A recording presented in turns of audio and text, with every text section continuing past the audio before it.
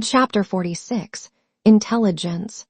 I must have been married, if I may trust to my imperfect memory for dates, about a year or so, when one evening, as I was returning from a solitary walk, thinking of the book one was then writing, for my success had steadily increased with my steady application, and I was engaged at that time upon my first work of fiction, I came past Mrs. Steerforth's house.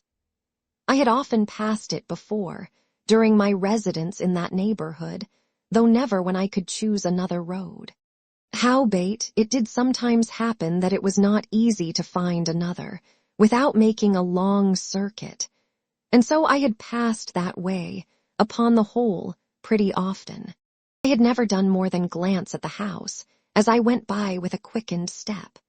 It had been uniformly gloomy and dull.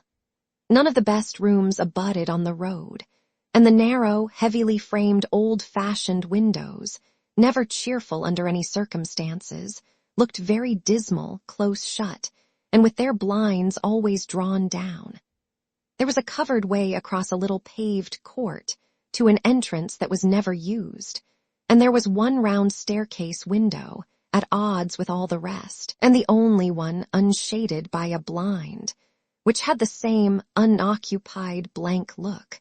I do not remember that I ever saw a light in all the house. If I had been a casual passer-by, I should have probably supposed that some childless person lay dead in it. If I had happily possessed no knowledge of the place, and had seen it often in that changeless state, I should have pleased my fancy with many ingenious speculations, I dare say. As it was, I thought as little of it as I might, but my mind could not go by it and leave it, as my body did, and it usually awakened a long train of meditations.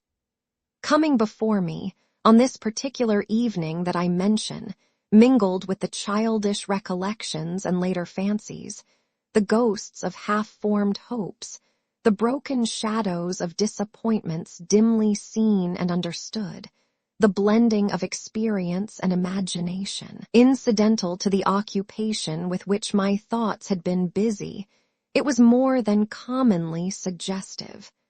I fell into a brown study as I walked on, and a voice at my side made me start.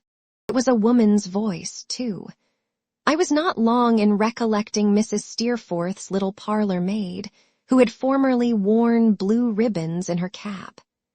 She had taken them out now, to adapt herself, I suppose, to the altered character of the house, and wore but one or two disconsolate bows of sober brown. "If you please, sir, would you have the goodness to walk in and speak to Miss Dartle?" "Has Miss Dartle sent you for me?" I inquired. "Not tonight, sir, but it's just the same. Miss Dartle saw you pass a night or two ago, and I was to sit at work on the staircase, and when I saw you pass again, to ask you to step in and speak to her. I turned back and inquired of my conductor, as we went along, how Mrs. Steerforth was. She said her lady was but poorly, and kept her own room a good deal. When we arrived at the house, I was directed to Miss Dartle in the garden, and left to make my presence known to her myself. She was sitting on a seat at one end of a kind of terrace, overlooking the great city. It was a somber evening, with a lurid light in the sky, and as I saw the prospect scowling in the distance, with here and there some larger object starting up into the sullen glare, I fancied it was no inapt companion to the memory of this fierce woman. She saw me as I advanced, and rose for a moment to receive me. I thought her then still more colorless and thin than when I had seen her last, the flashing eyes still brighter, and the scar still plainer. Our meeting was not cordial. We had parted angrily on the last occasion, and there was an air of disdain about her, which she took no pains to conceal. "I am told you wish to speak to me, Miss Dartle," said I, standing near her, with my hand upon the back of the seat, and declining her gesture of invitation to sit down. "If you please," said she, Pray, has this girl been found? No, and yet she has run away. I saw her thin lips working while she looked at me, as if they were eager to load her with reproaches. Run away, I repeated. Yes, from him, she said with a laugh. If she is not found, perhaps she never will be found. She may be dead. The vaunting cruelty with which she met my glance, I never saw expressed in any other face that ever I have seen. To wish her dead, said I, may be the kindest wish that one of her own sex could bestow upon her. I am glad that time has softened you so much, Miss Dartle. She condescended to make no reply, but, turning on me with another scornful laugh, said, The friends of this excellent and much injured young lady are friends of yours. You are their champion and assert their rights. Do you wish to know what is known of her? Yes, said I. She rose with an ill-favored smile, and taking a few steps towards a wall of holly that was near at hand, dividing the lawn from a kitchen garden, said, in a louder voice, Come here. As if she were calling to some unclean beast. You will restrain any demonstrative championship or vengeance in this place, of course, Mr. Copperfield, said she, looking over her shoulder at me with the same expression. I inclined my head without knowing what she meant, and she said, Come here. Again, and returned, followed by the respectable Mr. Littimer, who, with undiminished respectability, made me a bow and took up his position behind her. The air of wicked grace, of triumph in which, strange to say, there was yet something feminine and alluring, with which she reclined upon the seat between us and looked at me, was worthy of a cruel princess in a legend. Now, said she, imperiously, without glancing at him, and touching the old wound as it throbbed, perhaps, in this instance, with pleasure rather than pain. Tell Mr. Copperfield about the flight. Mr. James and myself, ma'am. Don't address yourself to me, she interrupted with a frown. Mr. James and myself, sir. Nor to me, if you please, said I. Mr. Littimer, without being at all discomposed, signified by a slight obeisance that anything that was most agreeable to us was most agreeable to him, and began again. Mr. James and myself have been abroad with the young woman ever since she left Yarmouth under Mr. James's protection. We have been in a variety of places and seen a deal of foreign country. We have been in France, Switzerland, Italy, in fact, almost all parts. He looked at the back of the seat as if he were addressing himself to that, and softly played upon it with his hands as if he were striking chords upon a dumb piano. Mr. James took quite uncommonly to the young woman, and was more settled, for a length of time, than I have known him to be since I have been in his service. The young woman was very improvable, and spoke the languages, and wouldn't have been known for the same country person. I noticed that she was much admired wherever we went. Miss Dartle put her hand upon her side. I saw him steal a glance at her, and slightly smile to himself. Very much admired, indeed, the young woman was. What with her dress, what with the air and sun, what with being made so much of, what with this, that, and the other, her merits really attracted general notice. He made a short pause. Her eyes wandered restlessly over the distant prospect, and she bit her nether lip to stop that busy mouth.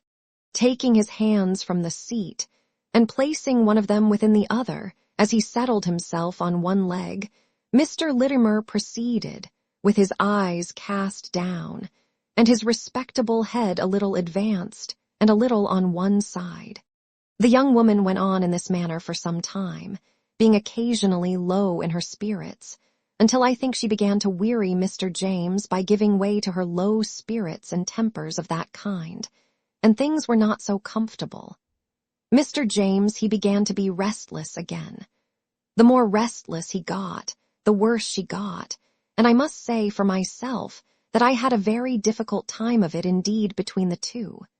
Still matters were patched up here and made good there, over and over again, and altogether lasted, I am sure, for a longer time than anybody could have expected. Recalling her eyes from the distance, she looked at me again now with her former air.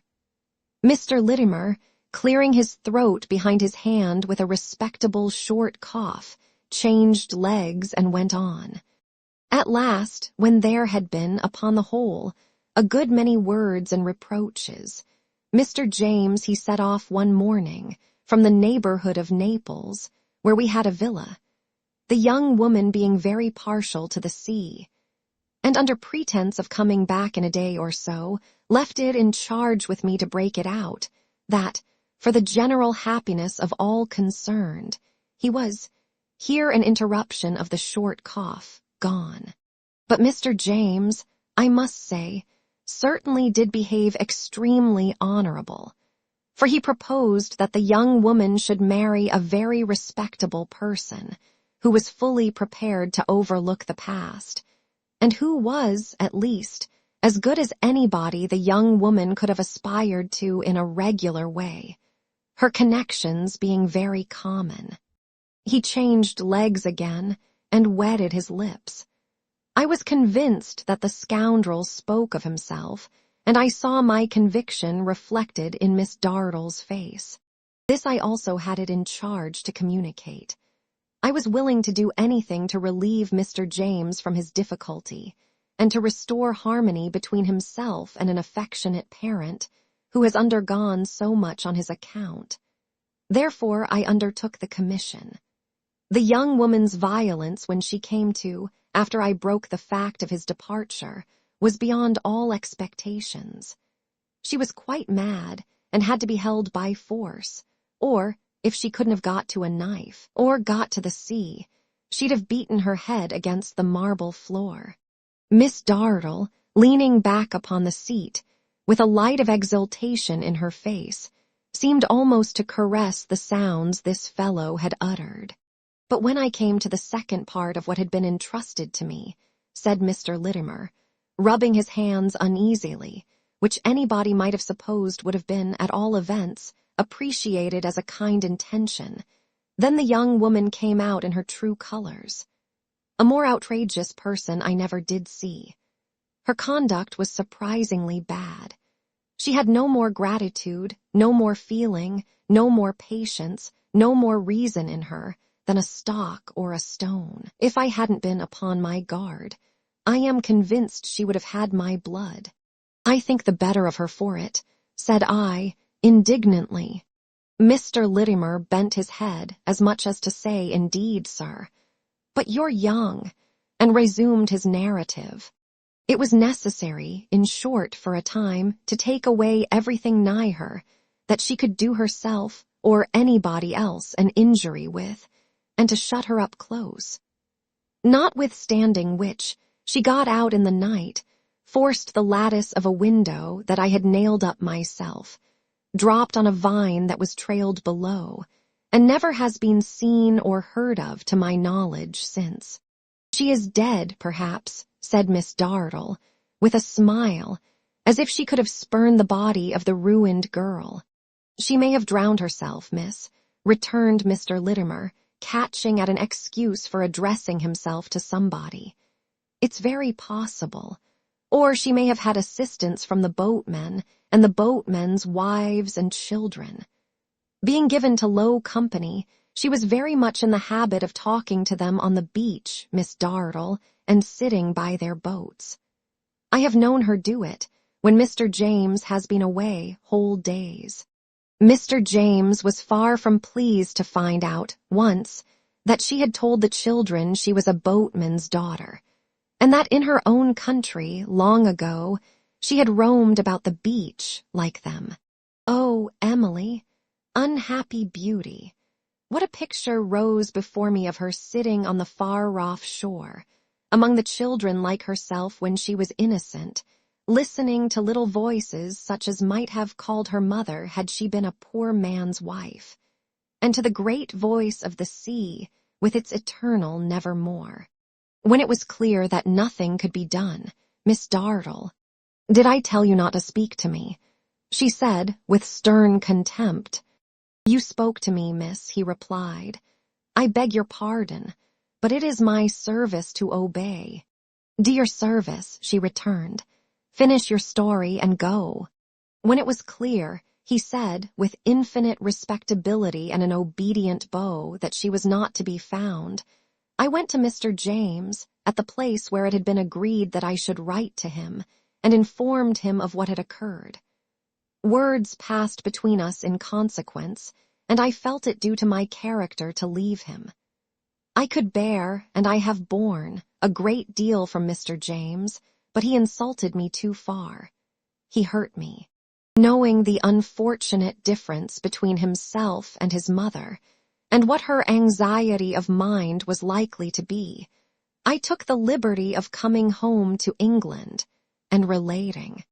"For money which I paid him," said Miss Dartle to me. "Just so, ma'am, and relating what I knew."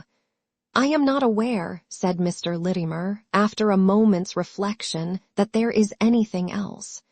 I am at present out of employment, and should be happy to meet with a respectable situation." Miss Dartle glanced at me, as though she would inquire if there were anything that I desired to ask. As there was something which had occurred to my mind, I said in reply, "I could wish to know from this creature," I could not bring myself to utter any more conciliatory word, whether they intercepted a letter that was written to her from home, or whether he supposes that she received it. He remained calm and silent, with his eyes fixed on the ground, and the tip of every finger of his right hand delicately poised against the tip of every finger of his left. Miss Dartle turned her head disdainfully towards him. "I beg your pardon, miss," he said, awakening from his abstraction, "but however submissive to you, I have my position, though a servant. Mr. Copperfield and you, miss, are different people. If Mr. Copperfield wishes to know anything from me, I take the liberty of reminding Mr. Copperfield that he can put a question to me. I have a character to maintain." After a momentary struggle with myself, I turned my eyes upon him and said, "You have heard my question. Consider it addressed to yourself if you choose. What answer do you make?" "Sir," he rejoined, with an occasional separation and reunion of those delicate tips, "my answer must be qualified, because to betray Mr. James's confidence to his mother, and to betray it to you, are two different actions. It is not probable, I consider, that Mr. James would encourage the receipt of letters likely to increase low spirits and unpleasantness. But further than that, sir, I should wish to avoid going." "Is that all?" inquired Miss Dartle of me. I indicated that I had nothing more to say.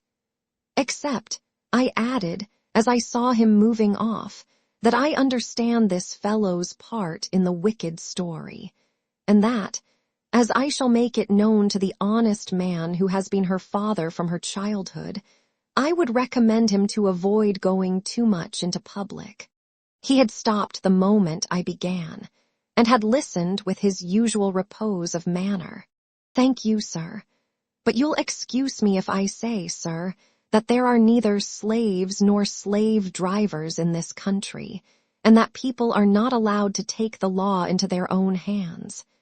If they do, it is more to their own peril, I believe, than to other people's. Consequently speaking, I am not at all afraid of going wherever I may wish, sir." With that, he made a polite bow, and with another to Miss Dartle, went away through the arch in the wall of holly by which he had come. Miss Dartle and I regarded each other for a little while in silence, her manner being exactly what it was when she had produced the man. "He says besides," she observed with a slow curling of her lip that his master, as he hears, is coasting Spain. And this done is a way to gratify his seafaring tastes till he is weary. But this is of no interest to you. Between these two proud persons, mother and son, there is a wider breach than before, and little hope of its healing, for they are one at heart, and time makes each more obstinate and imperious. Neither is this of any interest to you, but it introduces what I wish to say. This devil whom you make an angel of, I mean this low girl whom he picked out of the tide mud, with her black eyes full upon me, and her passionate finger up, may be alive. For I believe some common things are hard to die. If she is, you will desire to have a pearl of such price found and taken care of. We desire that, too, that he may not by any chance be made her prey again. So far, we are united in one interest, and that is why I, who would do her any mischief that so coarse a wretch is capable of feeling, have sent for you to hear what you have heard. I saw by the change in her face that someone was advancing behind me. It was Mrs. Steerforth, who gave me her hand more coldly than of yore, and with an augmentation of her former stateliness of manner, but still, I perceived. And I was touched by it, with an ineffaceable remembrance of my old love for her son. She was greatly altered. Her fine figure was far less upright, her handsome face was deeply marked, and her hair was almost white. But when she sat down on the seat, she was a handsome lady still. And well I knew the bright eye with its lofty look, that had been a light in my very dreams at school. Is Mr. Copperfield informed of everything, Rosa? Yes. And has he heard Littimer himself? Yes, I have told him why you wished it. You are a good girl. I have had some slight correspondence with your former friend, sir, addressing me, but it has not restored his sense of duty or natural obligation. Therefore I have no other object in this than what Rosa has mentioned. If, by the course which may relieve the mind of the decent man you brought here, for whom I am sorry, I can say no more, my son may be saved from again falling into the snares of a designing enemy. Well, she drew herself up, and sat looking straight before her, far away. Madam, I said respectfully, I understand. I assure you I am in no danger of putting any strained construction on your motives. But I must say, even to you, having known this injured family from childhood, that if you suppose the girl, so deeply wronged, has not been cruelly deluded, and would not rather die 100 deaths than take a cup of water from your son's hand now, you cherish a terrible mistake. Well, Rosa, well, said Mrs. Steerforth, as the other was about to interpose, it is no matter. Let it be. You are married, sir, I am told.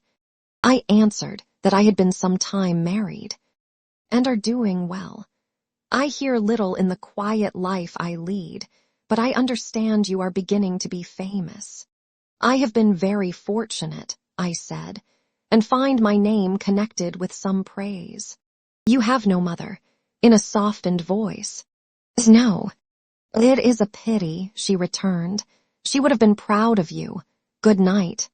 I took the hand she held out with a dignified, unbending air, and it was as calm in mine as if her breast had been at peace. Her pride could still its very pulses, it appeared, and draw the placid veil before her face, through which she sat looking straight before her on the far distance. As I moved away from them along the terrace, I could not help observing how steadily they both sat gazing on the prospect, and how it thickened and closed around them. Here and there, some early lamps were seen to twinkle in the distant city, and in the eastern quarter of the sky the lurid light still hovered. But from the greater part of the broad valley interposed, a mist was rising like a sea, which, mingling with the darkness, made it seem as if the gathering waters would encompass them. I have reason to remember this, and think of it with awe, for before I looked upon those two again, a stormy sea had risen to their feet. Reflecting on what had been thus told me, I felt it right that it should be communicated to Mr. Peggotty. On the following evening, I went into London in quest of him. He was always wandering about from place to place, with his one object of recovering his niece before him, but was more in London than elsewhere. Often and often, now, had I seen him in the dead of night passing along the streets, searching, among the few who loitered out of doors at those untimely hours, for what he dreaded to find. He kept a lodging over the little chandler's shop in Hungerford Market, which I have had occasion to mention more than once, and from which he first went forth upon his errand of mercy. Hither I directed my walk. On making inquiry for him, I learned from the people of the house that he had not gone out yet, and I should find him in his room upstairs. He was sitting reading by a window in which he kept a few plants. The room was very neat and orderly. I saw in a moment that it was always kept prepared for her reception, and that he never went out but he thought it possible he might bring her home. He had not heard my tap at the door, and only raised his eyes when I laid my hand upon his shoulder. "Mas'r Davy, thank ye, sir, thank ye hearty for this visit. Sit ye down, you're kindly welcome, sir." "Mr. Peggotty," said I, taking the chair he handed me, "don't expect much. I have heard some news." "Of Emily." He put his hand, in a nervous manner, on his mouth, and turned pale as he fixed his eyes on mine. "It gives no clue to where she is, but she is not with him." He sat down, looking intently at me, and listened in profound silence to all I had to tell. I well remember the sense of dignity, beauty even, with which the patient gravity of his face impressed me, when, having gradually removed his eyes from mine, he sat looking downward, leaning his forehead on his hand. He offered no interruption, but remained throughout perfectly still. He seemed to pursue her figure through the narrative, and to let every other shape go by him, as if it were nothing. When I had done, he shaded his face, and continued silent. I looked out of the window for a little while, and occupied myself with the plants. "How do you fare to feel about it, Mas'r Davy?" he inquired at length. "I think that she is living," I replied. "I don't know. Maybe the first shock was too rough, and in the wildness of her art, that there blue water as she used to speak on. Could she have thought o' that so many year, because it was to be her grave?" He said this, musing in a low, frightened voice, and walked across the little room. "And yet," he added, "Mas'r Davy, I have felt so sure as she was living. I have knowed, awake and sleeping, as it was so true that I should find her. I have been so led on by it and held up by it, that I don't believe I can have been deceived. No, Em lies alive." He put his hand down firmly on the table, and set his sunburnt face into a resolute expression. "My niece Emily is alive, sir," he said steadfastly. "I don't know where it comes from or how 'tis, but I am told as she's alive." He looked almost like a man inspired as he said it. I waited for a few moments until he could give me his undivided attention, and then proceeded to explain the precaution that it had occurred to me last night it would be wise to take. "Now, my dear friend," I began. Thank ye, kind sir," he said, grasping my hand in both of his. "If she should make her way to London, which is likely, for where could she lose herself so readily as in this vast city? And what would she wish to do but lose and hide herself if she does not go home? And she won't go home," he interposed, shaking his head mournfully. "If she had left of her own accord, she might, not as it was, sir." "If she should come here," said I believe there is one person here more likely to discover her than any other in the world. Do you remember? Hear what I say with fortitude. Think of your great object. "Do you remember Martha? Of our town?" I needed no other answer than his face. "Do you know that she is in London?" "I have seen her in the streets," he answered with a shiver. "But you don't know," said I, "that Emily was charitable to her with Ham's help long before she fled from home. Nor that, when we met one night and spoke together in the room yonder over the way, she listened at the door." "Mas'r Davy," he replied in astonishment, "that night when it snew so hard. That night I have never seen her since. I went back after parting from you to speak to her, but she was gone. I was unwilling to mention her to you then, and I am now, but she is the person of whom I speak, and with whom I think we should communicate. Do you understand?" "Too well, sir," he replied.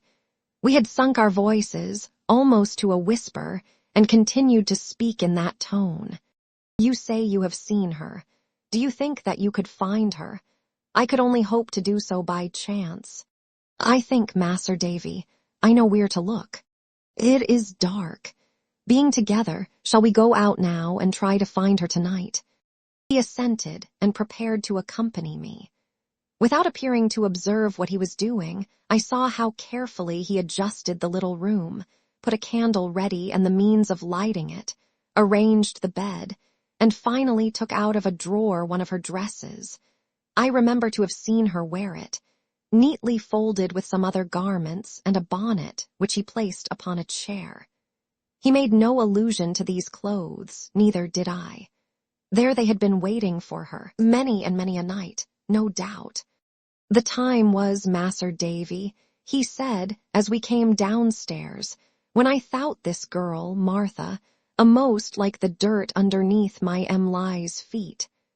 God forgive me, there's a difference now." As we went along, partly to hold him in conversation and partly to satisfy myself, I asked him about Ham.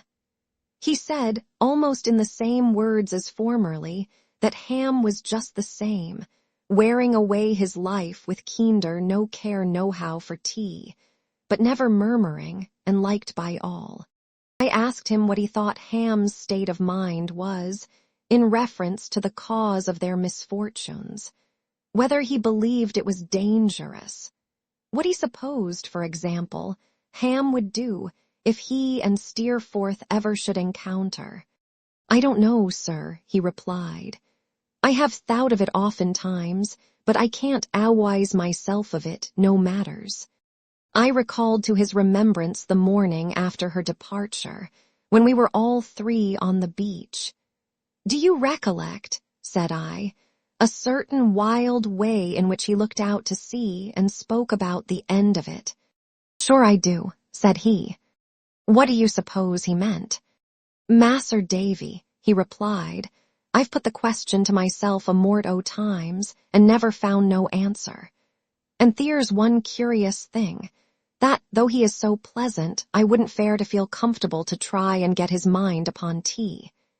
He never said a word to me as warrant as dutiful could be, and it ain't likely as he'd begin to speak any other ways now, but it's fur from being fleet water in his mind, where them thoughts lays. It's deep, sir, and I can't see down." "You are right," said I, "and that has sometimes made me anxious."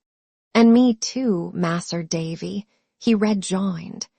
"Even more so, I do assure you, than his venturesome ways, though both belongs to the alteration in him. I don't know as he'd do violence under any circumstances, but I hope as them two may be kept asunders." We had come, through Temple Bar, into the city.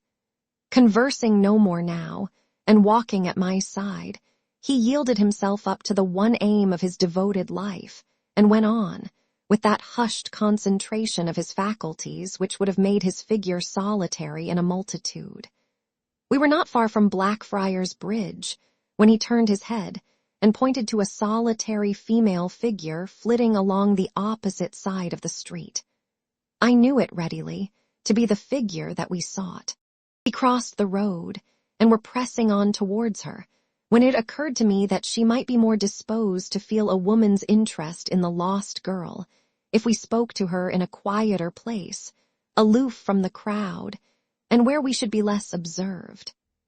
I advised my companion, therefore, that we should not address her yet, but follow her, consulting in this, likewise, an indistinct desire I had to know where she went. He acquiescing, we followed at a distance, never losing sight of her, but never caring to come very near, as she frequently looked about. Once, she stopped to listen to a band of music, and then we stopped too. She went on a long way. Still we went on. It was evident, from the manner in which she held her course, that she was going to some fixed destination. And this, and her keeping in the busy streets, and I suppose the strange fascination in the secrecy and mystery of so following anyone, made me adhere to my first purpose. At length she turned into a dull, dark street, where the noise and crowd were lost, and I said, we may speak to her now, and mending our pace, we went after her. Chapter 47. Martha. We were now down in Westminster. We had turned back to follow her, having encountered her coming towards us, and Westminster Abbey was the point at which she passed from the lights and noise of the leading streets. She proceeded so quickly, when she got free of the two currents of passengers setting towards and from the bridge, that, between this and the advance she had of us when she struck off, we were in the narrow waterside street by Millbank before we came up with her.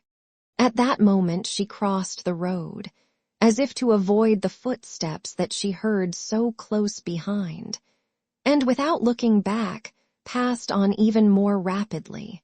A glimpse of the river through a dull gateway, where some wagons were housed for the night, seemed to arrest my feet. I touched my companion without speaking, and we both forbore to cross after her, and both followed on that opposite side of the way, keeping as quietly as we could in the shadow of the houses, but keeping very near her. There was, and is when I write, at the end of that low-lying street, a dilapidated little wooden building, probably an obsolete old ferry house. Its position is just at that point where the street ceases, and the road begins to lie between a row of houses and the river. As soon as she came here and saw the water, she stopped as if she had come to her destination, and presently went slowly along by the brink of the river, looking intently at it. All the way here, I had supposed that she was going to some house. Indeed, I had vaguely entertained the hope that the house might be in some way associated with the lost girl. But that one dark glimpse of the river, through the gateway, had instinctively prepared me for her going no farther. The neighborhood was a dreary one at that time, as oppressive, sad, and solitary by night as any about London. There were neither wharves nor houses on the melancholy waste of road near the great blank prison. A sluggish ditch deposited its mud at the prison walls. Coarse grass and rank weeds straggled over all the marshy land in the vicinity. In one part, carcasses of houses, inauspiciously begun and never finished, rotted away. In another, the ground was cumbered with rusty iron monsters of steam boilers, wheels, cranks, pipes, furnaces, paddles, anchors, diving bells, windmill sails, and I know not what strange objects, accumulated by some speculator and groveling in the dust, underneath which, having sunk into the soil of their own weight in wet weather, they had the appearance of vainly trying to hide themselves. The clash and glare of sundry fiery works upon the river side arose by night to disturb everything except the heavy and unbroken smoke that poured out of their chimneys. Slimy gaps and causeways, winding among old wooden piles, with a sickly substance clinging to the latter, like green hair, and the rags of last year's handbills offering rewards for drowned men fluttering above high-water mark, led down through the ooze and slush to the ebb tide. There was a story that one of the pits dug for the dead in the time of the Great Plague was hereabout, and a blighting influence seemed to have proceeded from it over the whole place. Or else it looked as if it had gradually decomposed into that nightmare condition, out of the overflowings of the polluted stream, as if she were a part of the refuse it had cast out, and left to corruption and decay. The girl we had followed strayed down to the river's brink, and stood in the midst of this night picture, lonely and still, looking at the water.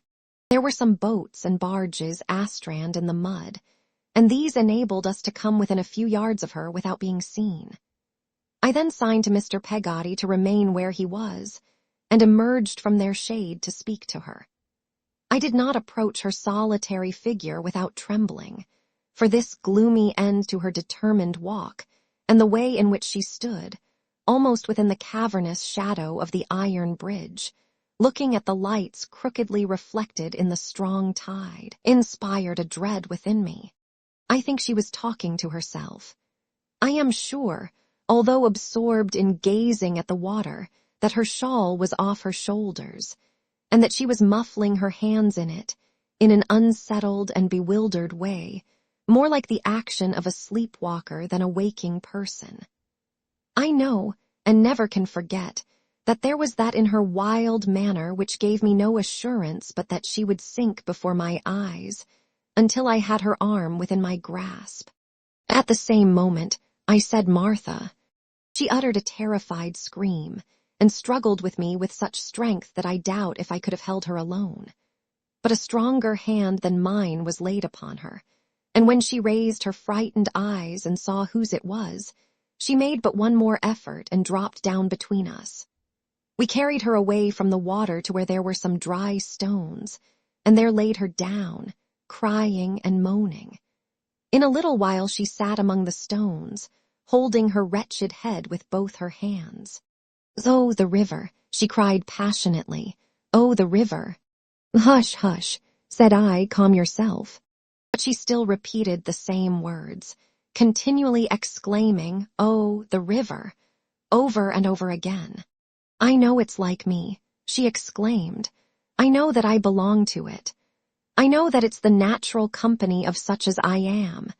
It comes from country places where there was once no harm in it, and it creeps through the dismal streets, defiled and miserable, and it goes away, like my life, to a great sea that is always troubled, and I feel that I must go with it.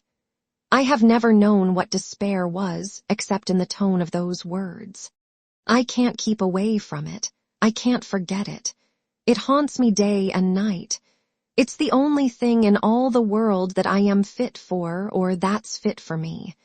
Oh, the dreadful river." The thought passed through my mind that in the face of my companion, as he looked upon her without speech or motion, I might have read his niece's history if I had known nothing of it. I never saw in any painting or reality horror and compassion so impressively blended.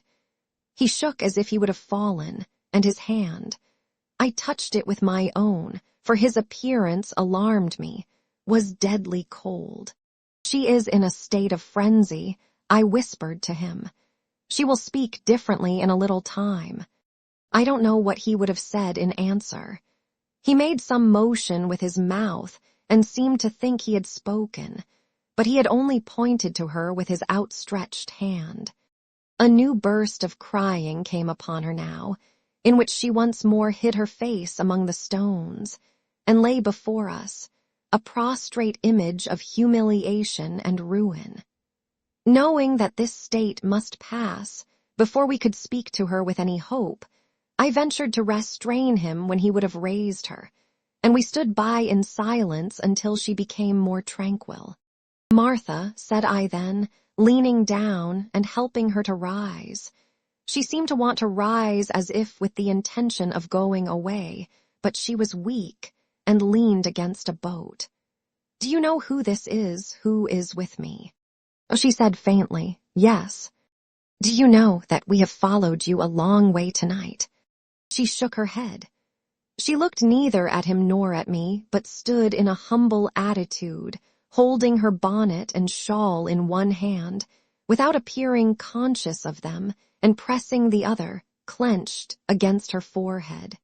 "Are you composed enough," said I, "to speak on the subject which so interested you?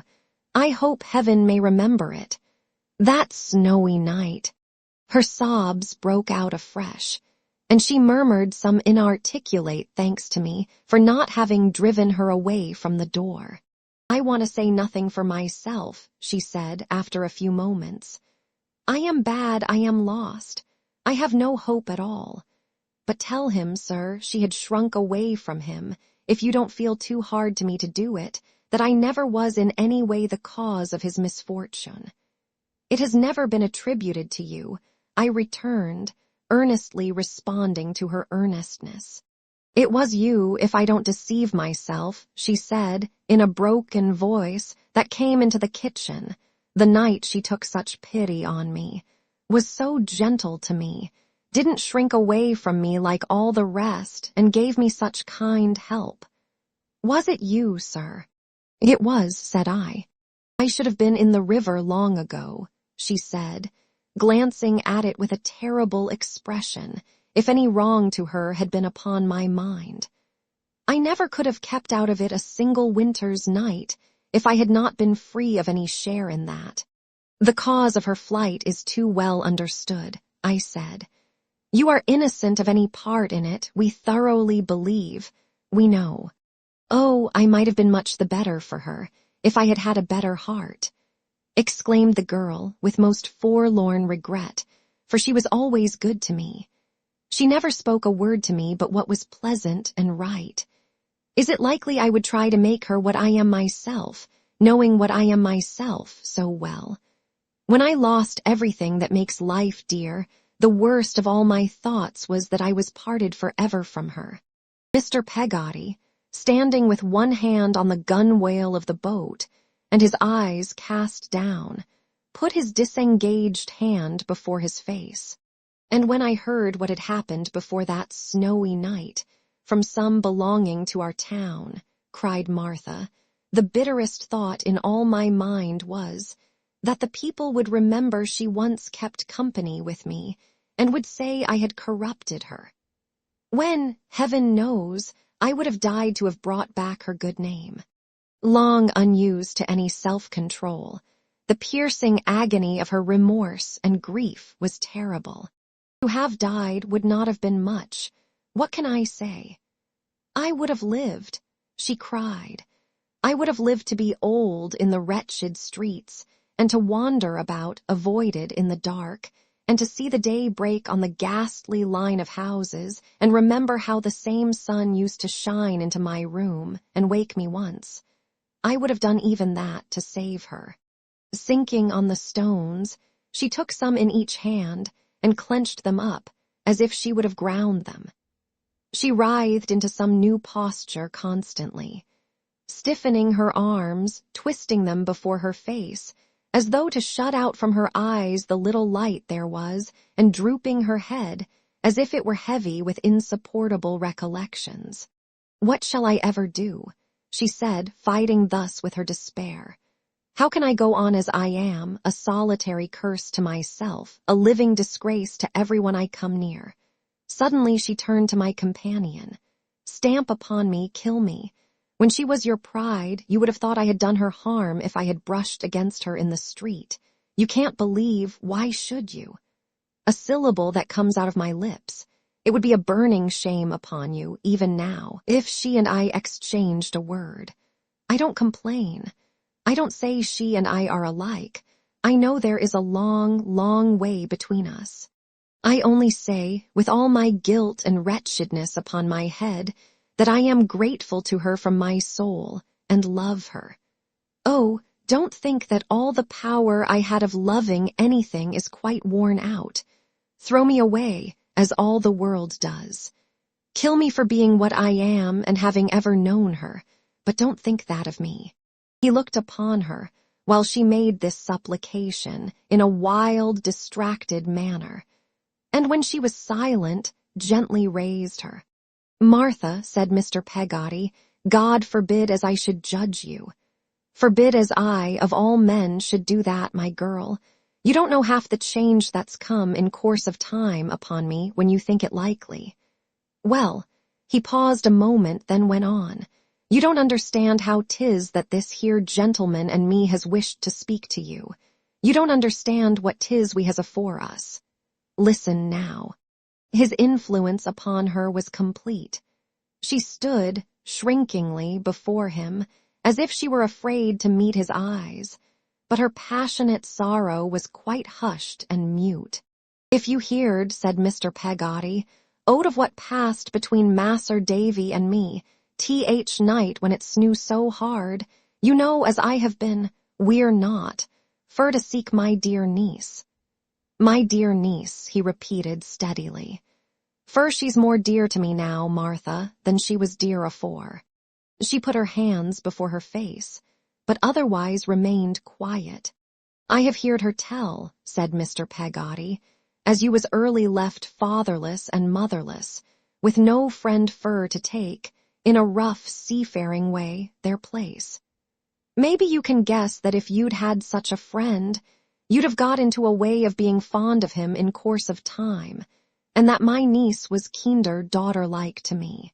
As she was silently trembling, he put her shawl carefully about her, taking it up from the ground for that purpose. "Whereby," said he, "I know, both as she would go to the Wurreld's furthest end with me, if she could once see me again, and that she would fly to the Wurreld's furthest end to keep off seeing me. For though she ain't no call to doubt my love, and don't," he repeated, with a quiet assurance of the truth of what he said, "there's shame steps in and keeps betwixt us." I read, in every word of his plain, impressive way of delivering himself, new evidence of his having thought of this one topic, in every feature it presented. "According to our reckoning," he proceeded, "Mas'r Davy's here, and mine she is like one day to make her own poor solitary course to London. We believe, Mas'r Davy, me, and all of us, that you are as innocent of everything that has befell her as the unborn child. You've spoke of her being pleasant, kind, and gentle to you. Bless her, I knew she was. I knew she always was to all. You're thankful to her and you love her. Help us all you can to find her, and may heaven reward you." She looked at him hastily, and for the first time, as if she were doubtful of what he had said. "Will you trust me?" she asked, in a low voice of astonishment. "Full and free," said Mr. Peggotty.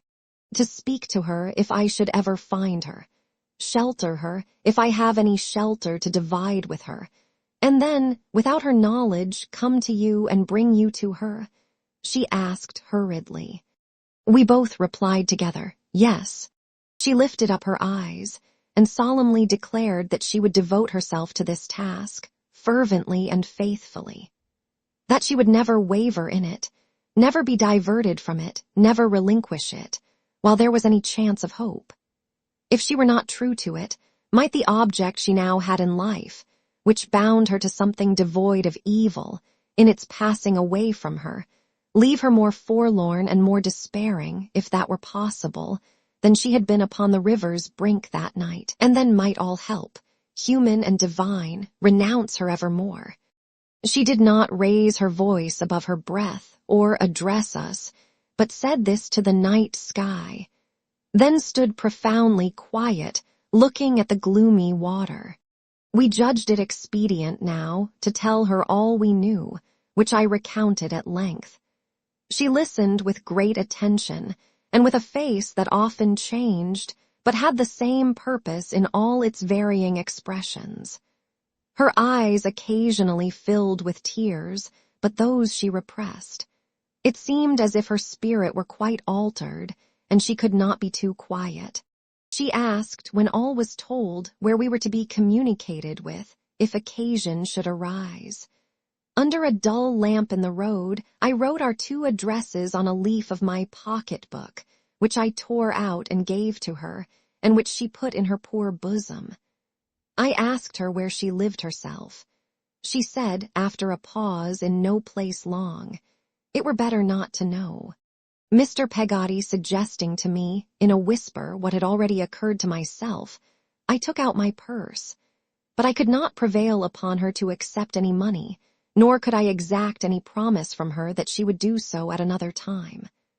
I represented to her that Mr. Peggotty could not be called, for one in his condition, poor, and that the idea of her engaging in this search, while depending on her own resources, shocked us both. She continued steadfast. In this particular, his influence upon her was equally powerless with mine. She gratefully thanked him, but remained inexorable. There may be work to be got, she said. I'll try. At least take some assistance, I returned, until you have tried. I could not do what I have promised for money, she replied. I could not take it if I was starving. To give me money would be to take away your trust, to take away the object that you have given me, to take away the only certain thing that saves me from the river. In the name of the great judge, said I, before whom you and all of us must stand at his dread time, dismiss that terrible idea. We can all do some good if we will. She trembled, and her lip shook, and her face was paler as she answered. It has been put into your hearts, perhaps, to save a wretched creature for repentance. I am afraid to think so. It seems too bold. If any good should come of me, I might begin to hope, for nothing but harm has ever come of my deeds yet. I am to be trusted for the first time in a long while with my miserable life on account of what you have given me to try for. I know no more, and I can say no more. Again she repressed the tears that had begun to flow, and putting out her trembling hand, and touching Mr. Peggotty, as if there was some healing virtue in him, went away along the desolate road. She had been ill, probably for a long time. I observed, upon that closer opportunity of observation, that she was worn and haggard, and that her sunken eyes expressed privation and endurance. We followed her at a short distance, our way lying in the same direction, until we came back into the lighted and populous streets. I had such implicit confidence in her declaration that I then put it to Mr. Peggotty whether it would not seem, in the onset, like distrusting her to follow her any farther. He being of the same mind and equally reliant on her, we suffered her to take her own road and took ours, which was towards Highgate. He accompanied me a good part of the way, and when we parted, with a prayer for the success of this fresh effort, there was a new and thoughtful compassion in him that I was at no loss to interpret. It was midnight when I arrived at home. I had reached my own gate and was standing listening for the deep bell of St. Paul's, the sound of which I thought had been borne towards me among the multitude of striking clocks, when I was rather surprised to see that the door of my aunt's cottage was open, and that a faint light in the entry was shining out across the road. Thinking that my aunt might have relapsed into one of her old alarms, and might be watching the progress of some imaginary conflagration in the distance, I went to speak to her. It was with very great surprise that I saw a man standing in her little garden. He had a glass and bottle in his hand, and was in the act of drinking. I stopped short, among the thick foliage outside, for the moon was up now, though obscured, and I recognized the man whom I had once supposed to be a delusion of Mr. Dick's, and had once encountered with my aunt in the streets of the city. He was eating as well as drinking, and seemed to eat with a hungry appetite. He seemed curious regarding the cottage, too, as if it were the first time he had seen it. After stooping to put the bottle on the ground, he looked up at the windows and looked about, though with a covert and impatient air, as if he was anxious to be gone. The light in the passage was obscured for a moment, and my aunt came out. She was agitated and told some money into his hand, I heard it chink. "What's the use of this?" he demanded. "I can spare no more," returned my aunt. "Then I can't go," said he. "Here, you may take it back." "You bad man," returned my aunt with great emotion. "How can you use me so? But why do I ask? It is because you know how weak I am. What have I to do to free myself forever of your visits but to abandon you to your deserts?" "And why don't you abandon me to my deserts?" said he. "You ask me why," returned my aunt. "What a heart you must have." He stood moodily rattling the money and shaking his head until at length he said, "Is this all you mean to give me then?" "It is all I can give you," said my aunt. "You know I have had losses and am poorer than I used to be. I have told you so. Having got it, why do you give me the pain of looking at you for another moment and seeing what you have become?" "I have become shabby enough, if you mean that," he said. "I lead the life of an owl." "You stripped me of the greater part of all I ever had," said my aunt. "You closed my heart against the whole world years and years. You treated me falsely, ungratefully, and cruelly. Go and repent of it. Don't add new injuries to the long, long list of injuries you have done me." "Aye," he returned. "It's all very fine, well, I must do the best I can for the present, I suppose." In spite of himself, he appeared abashed by my aunt's indignant tears, and came slouching out of the garden.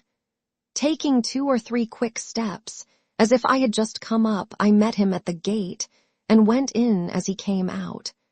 We eyed one another narrowly in passing, and with no favor. "Aunt," said I, hurriedly, "this man alarming you again. Let me speak to him. Who is he?" "Child," returned my aunt, taking my arm, "come in, and don't speak to me for 10 minutes." We sat down in her little parlor.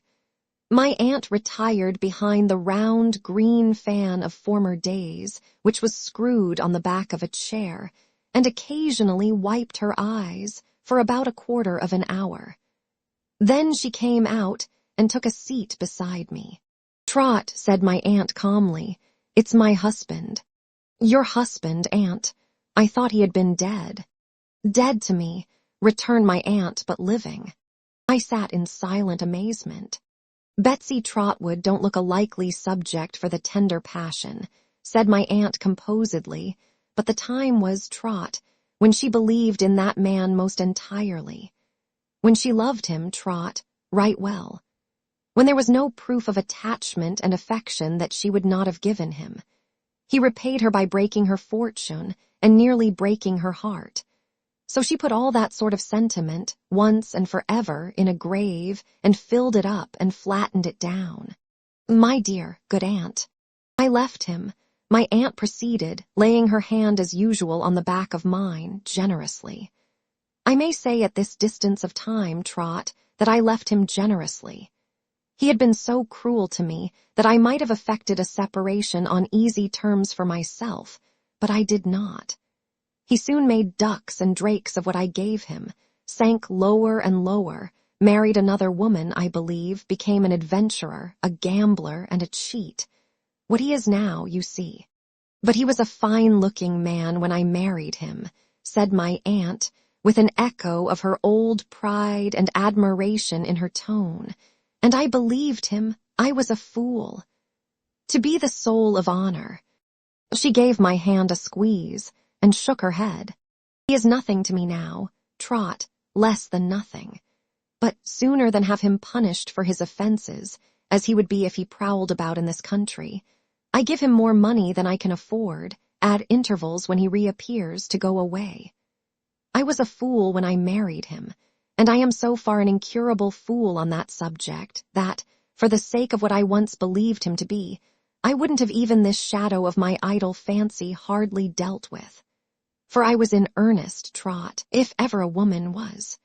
My aunt dismissed the matter with a heavy sigh, and smoothed her dress. "There, my dear," she said. "Now you know the beginning, middle, and end, and all about it. We won't mention the subject to one another anymore. Neither, of course, will you mention it to anybody else. This is my grumpy, frumpy story, and we'll keep it to ourselves, Trot. Chapter 48. Domestic. I labored hard at my book, without allowing it to interfere with the punctual discharge of my newspaper duties, and it came out and was very successful. I was not stunned by the praise which sounded in my ears, notwithstanding that I was keenly alive to it, and thought better of my own performance, I have little doubt, than anybody else did. It has always been in my observation of human nature that a man who has any good reason to believe in himself never flourishes himself before the faces of other people in order that they may believe in him. For this reason, I retained my modesty in very self-respect, and the more praise I got, the more I tried to deserve. It is not my purpose in this record, though in all other essentials it is my written memory, to pursue the history of my own fictions. They express themselves, and I leave them to themselves. When I refer to them, incidentally, it is only as a part of my progress. Having some foundation for believing, by this time that nature and accident had made me an author, I pursued my vocation with confidence. Without such assurance, I should certainly have left it alone, and bestowed my energy on some other endeavor. I should have tried to find out what nature and accident really had made me, and to be that, and nothing else. I had been writing, in the newspaper and elsewhere, so prosperously, that when my new success was achieved, I considered myself reasonably entitled to escape from the dreary debates. One joyful night, therefore, I noted down the music of the parliamentary bagpipes for the last time, and I have never heard it since, though I still recognize the old drone in the newspapers, without any substantial variation, except, perhaps, that there is more of it, all the livelong session. I now write of the time when I had been married, I suppose, about 1.5 years. After several varieties of experiment, we had given up the housekeeping as a bad job. The house kept itself, and we kept a page. The principal function of this retainer was to quarrel with the cook, in which respect he was a perfect Whittington, without his cat, or the remotest chance of being made Lord Mayor. He appears to me to have lived in a hail of saucepan lids. His whole existence was a scuffle. He would shriek for help on the most improper occasions, as when we had a little dinner party or a few friends in the evening, and would come tumbling out of the kitchen with iron missiles flying after him. We wanted to get rid of him, but he was very much attached to us and wouldn't go. He was a tearful boy, and broke into such deplorable lamentations when a cessation of our connection was hinted at, that we were obliged to keep him. He had no mother, no anything in the way of a relative that I could discover except a sister, who fled to America the moment we had taken him off her hands, and he became quartered on us like a horrible young changeling. He had a lively perception of his own unfortunate state, and was always rubbing his eyes with the sleeve of his jacket, or stooping to blow his nose on the extreme corner of a little pocket handkerchief, which he never would take completely out of his pocket, but always economized and secreted. This unlucky page, engaged in an evil hour at £6.10 per annum, was a source of continual trouble to me. I watched him as he grew, and he grew like scarlet beans, with painful apprehensions of the time when he would begin to shave, even of the days when he would be bald or gray. I saw no prospect of ever getting rid of him, and projecting myself into the future, used to think what an inconvenience he would be when he was an old man. I never expected anything less than this unfortunate's manner of getting me out of my difficulty.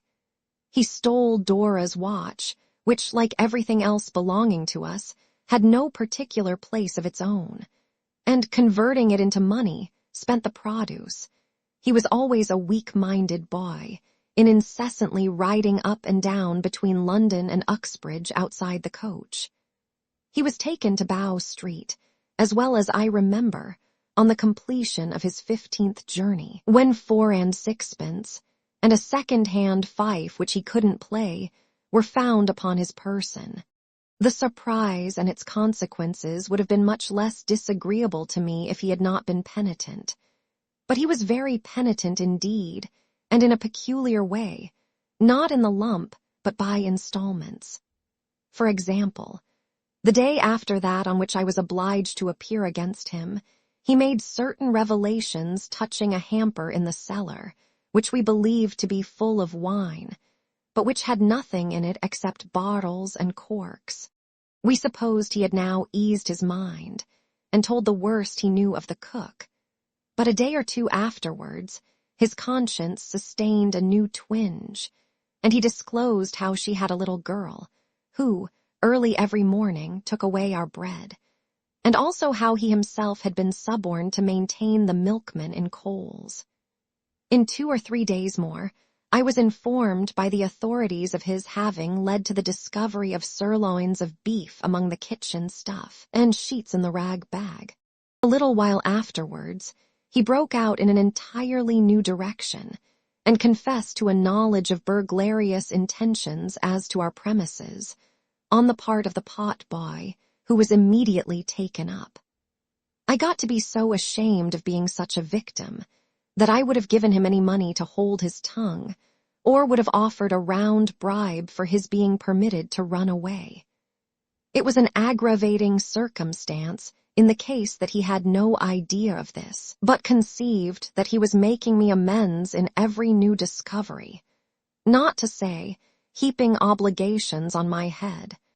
At last I ran away myself, whenever I saw an emissary of the police approaching with some new intelligence, and lived a stealthy life until he was tried and ordered to be transported. Even then he couldn't be quiet, but was always writing us letters, and wanted so much to see Dora before he went away, that Dora went to visit him, and fainted when she found herself inside the iron bars.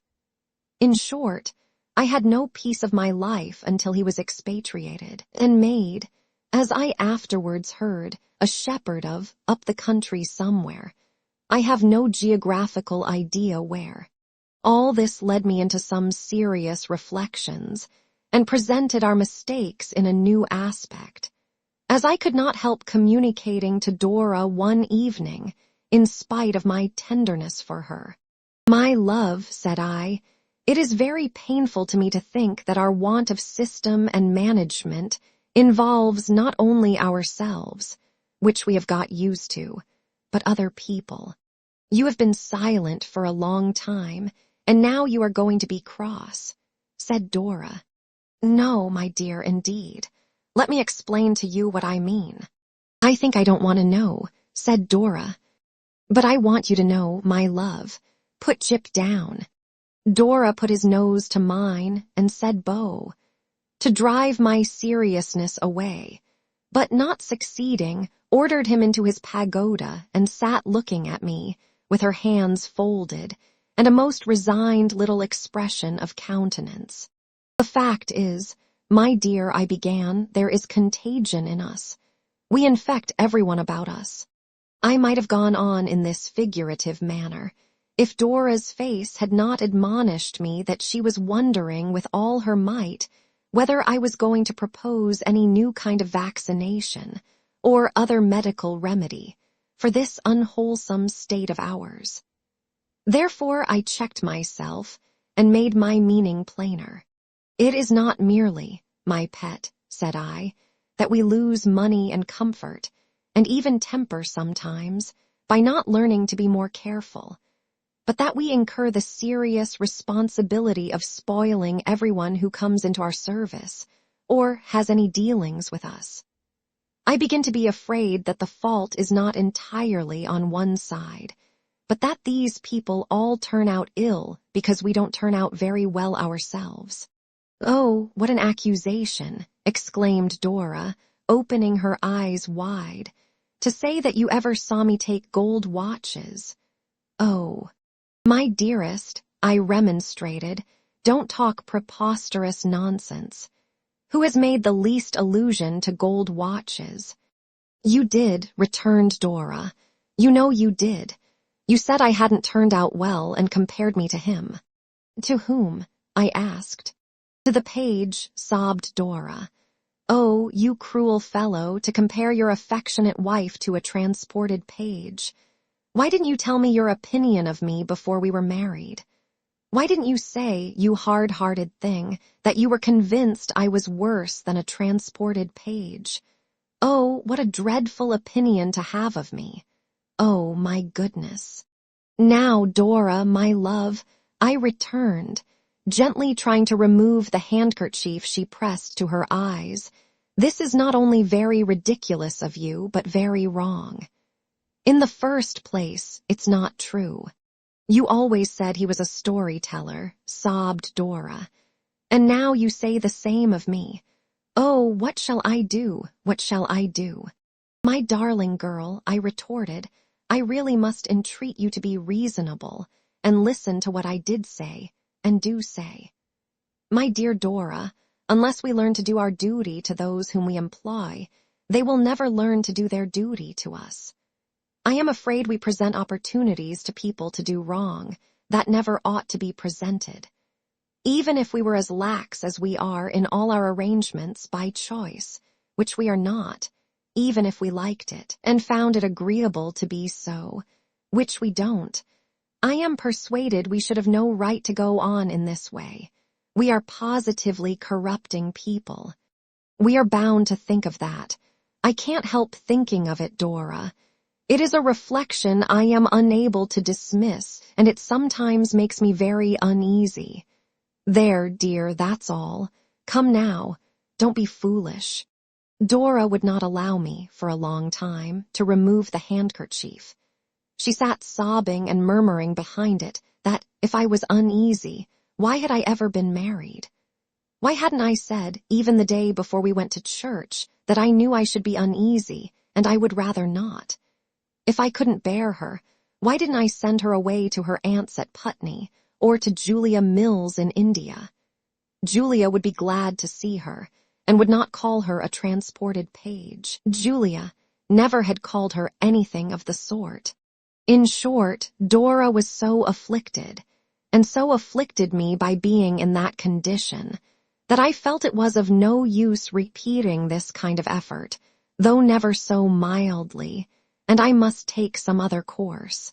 What other course was left to take? To form her mind. This was a common phrase of words which had a fair and promising sound, and I resolved to form Dora's mind. I began immediately.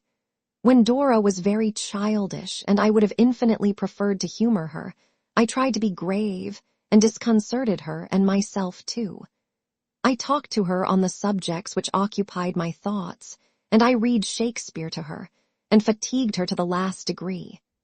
I accustomed myself to giving her, as it were quite casually, little scraps of useful information or sound opinion, and she started from them when I let them off as if they had been crackers. No matter how incidentally or naturally I endeavored to form my little wife's mind, I could not help seeing that she always had an instinctive perception of what I was about, and became a prey to the keenest apprehensions. In particular, it was clear to me that she thought Shakespeare a terrible fellow. The formation went on very slowly. I pressed Traddles into the service without his knowledge, and whenever he came to see us, exploded my mines upon him for the edification of Dora at second hand. The amount of practical wisdom I bestowed upon Traddles in this manner was immense, and of the best quality, but it had no other effect upon Dora than to depress her spirits, and make her always nervous with the dread that it would be her turn next. I found myself in the condition of a schoolmaster, a trap, a pitfall, of always playing spider to Dora's fly, and always pouncing out of my hole to her infinite disturbance. Still, looking forward through this intermediate stage, to the time when there should be a perfect sympathy between Dora and me, and when I should have formed her mind to my entire satisfaction, I persevered even for months. Finding at last, however, that, although I had been all this time a very porcupine or hedgehog, bristling all over with determination, I had effected nothing. It began to occur to me that perhaps Dora's mind was already formed. On further consideration, this appeared so likely that I abandoned my scheme, which had had a more promising appearance in words than in action, resolving henceforth to be satisfied with my child wife, and to try to change her into nothing else by any process. I was heartily tired of being sagacious and prudent by myself, and of seeing my darling under restraint. So I bought a pretty pair of earrings for her, and a collar for Jip, and went home one day to make myself agreeable. Dora was delighted with the little presents, and kissed me joyfully. But there was a shadow between us, however slight, and I had made up my mind that it should not be there. If there must be such a shadow anywhere, I would keep it for the future in my own breast. I sat down by my wife on the sofa, and put the earrings in her ears. And then I told her that I feared we had not been quite as good company lately as we used to be, and that the fault was mine, which I sincerely felt, and which indeed it was. The truth is, Dora, my life, I said, I have been trying to be wise. And to make me wise, too, said Dora timidly. Haven't you, Dodie? I nodded assent to the pretty inquiry of the raised eyebrows, and kissed the parted lips. It's of not a bit of use, said Dora, shaking her head, until the earrings rang again. You know what a little thing I am, and what I wanted you to call me from the first. If you can't do so, I am afraid you'll never like me. Are you sure you don't think sometimes it would have been better to have done what, my dear? For she made no effort to proceed. Nothing, said Dora. Nothing, I repeated. She put her arms round my neck, and laughed, and called herself by her favorite name of a goose, and hid her face on my shoulder in such a profusion of curls that it was quite a task to clear them away and see it. Don't I think it would have been better to have done nothing than to have tried to form my little wife's mind? Said I, laughing at myself. Is that the question? Yes, indeed, I do. Is that what you have been trying? Cried Dora. Oh, what a shocking boy. But I shall never try any more, said I, for I love her dearly as she is. Without a story, really? Inquired Dora, creeping closer to me. Why should I seek to change, said I, what has been so precious to me for so long? You never can show better than as your own natural self, my sweet Dora, and will try no conceited experiments, but go back to our old way and be happy. And be happy, returned Dora. Yes, all day, and you won't mind things going a tiny morsel wrong sometimes. No, no, said I, we must do the best we can. And you won't tell me any more that we make other people bad, coaxed Dora, will you? Because you know it's so dreadfully cross. No, no, said I. It's better for me to be stupid than uncomfortable, isn't it? Said Dora. Better to be naturally Dora than anything else in the world. In the world? Ah, Dodie, it's a large place. She shook her head, turned her delighted bright eyes up to mine, kissed me, broke into a merry laugh, and sprang away to put on Jip's new collar. So ended my last attempt to make any change in Dora. I had been unhappy in trying it. I could not endure my own solitary wisdom. I could not reconcile it with her former appeal to me as my child wife. I resolved to do what I could, in a quiet way, to improve our proceedings myself, but I foresaw that my utmost would be very little, or I must degenerate into the spider again, and be forever lying in wait. And the shadow I have mentioned, That was not to be between us anymore, but was to rest wholly on my own heart. How did that fall? The old unhappy feeling pervaded my life. It was deepened, if it were changed at all, but it was as undefined as ever, and addressed me like a strain of sorrowful music faintly heard in the night. I loved my wife dearly, and I was happy, but the happiness I had vaguely anticipated once was not the happiness I enjoyed, and there was always something wanting.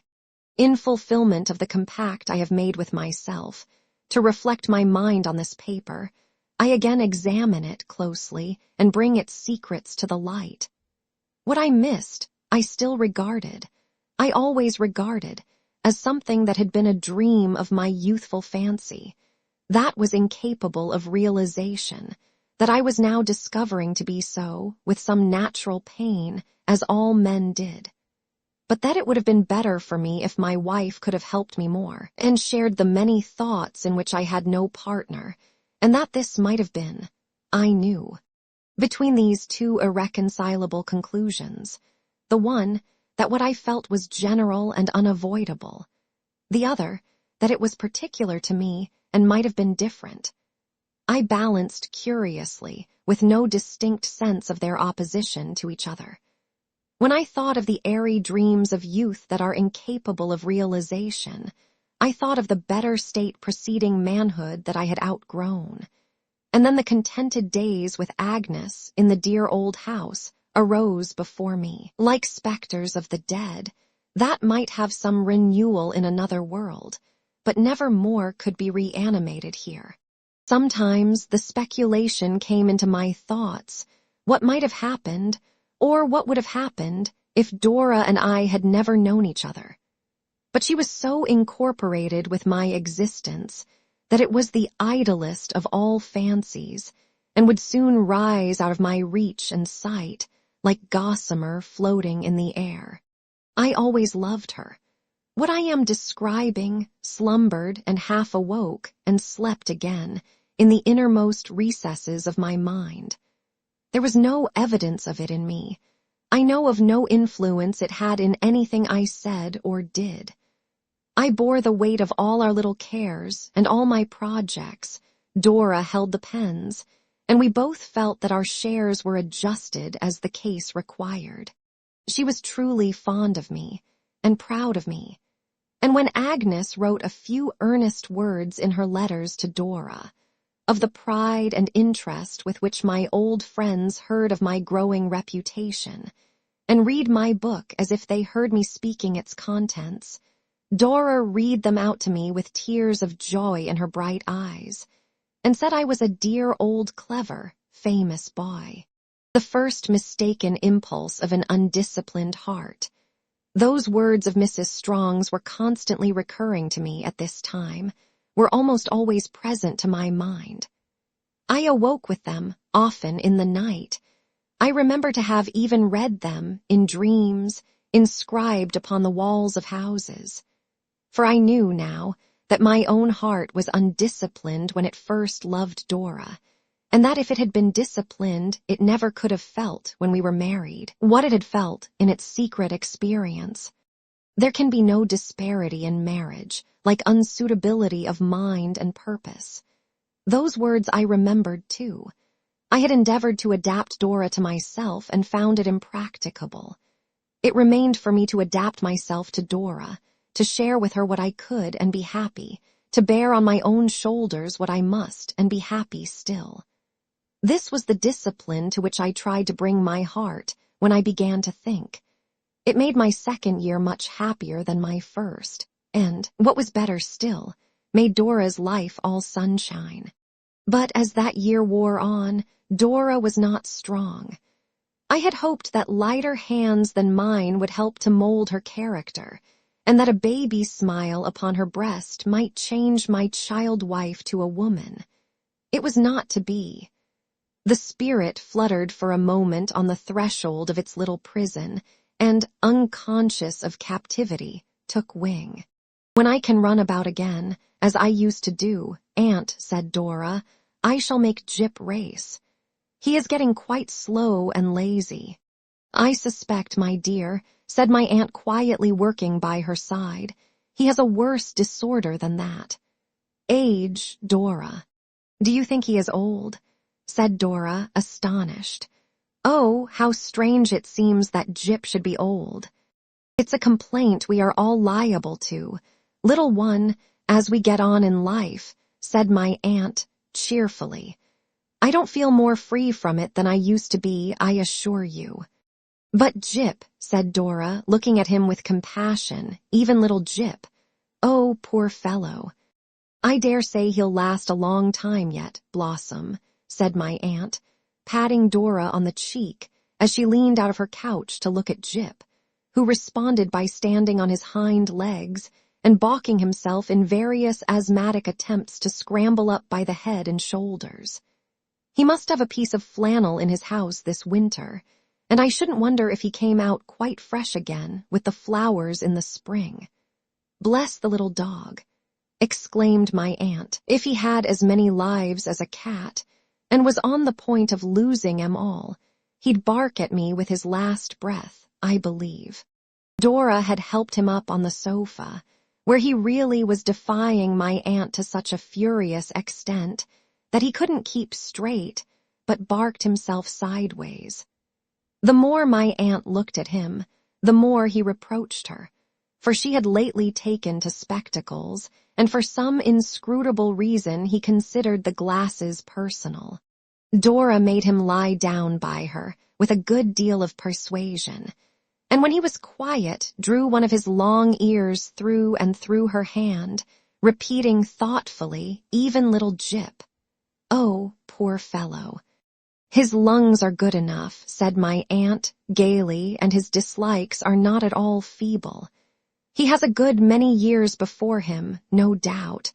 But if you want a dog to race with, little Blossom, he has lived too well for that, and I'll give you one. Thank you, Aunt, said Dora faintly, but don't please. No, said my aunt, taking off her spectacles. I couldn't have any other dog but Jip, said Dora. It would be so unkind to Jip. Besides, I couldn't be such friends with any other dog but Jip, because he wouldn't have known me before I was married, and wouldn't have barked at Dodie when he first came to our house. I couldn't care for any other dog but Jip, I am afraid, Aunt.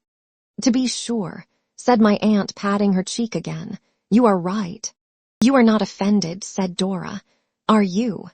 Why, what a sensitive pet it is, cried my aunt, bending over her affectionately. To think that I could be offended. No, I didn't really think so, returned Dora, but I am a little tired, and it made me silly for a moment. I am always a silly little thing, you know, but it made me more silly to talk about Jip. He has known me in all that has happened to me, haven't you, Jip? And I couldn't bear to slight him because he was a little altered, could I, Jip? Jip nestled closer to his mistress, and lazily licked her hand.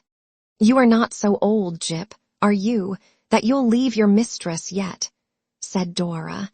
We may keep one another company a little longer. My pretty Dora. When she came down to dinner on the ensuing Sunday and was so glad to see old Traddles, who always dined with us on Sunday, we thought she would be running about as she used to do in a few days. But they said, wait a few days more, and then wait a few days more, and still she neither ran nor walked. She looked very pretty and was very merry, but the little feet that used to be so nimble when they danced round Jip were dull and motionless. I began to carry her downstairs every morning and upstairs every night. She would clasp me round the neck and laugh, the while, as if I did it for a wager. Jip would bark and caper round us and go on before and look back on the landing, breathing short, to see that we were coming. My aunt, the best and most cheerful of nurses, would trudge after us, a moving mass of shawls and pillows. Mr. Dick would not have relinquished his post of candle-bearer to anyone alive. Traddles would be often at the bottom of the staircase, looking on, and taking charge of sportive messages from Dora to the dearest girl in the world. We made quite a gay procession of it, and my child wife was the gayest there. But sometimes, when I took her up and felt that she was lighter in my arms, a dead blank feeling came upon me, as if I were approaching to some frozen region yet unseen, that numbed my life. I avoided the recognition of this feeling by any name, or by any communing with myself, until one night when it was very strong upon me, and my aunt had left her with a parting cry of "Good night, little Blossom," I sat down at my desk alone and tried to think. Oh, what a fatal name it was, and how the blossom withered in its bloom upon the tree. Chapter 49. I am involved in mystery. I received one morning by the post the following letter, dated Canterbury, and addressed to me at Doctors' Commons, which I read with some surprise. My dear sir, circumstances beyond my individual control have, for a considerable lapse of time, effected a severance of that intimacy which, in the limited opportunities conceded to me in the midst of my professional duties, of contemplating the scenes and events of the past, tinged by the prismatic hues of memory, has ever afforded me, as it ever must continue to afford, gratifying emotions of no common description.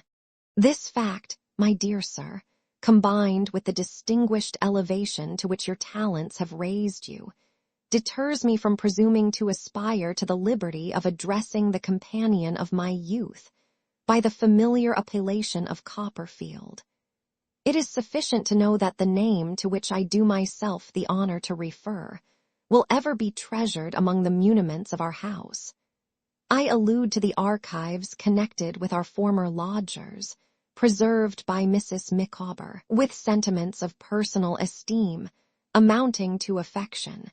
It is not for one, situated through his original errors and a fortuitous combination of unpropitious events, as is the foundered bark, if he may be allowed to assume so maritime a denomination, who now takes up the pen to address you.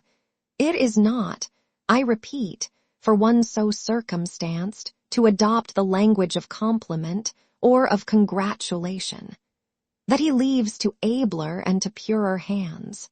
If your more important avocations should admit of your ever tracing these imperfect characters thus far, which may be, or may not be, as circumstances arise, you will naturally inquire by what object am I influenced, then, in inditing the present missive.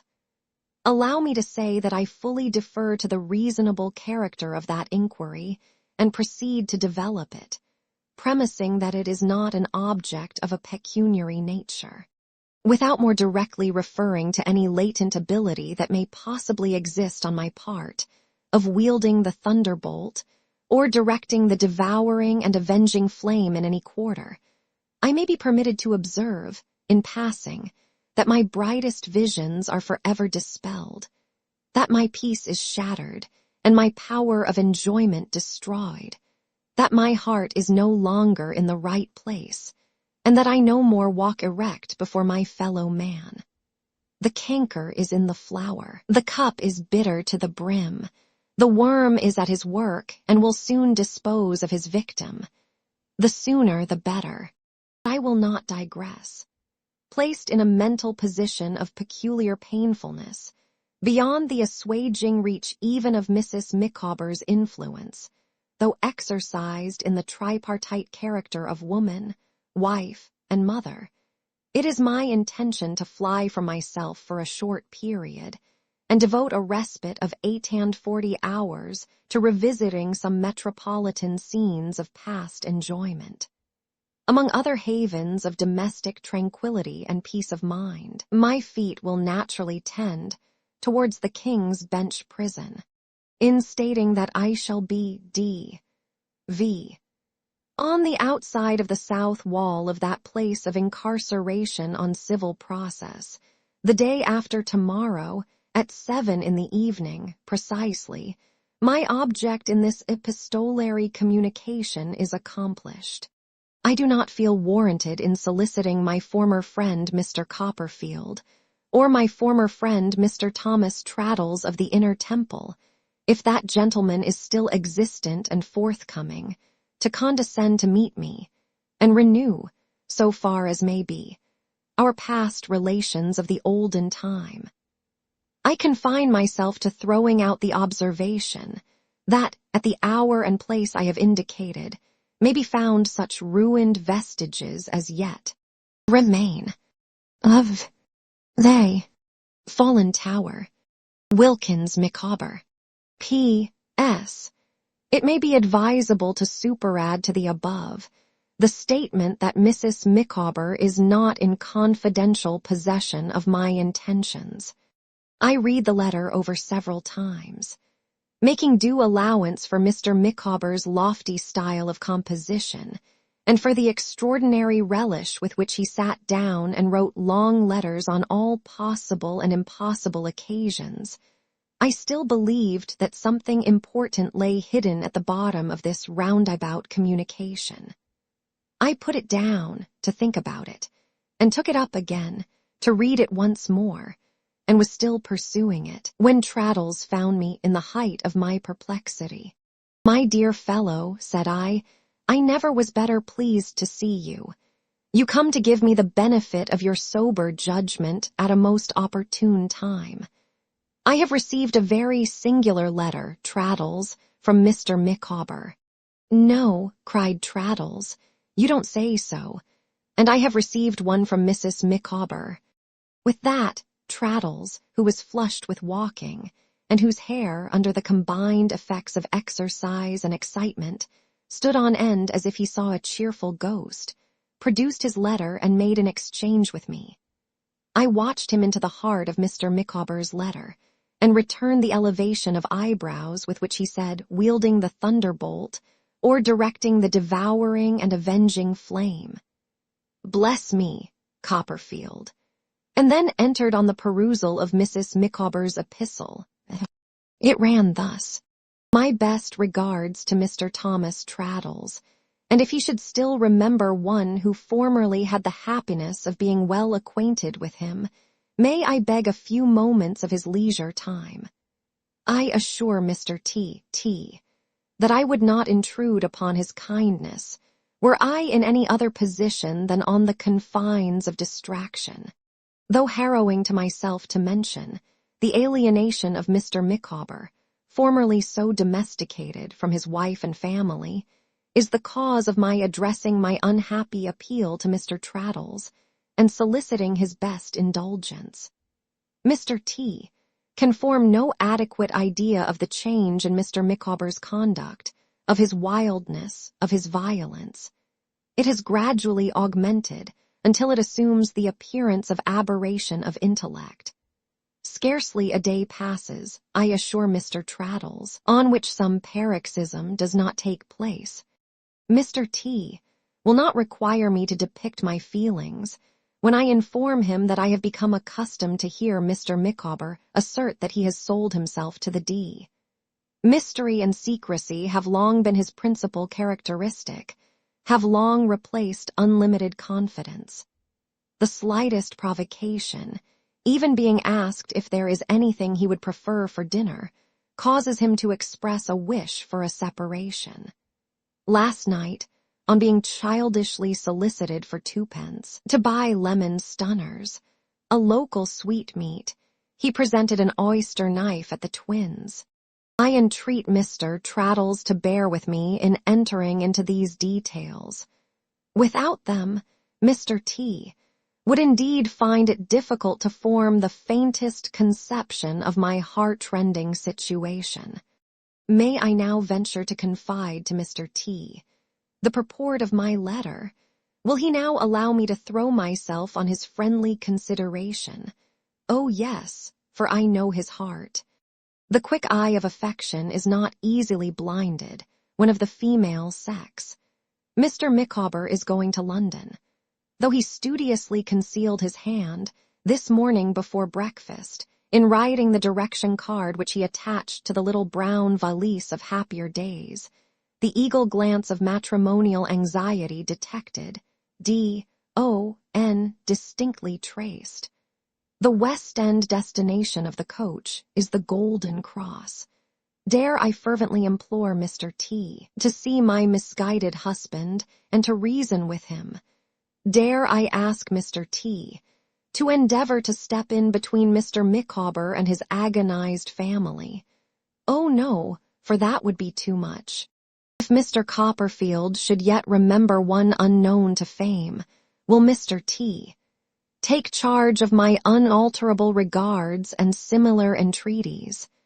In any case, he will have the benevolence to consider this communication strictly private, and on no account whatever to be alluded to, however distantly, in the presence of Mr. Micawber. If Mr. T. should ever reply to it, which I cannot but feel to be most improbable, a letter addressed to M.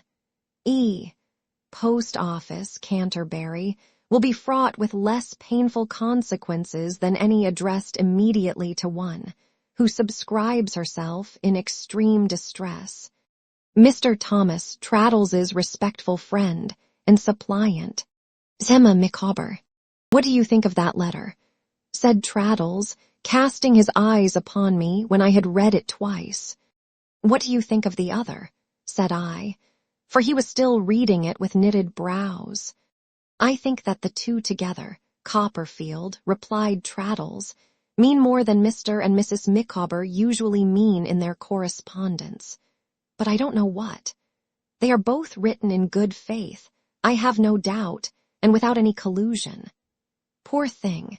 He was now alluding to Mrs. Micawber's letter, and we were standing side by side comparing the two.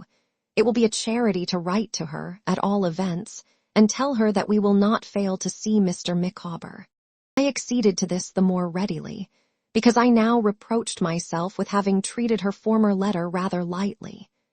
It had set me thinking a good deal at the time, as I have mentioned in its place, but my absorption in my own affairs, my experience of the family, and my hearing nothing more, had gradually ended in my dismissing the subject.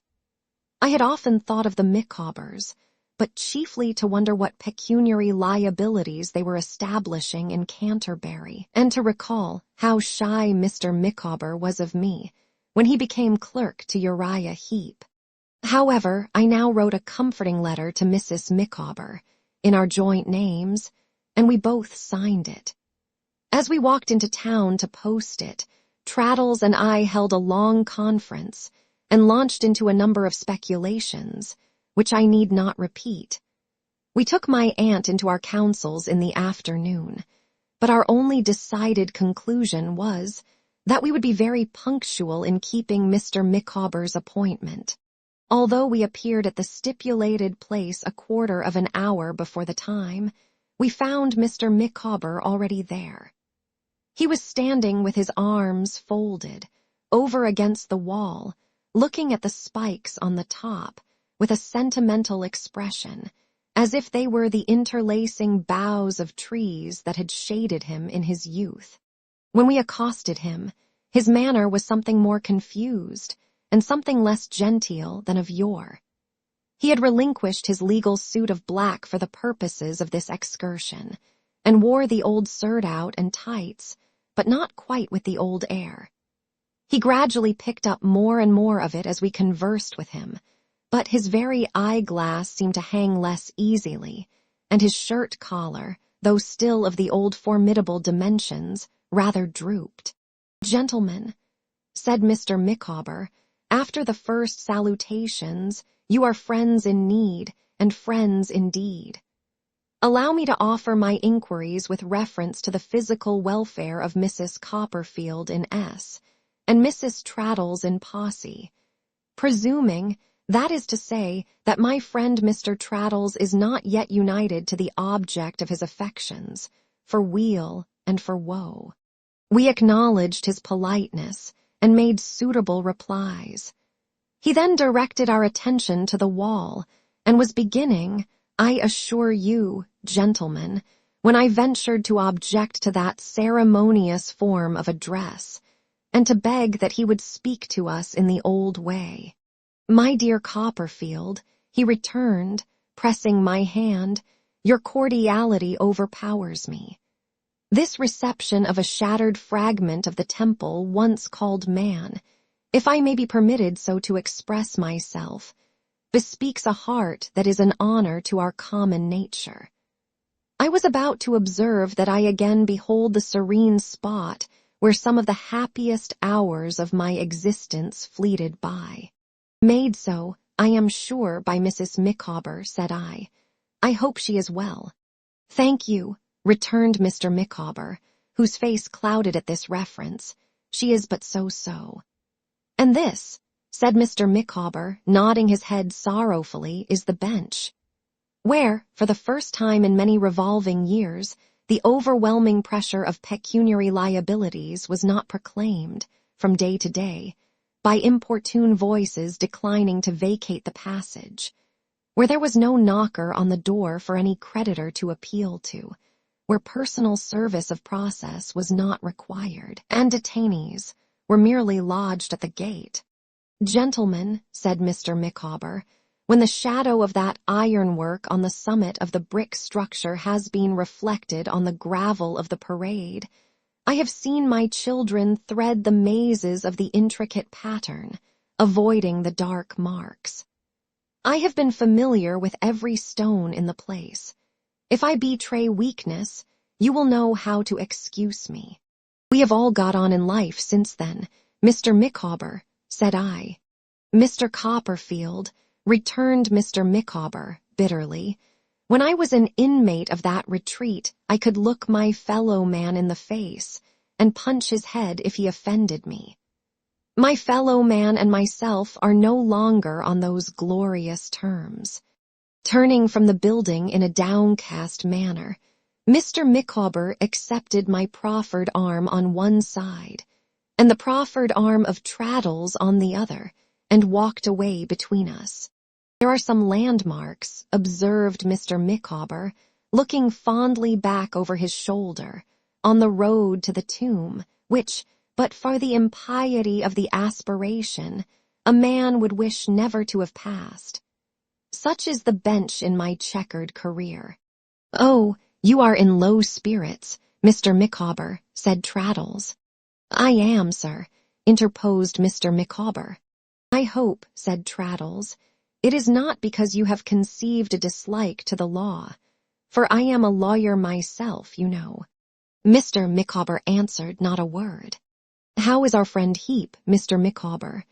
Said I, after a silence.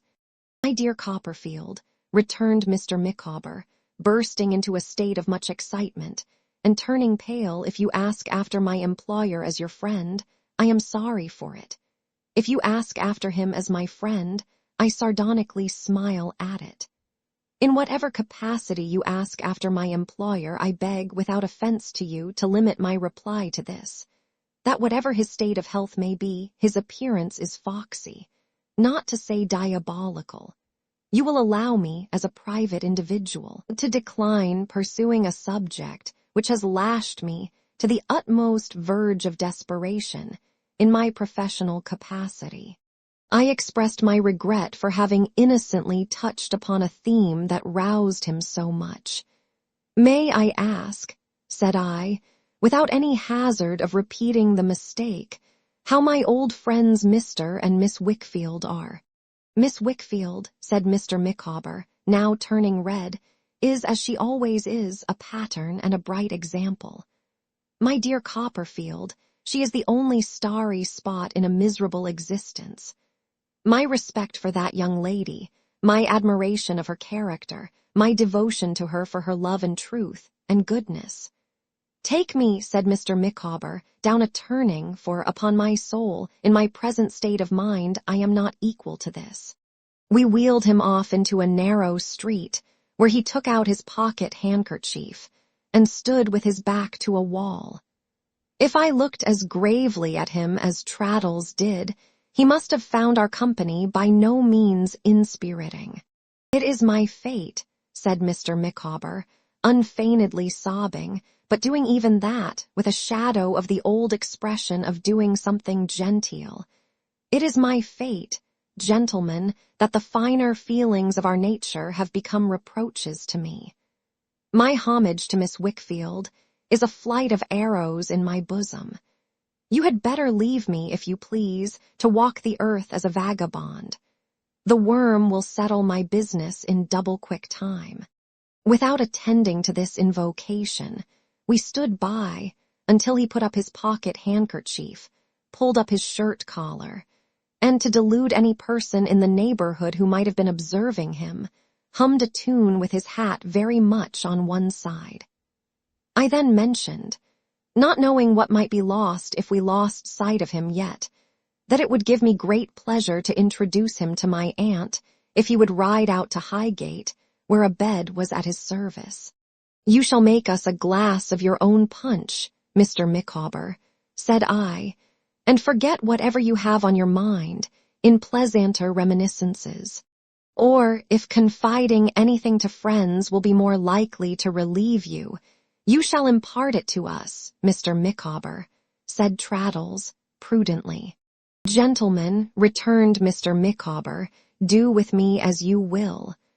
I am a straw upon the surface of the deep, and am tossed in all directions by the elephants. I beg your pardon, I should have said the elements." We walked on, arm in arm again, found the coach in the act of starting, and arrived at Highgate without encountering any difficulties by the way. I was very uneasy and very uncertain in my mind what to say or do for the best. So was Traddles, evidently. Mr. Micawber was for the most part plunged into deep gloom. He occasionally made an attempt to smarten himself and hum the fag-end of a tune, but his relapses into profound melancholy were only made the more impressive by the mockery of a hat exceedingly on one side, and a shirt collar pulled up to his eyes. We went to my aunt's house rather than to mine, because of Dora's not being well. My aunt presented herself on being sent for, and welcomed Mr. Micawber with gracious cordiality. Mr. Micawber kissed her hand, retired to the window, and pulling out his pocket handkerchief, had a mental wrestle with himself. Mr. Dick was at home.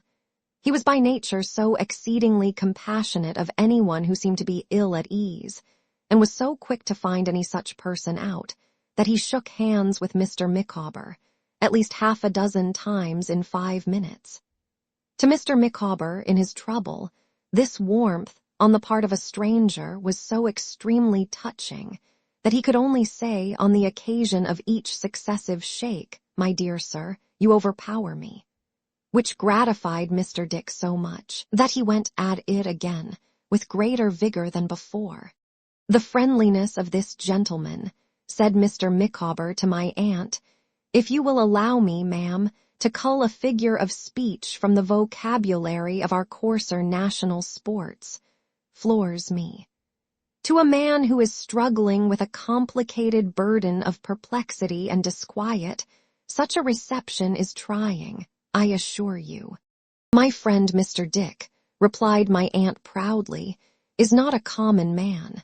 "That I am convinced of," said Mr. Micawber. "My dear sir," for Mr. Dick was shaking hands with him again, "I am deeply sensible of your cordiality." "How do you find yourself?" said Mr. Dick with an anxious look. "Indifferent, my dear sir," returned Mr. Micawber, sighing. "You must keep up your spirits," said Mr. Dick, "and make yourself as comfortable as possible." Mr. Micawber was quite overcome by these friendly words, and by finding Mr. Dick's hand again within his own. "It has been my lot," he observed, "to meet, in the diversified panorama of human existence, with an occasional oasis, but never with one so green, so gushing, as the present.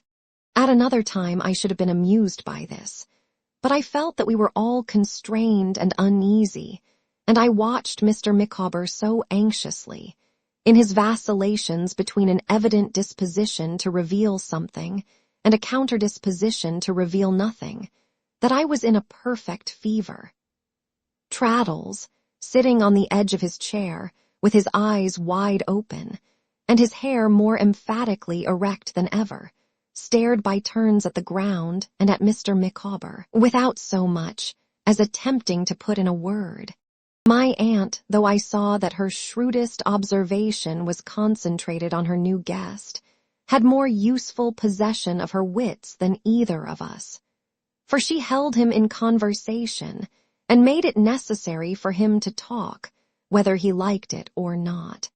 "You are a very old friend of my nephew's, Mr. Micawber," said my aunt. "I wish I had had the pleasure of seeing you before."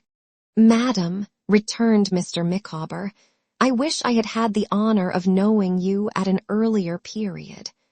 I was not always the wreck you at present behold." "I hope Mrs. Micawber and your family are well, sir," said my aunt. Mr. Micawber inclined his head. "They are as well, ma'am," he desperately observed after a pause, "as aliens and outcasts can ever hope to be." "Lord bless you, sir," exclaimed my aunt in her abrupt way. "What are you talking about?" "The subsistence of my family, ma'am," returned Mr. Micawber, "trembles in the balance.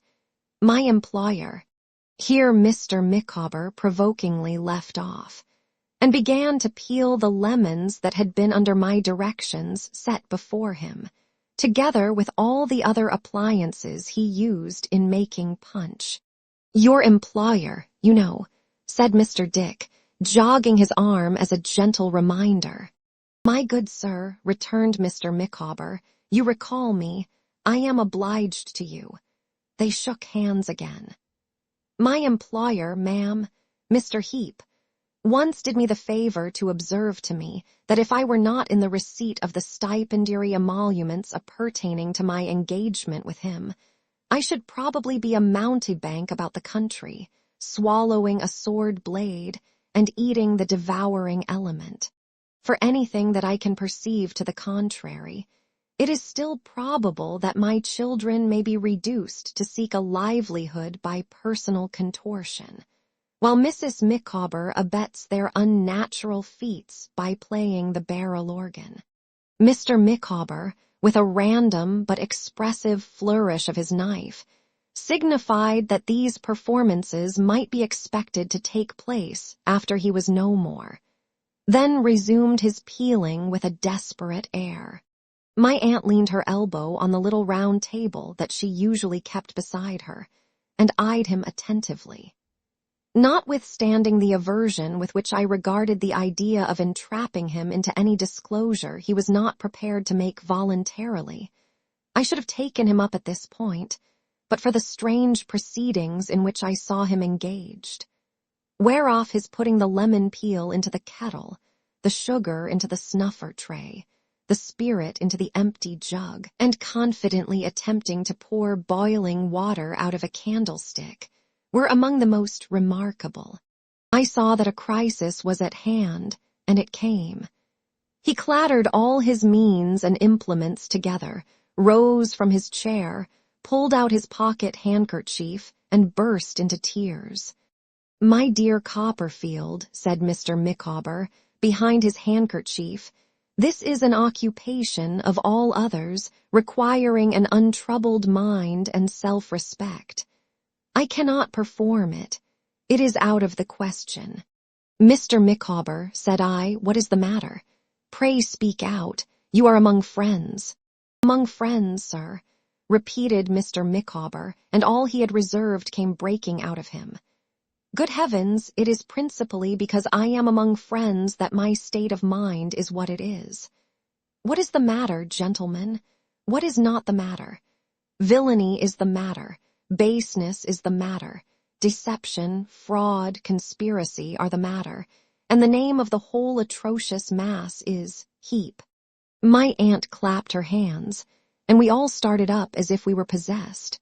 "The struggle is over," said Mr. Micawber, violently gesticulating with his pocket handkerchief, and fairly striking out from time to time with both arms, as if he were swimming under superhuman difficulties.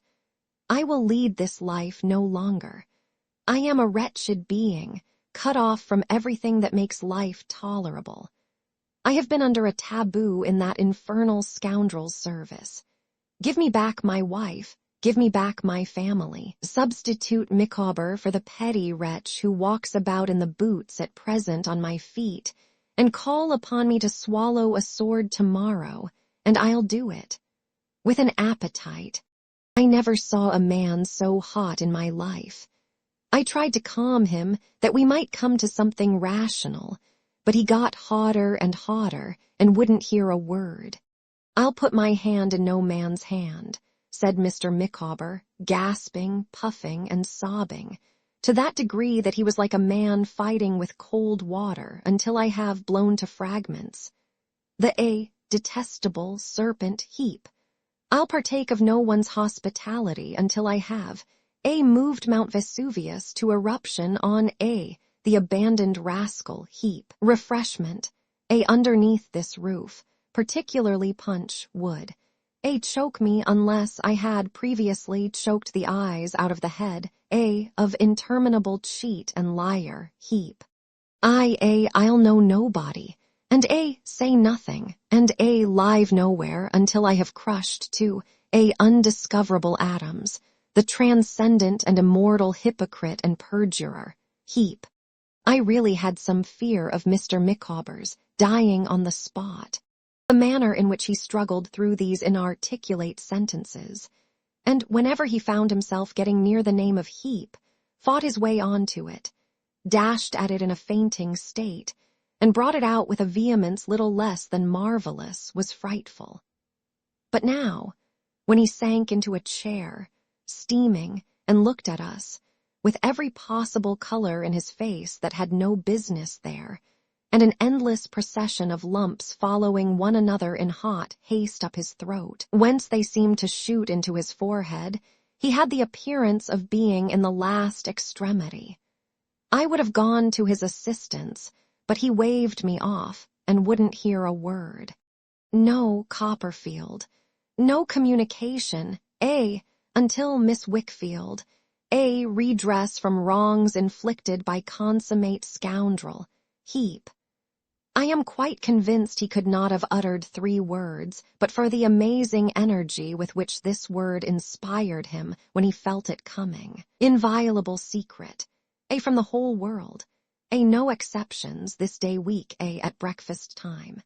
Everybody present, including Aunt an extremely friendly gentleman to be at the hotel at Canterbury, where Mrs. Micawber and myself auld lang syne in chorus, and will expose intolerable ruffian heap.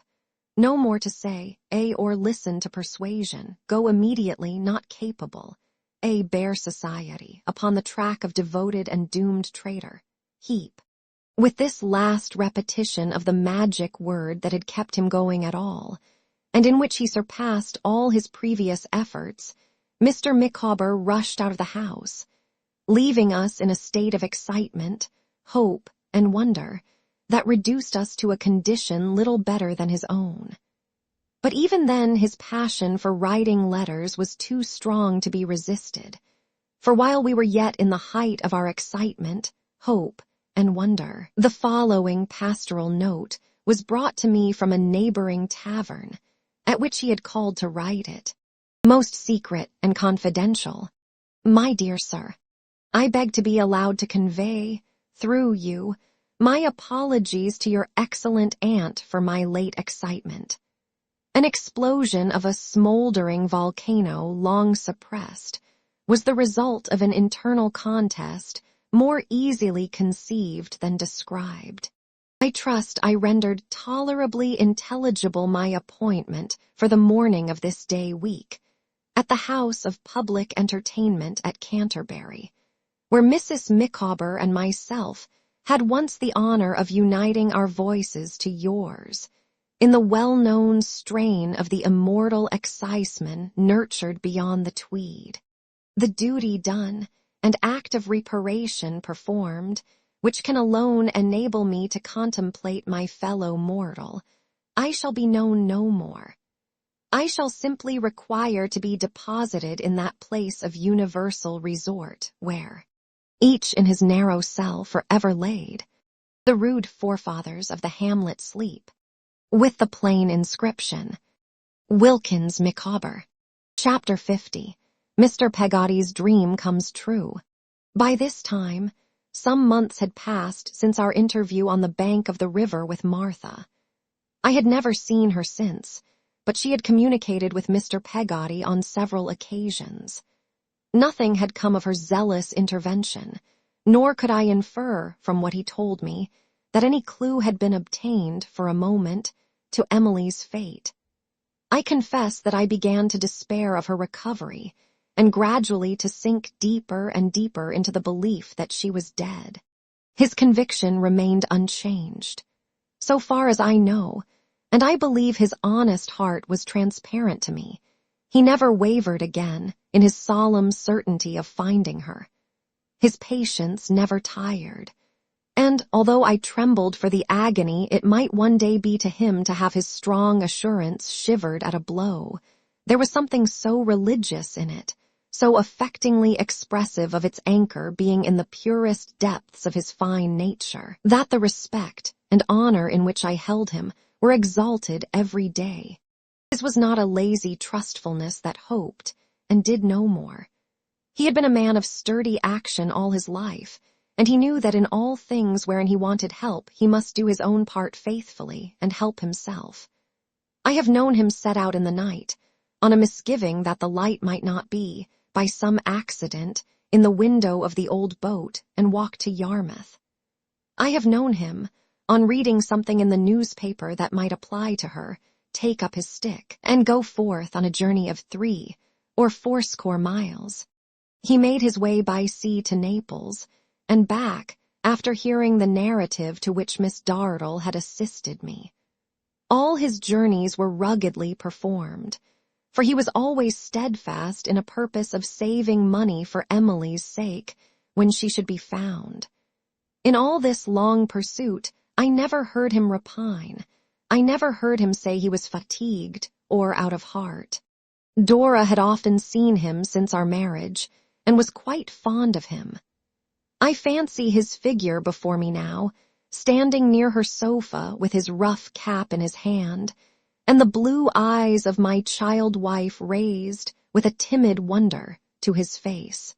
Sometimes of an evening, about twilight, when he came to talk with me, I would induce him to smoke his pipe in the garden, as we slowly paced to and fro together. And then the picture of his deserted home, and the comfortable air it used to have in my childish eyes of an evening when the fire was burning, and the wind moaning round it, came most vividly into my mind. One evening, at this hour, he told me that he had found Martha waiting near his lodging on the preceding night when he came out, and that she had asked him not to leave London on any account until he should have seen her again. "Did she tell you why?" I inquired. "I asked her, Mas'r Davy," he replied, "but it is but few words as she ever says, and she only got my promise and so went away." "Did she say when you might expect to see her again?" I demanded. "No, Mas'r Davy," he returned, drawing his hand thoughtfully down his face. "I asked that too, but it was more she said than she could tell." As I had long forborne to encourage him with hopes that hung on threads, I made no other comment on this information than that I supposed he would see her soon. Such speculations as it engendered within me I kept to myself, and those were faint enough.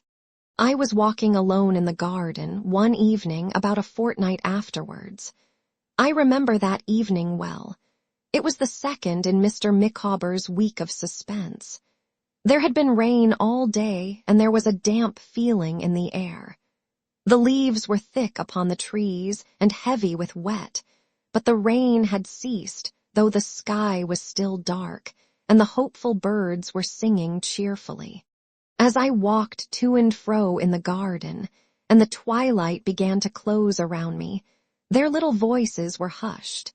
And that peculiar silence which belongs to such an evening in the country when the lightest trees are quite still, save for the occasional droppings from their boughs, prevailed.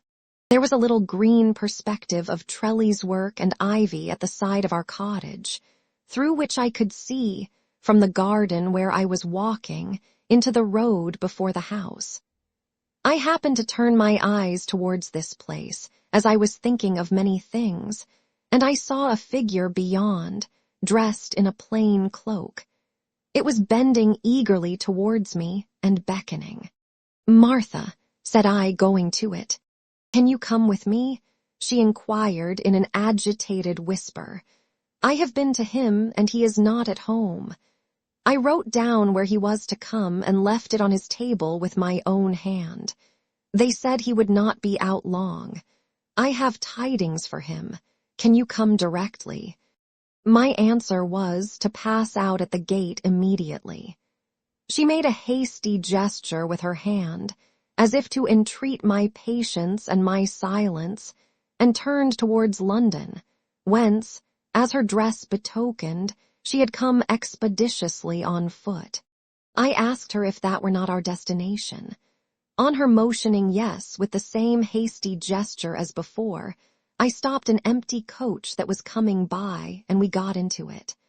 When I asked her where the coachman was to drive, she answered, anywhere near Golden Square, and quick, then shrunk into a corner with one trembling hand before her face and the other making the former gesture, as if she could not bear a voice.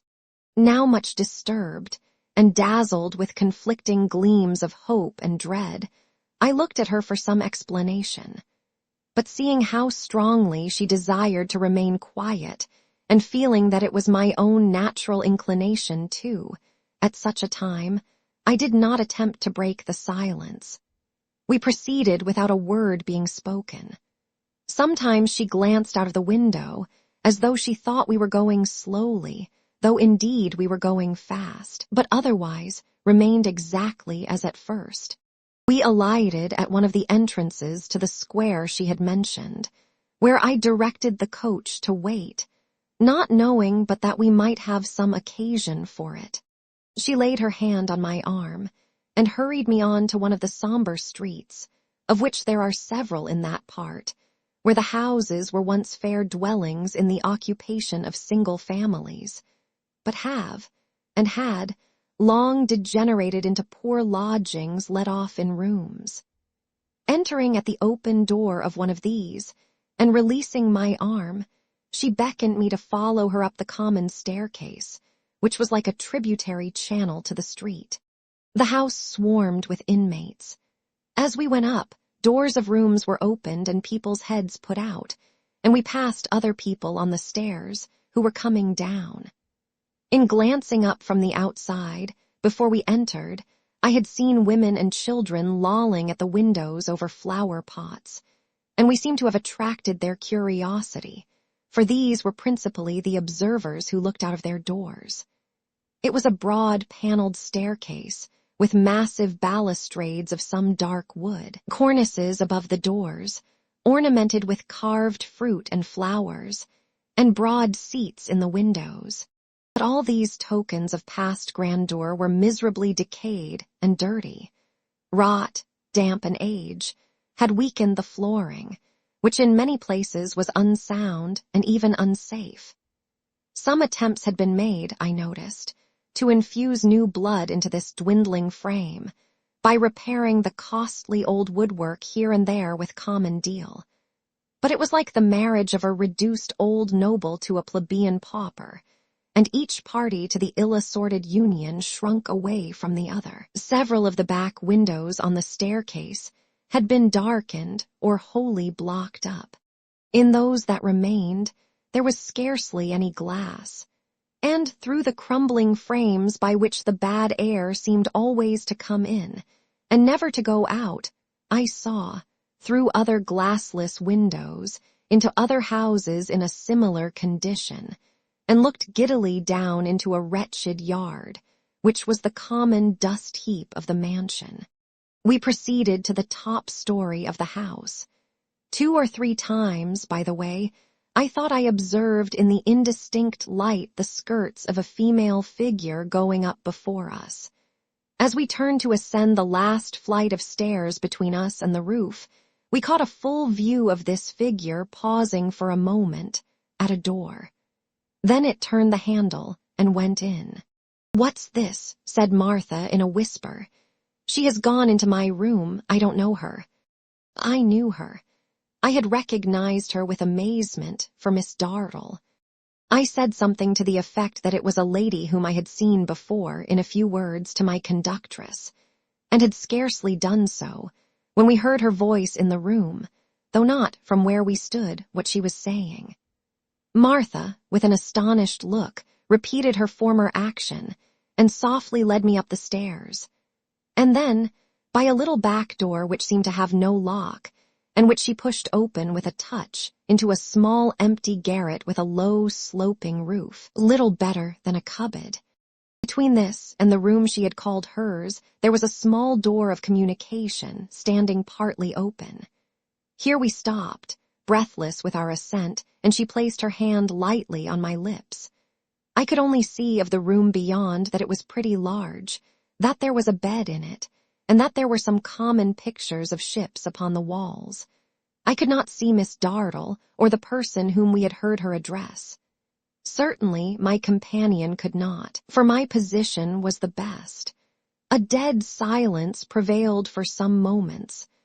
Martha kept one hand on my lips and raised the other in a listening attitude. "It matters little to me her not being at home," said Rosa Dartle haughtily. "I know nothing of her. It is you I come to see." "Me," replied a soft voice. At the sound of it, a thrill went through my frame, for it was Emily's. "Yes," returned Miss Dartle, "I have come to look at you." "What? You are not ashamed of the face that has done so much." The resolute and unrelenting hatred of her tone, its cold, stern sharpness, and its mastered rage, presented her before me, as if I had seen her standing in the light. I saw the flashing black eyes and the passion-wasted figure, and I saw the scar with its white track cutting through her lips, quivering and throbbing as she spoke. "I have come to see," she said, "James Steerforth's fancy, the girl who ran away with him and is the town talk of the commonest people of her native place, the bold, flaunting, practiced companion of persons like James Steerforth. I want to know what such a thing is like." There was a rustle, as if the unhappy girl on whom she heaped these taunts ran towards the door, and the speaker swiftly interposed herself before it. It was succeeded by a moment's pause. When Miss Dartle spoke again, it was through her set teeth, and with a stamp upon the ground. "Stay there," she said, "or I'll proclaim you to the house and the whole street. If you try to evade me, I'll stop you, if it's by the hair, and raise the very stones against you." A frightened murmur was the only reply that reached my ears. A silence succeeded. I did not know what to do. Much as I desired to put an end to the interview, I felt that I had no right to present myself, that it was for Mr. Peggotty alone to see her and recover her. Would he never come? I thought impatiently. "So," said Rosa Dartle, with a contemptuous laugh, "I see her at last. Why, he was a poor creature to be taken by that delicate mock modesty, and that hanging head."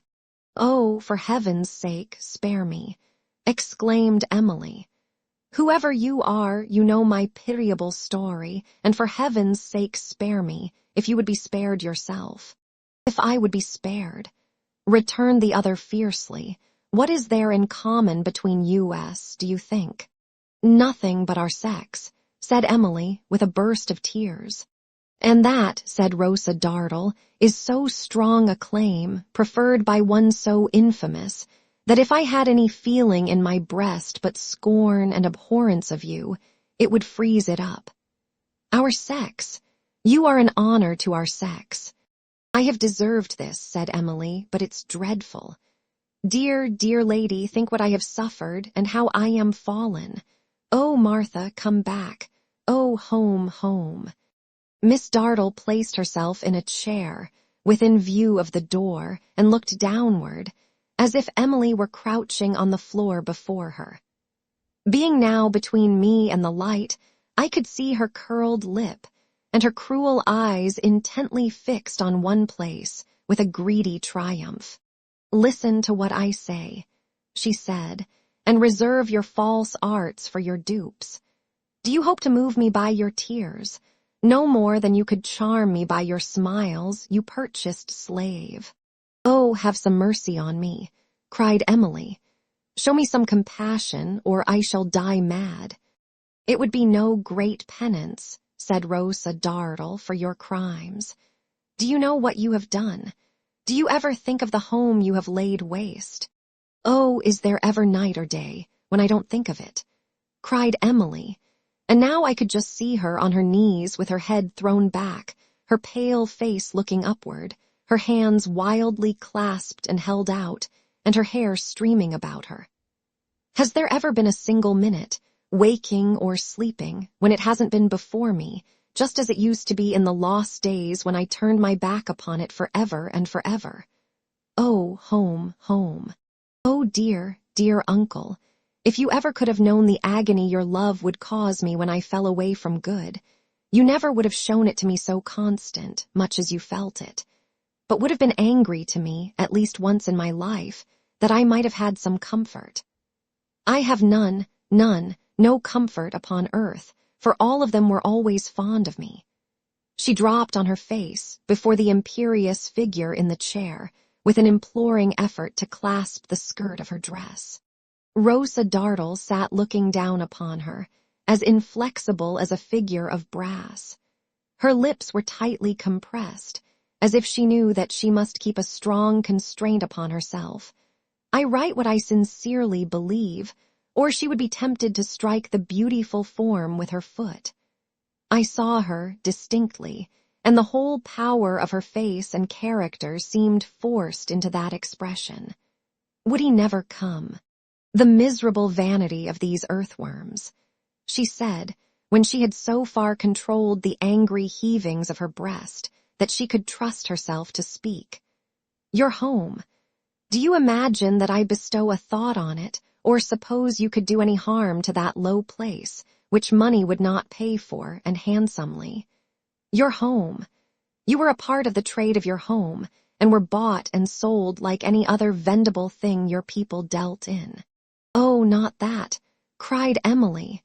"Say anything of me, but don't visit my disgrace and shame more than I have done on folks who are as honorable as you. Have some respect for them, as you are a lady, if you have no mercy for me. I speak," she said, not deigning to take any heed of this appeal, and drawing away her dress from the contamination of Emily's touch. "I speak of his home, where I live. Here," she said, stretching out her hand with her contemptuous laugh, and looking down upon the prostrate girl, "is a worthy cause of division between lady mother and gentleman son, of grief in a house where she wouldn't have been admitted as a kitchen girl, of anger and repining and reproach. This piece of pollution, picked up from the water side, to be made much of for an hour, and then tossed back to her original place." "No, no," cried Emily, clasping her hands together. "When he first came into my way, that the day had never dawned upon me, and he had met me being carried to my grave. I had been brought up as virtuous as you or any lady, and was going to be the wife of as good a man as you or any lady in the world can ever marry. If you live in his home and know him, you know, perhaps, what his power with a weak, vain girl might be. I don't defend myself, but I know well, and he knows well, or he will know when he comes to die, and his mind is troubled with it, that he used all his power to deceive me, and that I believed him, trusted him, and loved him." Rosa Dartle sprang up from her seat, recoiled, and in recoiling struck at her, with a face of such malignity, so darkened and disfigured by passion that I had almost thrown myself between them. The blow, which had no aim, fell upon the air. As she now stood panting, looking at her with the utmost detestation that she was capable of expressing, and trembling from head to foot with rage and scorn, I thought I had never seen such a sight, and never could see such another. "You love him. You!" she cried with her clenched hand, quivering as if it only wanted a weapon to stab the object of her wrath.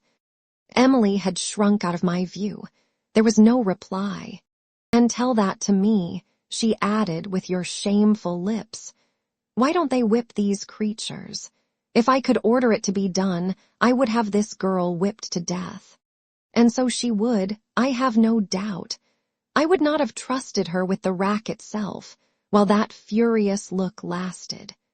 She slowly, very slowly, broke into a laugh and pointed at Emily with her hand, as if she were a sight of shame for gods and men. "She love," she said, "that carrion, and he ever cared for her, she'd tell me. Ha, ha, the liars that these traitors are." Her mockery was worse than her undisguised rage. Of the two, I would have much preferred to be the object of the latter. But when she suffered it to break loose, it was only for a moment. She had chained it up again, and however it might tear her within, she subdued it to herself. "I came here, you pure fountain of love," she said, "to see, as I began by telling you, what such a thing as you was like. I was curious. I am satisfied. Also to tell you that you had best seek that home of yours with all speed and hide your head among those excellent people who are expecting you and whom your money will console. When it's all gone, you can believe and trust and love again, you know. I thought you a broken toy that had lasted its time, a worthless spangle that was tarnished and thrown away. But finding you true gold, a very lady and an ill-used innocent, with a fresh heart full of love and trustfulness, which you look like and is quite consistent with your story. I have something more to say. Attend to it, for what I say I'll do. Do you hear me, you fairy spirit? What I say I mean to do." Her rage got the better of her again, for a moment, but it passed over her face like a spasm and left her smiling. "Hide yourself," she pursued, "if not at home, somewhere. Let it be somewhere beyond reach, in some obscure life, or, better still, in some obscure death. I wonder, if your loving heart will not break, you have found no way of helping it to be still. I have heard of such means sometimes. I believe they may be easily found." A low crying, on the part of Emily, interrupted her here. She stopped, and listened to it as if it were music. "I am of a strange nature, perhaps," Rosa Dartle went on, "but I can't breathe freely in the air you breathe. I find it sickly. Therefore I will have it cleared. I will have it purified of you. If you live here tomorrow, I'll have your story and your character proclaimed on the common stair. There are decent women in the house, I am told, and it is a pity such a light as you should be among them and concealed. If, leaving here, you seek any refuge in this town in any character but your true one, which you are welcome to bear, without molestation from me, the same service shall be done you, if I hear of your retreat. Being assisted by a gentleman who not long ago aspired to the favor of your hand, I am sanguine as to that. Would he never, never come? How long was I to bear this? How long could I bear it? Oh me, exclaimed the wretched Emily in a tone that might have touched the hardest heart, I should have thought, but there was no relenting in Rosa Dartle's smile. What shall I do? Do, returned the other. Live happy in your own reflections. Consecrate your existence to the recollection of James Steerforth's tenderness. He would have made you his serving man's wife, would he not? Or to feeling grateful to the upright and deserving creature who would have taken you as his gift. Or, if those proud remembrances and the consciousness of your own virtues, and the honorable position to which they have raised you in the eyes of everything that wears the human shape will not sustain you. Marry that good man and be happy in his condescension. If this will not do either, die. There are doorways and dust heaps for such deaths and such despair. Find one and take your flight to heaven. I heard a distant foot upon the stairs. I knew it, I was certain. It was his, thank God. She moved slowly from before the door when she said this, and passed out of my sight. But Mark, she added, slowly and sternly, opening the other door to go away, I am resolved, for reasons that I have and hatreds that I entertain, to cast you out, unless you withdraw from my reach altogether or drop your pretty mask. This is what I had to say, and what I say I mean to do. The foot upon the stairs came nearer, nearer, past her as she went down, rushed into the room. Zunkel. A fearful cry followed the word. I paused a moment and looking in saw him supporting her insensible figure in his arms. He gazed for a few seconds in the face, then stooped to kiss it, oh, how tenderly, and drew a handkerchief before it. Mas'r Davy, he said, in a low, tremulous voice, when it was covered, I thank my heavenly Father as my dreams come true. I thank him hearty for having guided of me, in his own ways, to my darling.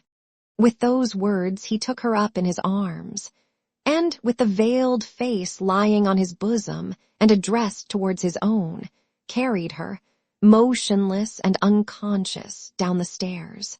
Chapter 51. The beginning of a longer journey. It was yet early in the morning of the following day, when, as I was walking in my garden with my aunt, who took little other exercise now, being so much in attendance on my dear Dora, I was told that Mr. Peggotty desired to speak with me.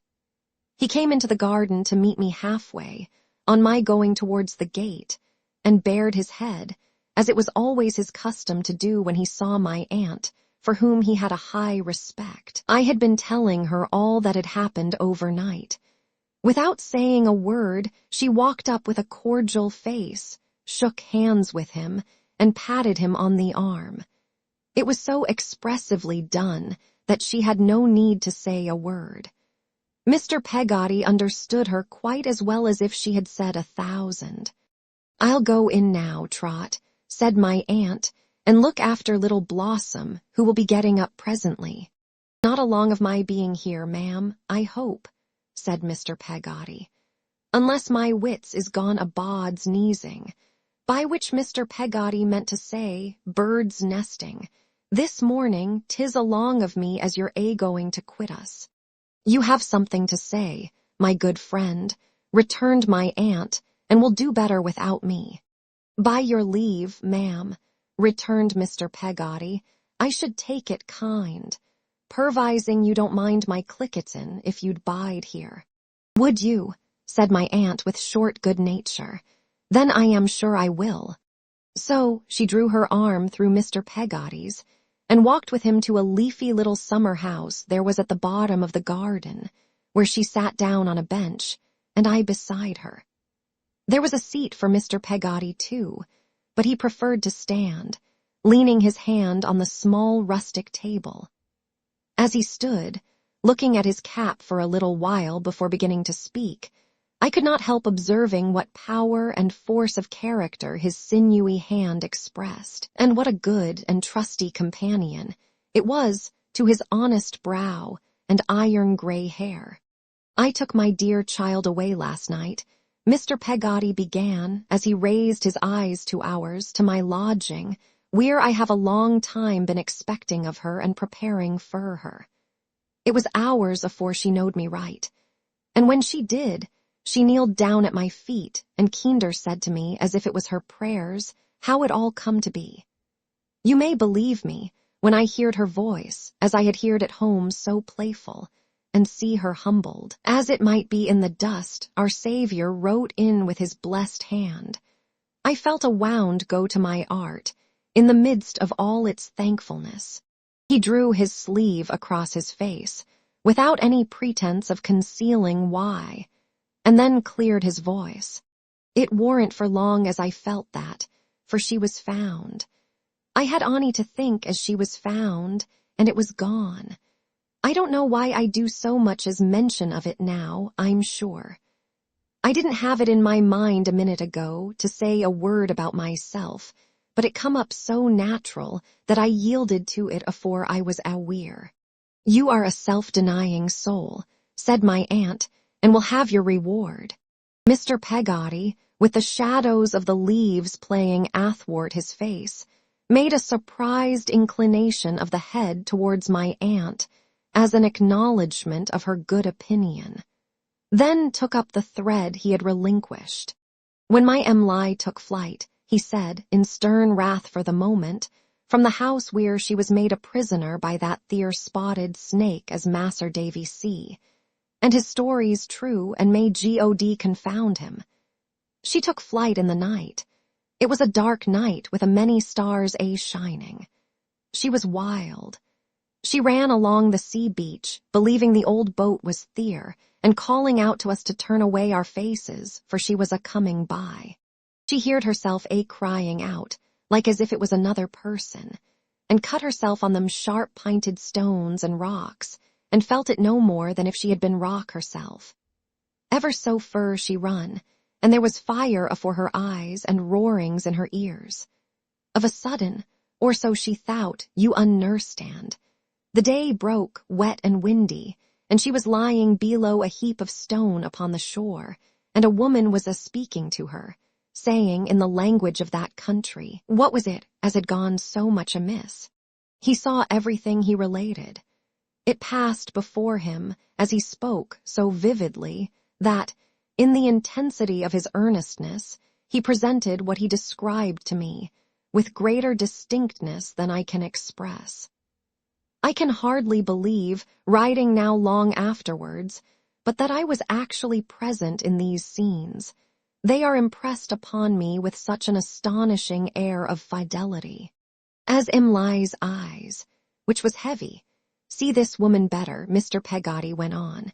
She knowed as she was one of them as she had often talked to on the beach. For, though she had run, as I have said, ever so fur in the night, she had oftentimes wandered long ways, partly afoot, partly in boats and carriages, and knowed all that country, long the coast, miles and miles. She hadn't no children of her own, this woman being a young wife, but she was a-looking to have one afore long, and may my prayers go up to heaven that 'twill be a happiness to her, and a comfort, and a honor all her life. May it love her and be dutiful to her in her old age, helpful of her at the last, an angel to her here and hereafter. Amen, said my aunt.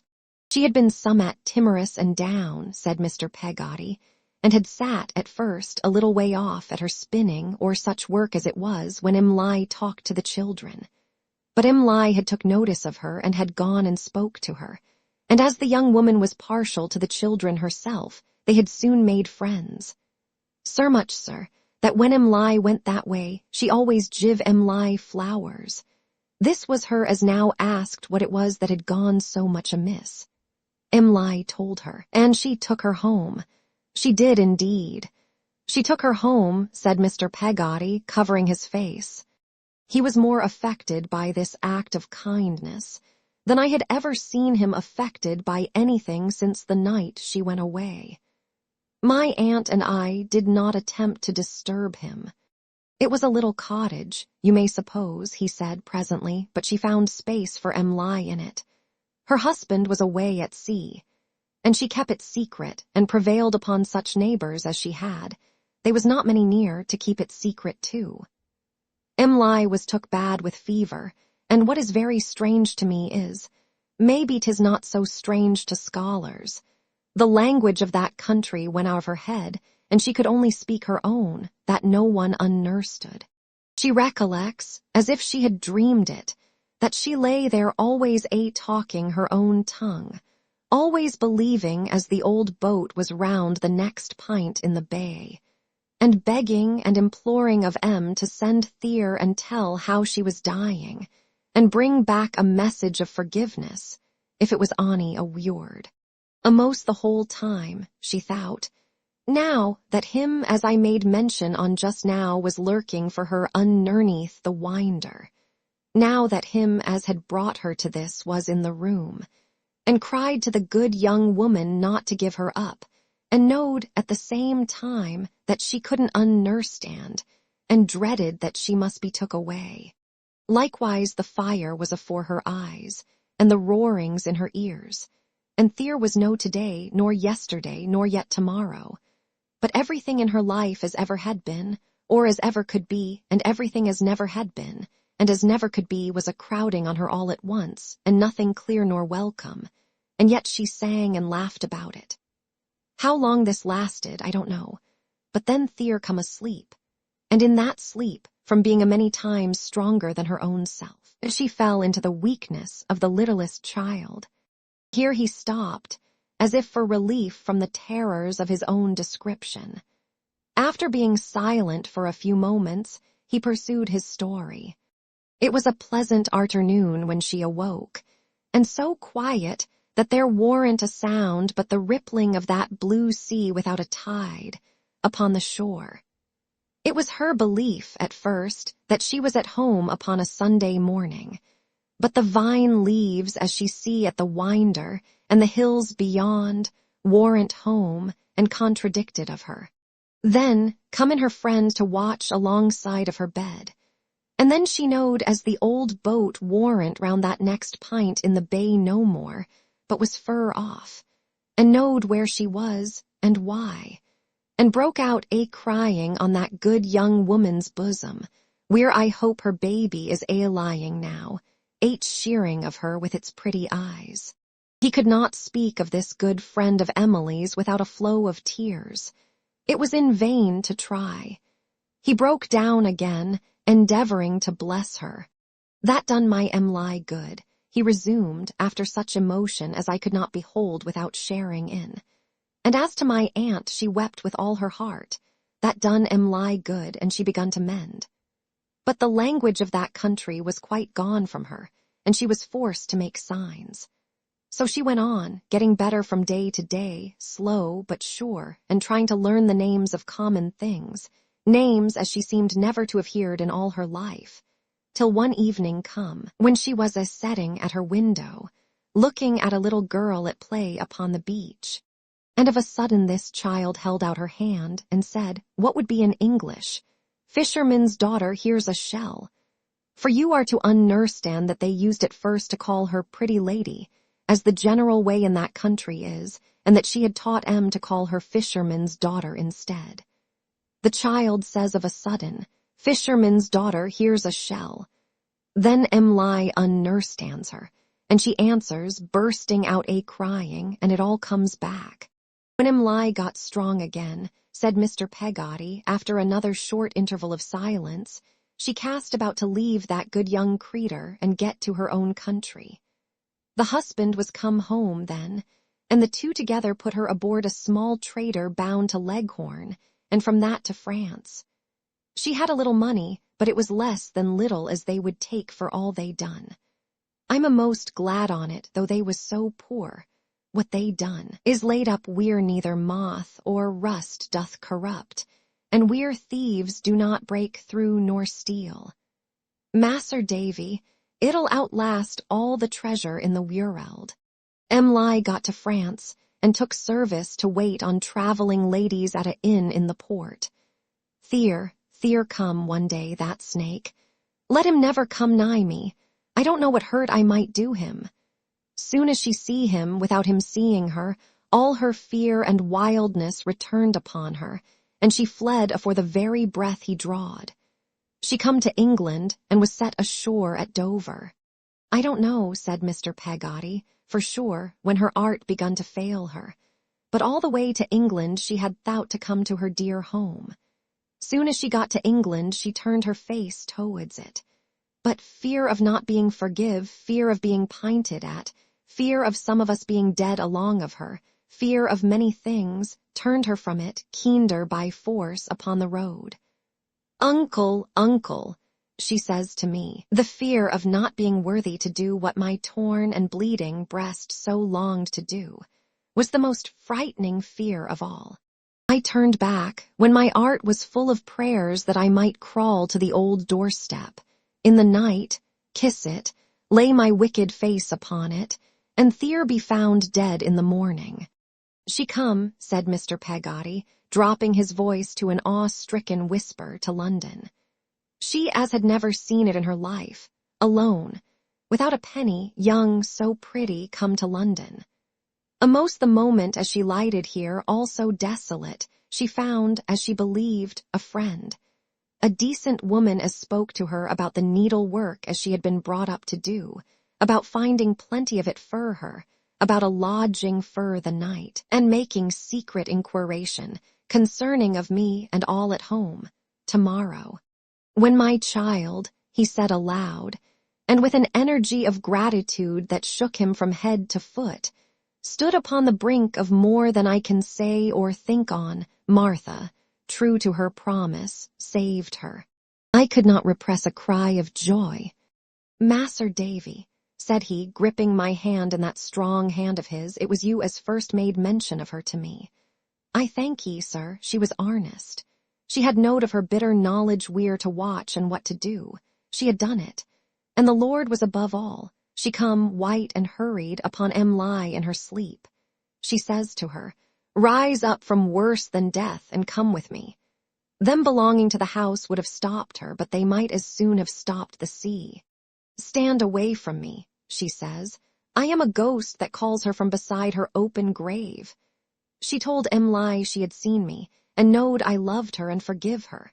She wrapped her hasty in her clothes. She took her, faint and trembling, on her arm. She heeded no more what they said than if she had had no ears.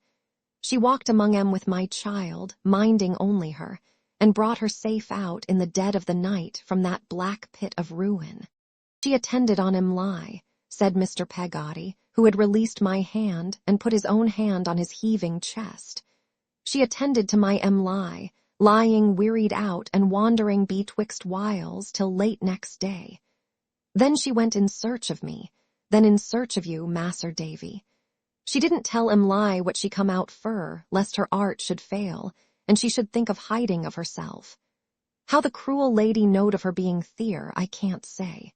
Whether him as I have spoke so much of, chanced to see going Thea, or whether, which is most like to my thinking, he had heard it from the woman, I don't greatly ask myself. My niece is found. All night long," said Mr. Peggotty, "we have been together, lie and me. 'Tis little considering the time, as she has said, in words, through them broken-hearted tears. 'Tis less as I have seen of her dear face, as growed into a woman's at my hearth. But all night long her arms has been about my neck, and her head has laid here, and we knows full well as we can put our trust in one another evermore." He ceased to speak, and his hand upon the table rested there in perfect repose, with a resolution in it that might have conquered lions. "It was a gleam of light upon me, Trot," said my aunt, drying her eyes, "when I formed the resolution of being godmother to your sister Betsy Trotwood, who disappointed me. But next to that, hardly anything would have given me greater pleasure than to be godmother to that good young creature's baby." Mr. Peggotty nodded his understanding of my aunt's feelings, but could not trust himself with any verbal reference to the subject of her commendation. We all remained silent and occupied with our own reflections, my aunt drying her eyes, and now sobbing convulsively, and now laughing and calling herself a fool, until I spoke. "You have quite made up your mind," said I to Mr. Peggotty, "as to the future, good friend. I need scarcely ask you." "Quite, Mas'r Davy," he returned, and told lie. "There's mighty countries fur from here. Our future life lays over the sea. They will emigrate together, aunt," said I. Yes, said Mr. Peggotty, with a hopeful smile. No one can't reproach my darling in Australia. We will begin a new life over Thier. I asked him if he yet proposed to himself any time for going away. I was down at the docks early this morning, sir, he returned, to get information concerning of them ships. In about 6 weeks or 2 months from now, there'll be one sailing. I see her this morning, went aboard, and we shall take our passage in her. Quite alone, I asked. Aye, Mas'r Davy, he returned.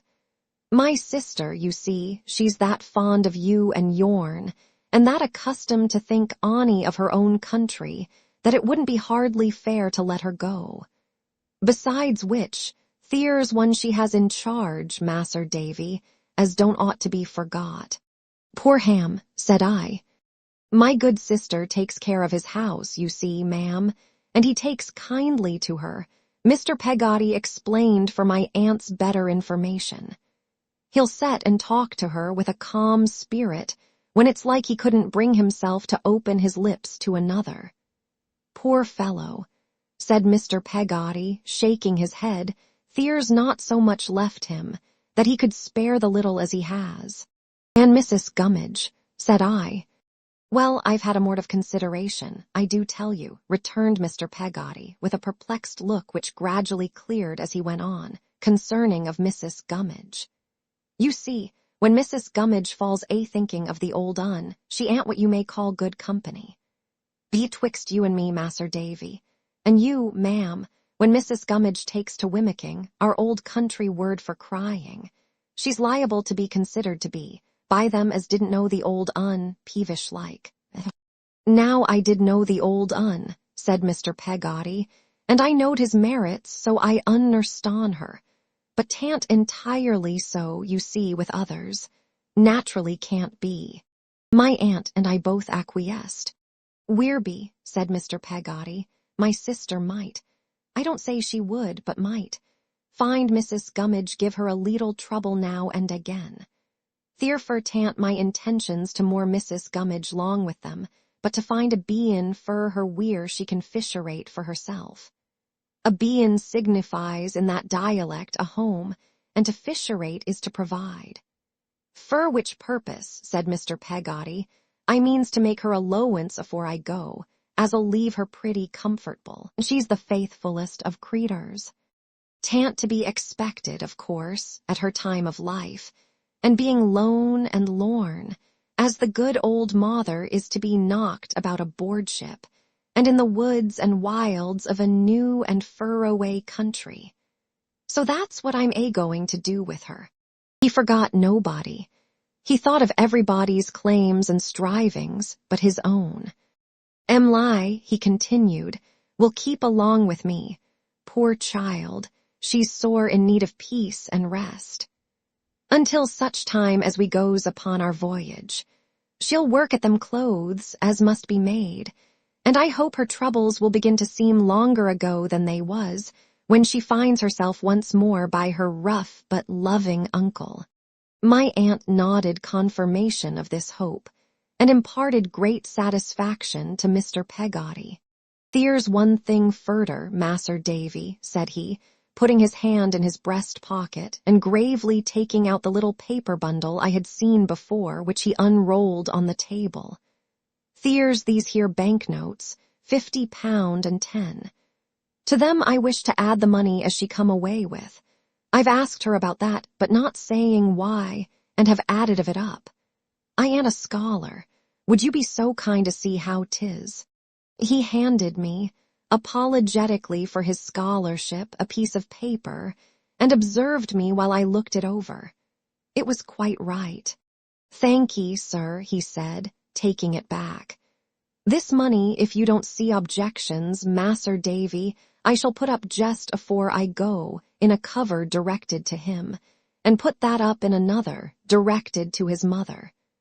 I shall tell her in no more words than I speak to you, what it's the price on, and that I'm gone and past receiving of it back. I told him that I thought it would be right to do so, that I was thoroughly convinced it would be, since he felt it to be right. I said that there was only one thing further. He proceeded with a grave smile when he had made up his little bundle again and put it in his pocket. But there was two. I warn't sure in my mind, when I come out this morning, as I could go and break to Ham, of my own self, what had so thankfully happened. So I writ a letter while I was out and put it in the post office, telling of how all was as 'tis, and that I should come down tomorrow to unload my mind of what little needs doing of down there, and most like take my farewell leave of Yarmouth. And do you wish me to go with you? Said I, seeing that he left something unsaid. If you could do me that kind favor, Mas'r Davy, he replied. I know the sight on you would cheer 'em up a bit. My little Dora being in good spirits and very desirous that I should go, as I found on talking it over with her, I readily pledged myself to accompany him in accordance with his wish. Next morning, consequently, we were on the Yarmouth coach, and again traveling over the old ground. As we passed along the familiar street at night, Mr. Peggotty, in despite of all my remonstrances, carrying my bag, I glanced into Omer and Joram's shop and saw my old friend Mr. Omer there, smoking his pipe. I felt reluctant to be present when Mr. Peggotty first met his sister and Ham, and made Mr. Omer my excuse for lingering behind. How is Mr. Omer after this long time? Said I, going in. He fanned away the smoke of his pipe, that he might get a better view of me, and soon recognized me with great delight. I should get up, sir, to acknowledge such an honor as this visit, said he. Only my limbs are rather out of sorts, and I am wheeled about. With the exception of my limbs and my breath, howsoever, I am as hardy as a man can be, I'm thankful to say. I congratulated him on his contented looks and his good spirits, and saw now that his easy chair went on wheels. It's an ingenious thing, ain't it? He inquired, following the direction of my glance and polishing the elbow with his arm. It runs as light as a feather and tracks as true as a mail coach. Bless you, my little Minnie. My granddaughter, you know, Minnie's child, puts her little strength against the back, gives it a shove, and away we go, as clever and merry as ever you see anything. And I tell you what, it's a most uncommon chair to smoke a pipe in. I never saw such a good old fellow to make the best of a thing, and find out the enjoyment of it, as Mr. Omer. He was as radiant as if his chair, his asthma, and the failure of his limbs were the various branches of a great invention for enhancing the luxury of a pipe. I see more of the world, I can assure you, said Mr. Omer, in this chair than ever I see out of it. You'd be surprised at the number of people that looks in of a day to have a chat. You really would. There's twice as much in the newspaper since I've taken to this chair as there used to be. As to general reading, dear me, what a lot of it I do get through. That's what I feel so strong, you know. If it had been my eyes, what should I have done? If it had been my ears, what should I have done? Being my limbs, what does it signify? Why, my limbs only made my breath shorter when I used them. And now, if I want to go out into the street or down to the sands, I've only got to call Dick, Joram's youngest prentice, and away I go in my own carriage, like the Lord Mayor of London. He half suffocated himself with laughing here. Lord bless you, said Mr. Omer, resuming his pipe, a man must take the fat with the lean. That's what he must make up his mind to in this life. Joram does a fine business. Excellent business. I am very glad to hear it, said I. I knew you would be, said Mr. Omer. And Joram and Minnie are like valentines. What more can a man expect? What's his limbs to that? His supreme contempt for his own limbs, as he sat smoking, was one of the pleasantest oddities I have ever encountered. And since I've took to general reading, you've took to general writing, eh, sir?" said Mr. Omer, surveying me admiringly. "What a lovely work that was of yours! What expressions in it! I read it every word, and as to feeling sleepy, not at all." I laughingly expressed my satisfaction, but I must confess that I thought this association of ideas significant. "I give you my word and honor, sir," said Mr. Omer, "that when I lay that book upon the table and look at it outside, compact in 3 separate and individual volumes, 1, 2, 3, I am as proud as Punch to think that I once had the honor of being connected with your family. And dear me, it's a long time ago now, ain't it? Over at Blunderstone, with a pretty little party laid along with the other party, and you quite a small party then yourself. Dear, dear." I changed the subject by referring to Emily. After assuring him that I did not forget how interested he had always been in her, and how kindly he had always treated her, I gave him a general account of her restoration to her uncle by the aid of Martha, which I knew would please the old man. He listened with the utmost attention, and said feelingly, when I had done, "I am rejoiced at it, sir. It's the best news I have heard for many a day. Dear, dear, dear. And what's going to be undertook for that unfortunate young woman, Martha, now?" "You touch a point that my thoughts have been dwelling on since yesterday," said I, "but on which I can give you no information yet, Mr. Omer. Mr. Peggotty has not alluded to it, and I have a delicacy in doing so. I am sure he has not forgotten it. He forgets nothing that is disinterested and good. Because you know," said Mr. Omer, taking himself up where he had left off, "whatever is done I should wish to be a member of. Put me down for anything you may consider right and let me know. I never could think the girl all bad, and I am glad to find she's not. So will my daughter Minnie be. Young women are contradictory creatures in some things. Her mother was just the same as her, but their hearts are soft and kind. It's all show with Minnie about Martha. Why she should consider it necessary to make any show, I don't undertake to tell you. But it's all show, bless you. She'd do her any kindness in private. So put me down for whatever you may consider right, will you be so good? And drop me a line where to forward it." "Dear me," said Mr. Omer, "when a man is drawing on to a time of life where the 2 ends of life meet, when he finds himself, however hardy he is, being wheeled about for the 2nd time in a speeches of go-cart, he should be overrejoiced to do a kindness if he can. He wants plenty.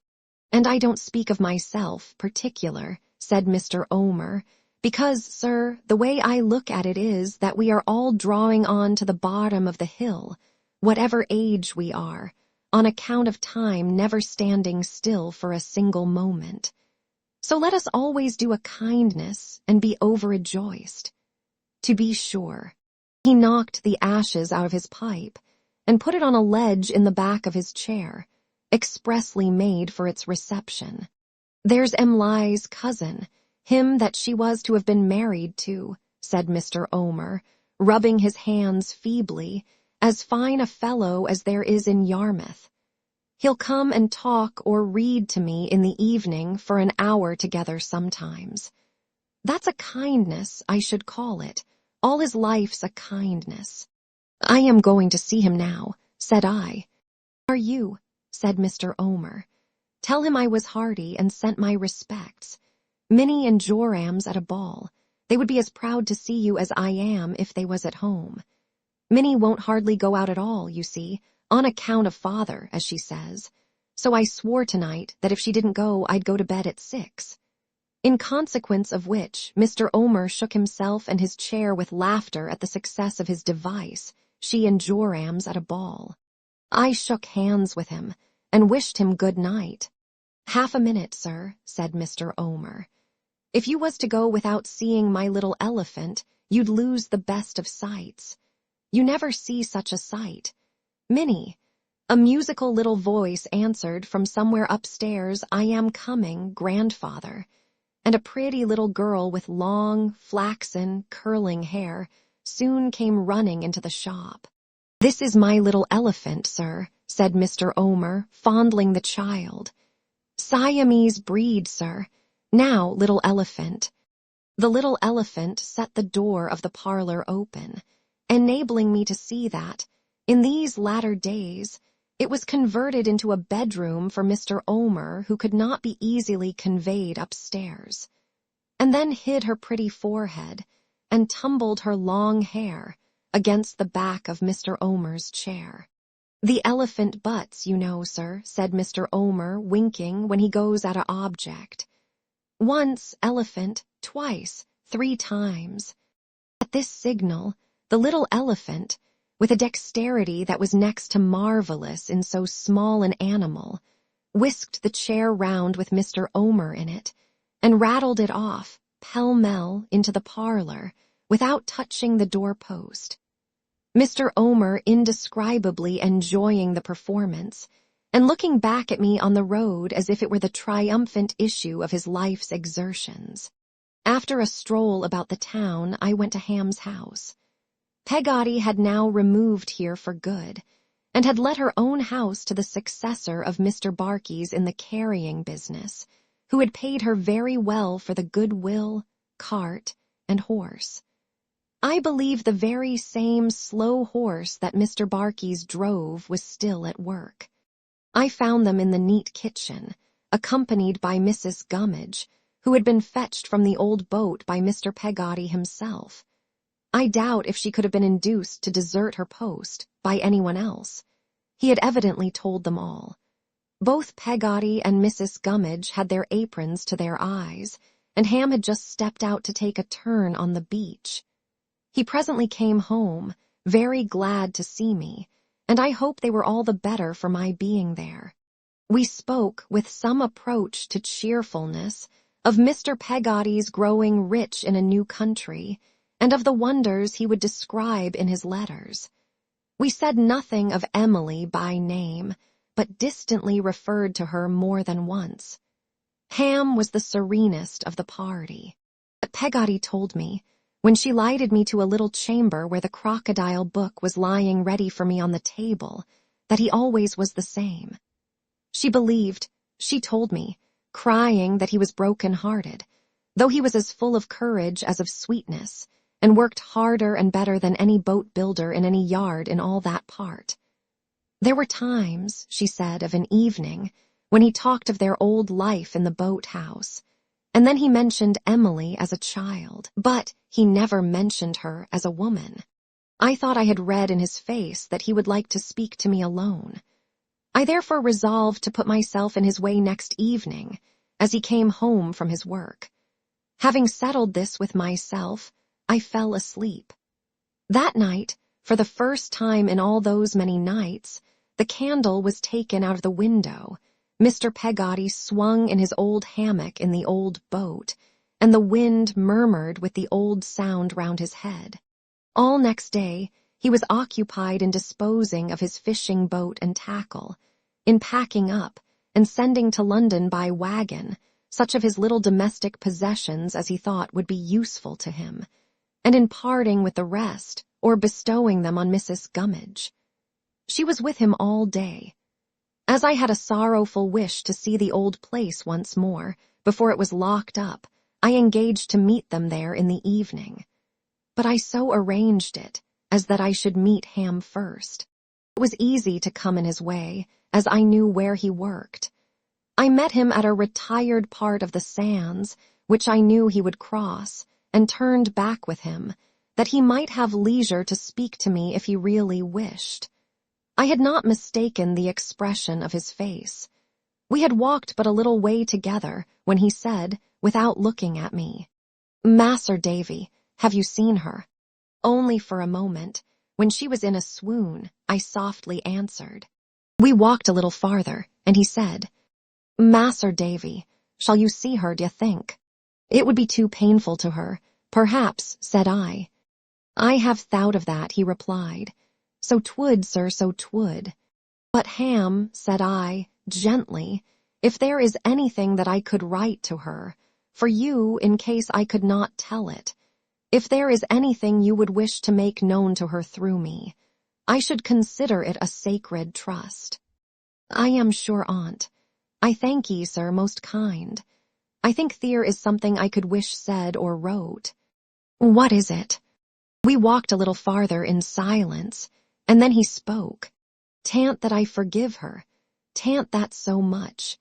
'Tis more as I beg of her to forgive me for having pressed my affections upon her.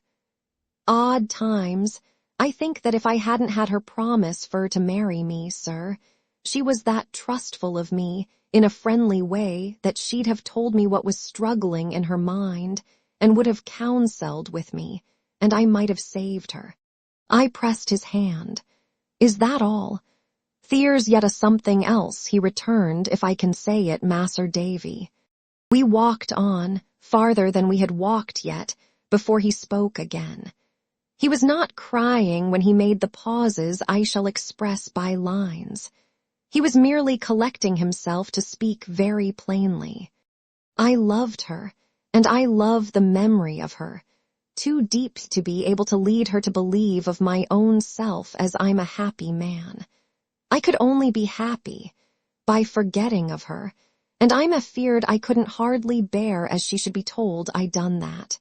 But if you, being so full of learning, Mas'r Davy, could think of anything to say as might bring her to believe I wasn't greatly hurt, still loving of her, and mourning for her, anything as might bring her to believe as I was not tired of my life, and yet was hoping for to see her without blame, where the wicked cease from troubling and the weary are at rest, anything as would ease her sorrowful mind, and yet not make her think as I could ever marry, or as 'twas possible that anyone could ever be to me what she was, I should ask of you to say that, with my prayers for her, that was so dear. I pressed his manly hand again, and told him I would charge myself to do this as well as I could. I thank ye, sir, he answered. 'Twas kind of you to meet me. 'Twas kind of you to bear him company down. Mas'r Davy, I understan very well, though my aunt will come to Lawnon afore they sail, and they'll unite once more, that I am not like to see him agen. I fare to feel sure on't. We don't say so, but so 'twill be, and better so. The last you see on him, the very last, will you give him the lovingest duty and thanks of the orphan, as he was ever more than a father too. This I also promised, faithfully. I thank ye agen, sir, he said, heartily shaking hands. I know where you're going. Goodbye. With a slight wave of his hand, as though to explain to me that he could not enter the old place, he turned away. As I looked after his figure, crossing the waste in the moonlight, I saw him turn his face towards a strip of silvery light upon the sea, and pass on, looking at it, until he was a shadow in the distance. The door of the boathouse stood open when I approached, and on entering I found it emptied of all its furniture, saving one of the old lockers, on which Mrs. Gummidge, with a basket on her knee, was seated, looking at Mr. Peggotty. He leaned his elbow on the rough chimney-piece and gazed upon a few expiring embers in the grate, but he raised his head, hopefully, on my coming in, and spoke in a cheery manner. Come, according to promise, to bid farewell to tea, Mas'r Davy, he said, taking up the candle. Bare enough now, an't it? Indeed, you have made good use of the time, said I. Why, we have not been idle, sir. Mrs. Gummidge has worked like I don't know what Mrs. Gummidge ain't worked like, said Mr. Peggotty, looking at her, at a loss for a sufficiently approving simile. Mrs. Gummidge, leaning on her basket, made no observation. There's the very locker that you used to sit on, long with lie, said Mr. Peggotty in a whisper. I'm going to carry it away with me last of all. And here's your old little bedroom, see, Mas'r Davy, a most as bleak tonight as art could wish. In truth, the wind, though it was low, had a solemn sound, and crept around the deserted house with a whispered wailing that was very mournful. Everything was gone, down to the little mirror with the oyster shell frame. I thought of myself lying here when that first great change was being wrought at home. I thought of the blue-eyed child who had enchanted me. I thought of Steerforth, and a foolish, fearful fancy came upon me of his being near at hand, and liable to be met at any turn. "'Tis like to be long," said Mr. Peggotty in a low voice, "afore the boat finds new tenants. They look upon tea down here as being unfortunate now." "Does it belong to anybody in the neighborhood?" I asked. "To a mast-maker uptown," said Mr. Peggotty. "I'm going to give the key to him tonight." We looked into the other little room, and came back to Mrs. Gummidge, sitting on the locker, whom Mr. Peggotty, putting the light on the chimney-piece, requested to rise, that he might carry it outside the door before extinguishing the candle.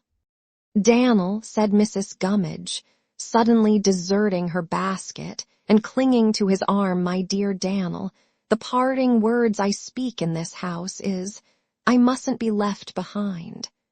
Don't ye think of leaving me behind, Dan'l? Oh, don't ye ever do it." Mr. Peggotty, taken aback, looked from Mrs. Gummidge to me, and from me to Mrs. Gummidge, as if he had been awakened from a sleep.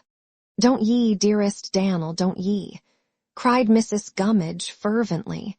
"Take me long with you, Dan'l, take me long with you and lie. I'll be your servant, constant and true. If there's slaves in them parts where you're going, I'll be bound to you for one, and happy. But don't ye leave me behind, Dan'l, that's a dearie dear." "My good soul," said Mr. Peggotty, shaking his head, "you don't know what a long voyage and what a hard life 'tis." "Yes, I do, Dan'l, I can guess," cried Mrs. Gummidge. "But my parting words under this roof is, I shall go into the house and die if I am not took. I can dig, Dan'l, I can work. I can live hard. I can be loving and patient now, more than you think, Dan'l, if you'll ony try me. I wouldn't touch the lowance, not if I was dying of want, Dan'l Peggotty, but I'll go with you and lie, if you'll ony let me, to the world's end. I know how 'tis. I know you think that I am lone and lorn, but dearie love, 'tan't so no more. I ain't sat here so long, watching and thinking of your trials without some good being done me. Mas'r Davy, speak to him for me. I knows his ways and lies, and I knows their sorrows, and can be a comfort to some odd times and labor for a lose. Dan'l, dearie Dan'l, let me go long with you." And Mrs. Gummidge took his hand, and kissed it with a homely pathos and affection, in a homely rapture of devotion and gratitude that he well deserved. We brought the locker out, extinguished the candle, fastened the door on the outside, and left the old boat close shut up, a dark speck in the cloudy night. Next day, when we were returning to London outside the coach, Mrs. Gummidge and her basket were on the seat behind, and Mrs. Gummidge was happy. Chapter 52. I assist at an explosion. When the time Mr. Micawber had appointed so mysteriously was within 24 hours of being come, my aunt and I consulted how we should proceed, for my aunt was very unwilling to leave Dora. Ah, how easily I carried Dora up and down stairs now. We were disposed, notwithstanding Mr. Micawber's stipulation for my aunt's attendance, to arrange that she should stay at home and be represented by Mr. Dick and me.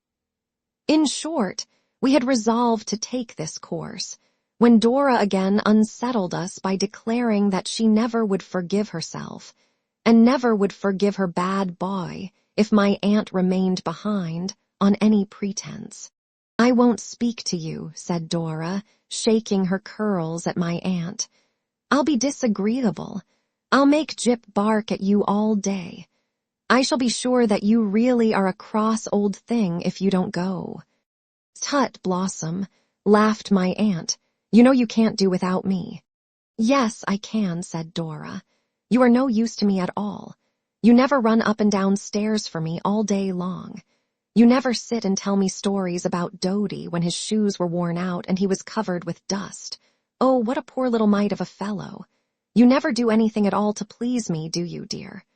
Dora made haste to kiss my aunt and say, "Yes, you do. I'm only joking," lest my aunt should think she really meant it. "But Aunt," said Dora coaxingly, "now listen. You must go.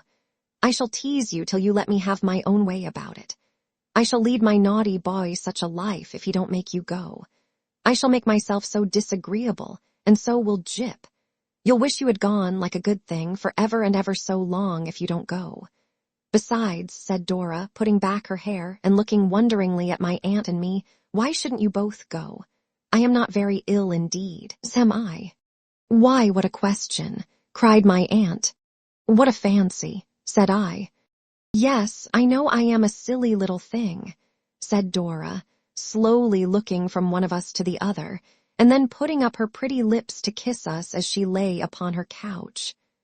"Well, then, you must both go, or I shall not believe you, and then I shall cry." I saw in my aunt's face that she began to give way now, and Dora brightened again as she saw it too. "You'll come back with so much to tell me that it'll take at least a week to make me understand," said Dora, "because I know I shan't understand for a length of time if there's any business in it, and there's sure to be some business in it. If there's anything to add up besides, I don't know when I shall make it out, and my bad boy will look so miserable all the time. There, now you'll go, won't you? You'll only be gone one night, and Jip will take care of me while you are gone. Dodie will carry me upstairs before you go, and I won't come down again till you come back.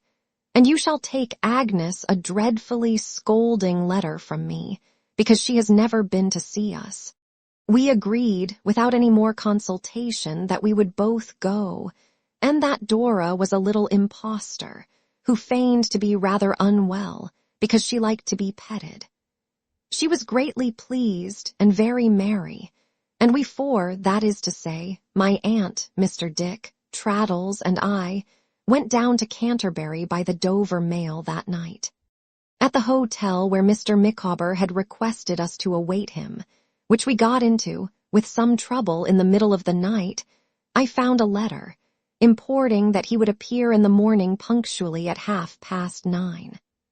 After which, we went shivering at that uncomfortable hour to our respective beds, through various close passages, which smelt as if they had been steeped for ages in a solution of soup and stables. Early in the morning, I sauntered through the dear old tranquil streets, and again mingled with the shadows of the venerable gateways and churches.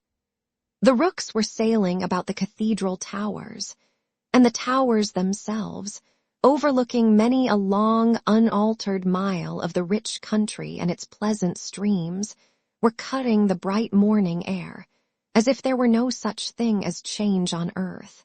Yet the bells, when they sounded, told me sorrowfully of change in everything, told me of their own age, and my pretty Dora's youth, and of the many, never old, who had lived and loved and died, while the reverberations of the bells had hummed through the rusty armor of the Black Prince hanging up within, and motes upon the deep of time had lost themselves in air, as circles do in water. I looked at the old house from the corner of the street, but did not go nearer to it, lest, being observed, I might unwittingly do any harm to the design I had come to aid. The early sun was striking edgewise on its gables and lattice windows, touching them with gold, and some beams of its old piece seemed to touch my heart. I strolled into the country for an hour or so, and then returned by the main street, which in the interval had shaken off its last night's sleep. Among those who were stirring in the shops, I saw my ancient enemy the butcher, now advanced to top boots and a baby, and in business for himself.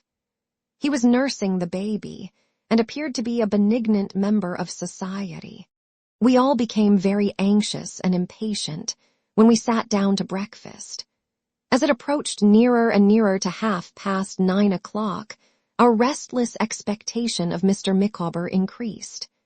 At last we made no more pretense of attending to the meal, which, except with Mr. Dick, had been a mere form from the first, but my aunt walked up and down the room. Traddles sat upon the sofa affecting to read the paper with his eyes on the ceiling, and I looked out of the window to give early notice of Mr. Micawber's coming. Nor had I long to watch, for, at the first chime of the half-hour, he appeared in the street. "Here he is," said I, and not in his legal attire. My aunt tied the strings of her bonnet, she had come down to breakfast in it, and put on her shawl, as if she were ready for anything that was resolute and uncompromising. Traddles buttoned his coat with a determined air. Mr. Dick, disturbed by these formidable appearances, but feeling it necessary to imitate them, pulled his hat, with both hands, as firmly over his ears as he possibly could, and instantly took it off again to welcome Mr. Micawber. "Gentlemen and madam," said Mr. Micawber, "good morning." "My dear sir," to Mr. Dick, who shook hands with him violently, "you are extremely good." "Have you breakfasted?" said Mr. Dick. "Have a chop." "Not for the world, my good sir," cried Mr. Micawber, stopping him on his way to the bell. "Appetite and myself, Mr. Dickson, have long been strangers." Mr. Dickson was so well pleased with his new name, and appeared to think it so obliging in Mr. Micawber to confer it upon him, that he shook hands with him again, and laughed rather childishly. "Dick," said my aunt, "attention." Mr. Dick recovered himself with a blush. "Now, sir," said my aunt to Mr. Micawber, as she put on her gloves, "we are ready for Mount Vesuvius or anything else, as soon as you please." "Madam," returned Mr. Micawber, "I trust you will shortly witness an eruption. Mr. Traddles, I have your permission, I believe, to mention here that we have been in communication together." "It is undoubtedly the fact, Copperfield," said Traddles, to whom I looked in surprise. "Mr. Micawber has consulted me in reference to what he has in contemplation, and I have advised him to the best of my judgment. Unless I deceive myself, Mr. Traddles," pursued Mr. Micawber, "what I contemplate is a disclosure of an important nature." "Highly so," said Traddles.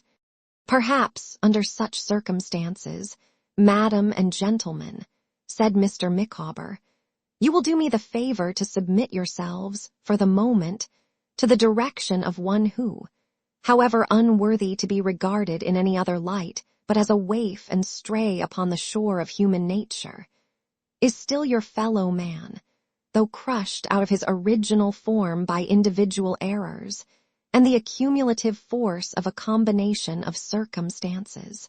We have perfect confidence in you, Mr. Micawber," said I, "and will do what you please."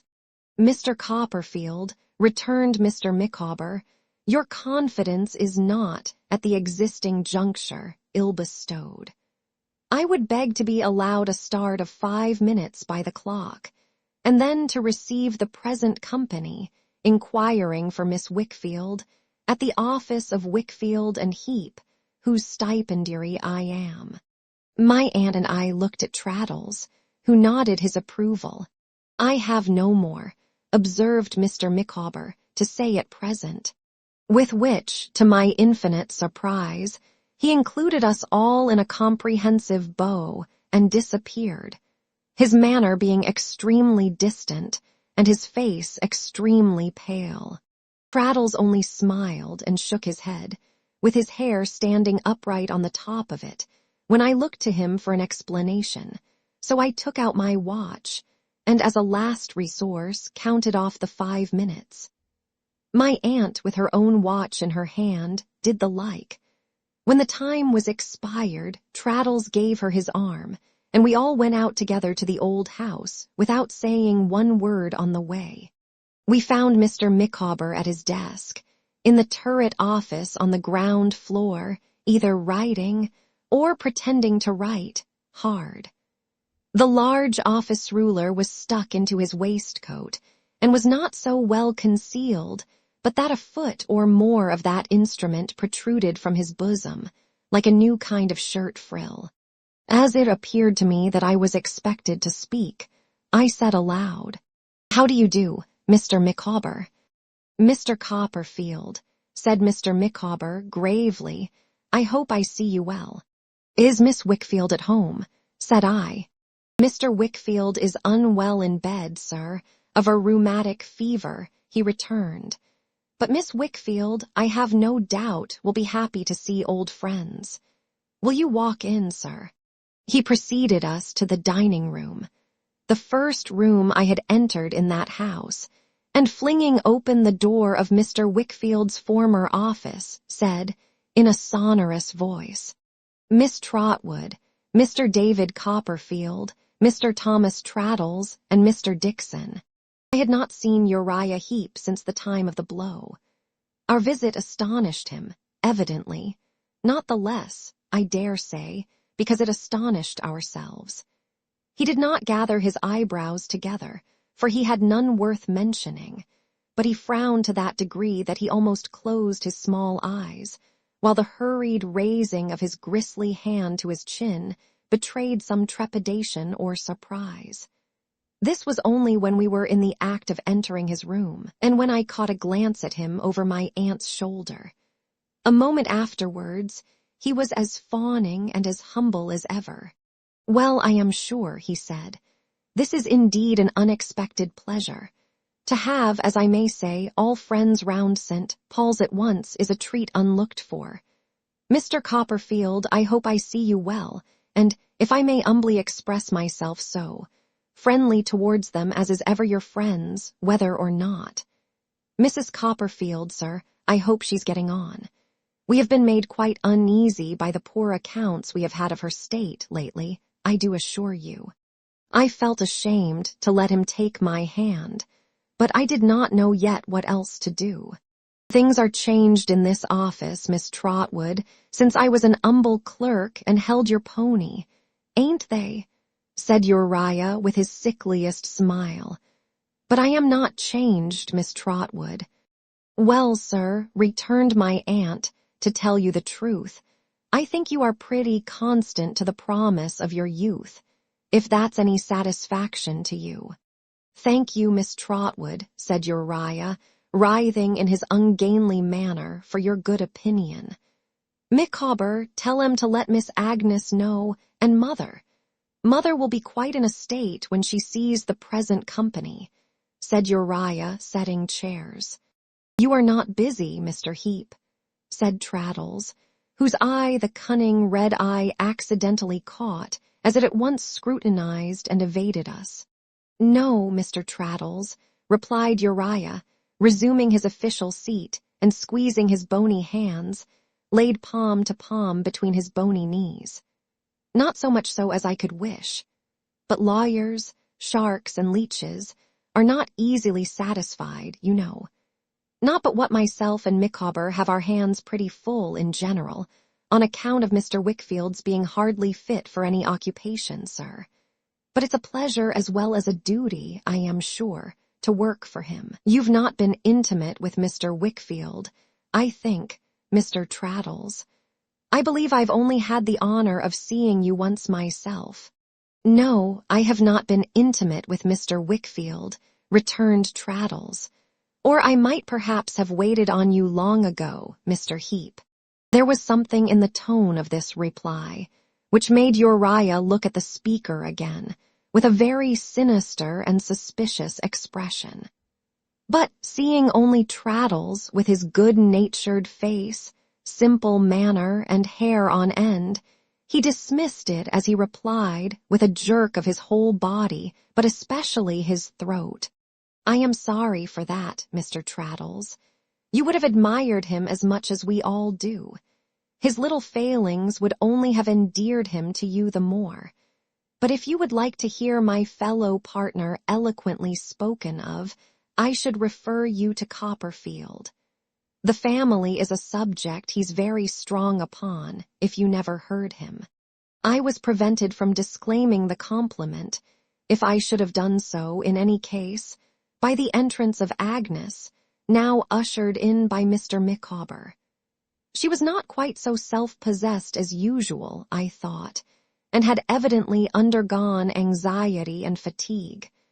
But her earnest cordiality and her quiet beauty shone with the gentler luster for it. I saw Uriah watch her while she greeted us, and he reminded me of an ugly and rebellious genie watching a good spirit. In the meanwhile, some slight sign passed between Mr. Micawber and Traddles, unobserved except by me, went out. "Don't wait, Micawber," said Uriah. Mr. Micawber, with his hand upon the ruler in his breast, stood erect before the door, most unmistakably contemplating one of his fellow men, and that man his employer. "What are you waiting for?" said Uriah. "Micawber, did you hear me tell you not to wait?" "Yes," replied the immovable Mr. Micawber. "Then why do you wait?" said Uriah. "Because in short, choose," replied Mr. Micawber with a burst. Uriah's cheeks lost color, and an unwholesome paleness, still faintly tinged by his pervading red, overspread them. He looked at Mr. Micawber attentively, with his whole face breathing short and quick in every feature. "You are a dissipated fellow, as all the world knows," he said, with an effort at a smile, "and I am afraid you'll oblige me to get rid of you. Go along. I'll talk to you presently." "If there is a scoundrel on this earth," said Mr. Micawber, suddenly breaking out again with the utmost vehemence, "with whom I have already talked too much, that scoundrel's name is Heap." Uriah fell back, as if he had been struck or stung. Looking slowly round upon us with the darkest and wickedest expression that his face could wear, he said, in a lower voice, "Oh ho, this is a conspiracy. You have met here by appointment. You are playing booty with my clerk, are you, Copperfield? Now take care, you'll make nothing of this. We understand each other, you and me. There's no love between us. You were always a puppy with a proud stomach from your first coming here, and you envy me my rise, do you? None of your plots against me, I'll counterplot you. Micawber, you be off. I'll talk to you presently." "Mr. Micawber," said I, "there is a sudden change in this fellow, in more respects than the extraordinary one of his speaking the truth in one particular, which assures me that he is brought to bay. Deal with him as he deserves. You are a precious set of people, ain't you?"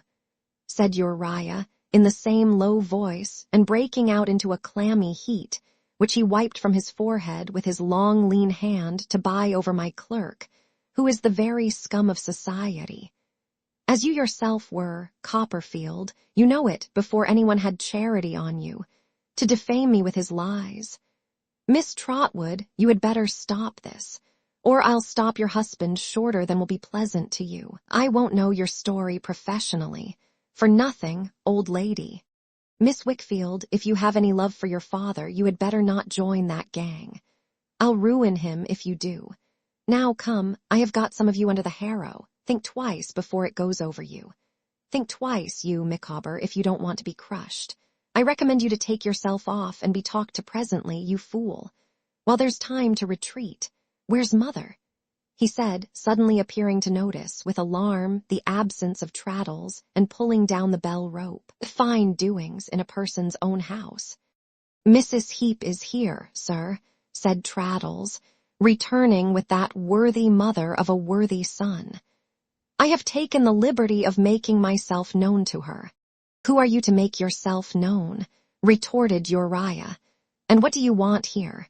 "I am the agent and friend of Mr. Wickfield, sir," said Traddles, in a composed and businesslike way, "and I have a power of attorney from him in my pocket to act for him in all matters." "The old ass has drunk himself into a state of dotage," said Uriah, turning uglier than before, and it has been got from him by fraud.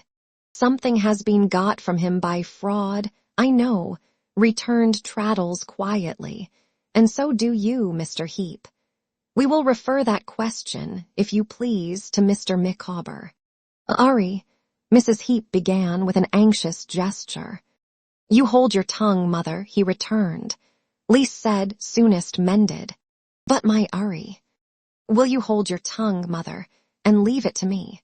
Though I had long known that his servility was false, and all his pretenses knavish and hollow, I had had no adequate conception of the extent of his hypocrisy, until I now saw him with his mask off.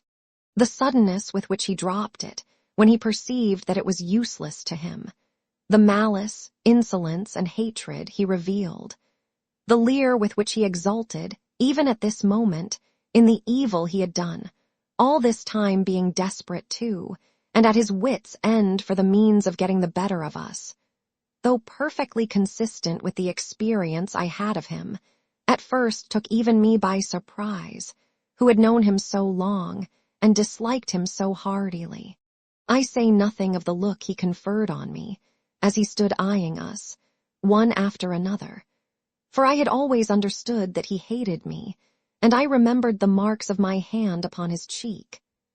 But when his eyes passed on to Agnes, and I saw the rage with which he felt his power over her slipping away, and the exhibition, in their disappointment, of the odious passions that had led him to aspire to one whose virtues he could never appreciate or care for, I was shocked by the mere thought of her having lived, an hour, within sight of such a man. After some rubbing of the lower part of his face, and some looking at us with those bad eyes, over his gristly fingers, he made one more address to me, half whining and half abusive. You think it justifiable, do you, Copperfield, you who pride yourself so much on your honor and all the rest of it, to sneak about my place, eavesdropping with my clerk? If it had been me, I shouldn't have wondered. For I don't make myself out a gentleman, though I never was in the streets either, as you were, according to Micawber, but being you. And you're not afraid of doing this, either. You don't think at all of what I shall do in return, or of getting yourself into trouble for conspiracy and so forth. Very well. We shall see. Mr. What's-your-name, you were going to refer some question to Micawber. There's your referee. Why don't you make him speak? He has learnt his lesson, I see. Seeing that what he said had no effect on me or any of us, he sat on the edge of his table with his hands in his pockets, and one of his splay feet twisted round the other leg, waiting doggedly for what might follow. Mr. Micawber, whose impetuosity I had restrained thus far with the greatest difficulty, and who had repeatedly interposed with the first syllable of scoundrel, without getting to the second, now burst forward, drew the ruler from his breast, apparently as a defensive weapon, and produced from his pocket a foolscap document folded in the form of a large letter. Opening this packet with his old flourish and glancing at the contents, as if he cherished an artistic admiration of their style of composition, he began to read as follows. Dear Miss Trotwood and gentlemen, bless and save the man, exclaimed my aunt in a low voice.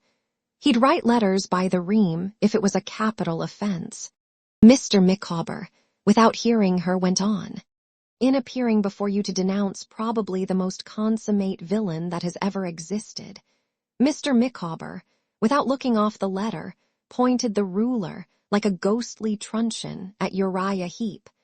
I ask no consideration for myself. The victim, from my cradle, of pecuniary liabilities to which I have been unable to respond, I have ever been the sport and toy of debasing circumstances. Ignominy, want, despair, and madness have, collectively or separately, been the attendants of my career. The relish with which Mr. Micawber described himself as a prey to these dismal calamities was only to be equaled by the emphasis with which he read his letter, and the kind of homage he rendered to it with a roll of his head when he thought he had hit a sentence very hard indeed. In an accumulation of ignominy, want, despair, and madness, I entered the office, or, as our lively neighbor the Gaul would term it, the bureau of the firm, nominally conducted under the appellation of Wickfield and Heap, but in reality wielded by Heap alone. Heap and only Heap is the mainspring of that machine. Heap and only Heap is the forger and the cheat. Uriah, more blue than white at these words, made a dart at the letter, as if to tear it in pieces. Mr. Micawber, with a perfect miracle of dexterity or luck, caught his advancing knuckles with the ruler and disabled his right hand. It dropped at the wrist as if it were broken. The blow sounded as if it had fallen on wood. "The devil take you," said Uriah, writhing in a new way with pain. "I'll be even with you." "Approach me again. You heap of infamy," gasped Mr. Micawber, "and if your head is human, I'll break it." Come on. I think I never saw anything more ridiculous. I was sensible of it, even at the time, than Mr. Micawber making broadsword guards with the ruler and crying, "Come on," while Traddles and I pushed him back into a corner, from which, as often as we got him into it, he persisted in emerging again. His enemy, muttering to himself, after wringing his wounded hand for some time, slowly drew off his neck kerchief and bound it up, then held it in his other hand, and sat upon his table with his sullen face looking down. Mr. Micawber, when he was sufficiently cool, proceeded with his letter, the stipendiary emoluments in consideration of which I entered into the service of Heap, always pausing before that word and uttering it with astonishing vigor, were not defined beyond the pittance of 22 shillings and 6 per week. The rest was left contingent on the value of my professional exertions, in other and more expressive words, on the baseness of my nature, the cupidity of my motives, the poverty of my family, the general moral, or rather immoral, resemblance between myself and Heap. Need I say that it soon became necessary for me to solicit from Heap pecuniary advances towards the support of Mrs. Micawber and our blighted but rising family? Need I say that this necessity had been foreseen by Heap, that those advances were secured by U.S. and other similar acknowledgments known to the legal institutions of this country, and that I thus became enmeshed in the web he had spun for my reception? Mr. Micawber's enjoyment of his epistolary powers, in describing this unfortunate state of things, really seemed to outweigh any pain or anxiety that the reality could have caused him. He read on. Then it was that Heap began to favor me with just so much of his confidence as was necessary to the discharge of his infernal business. Then it was that I began, if I may so Shakespeareanly express myself, to dwindle, peak, and pine. I found that my services were constantly called into requisition for the falsification of business, and the mystification of an individual whom I will designate as Mr. W. That Mr. W. was imposed upon, kept in ignorance, and deluded in every possible way. Yet that all this while the ruffian, Heap, was professing unbounded gratitude to, and unbounded friendship for, that much-abused gentleman. This was bad enough, but as the philosophic Dane observes, with that universal applicability which distinguishes the illustrious ornament of the Elizabethan era, worse remains behind. Mr. Micawber was so very much struck by this happy rounding off with a quotation that he indulged himself, and us, with a second reading of the sentence, under pretense of having lost his place. "It is not my intention," He continued reading on, to enter on a detailed list within the compass of the present epistle, though it is ready elsewhere, of the various malpractices of a minor nature, affecting the individual whom I have denominated Mr. W., to which I have been a tacitly consenting party. My object, when the contest within myself between stipend and no stipend, baker and no baker, existence and non-existence, ceased, was to take advantage of my opportunities to discover and expose the major malpractices committed to that gentleman's grievous wrong and injury by Heap, stimulated by the silent monitor within, and by a no less touching and appealing monitor without, to whom I will briefly refer as Miss W. I entered on a not unlaborious task of clandestine investigation, protracted, now, to the best of my knowledge, information, and belief, over a period exceeding 12 calendar months. He read this passage as if it were from an Act of Parliament, and appeared majestically refreshed by the sound of the words. My charges against Heap. He read on, glancing at him, and drawing the ruler into a convenient position under his left arm in case of need, are as follows. We all held our breath, I think. I am sure Uriah held his. First, said Mr. Micawber, when Mr. W.'s faculties and memory for business became, through causes into which it is not necessary or expedient for me to enter, weakened and confused, Heap, designedly perplexed and complicated the whole of the official transactions. When Mr. W. was least fit to enter on business, Heap was always at hand to force him to enter on it. He obtained Mr. W.'s signature under such circumstances to documents of importance, representing them to be other documents of no importance. He induced Mr. W. to empower him to draw out, thus, one particular sum of trust money, amounting to 12,614, 2 and 9, and employed it to meet pretended business charges and deficiencies which were either already provided for or had never really existed. He gave this proceeding, throughout, the appearance of having originated in Mr. W.'s own dishonest intention, and of having been accomplished by Mr. W.'s own dishonest act, and has used it ever since to torture and constrain him. You shall prove this, you Copperfield, said Uriah with a threatening shake of the head, all in good time. Ask Heap Mr. Traddles, who lived in his house after him, said Mr. Micawber, breaking off from the letter, will you? The fool himself, and lives there now, said Uriah disdainfully. Ask Heap if he ever kept a pocket-book in that house, said Mr. Micawber, will you? I saw Uriah's lank hand stop, involuntarily, in the scraping of his chin. Or ask him, said Mr. Micawber, if he ever burnt one there. If he says yes, and asks you where the ashes are, refer him to Wilkins Micawber, and he will hear of something not at all to his advantage. The triumphant flourish with which Mr. Micawber delivered himself of these words had a powerful effect in alarming the mother, who cried out, in much agitation, Sorry, Urry, be humble and make terms, my dear. Mother, he retorted, will you keep quiet? You're in a fright, and don't know what you say or mean. Humble, he repeated, looking at me with a snarl. I've humbled some of 'em for a pretty long time back, humble as I was.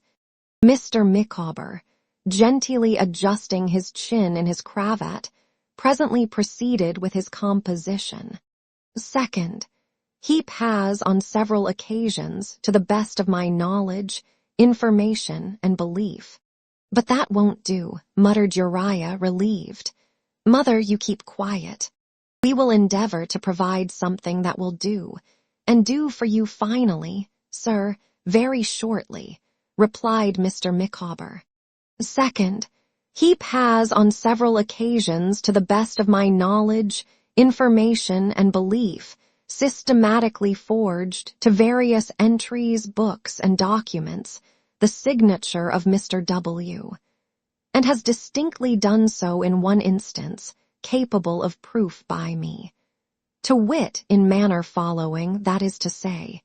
Again, Mr. Micawber had a relish in this formal piling up of words, which, however ludicrously displayed in his case, was, I must say, not at all peculiar to him. I have observed it in the course of my life in numbers of men. It seems to me to be a general rule.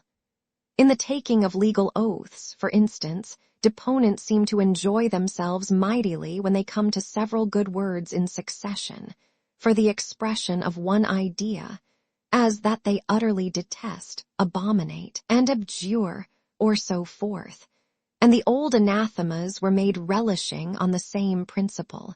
We talk about the tyranny of words, but we like to tyrannize over them too. We are fond of having a large, superfluous establishment of words to wait upon us on great occasions. We think it looks important and sounds well.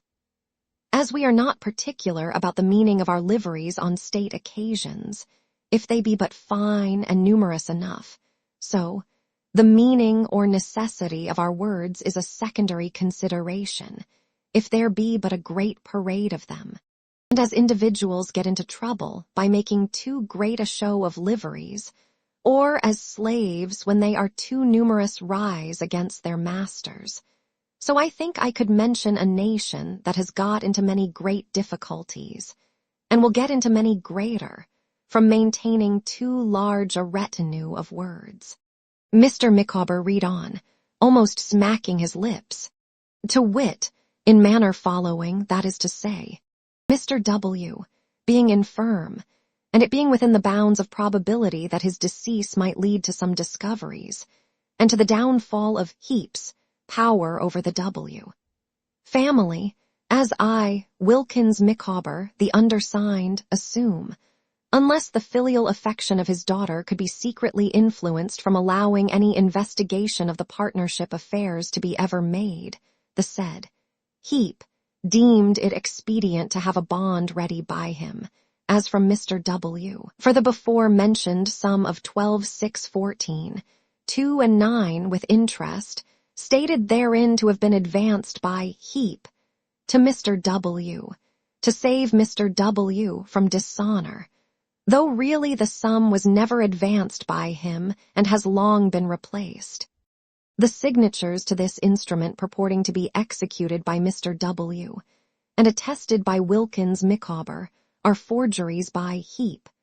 I have in my possession in his hand and pocket book several similar imitations of Mr. W.'s signature, here and there defaced by fire but legible to anyone. I never attested any such document, and I have the document itself in my possession. Uriah Heap, with a start, took out of his pocket a bunch of keys and opened a certain drawer. Then, suddenly bethought himself of what he was about and turned again towards us without looking in it. And I have the document. Mr. Micawber read again, looking about as if it were the text of a sermon, in my possession. That is to say, I had early this morning when this was written, but have since relinquished it to Mr. Traddles. It is quite true, assented Traddles. Urry, cried the mother, be humble and make terms. I know my son will be humble, gentlemen, if you'll give him time to think. Mr. Copperfield, I'm sure you know that he was always very humble, sir. It was singular to see how the mother still held to the old trick, when the son had abandoned it as useless. Mother, he said, with an impatient bite at the handkerchief in which his hand was wrapped, you had better take and fire a loaded gun at me. But I love you, Urry, cried Mrs. Heap, and I have no doubt she did, or that he loved her, however strange it may appear, though, to be sure, they were a congenial couple, and I can't bear to hear you provoking the gentleman and endangering of yourself more.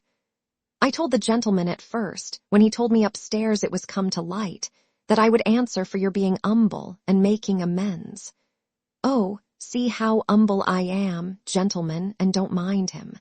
Why, there's Copperfield, mother, he angrily retorted, pointing his lean finger at me, against whom all his animosity was leveled, as the prime mover in the discovery, and I did not undeceive him.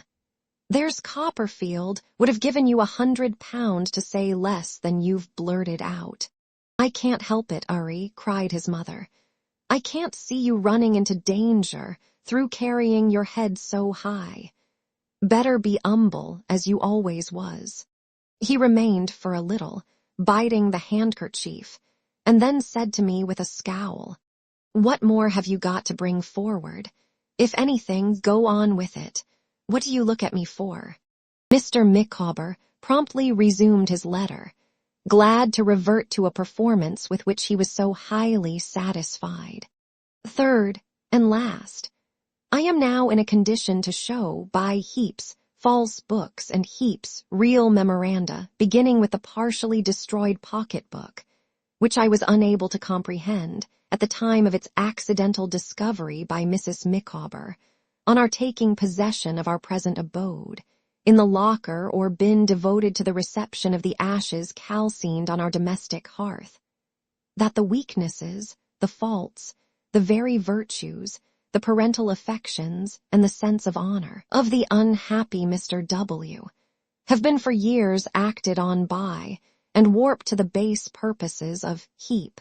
That Mr. W. has been for years deluded and plundered in every conceivable manner to the pecuniary aggrandizement of the avaricious, false, and grasping heap. That the engrossing object of heap was, next to gain, to subdue Mr. and Miss W. Of his ulterior views in reference to the latter I say nothing, entirely to himself. That his last act, completed but a few months since, was to induce Mr. W. to execute a relinquishment of his share in the partnership, and even a bill of sale on the very furniture of his house, in consideration of a certain annuity, to be well and truly paid by heap, on the 4 common quarter days in each and every year. That these meshes, beginning with alarming and falsified accounts of the estate of which Mr. W. is the receiver, at a period when Mr. W. had launched into imprudent and ill-judged speculations, and may not have had the money, for which he was morally and legally responsible, in hand, going on with pretended borrowings of money at enormous interest, really coming from heap, and by heap, fraudulently obtained or withheld from Mr. W. himself, on pretense of such speculations or otherwise, perpetuated by a miscellaneous catalogue of unscrupulous chicaneries, gradually thickened, until the unhappy Mr. W. could see no world beyond. Bankrupt, as he believed, alike in circumstances, in all other hope, and in honor, his sole reliance was upon the monster in the garb of man.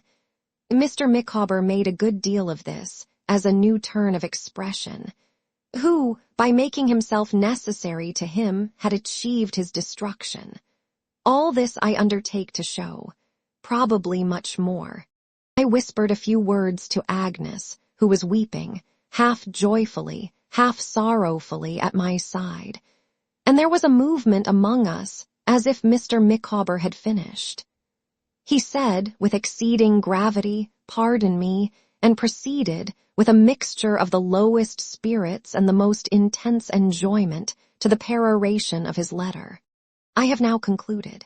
It merely remains for me to substantiate these accusations, and then, with my ill-starred family, to disappear from the landscape on which we appear to be an encumbrance. That is soon done.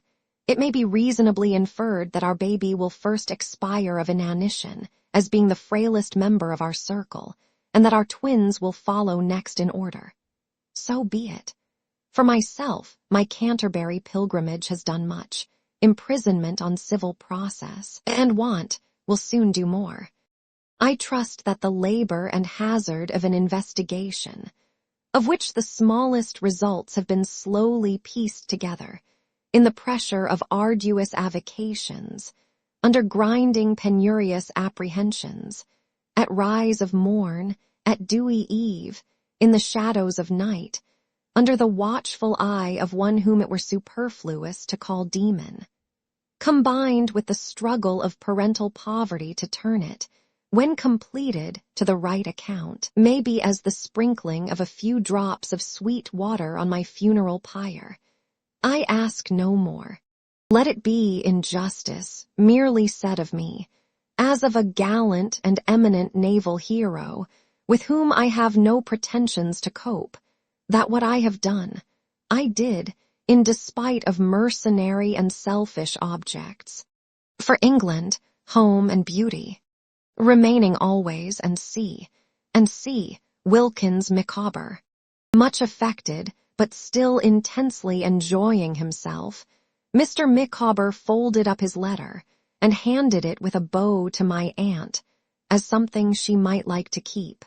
There was, as I had noticed on my first visit long ago, an iron safe in the room. The key was in it.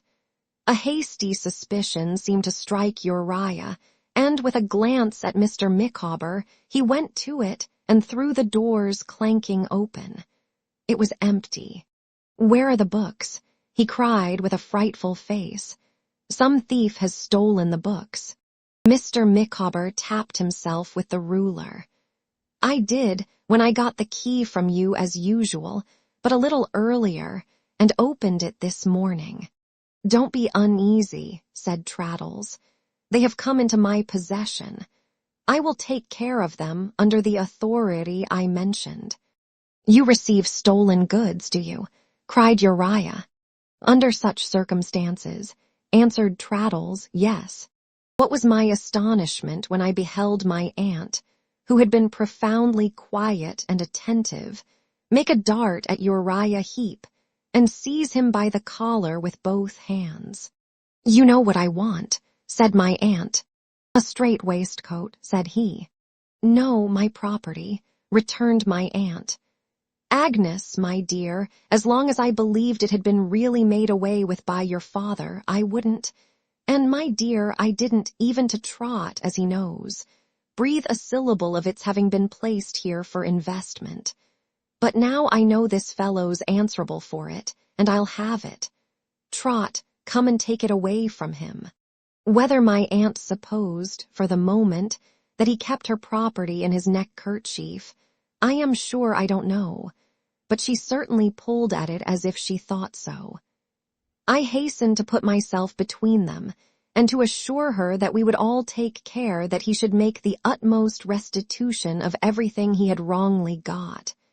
This, and a few moments' reflection, pacified her, but she was not at all disconcerted by what she had done, though I cannot say as much for her bonnet, and resumed her seat composedly. During the last few minutes, Mrs. Heep had been clamoring to her son to be humble, and had been going down on her knees to all of us in succession, and making the wildest promises. Her son sat her down in his chair, and standing sulkily by her, holding her arm with his hand, but not rudely, said to me with a ferocious look, "What do you want done?" "I will tell you what must be done," said Traddles. "Has that Copperfield no tongue?" muttered Uriah. "I would do a good deal for you if you could tell me, without lying, that somebody had cut it out." "My Uriah means to be humble," cried his mother. "Don't mind what he says, good gentleman." "What must be done," said Traddles, "is this. First, the deed of relinquishment that we have heard of must be given over to me now, here." "Suppose I haven't got it," he interrupted. "You have," said Traddles. "Therefore, you know, we won't suppose so." And I cannot help avowing that this was the first occasion on which I really did justice to the clear head, and the plain, patient, practical good sense of my old schoolfellow. "Then," said Traddles, "you must prepare to disgorge all that your rapacity has become possessed of, and to make restoration to the last farthing. All the partnership books and papers must remain in our possession, all your books and papers, all money accounts and securities of both kinds. In short, everything here. Must it? I don't know that, said Uriah. I must have time to think about that. Certainly, replied Traddles. But in the meanwhile, and until everything is done to our satisfaction, we shall maintain possession of these things, and beg you, in short, compel you, to keep to your own room and hold no communication with anyone. I won't do it, said Uriah with an oath. Maidstone jail is a safer place of detention, observed Traddles. And though the law may be longer in righting us, and may not be able to right us so completely as you can, there is no doubt of its punishing you. Dear me, you know that quite as well as I. Copperfield, will you go round to the Guildhall and bring a couple of officers? Here, Mrs. Heep broke out again, crying on her knees to Agnes to interfere in their behalf, exclaiming that he was very humble, and it was all true, and if he didn't do what we wanted, she would, and much more to the same purpose, being half frantic with fears for her darling. To inquire what he might have done, if he had had any boldness, would be like inquiring what a mongrel cur might do if it had the spirit of a tiger. He was a coward from head to foot, and showed his dastardly nature through his sullenness and mortification, as much as at any time of his mean life. Stop, he growled to me and wiped his hot face with his hand. Mother, hold your noise. Well, let him have that deed. Go and fetch it. Do you help her, Mr. Dick? Said Traddles, if you please. Proud of his commission, and understanding it, Mr. Dick accompanied her as a shepherd's dog might accompany a sheep. But Mrs. Heep gave him little trouble, for she not only returned with the deed, but with the box in which it was, where we found a banker's book and some other papers that were afterwards serviceable. Good, said Traddles when this was brought. Now, Mr. Heep, you can retire to think, particularly observing, if you please, that I declare to you on the part of all present that there is only one thing to be done, that it is what I have explained, and that it must be done without delay. Uriah, without lifting his eyes from the ground, shuffled across the room with his hand to his chin, and pausing at the door, said, Copperfield, I have always hated you. You've always been an upstart, and you've always been against me. As I think I told you once before, said I, it is you who have been, in your greed and cunning, against all the world. It may be profitable to you to reflect, in future, that there never were greed and cunning in the world yet that did not do too much and overreach themselves. It is as certain as death, or as certain as they used to teach at school, the same school where I picked up so much humbleness. From 9 o'clock to 11, that labor was a curse, and from 11 o'clock to 1 that it was a blessing and a cheerfulness and a dignity, and I don't know what all, said he with a sneer. You preach about as consistent as they did. Won't humbleness go down? I shouldn't have got round my gentleman fellow partner without it, I think. Micawber, you old bully, I'll pay you. Mr. Micawber, supremely defiant of him and his extended finger, and making a great deal of his chest until he had slunk out at the door, then addressed himself to me, and proffered me the satisfaction of witnessing the re-establishment of mutual confidence between himself and Mrs. Micawber. After which, he invited the company generally to the contemplation of that affecting spectacle. The veil that has long been interposed between Mrs. Micawber and myself is now withdrawn, said Mr. Micawber, and my children and the author of their being can once more come in contact on equal terms. As we were all very grateful to him, and all desirous to show that we were, as well as the hurry and disorder of our spirits would permit, I dare say we should all have gone, but that it was necessary for Agnes to return to her father, as yet unable to bear more than the dawn of hope, and for someone else to hold Uriah in safe keeping. So, Traddles remained for the latter purpose, to be presently relieved by Mr. Dick, and Mr. Dick, my aunt, and I went home with Mr. Micawber.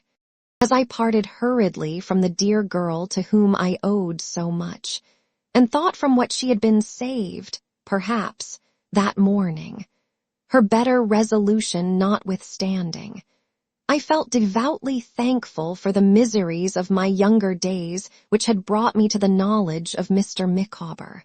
His house was not far off, and as the street door opened into the sitting-room and he bolted in with a precipitation quite his own, we found ourselves at once in the bosom of the family. Mr. Micawber, exclaiming, "Emma, my life," rushed into Mrs. Micawber's arms. Mrs. Micawber shrieked and folded Mr. Micawber in her embrace. Miss Micawber, nursing the unconscious stranger of Mrs. Micawber's last letter to me, was sensibly affected. The stranger leaped. The twins testified their joy by several inconvenient but innocent demonstrations. Master Micawber, whose disposition appeared to have been soured by early disappointment, and whose aspect had become morose, yielded to his better feelings and blubbered. "Emma," said Mr. Micawber, "the cloud is passed from my mind. Mutual confidence, so long preserved between us once, is restored to know no further interruption. Now welcome poverty," cried Mr. Micawber, shedding tears. "Welcome misery, welcome houselessness, welcome hunger, rags, tempest, and beggary. Mutual confidence will sustain us to the end."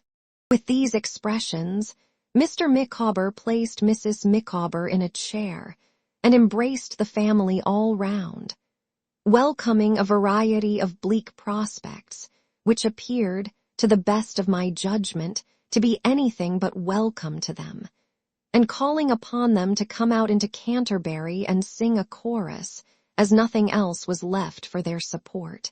But Mrs. Micawber, having, in the strength of her emotions, fainted away, the first thing to be done, even before the chorus could be considered complete, was to recover her.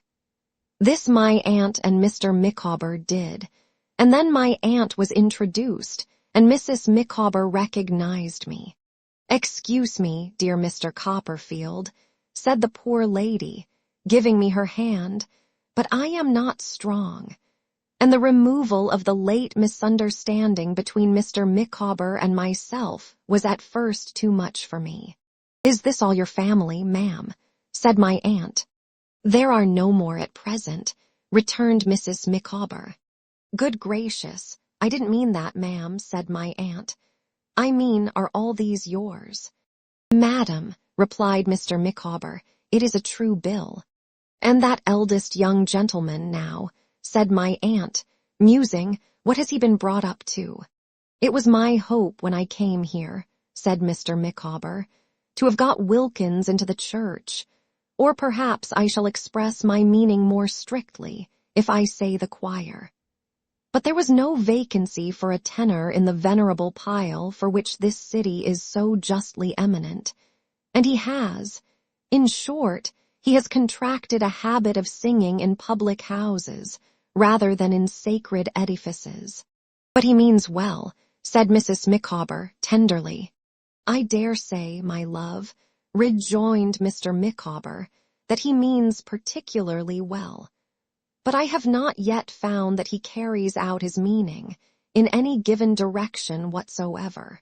Master Micawber's moroseness of aspect returned upon him again, and he demanded, with some temper, what he was to do. Whether he had been born a carpenter or a coach painter, any more than he had been born a bird. Whether he could go into the next street and open a chemist's shop. Whether he could rush to the next assizes and proclaim himself a lawyer. Whether he could come out by force at the opera and succeed by violence. Whether he could do anything without being brought up to something. My aunt mused a little while, and then said, Mr. Micawber, I wonder you have never turned your thoughts to emigration. Madam, returned Mr. Micawber, it was the dream of my youth, and the fallacious aspiration of my riper years. I am thoroughly persuaded, by the by, that he had never thought of it in his life. "I," said my aunt, with a glance at me. "Why, what a thing it would be for yourselves and your family, Mr. and Mrs. Micawber, if you were to emigrate now." "Capital, madam, capital," urged Mr. Micawber gloomily. "That is the principal, I may say the only difficulty, my dear Mr. Copperfield," assented his wife. "Capital," cried my aunt. "But you are doing us a great service, have done us a great service, I may say, for surely much will come out of the fire, and what could we do for you that would be half so good as to find the capital?" "I could not receive it as a gift," said Mr. Micawber, full of fire and animation, "but if a sufficient sum could be advanced, say at 5% interest per annum upon my personal liability, say my notes of hand at 12, 18, and 24 months, respectively, to allow time for something to turn up." "Could be, can be, and shall be on your own terms," returned my aunt, "if you say the word. Think of this now, both of you. Here are some people David knows going out to Australia shortly. If you decide to go, why shouldn't you go in the same ship? You may help each other. Think of this now, Mr. and Mrs. Micawber. Take your time and weigh it well. There is but one question, my dear ma'am, I could wish to ask," said Mrs. Micawber.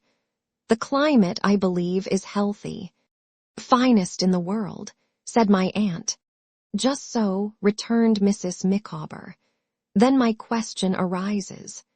Now, are the circumstances of the country such that a man of Mr. Micawber's abilities would have a fair chance of rising in the social scale? I will not say, at present, might he aspire to be governor, or anything of that sort, but would there be a reasonable opening for his talents to develop themselves? That would be amply sufficient, and find their own expansion.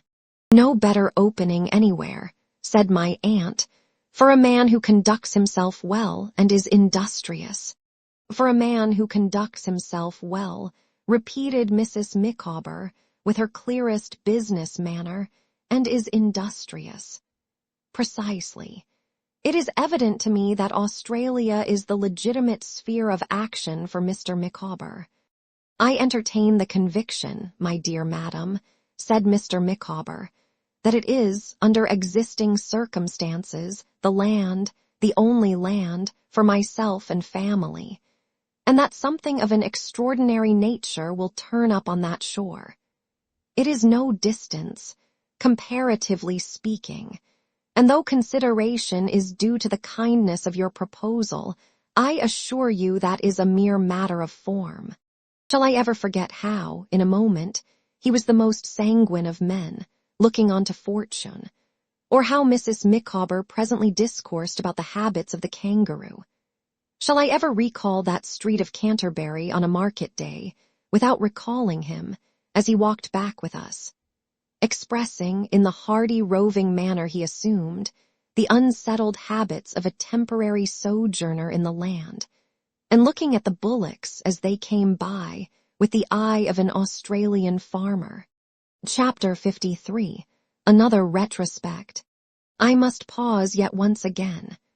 Oh, my child wife, there is a figure in the moving crowd before my memory, quiet and still, saying in its innocent love and childish beauty, "Stop to think of me. Turn to look upon the little blossom as it flutters to the ground." I do, all else grows dim and fades away. I am again with Dora in our cottage. I do not know how long she has been ill. I am so used to it in feeling that I cannot count the time. It is not really long in weeks or months, but in my usage and experience it is a weary, weary while. They have left off telling me to wait a few days more. I have begun to fear, remotely, that the day may never shine, when I shall see my child wife running in the sunlight with her old friend Jip. He is, as it were suddenly, grown very old. It may be that he misses in his mistress something that enlivened him and made him younger, but he mopes, and his sight is weak, and his limbs are feeble, and my aunt is sorry that he objects to her no more, but creeps near her as he lies on Dora's bed. She's sitting at the bedside, and mildly licks her hand. Dora lies smiling on us, and is beautiful, and utters no hasty or complaining word. She says that we are very good to her, that her dear old careful boy is tiring himself out, she knows, that my aunt has no sleep, yet is always wakeful, active, and kind. Sometimes the little bird-like ladies come to see her, and then we talk about our wedding day and all that happy time. What a strange rest and pause in my life there seems to be, and in all life within doors and without, when I sit in the quiet, shaded, orderly room, with the blue eyes of my child wife turned towards me, and her little fingers twining round my hand. Many and many an hour I sit thus, but of all those times, 3 times come the freshest on my mind. It is morning, and Dora, made so trim by my aunt's hands, shows me how her pretty hair will curl upon the pillow yet, and how long and bright it is, and how she likes to have it loosely gathered in that net she wears. Not that I am vain of it now, you mocking boy, she says when I smile, but because you used to say you thought it so beautiful, and because, when I first began to think about you, I used to peep in the glass and wonder whether you would like very much to have a lock of it. Oh, what a foolish fellow you were, Dodie, when I gave you one. That was on the day when you were painting the flowers I had given you, Dora, and when I told you how much in love I was. Ah, but I didn't like to tell you, says Dora, then, how I had cried over them because I believed you really liked me. When I can run about again as I used to do, Dodie, let us go and see those places where we were such a silly couple, shall we? And take some of the old walks, and not forget poor Papa.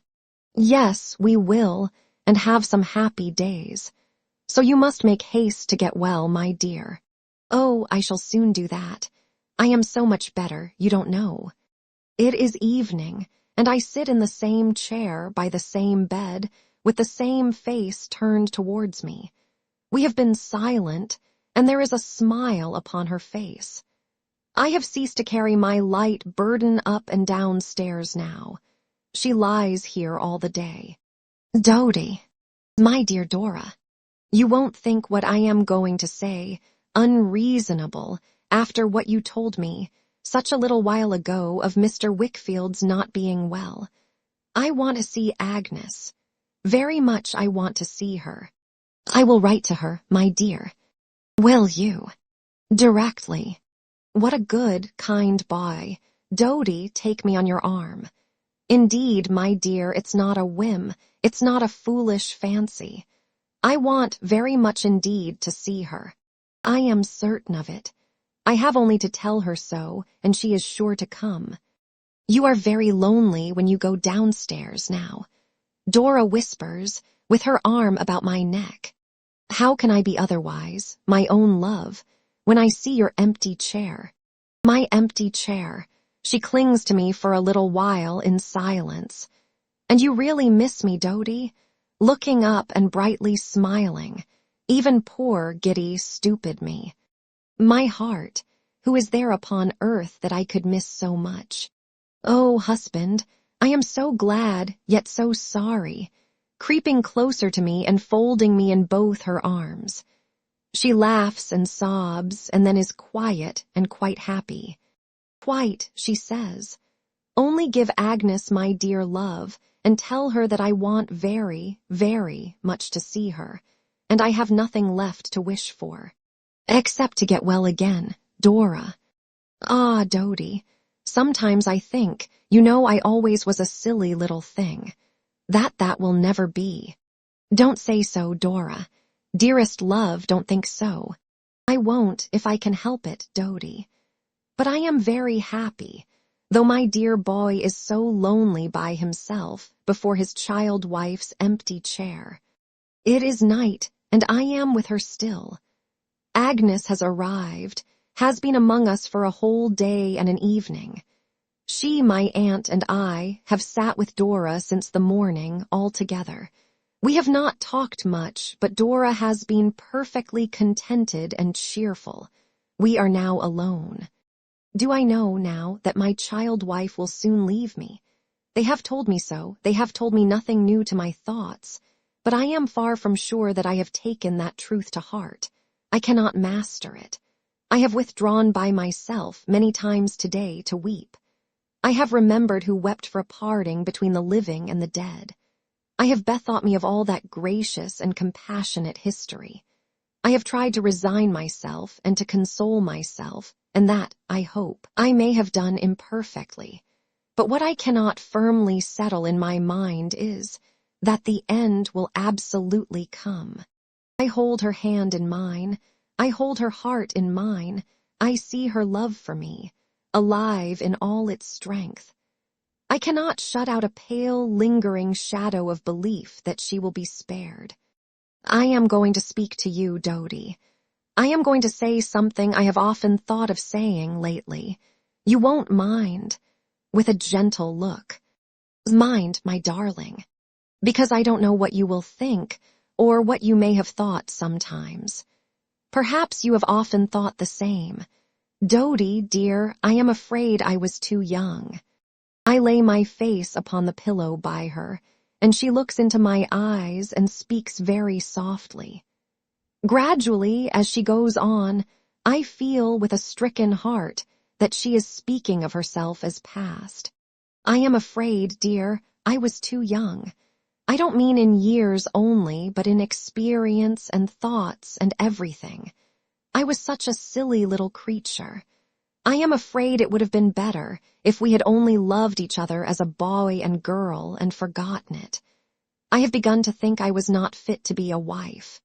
I try to stay my tears, and to reply, "Oh, Dora, love, as fit as I to be a husband." I don't know, with the old shake of her curls. Perhaps, but if I had been more fit to be married, I might have made you more so, too. Besides, you are very clever, and I never was. We have been very happy, my sweet Dora. I was very happy, very. But as years went on, my dear boy would have wearied of his child wife. She would have been less and less a companion for him. He would have been more and more sensible of what was wanting in his home. She wouldn't have improved. It is better as it is. Oh, Dora, dearest, dearest, do not speak to me so. Every word seems a reproach. No, not a syllable. She answers, kissing me. Oh, my dear, you never deserved it, and I loved you far too well to say a reproachful word to you in earnest. It was all the merit I had, except being pretty, or you thought me so. Is it lonely downstairs, Dodie? Very, very. Don't cry. Is my chair there? In its old place. Oh, how my poor boy cries. Hush, hush, now make me one promise. I want to speak to Agnes. When you go downstairs, tell Agnes so and send her up to me, and while I speak to her, let no one come, not even Aunt. I want to speak to Agnes by herself. I want to speak to Agnes quite alone. I promise that she shall, immediately, but I cannot leave her for my grief. I said that it was better as it is. She whispers as she holds me in her arms. Oh, Dodie, after more years, you never could have loved your child wife better than you do. And after more years, she would so have tried and disappointed you that you might not have been able to love her half so well. I know I was too young and foolish. It is much better as it is.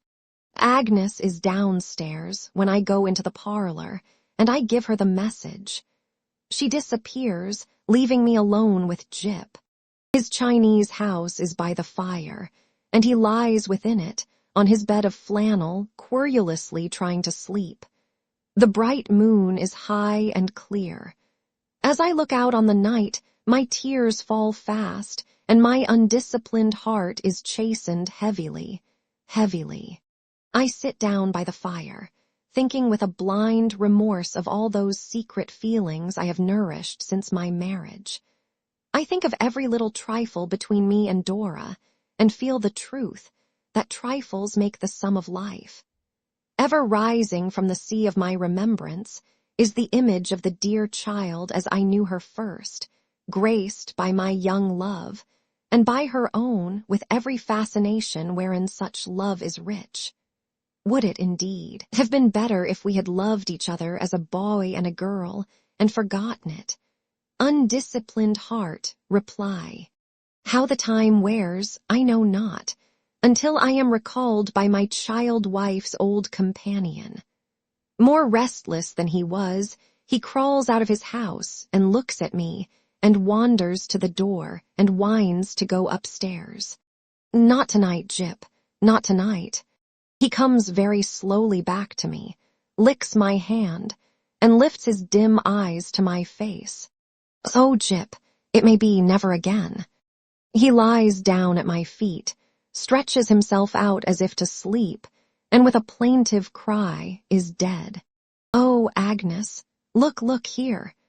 That face, so full of pity and of grief, that rain of tears, that awful mute appeal to me, that solemn hand upraised towards heaven. Agnes, it is over. Darkness comes before my eyes, and for a time all things are blotted out of my remembrance. Chapter 54. Mr. Micawber's Transactions. This is not the time at which I am to enter on the state of my mind beneath its load of sorrow. I came to think that the future was walled up before me, that the energy and action of my life were at an end, that I never could find any refuge but in the grave. I came to think so, I say, but not in the first shock of my grief. It slowly grew to that. If the events I go on to relate had not thickened around me in the beginning to confuse, and in the end to augment my affliction, it is possible, though I think not probable, that I might have fallen at once into this condition. As it was, an interval occurred before I fully knew my own distress, an interval in which I even supposed that its sharpest pangs were past, and when my mind could soothe itself by resting on all that was most innocent and beautiful in the tender story that was closed forever. When it was first proposed that I should go abroad, or how it came to be agreed among us that I was to seek the restoration of my peace in change and travel, I do not, even now, distinctly know. The spirit of Agnes so pervaded all we thought, and said, and did, in that time of sorrow, that I assume I may refer the project to her influence. But her influence was so quiet that I know no more. And now, indeed, I began to think that in my old association of her with the stained glass window in the church, a prophetic foreshadowing of what she would be to me, in the calamity that was to happen in the fullness of time, had found a way into my mind.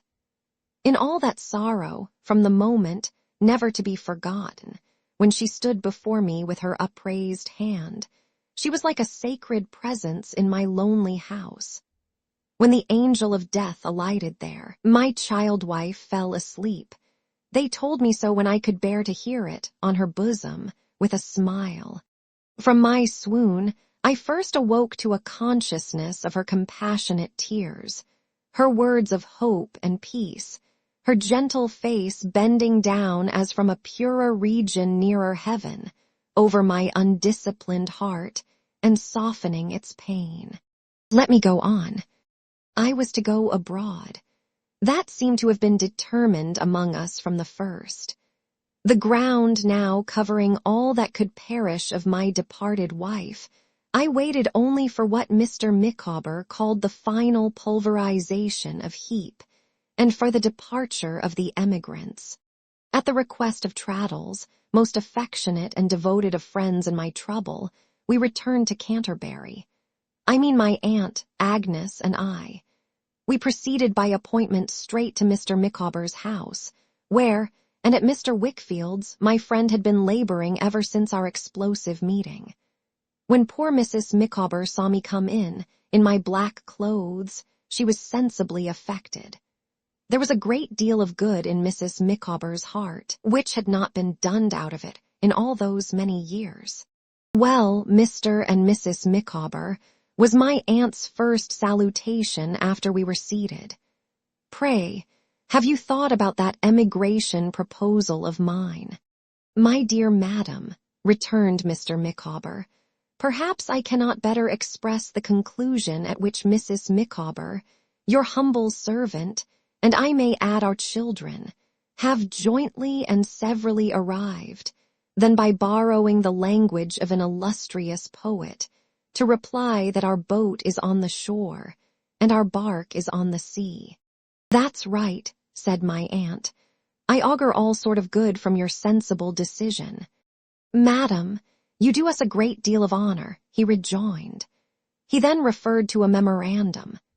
"With respect to the pecuniary assistance enabling us to launch our frail canoe on the ocean of enterprise, I have reconsidered that important business point, and would beg to propose my notes of hand, drawn, it is needless to stipulate, on stamps of the amounts respectively required by the various Acts of Parliament applying to such securities, at 18, 24, and 30 months.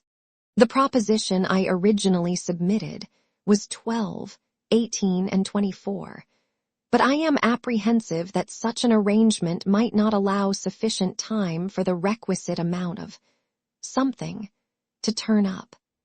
"We might not," said Mr. Micawber, looking round the room as if it represented several hundred acres of highly cultivated land, on the first responsibility becoming due, have been successful in our harvest, or we might not have got our harvest in.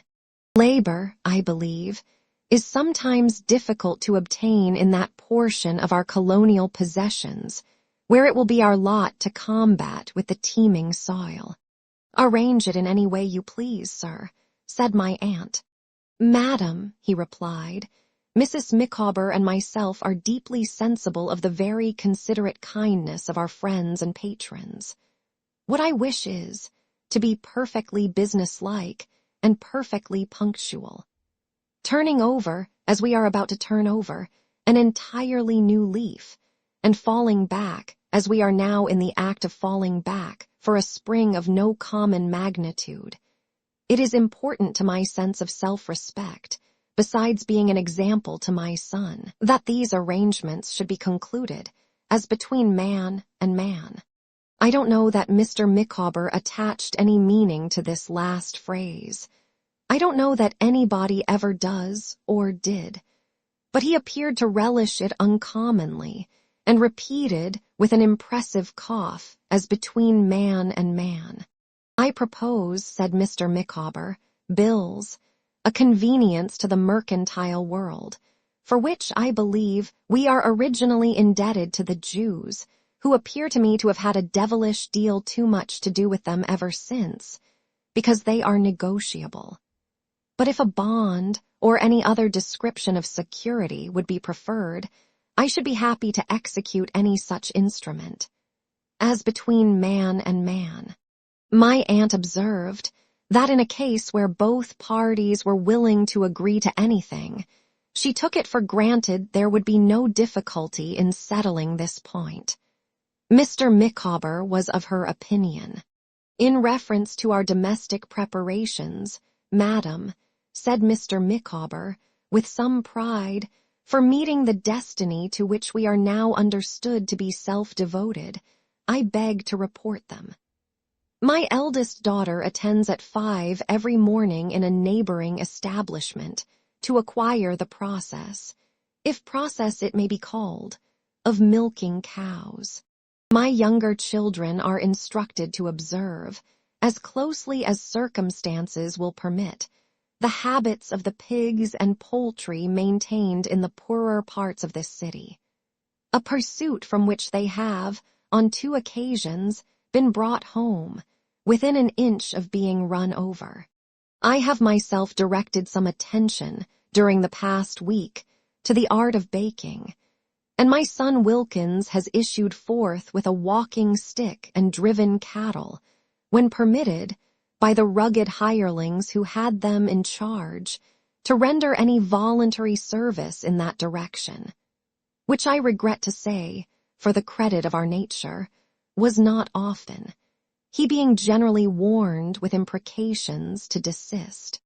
"All very right indeed," said my aunt, encouragingly. "Mrs. Micawber has been busy, too, I have no doubt."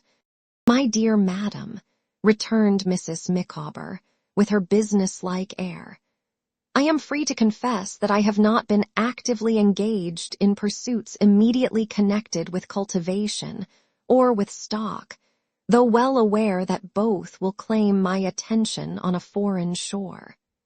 Such opportunities as I have been enabled to alienate from my domestic duties, I have devoted to corresponding at some length with my family.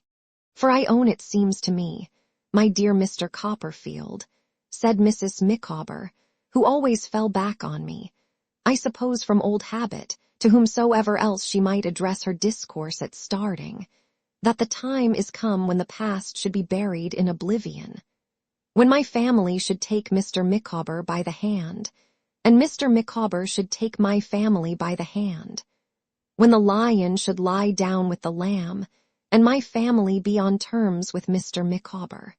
I said I thought so too. "This, at least, is the light, my dear Mr. Copperfield," pursued Mrs. Micawber, "in which I view the subject.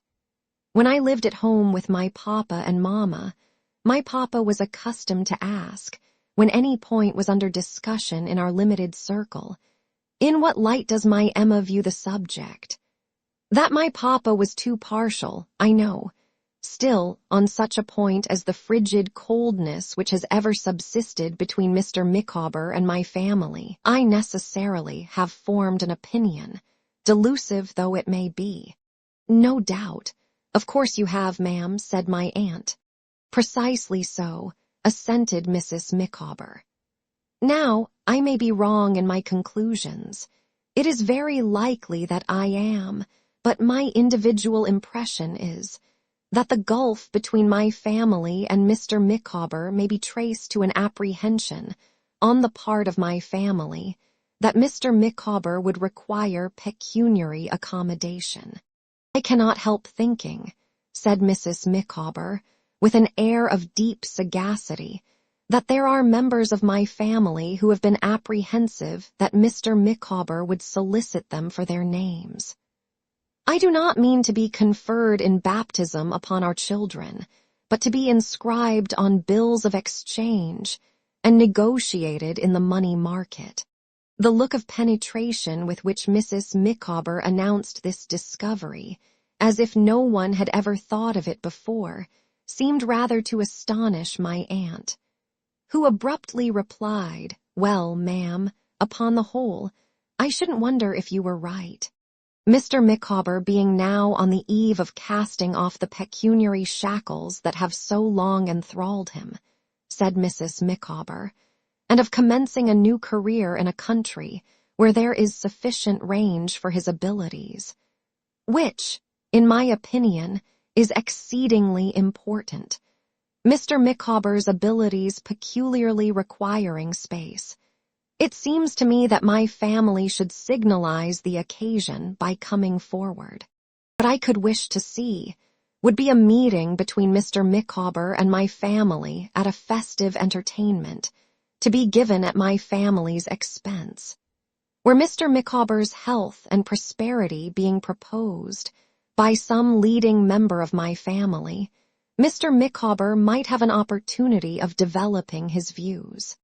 "My dear," said Mr. Micawber, with some heat, "it may be better for me to state distinctly, at once, that if I were to develop my views to that assembled group, they would possibly be found of an offensive nature. My impression being that your family are, in the aggregate, impertinent snobs, and in detail, unmitigated ruffians. Micawber, said Mrs. Micawber, shaking her head, no. You have never understood them, and they have never understood you. Mr. Micawber coughed. They have never understood you, Micawber, said his wife. They may be incapable of it. If so, that is their misfortune. I can pity their misfortune. I am extremely sorry, my dear Emma, said Mr. Micawber, relenting, to have been betrayed into any expressions that might, even remotely, have the appearance of being strong expressions.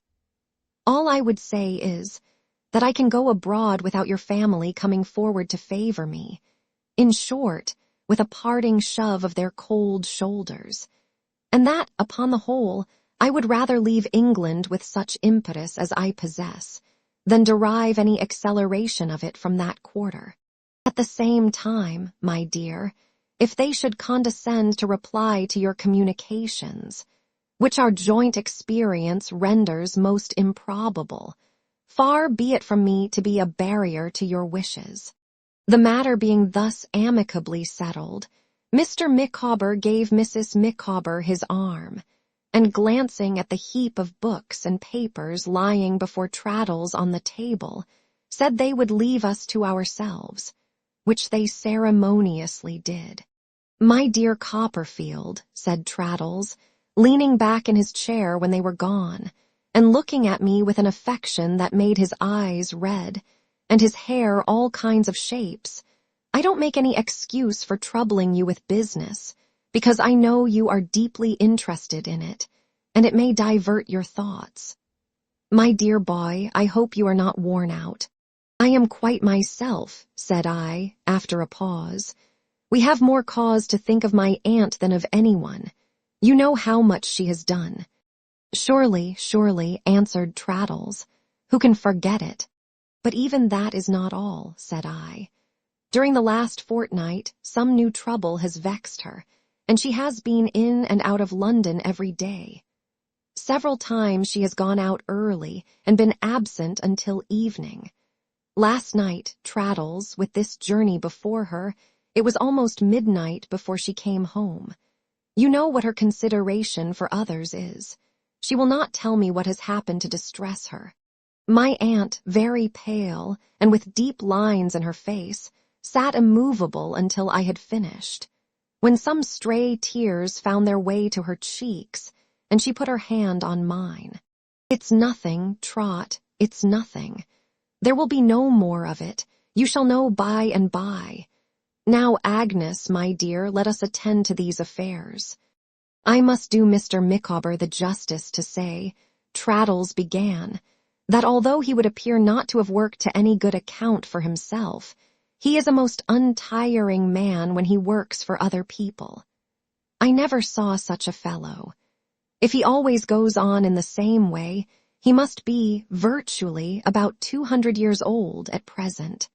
The heat into which he has been continually putting himself, and the distracted and impetuous manner in which he has been diving, day and night, among papers and books, to say nothing of the immense number of letters he has written me between this house and Mr. Wickfield's, and often across the table when he has been sitting opposite, and might much more easily have spoken, is quite extraordinary. Letters, cried my aunt. I believe he dreams in letters. There's Mr. Dick, too, said Traddles, has been doing wonders. As soon as he was released from overlooking Uriah Heep, whom he kept in such charge as I never saw exceeded, he began to devote himself to Mr. Wickfield. And really his anxiety to be of use in the investigations we have been making, and his real usefulness in extracting and copying and fetching and carrying, have been quite stimulating to us. Dick is a very remarkable man, exclaimed my aunt, and I always said he was. Trot, you know it. I am happy to say, Miss Wickfield, pursued Traddles, at once with great delicacy and with great earnestness, that in your absence Mr. Wickfield has considerably improved. Relieved of the incubus that had fastened upon him for so long a time, and of the dreadful apprehensions under which he had lived, he is hardly the same person. At times, even his impaired power of concentrating his memory and attention on particular points of business has recovered itself very much, and he has been able to assist us in making some things clear that we should have found very difficult indeed, if not hopeless, without him. But what I have to do is to come to results, which are short enough, not to gossip on all the hopeful circumstances I have observed, or I shall never have done. His natural manner and agreeable simplicity made it transparent that he said this to put us in good heart, and to enable Agnes to hear her father mentioned with greater confidence. But it was not the less pleasant for that. "Now, let me see," said Traddles, looking among the papers on the table. Having counted our funds, and reduced to order a great mass of unintentional confusion in the first place, and of wilful confusion and falsification in the second, we take it to be clear that Mr. Wickfield might now wind up his business, and his agency trust, and exhibit no deficiency or defalcation whatever. "Oh, thank heaven," cried Agnes fervently. "But," said Traddles, "the surplus that would be left as his means of support, and I suppose the house to be sold, even in saying this, would be so small, not exceeding in all probability some hundreds of pounds, that perhaps, Miss Wickfield, it would be best to consider whether he might not retain his agency of the estate to which he has so long been receiver. His friends might advise him, you know, now he is free. You yourself, Miss Wickfield, Copperfield, I have considered it, Trotwood," said Agnes, looking to me, "and I feel that it ought not to be and must not be, even on the recommendation of a friend to whom I am so grateful and owe so much." "I will not say that I recommend it," observed Traddles. "I think it right to suggest it, no more." "I am happy to hear you say so," answered Agnes steadily, "for it gives me hope, almost assurance that we think alike. Dear Mr. Traddles and dear Trotwood, Papa once free with honor, what could I wish for? I have always aspired, if I could have released him from the toils in which he was held, to render back some little portion of the love and care I owe him, and to devote my life to him. It has been, for years, the utmost height of my hopes. To take our future on myself, it will be the next great happiness, the next to his release from all trust and responsibility, that I can know. Have you thought how, Agnes? Often I am not afraid, dear Trotwood. I am certain of success. So many people know me here, and think kindly of me that I am certain. Don't mistrust me. Our wants are not many. If I rent the dear old house and keep a school, I shall be useful and happy."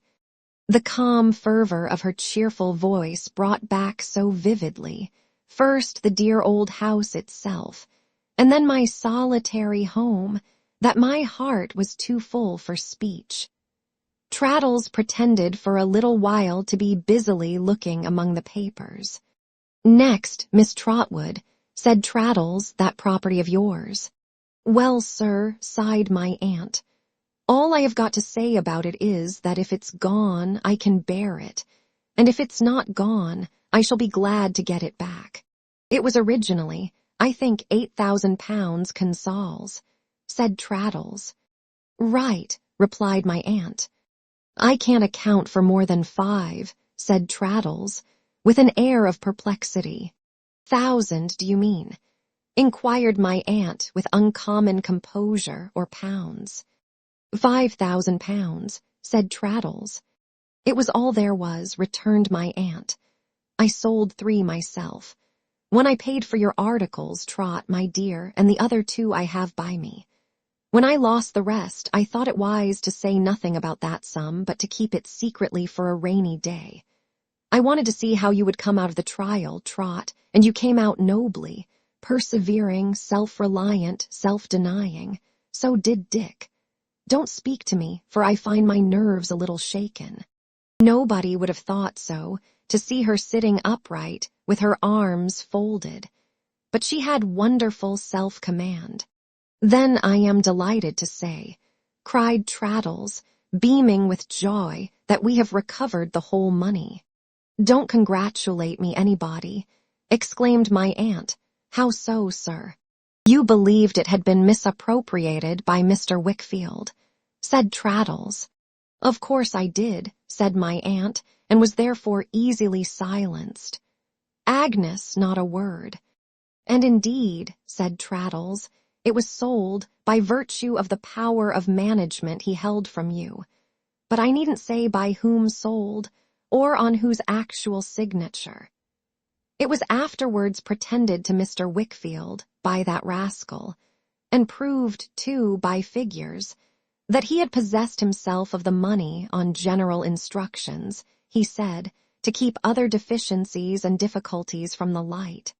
Mr. Wickfield, being so weak and helpless in his hands as to pay you, afterwards, several sums of interest on a pretended principle which he knew did not exist, made himself, unhappily, a party to the fraud, and at last took the blame upon himself, added my aunt, and wrote me a mad letter, charging himself with robbery and wrong unheard of. Upon which I paid him a visit early one morning, called for a candle, burnt the letter, and told him if he ever could write me and himself to do it, and if he couldn't, to keep his own counsel for his daughter's sake. If anybody speaks to me, I'll leave the house. We all remained quiet, Agnes covering her face. "Well, my dear friend," said my aunt, after a pause, "and you have really extorted the money back from him." "Why, the fact is," returned Traddles, "Mr. Micawber had so completely hemmed him in, and was always ready with so many new points if an old one failed, that he could not escape from us. A most remarkable circumstance is, that I really don't think he grasped this sum even so much for the gratification of his avarice, which was inordinate, as in the hatred he felt for Copperfield. He said so to me, plainly. He said he would even have spent as much to balk or injure Copperfield." "Ha," said my aunt, knitting her brows thoughtfully and glancing at Agnes. "And what's become of him?" "I don't know. He left here," said Traddles, with his mother, who had been clamoring and beseeching and disclosing the whole time. "They went away by one of the London night coaches, and I know no more about him, except that his malevolence to me at parting was audacious. He seemed to consider himself hardly less indebted to me than to Mr. Micawber, which I consider, as I told him, quite a compliment." "Do you suppose he has any money, Traddles?" I asked. "Oh dear, yes, I should think so," he replied, shaking his head seriously. "I should say he must have pocketed a good deal in one way or other.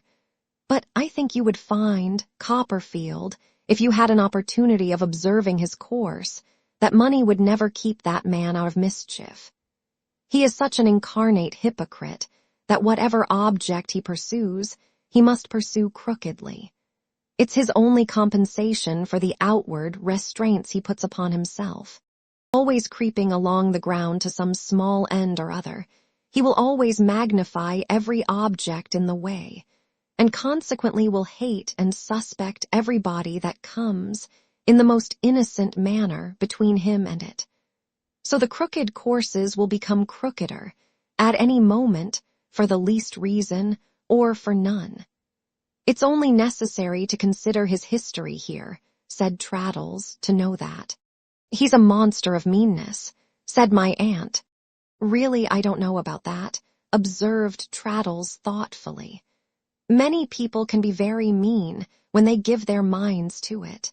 And now, touching Mr. Micawber," said my aunt. "Well, really," said Traddles, cheerfully, "I must once more give Mr. Micawber high praise. But for his having been so patient and persevering for so long a time, we never could have hoped to do anything worth speaking of. And I think we ought to consider that Mr. Micawber did right, for right's sake, when we reflect what terms he might have made with Uriah Heep himself, for his silence. "I think so too," said I. "Now, what would you give him?" inquired my aunt. "Oh, before you come to that," said Traddles, a little disconcerted, "I am afraid I thought it discreet to omit, not being able to carry everything before me, 2 points, in making this lawless adjustment, for it's perfectly lawless from beginning to end, of a difficult affair.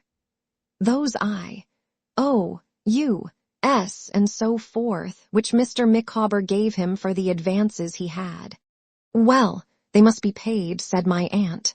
"Yes, but I don't know when they may be proceeded on, or where they are," rejoined Traddles, opening his eyes. "And I anticipate that, between this time and his departure, Mr. Micawber will be constantly arrested, or taken in execution. Then he must be constantly set free again, and taken out of execution," said my aunt. "What's the amount altogether?" "Why, Mr. Micawber has entered the transactions. He calls them transactions, with great form in a book," rejoined Traddles, smiling, "and he makes the amount £103.5. "Now, what shall we give him, that sum included?" said my aunt. "Agnes, my dear, you and I can talk about division of it afterwards. What should it be? £500. Upon this, Traddles and I both struck in at once. We both recommended a small sum in money, and the payment, without stipulation to Mr. Micawber, of the Uriah claims as they came in. We proposed that the family should have their passage and their outfit, and £100, and that Mr. Micawber's arrangement for the repayment of the advances should be gravely entered into, as it might be wholesome for him to suppose himself under that responsibility. To this, I added the suggestion that I should give some explanation of his character and history to Mr. Peggotty, who I knew could be relied on, and that to Mr. Peggotty should be quietly entrusted the discretion of advancing another 100. I further proposed to interest Mr. Micawber in Mr. Peggotty, by confiding so much of Mr. Peggotty's story to him as I might feel justified in relating, or might think expedient, and to endeavor to bring each of them to bear upon the other, for the common advantage. We all entered warmly into these views, and I may mention at once that the principals themselves did so shortly afterwards with perfect good will and harmony. Seeing that Traddles now glanced anxiously at my aunt again, I reminded him of the second and last point to which he had adverted. "You and your aunt will excuse me, Copperfield, if I touch upon a painful theme, as I greatly fear I shall," said Traddles, hesitating, "but I think it necessary to bring it to your recollection. On the day of Mr. Micawber's memorable denunciation, a threatening allusion was made by Uriah Heep to your aunt's husband." My aunt, retaining her stiff position and apparent composure, assented with a nod. "Perhaps," observed Traddles, "it was mere purposeless impertinence." "No," returned my aunt. "There was, pardon me, really such a person and at all in his power," hinted Traddles. "Yes, my good friend," said my aunt. Traddles, with a perceptible lengthening of his face, explained that he had not been able to approach this subject, that it had shared the fate of Mr. Micawber's liabilities in not being comprehended in the terms he had made, that we were no longer of any authority with Uriah Heep, and that if he could do us, or any of us, any injury or annoyance, no doubt he would. My aunt remained quiet, until again some stray tears found their way to her cheeks. "You are quite right," she said. "It was very thoughtful to mention it." "Can I, or Copperfield, do anything?" asked Traddles gently. "Nothing," said my aunt. "I thank you many times. Trot, my dear, a vain threat. Let us have Mr. and Mrs. Micawber back, and don't any of you speak to me. With that, she smoothed her dress and sat with her upright carriage looking at the door. "Well, Mr. and Mrs. Micawber," said my aunt when they entered, "we have been discussing your emigration, with many apologies to you for keeping you out of the room so long, and I'll tell you what arrangements we propose." These she explained to the unbounded satisfaction of the family, children and all being then present, and so much to the awakening of Mr. Micawber's punctual habits in the opening stage of all bill transactions, that he could not be dissuaded from immediately rushing out, in the highest spirits, to buy the stamps for his notes of hand. But his joy received a sudden check, for within 5 minutes he returned in the custody of a sheriff's officer, informing us, in a flood of tears, that all was lost. We, being quite prepared for this event, which was of course a proceeding of Uriah Heep's, soon paid the money, and in 5 minutes more Mr. Micawber was seated at the table, filling up the stamps with an expression of perfect joy, which only that congenial employment, or the making of punch, could impart in full completeness to his shining face. To see him at work on the stamps, with the relish of an artist, touching them like pictures, looking at them sideways, taking weighty notes of dates and amounts in his pocketbook, and contemplating them when finished with a high sense of their precious value, was a sight indeed. "Now, the best thing you can do, sir, if you'll allow me to advise you," said my aunt, after silently observing him, "is to abjure that occupation for evermore." "Madam," replied Mr. Micawber, "it is my intention to register such a vow on the virgin page of the future. Mrs. Micawber will attest it." "I trust," said Mr. Micawber, solemnly, "that my son Wilkins will ever bear in mind that he had infinitely better put his fist in the fire than use it to handle the serpents that have poisoned the life-blood of his unhappy parent." Deeply affected, and changed in a moment to the image of despair, Mr. Micawber regarded the serpents with a look of gloomy abhorrence, in which his late admiration of them was not quite subdued, folded them up and put them in his pocket. This closed the proceedings of the evening. We were weary with sorrow and fatigue, and my aunt and I were to return to London on the morrow.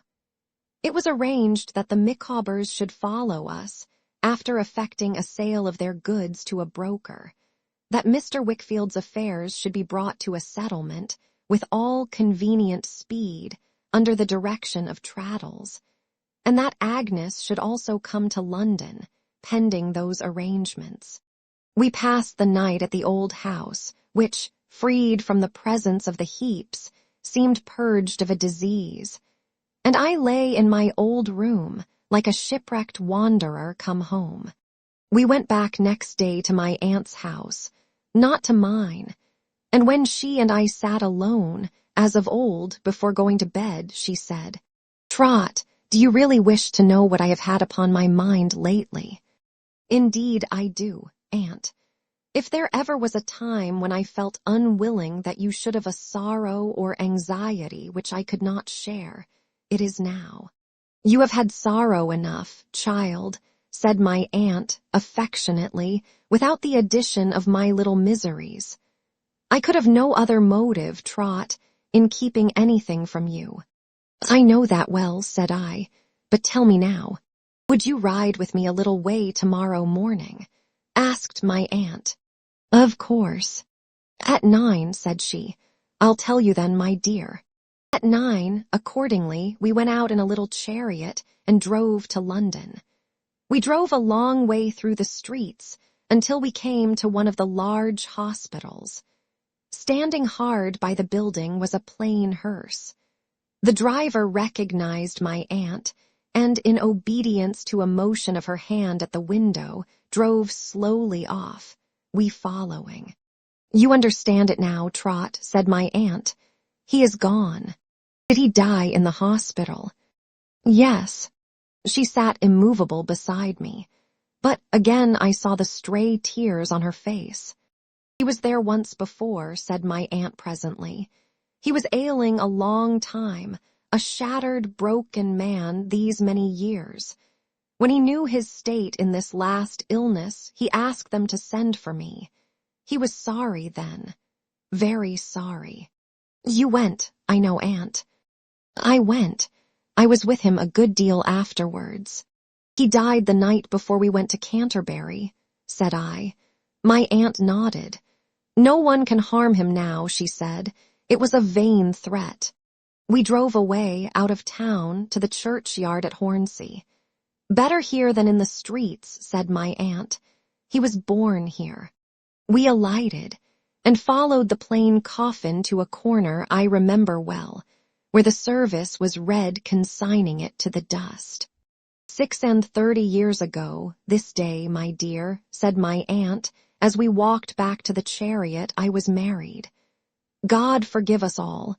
We took our seats in silence, and so she sat beside me for a long time, holding my hand. At length she suddenly burst into tears and said, 'He was a fine-looking man when I married him, Trot, and he was sadly changed.' It did not last long. After the relief of tears, she soon became composed and even cheerful. Her nerves were a little shaken, she said, or she would not have given way to it. God forgive us all." So we rode back to her little cottage at Highgate, where we found the following short note, which had arrived by that morning's post from Mr. Micawber. "Canterbury, Friday. My dear Madam, and Copperfield. The fair land of promise lately looming on the horizon is again enveloped in impenetrable mists, and forever withdrawn from the eyes of a drifting wretch whose doom is sealed. Another writ has been issued in His Majesty's High Court of King's Bench at Westminster, in another cause of Heap v. Micawber, and the defendant in that cause is the prey of the sheriff having legal jurisdiction in this bailiwick. Now's the day, and now's the hour. See the front of battle lower. See approach proud Edward's power. Chains and slavery, consigned to which, and to a speedy end, for mental torture is not supportable beyond a certain point, and that point I feel I have attained. My course is run. Bless you, bless you. Some future traveler, visiting from motives of curiosity, not unmingled, let us hope with sympathy the place of confinement allotted to debtors in this city may, and I trust will, ponder, as he traces on its wall, inscribed with a rusty nail, the obscure initials, W.M. P.S. I reopen this to say that our common friend, Mr. Thomas Traddles, who has not yet left us, and is looking extremely well, has paid the debt and costs in the noble name of Miss Trotwood, and that myself and family are at the height of earthly bliss. Chapter 55, Tempest. I now approach an event in my life, so indelible, so awful, so bound by an infinite variety of ties to all that has preceded it, in these pages, that, from the beginning of my narrative, I have seen it growing larger and larger as I advanced, like a great tower in a plain, and throwing its forecast shadow even on the incidents of my childish days. For years after it occurred, I dreamed of it often. I have started up so vividly impressed by it that its fury has yet seemed raging in my quiet room in the still night. I dream of it sometimes, though at lengthened and uncertain intervals to this hour. I have an association between it and a stormy wind, or the lightest mention of a seashore, as strong as any of which my mind is conscious. As plainly as I behold what happened, I will try to write it down. I do not recall it, but see it done, for it happens again before me. The time drawing on rapidly for the sailing of the emigrant ship, my good old nurse, almost broken-hearted for me, when we first met, came up to London. I was constantly with her, and her brother and the Micawbers, they being very much together. But Emily I never saw. One evening, when the time was close at hand, I was alone with Peggotty and her brother. Our conversation turned on Ham. She described to us how tenderly he had taken leave of her, and how manfully and quietly he had borne himself. Most of all of late, when she believed he was most tried. It was a subject of which the affectionate creature never tired, and our interest in hearing the many examples which she, who was so much with him, had to relate, was equal to hers in relating them. My aunt and I were at that time vacating the 2 cottages at Highgate, I intending to go abroad, and she to return to her house at Dover. We had a temporary lodging in Covent Garden. As I walked home to it, after this evening's conversation, reflecting on what had passed between Ham and myself when I was last at Yarmouth, I wavered in the original purpose I had formed, of leaving a letter for Emily when I should take leave of her uncle on board the ship, and thought it would be better to write to her now. She might desire, I thought, after receiving my communication, to send some parting word by me to her unhappy lover. I ought to give her the opportunity. I therefore sat down in my room, before going to bed, and wrote to her. I told her that I had seen him, and that he had requested me to tell her what I have already written in its place in these sheets. I faithfully repeated it. I had no need to enlarge upon it if I had had the right. Its deep fidelity and goodness were not to be adorned by me or any man. I left it out, to be sent round in the morning, with a line to Mr. Peggotty, requesting him to give it to her, and went to bed at daybreak. I was weaker than I knew then, and not falling asleep until the sun was up, lay late and unrefreshed next day. I was roused by the silent presence of my aunt at my bedside. I felt it in my sleep, as I suppose we all do feel such things. "Trot, my dear," she said, when I opened my eyes, "I couldn't make up my mind to disturb you. Mr. Peggotty is here. Shall he come up?" I replied yes, and he soon appeared. "Mas'r Davy," he said, when we had shaken hands, "I give Em'ly your letter, sir, and she writ this here, and begged of me fur to ask you to read it, and if you see no hurt in't, to be so kind as take charge on't." "Have you read it?" said I. He nodded sorrowfully. I opened it and read as follows. "I have got your message. Oh, what can I write to thank you for your good and blessed kindness to me? I have put the words close to my heart. I shall keep them till I die. They are sharp thorns, but they are such comfort. I have prayed over them, oh, I have prayed so much.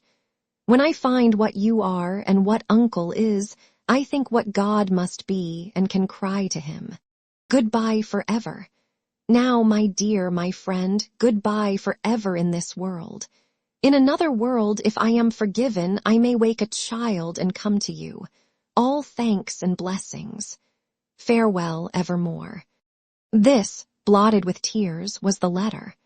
"May I tell her as you don't see no hurt in't, and as you'll be so kind as take charge on't, Mas'r Davy," said Mr. Peggotty, when I had read it. "Unquestionably," said I, "but I am thinking." "Yes, Mas'r Davy." "I am thinking," said I, "that I'll go down again to Yarmouth. There's time and to spare for me to go and come back before the ship sails. My mind is constantly running on him, in his solitude. To put this letter of her writing in his hand at this time, and to enable you to tell her in the moment of parting that he has got it, will be a kindness to both of them. I solemnly accepted his commission, dear good fellow, and cannot discharge it too completely. The journey is nothing to me. I am restless and shall be better in motion. I'll go down tonight." Though he anxiously endeavored to dissuade me, I saw that he was of my mind. And this, if I had required to be confirmed in my intention, would have had the effect. He went round to the coach office, at my request, and took the box seat for me on the mail. In the evening I started, by that conveyance, down the road I had traversed under so many vicissitudes. Don't you think that? I asked the coachman in the first stage out of London a very remarkable sky. I don't remember to have seen one like it.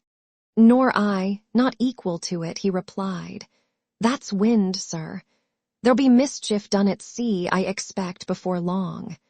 It was a murky confusion, here and there blotted with a color like the color of the smoke from damp fuel, of flying clouds, tossed up into most remarkable heaps, suggesting greater heights in the clouds than there were depths below them to the bottom of the deepest hollows in the earth, through which the wild moon seemed to plunge headlong, as if, in a dread disturbance of the laws of nature, she had lost her way and were frightened. There had been a wind all day, and it was rising then, with an extraordinary great sound. In another hour it had much increased, and the sky was more overcast and blew hard. But as the night advanced, the clouds closing in and densely overspreading the whole sky, then very dark, it came on to blow harder and harder. It still increased, until our horses could scarcely face the wind. Many times in the dark part of the night, it was then late in September, when the nights were not short, the leaders turned about or came to a dead stop, and we were often in serious apprehension that the coach would be blown over. Sweeping gusts of rain came up before this storm, like showers of steel, and at those times, when there was any shelter of trees or lee walls to be got, we were fain to stop, in a sheer impossibility of continuing the struggle. When the day broke, it blew harder and harder. I had been in Yarmouth when the seamen said it blew great guns, but I had never known the like of this, or anything approaching to it. We came to Ipswich, very late, having had to fight every inch of ground since we were 10 miles out of London, and found a cluster of people in the market-place, who had risen from their beds in the night, fearful of falling chimneys. Some of these, congregating about the inn-yard while we changed horses, told us of great sheets of lead having been ripped off a high church tower, and flung into a by-street which they then blocked up.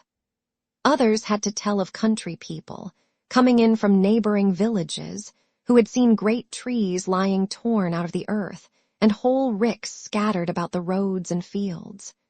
Still, there was no abatement in the storm, but it blew harder. As we struggled on, nearer and nearer to the sea, from which this mighty wind was blowing dead on shore, its force became more and more terrific. Long before we saw the sea, its spray was on our lips, and showered salt rain upon us.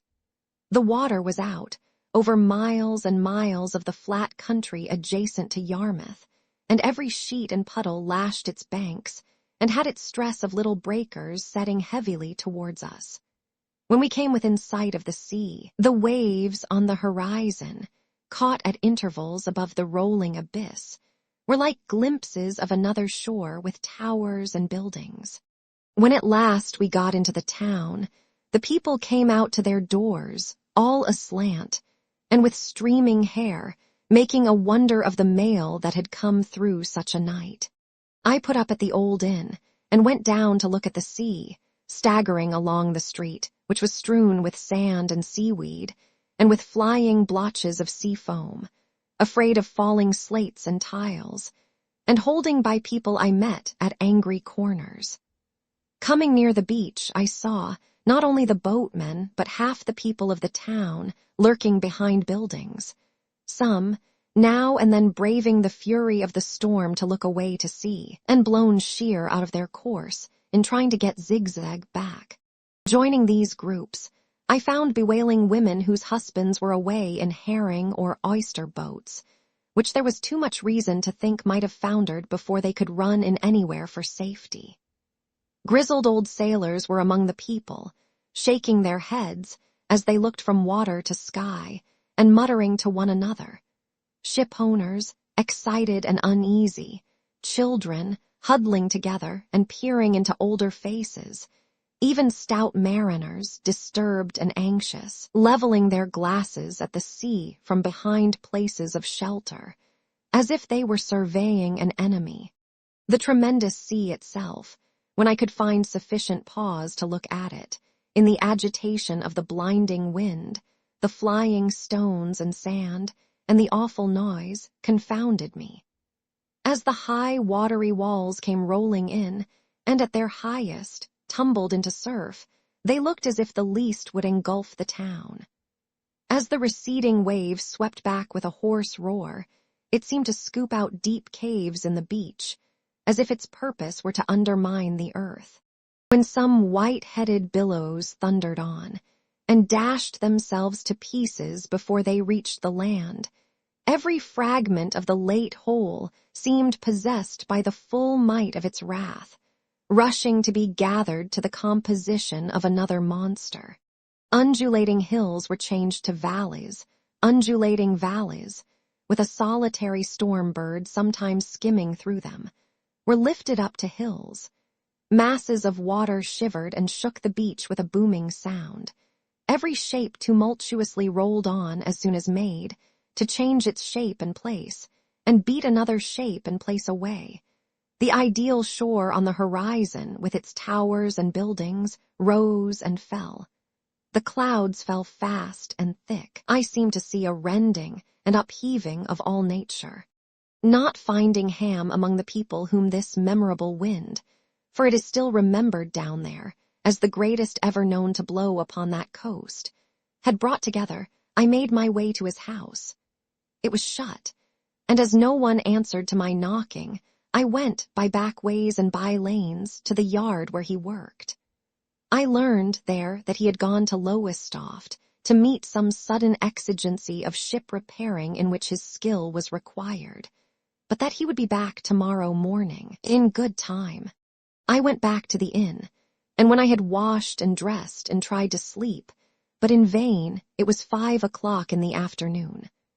I had not sat 5 minutes by the coffee-room fire, when the waiter, coming to stir it as an excuse for talking, told me that 2 colliers had gone down with all hands a few miles away, and that some other ships had been seen laboring hard in the roads, and trying in great distress to keep off shore.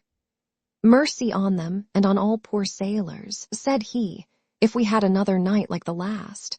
I was very much depressed in spirits, very solitary, and felt an uneasiness in Ham's not being there, disproportionate to the occasion. I was seriously affected, without knowing how much, by late events, and my long exposure to the fierce wind had confused me. There was that jumble in my thoughts and recollections that I had lost the clear arrangement of time and distance. Thus, if I had gone out into the town, I should not have been surprised, I think, to encounter someone who I knew must be then in London. So to speak, there was in these respects a curious inattention in my mind. Yet it was busy, too, with all the remembrances the place naturally awakened, and they were particularly distinct and vivid. In this state, the waiter's dismal intelligence about the ships immediately connected itself, without any effort of my volition, with my uneasiness about Ham. I was persuaded that I had an apprehension of his returning from Lowestoft by sea, and being lost. This grew so strong with me that I resolved to go back to the yard before I took my dinner, and ask the boat-builder if he thought his attempting to return by sea at all likely. If he gave me the least reason to think so, I would go over to Lowestoft and prevent it by bringing him with me. I hastily ordered my dinner and went back to the yard. I was none too soon, for the boat-builder, with a lantern in his hand, was locking the yard gate. He quite laughed when I asked him the question, and said there was no fear. No man in his senses, or out of them, would put off in such a gale of wind, least of all Ham Peggotty, who had been born to seafaring. So sensible of this beforehand, that I had really felt ashamed of doing what I was nevertheless impelled to do, I went back to the inn. If such a wind could rise, I think it was rising. The howl and roar, the rattling of the doors and windows, the rumbling in the chimneys, the apparent rocking of the very house that sheltered me, and the prodigious tumult of the sea were more fearful than in the morning. But there was now a great darkness besides, and that invested the storm with new terrors, real and fanciful. I could not eat, I could not sit still, I could not continue steadfast to anything. Something within me, faintly answering to the storm without, tossed up the depths of my memory and made a tumult in them.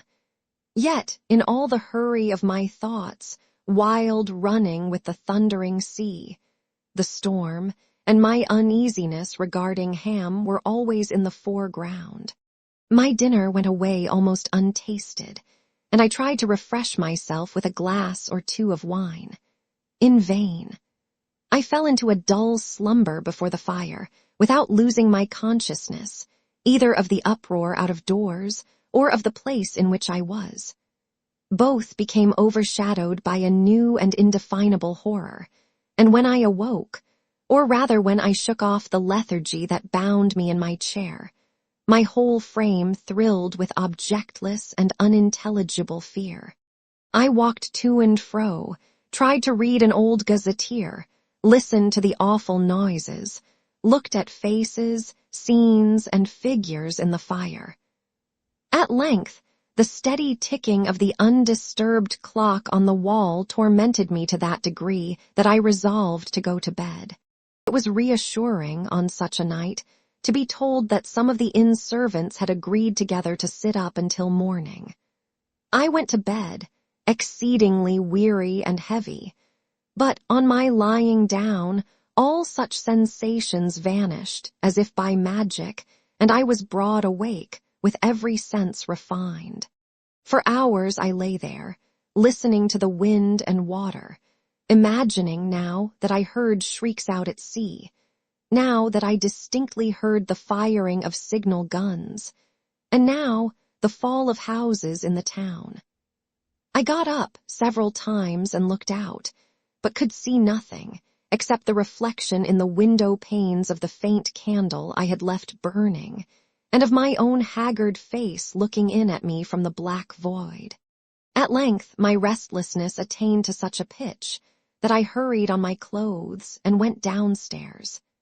In the large kitchen, where I dimly saw bacon and ropes of onions hanging from the beams, the watchers were clustered together, in various attitudes about a table, purposely moved away from the great chimney and brought near the door. A pretty girl, who had her ears stopped with her apron and her eyes upon the door, screamed when I appeared, supposing me to be a spirit, but the others had more presence of mind, and were glad of an addition to their company. One man, referring to the topic they had been discussing, asked me whether I thought the souls of the collier crews who had gone down were out in the storm. I remained there, I dare say, 2 hours. Once I opened the yard gate and looked into the empty street. The sand, the seaweed, and the flakes of foam were driving by, and I was obliged to call for assistance before I could shut the gate again and make it fast against the wind. There was a dark gloom in my solitary chamber when I at length returned to it, but I was tired now, and getting into bed again fell off a tower and down a precipice into the depths of sleep. I have an impression that for a long time, though I dreamed of being elsewhere and in a variety of scenes, it was always blowing in my dream. At length, I lost that feeble hold upon reality, and was engaged with 2 dear friends, but who they were I don't know, at the siege of some town, in a roar of cannonading. The thunder of the cannon was so loud and incessant that I could not hear something I much desired to hear, until I made a great exertion and awoke. It was broad day, 8 or 9 o'clock, the storm raging in lieu of the batteries, and someone knocking and calling at my door. "What is the matter?" I cried. "A wreck close by." I sprung out of bed and asked, "What wreck?" "A schooner from Spain or Portugal, laden with fruit and wine. Make haste, sir, if you want to see her. It's thought down on the beach she'll go to pieces every moment. The excited voice went clamoring along the staircase, and I wrapped myself in my clothes as quickly as I could and ran into the street. Numbers of people were there before me, all running in one direction, to the beach. I ran the same way, outstripping a good many, and soon came facing the wild sea. The wind might by this time have lulled a little, though not more sensibly than if the cannonading I had dreamed of had been diminished by the silencing of half a dozen guns out of hundreds.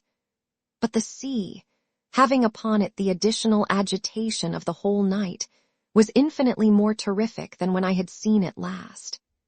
Every appearance it had then presented bore the expression of being swelled, and the height to which the breakers rose, and looking over one another, bore one another down, and rolled in interminable hosts, was most appalling.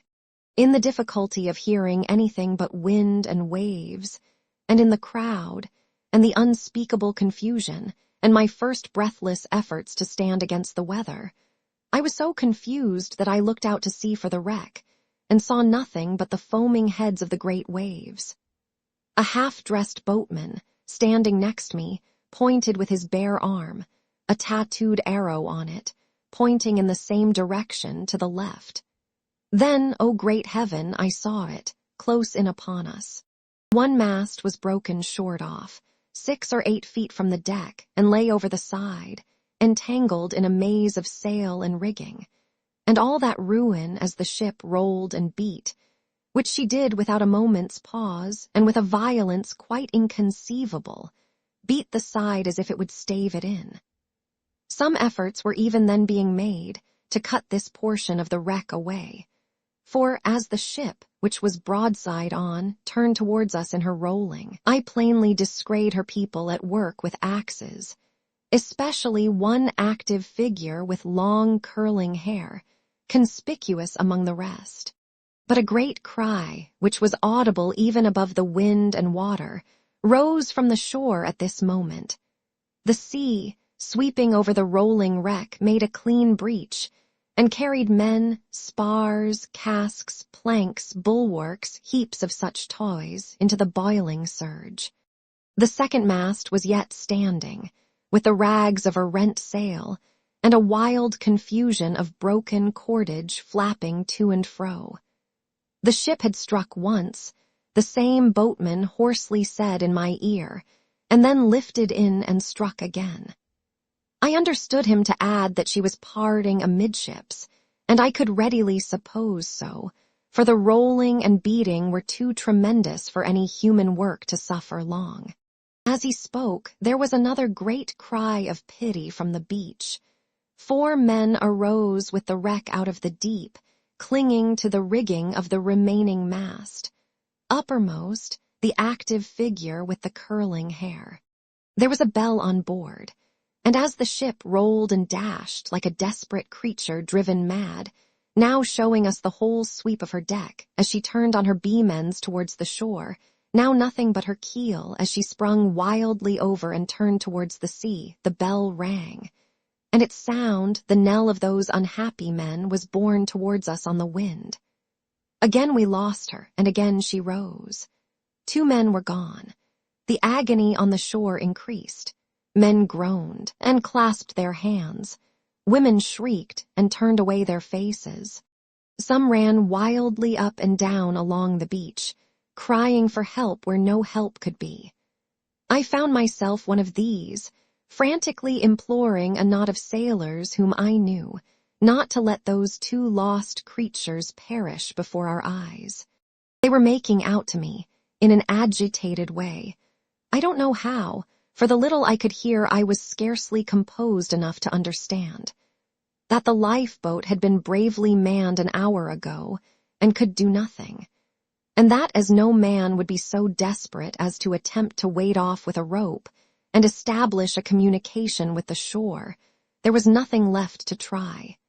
When I noticed that some new sensation moved the people on the beach, and saw them part, and Ham come breaking through them to the front. I ran to him, as well as I know, to repeat my appeal for help. But, distracted though I was by a sight so new to me and terrible, the determination in his face, and his look out to sea, exactly the same look as I remembered in connection with the morning after Emily's flight, awoke me to a knowledge of his danger. I held him back with both arms, and implored the men with whom I had been speaking not to listen to him, not to do murder, not to let him stir from off that sand. Another cry arose on shore, and looking to the wreck, we saw the cruel sail, with blow on blow, beat off the lower of the two men, and fly up in triumph round the active figure left alone upon the mast. Against such a sight, and against such determination as that of the calmly desperate man who was already accustomed to lead half the people present, I might as hopefully have entreated the wind. "Mas'r Davy," he said, cheerily grasping me by both hands, "if my time is come, 'tis come. If 'tan't, I'll bide it. Lord above bless you and bless all. Mates, make me ready, I'm going off." I was swept away, but not unkindly, to some distance, where the people around me made me stay, urging, as I confusedly perceived, that he was bent on going, with help or without, and that I should endanger the precautions for his safety by troubling those with whom they rested. I don't know what I answered, or what they rejoined, but I saw hurry on the beach, and men running with ropes from a capstan that was there, and penetrating into a circle of figures that hid him from me. Then I saw him standing alone, in a seaman's frock and trousers, a rope in his hand or slung to his wrist, another round his body, and several of the best men holding at a little distance to the ladder, which he laid out himself, slack upon the shore at his feet. The wreck, even to my unpracticed eye, was breaking up. I saw that she was parting in the middle, and that the life of the solitary man upon the mast hung by a thread. Still he clung to it.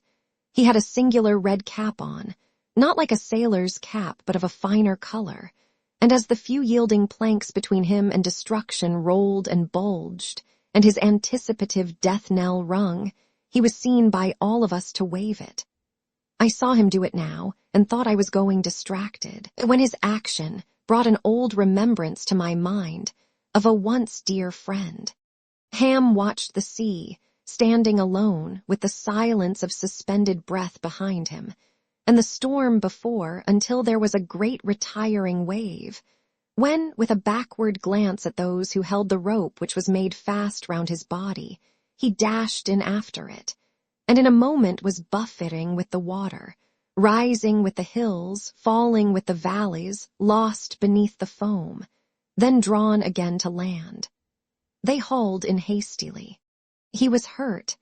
I saw blood on his face from where I stood, but he took no thought of that. He seemed hurriedly to give them some directions for leaving him more free, or so I judged from the motion of his arm, and was gone as before. And now he made for the wreck, rising with the hills, falling with the valleys, lost beneath the rugged foam, borne in towards the shore, borne on towards the ship, striving hard and valiantly. The distance was nothing, but the power of the sea and wind made the strife deadly. At length he neared the wreck. He was so near that with one more of his vigorous strokes he would be clinging to it, when a high, green, vast hillside of water, moving on shoreward from beyond the ship, he seemed to leap up into it with a mighty bound, and the ship was gone. Some eddying fragments I saw in the sea, as if a mere cask had been broken, in running to the spot where they were hauling in. Consternation was in every face. They drew him to my very feet, insensible, dead. He was carried to the nearest house, and no one preventing me now, I remained near him, busy, while every means of restoration were tried. But he had been beaten to death by the great wave, and his generous heart was stilled forever. As I sat beside the bed, when hope was abandoned and all was done, a fisherman, who had known me when Emily and I were children, and ever since whispered my name at the door. "Sir," said he, with tears starting to his weather-beaten face, which, with his trembling lips, was ashy pale, "will you come over yonder?" The old remembrance that had been recalled to me was in his look. I asked him, terror-stricken, leaning on the arm he held out to support me, "Has a body come ashore?" He said, "Yes." "Do I know it?" I asked then. He answered nothing, but he led me to the shore, and on that part of it where she and I had looked for shells, 2 children, on that part of it where some lighter fragments of the old boat, blown down last night, had been scattered by the wind, among the ruins of the home he had wronged, I saw him lying with his head upon his arm, as I had often seen him lie at school. Chapter 56. The New Wound and the Old. No need, O Steerforth, to have said, when we last spoke together, in that hour which I so little deemed to be our parting hour, no need to have said, "Think of me at my best." I had done that ever, and could I change now, looking on this sight? They brought a hand-bier and laid him on it, and covered him with a flag, and took him up and bore him on towards the houses. All the men who carried him had known him, and gone sailing with him, and seen him merry and bold. They carried him through the wild roar, a hush in the midst of all the tumult, and took him to the cottage where death was already. But when they set the bier down on the threshold, they looked at one another and at me, and whispered. I knew why. They felt as if it were not right to lay him down in the same quiet room. We went into the town, and took our burden to the inn. So soon as I could at all collect my thoughts, I sent for Joram, and begged him to provide me a conveyance in which it could be got to London in the night. I knew that the care of it, and the hard duty of preparing his mother to receive it, could only rest with me, and I was anxious to discharge that duty as faithfully as I could. I chose the night for the journey, that there might be less curiosity when I left the town. But, although it was nearly midnight when I came out of the yard in a chaise, followed by what I had in charge, there were many people waiting. At intervals, along the town, and even a little way out upon the road, I saw more. But at length, only the bleak night and the open country were around me, and the ashes of my youthful friendship. Upon a mellow autumn day, about noon, when the ground was perfumed by fallen leaves, and many more in beautiful tints of yellow, red, and brown, yet hung upon the trees through which the sun was shining, I arrived at Highgate. I walked the last mile, thinking as I went along of what I had to do, and left the carriage that had followed me all through the night, awaiting orders to advance. The house, when I came up to it, looked just the same. Not a blind was raised, no sign of life was in the dull paved court, with its covered way leading to the disused door. The wind had quite gone down, and nothing moved. I had not, at first, the courage to ring at the gate, and when I did ring, my errand seemed to me to be expressed in the very sound of the bell. The little parlor maid came out, with the key in her hand, and looking earnestly at me as she unlocked the gate, said, "I beg your pardon, sir. Are you ill?" "I have been much agitated, and am fatigued." "Is anything the matter, sir?" "Mr. James—" "Hush," said I. "Yes, something has happened that I have to break to Mrs. Steerforth. She is at home." The girl anxiously replied that her mistress was very seldom out now, even in a carriage, that she kept her room, that she saw no company but would see me. Her mistress was up, she said, and Miss Dartle was with her. What message should she take upstairs? Giving her a strict charge to be careful of her manner, and only to carry in my card and say I waited, I sat down in the drawing-room, which we had now reached, until she should come back. Its former pleasant air of occupation was gone, and the shutters were half closed. The harp had not been used for many and many a day. His picture, as a boy, was there. The cabinet in which his mother had kept his letters was there. I wondered if she ever read them now, if she would ever read them more. The house was so still that I heard the girl's light step upstairs. On her return, she brought a message, to the effect that Mrs. Steerforth was an invalid and could not come down, but that if I would excuse her being in her chamber, she would be glad to see me. In a few moments I stood before her. She was in his room, not in her own. I felt, of course, that she had taken to occupy it in remembrance of him, and that the many tokens of his old sports and accomplishments by which she was surrounded remained there, just as he had left them for the same reason. She murmured, however, even in her reception of me, that she was out of her own chamber because its aspect was unsuited to her infirmity, and with her stately look repelled the least suspicion of the truth. At her chair, as usual, was Rosa Dartle. From the first moment of her dark eyes resting on me, I saw she knew I was the bearer of evil tidings. The scar sprung into view that instant. She withdrew herself a step behind the chair, to keep her own face out of Mrs. Steerforth's observation, and scrutinized me with a piercing gaze that never faltered, never shrunk. "I am sorry to observe you are in mourning, sir," said Mrs. Steerforth. "I am unhappily a widower," said I. "You are very young to know so great a loss," she returned. "I am grieved to hear it. I am grieved to hear it. I hope time will be good to you." "I hope time," said I, looking at her, "will be good to all of us. Dear Mrs. Steerforth, we must all trust to that in our heaviest misfortunes." The earnestness of my manner and the tears in my eyes alarmed her. The whole course of her thoughts appeared to stop and change. I tried to command my voice in gently saying his name, but it trembled. She repeated it to herself 2 or 3 times in a low tone. Then, addressing me, she said with enforced calmness, "My son is ill, very ill. You have seen him." "I have." "Are you reconciled?" I could not say yes, I could not say no.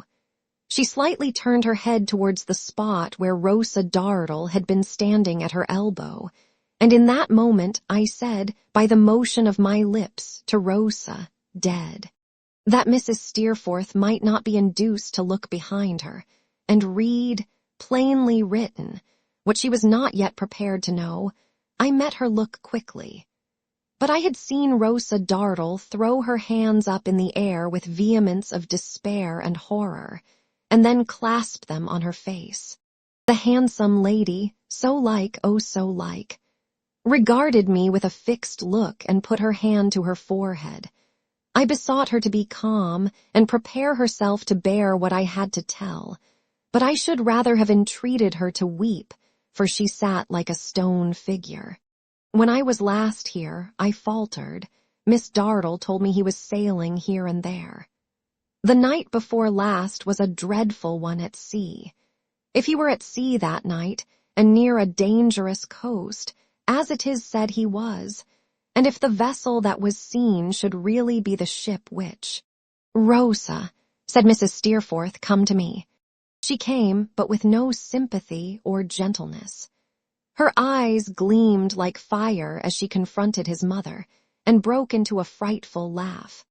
"Now," she said, "is your pride appeased, you madwoman. Now has he made atonement to you with his life. Do you hear? His life." Mrs. Steerforth, fallen back stiffly in her chair, and making no sound but a moan, cast her eyes upon her with a wide stare. "Ay," cried Rosa, smiting herself passionately on the breast, "look at me. Moan and groan and look at me. Look here," striking the scar at your dead child's handiwork. The moan the mother uttered, from time to time, went to my heart, always the same, always inarticulate and stifled, always accompanied with an incapable motion of the head, but with no change of face, always proceeding from a rigid mouth and closed teeth, as if the jaw were locked and the face frozen up in pain. Do you remember when he did this? She proceeded. Do you remember when, in his inheritance of your nature, and in your pampering of his pride and passion, he did this and disfigured me for life?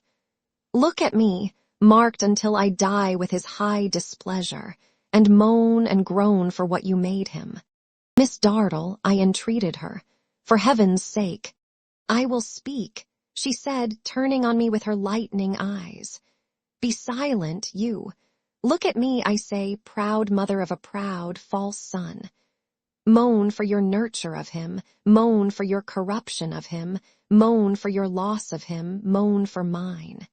She clenched her hand, and trembled through her spare, worn figure, as if her passion were killing her by inches. You resent his self-will, she exclaimed.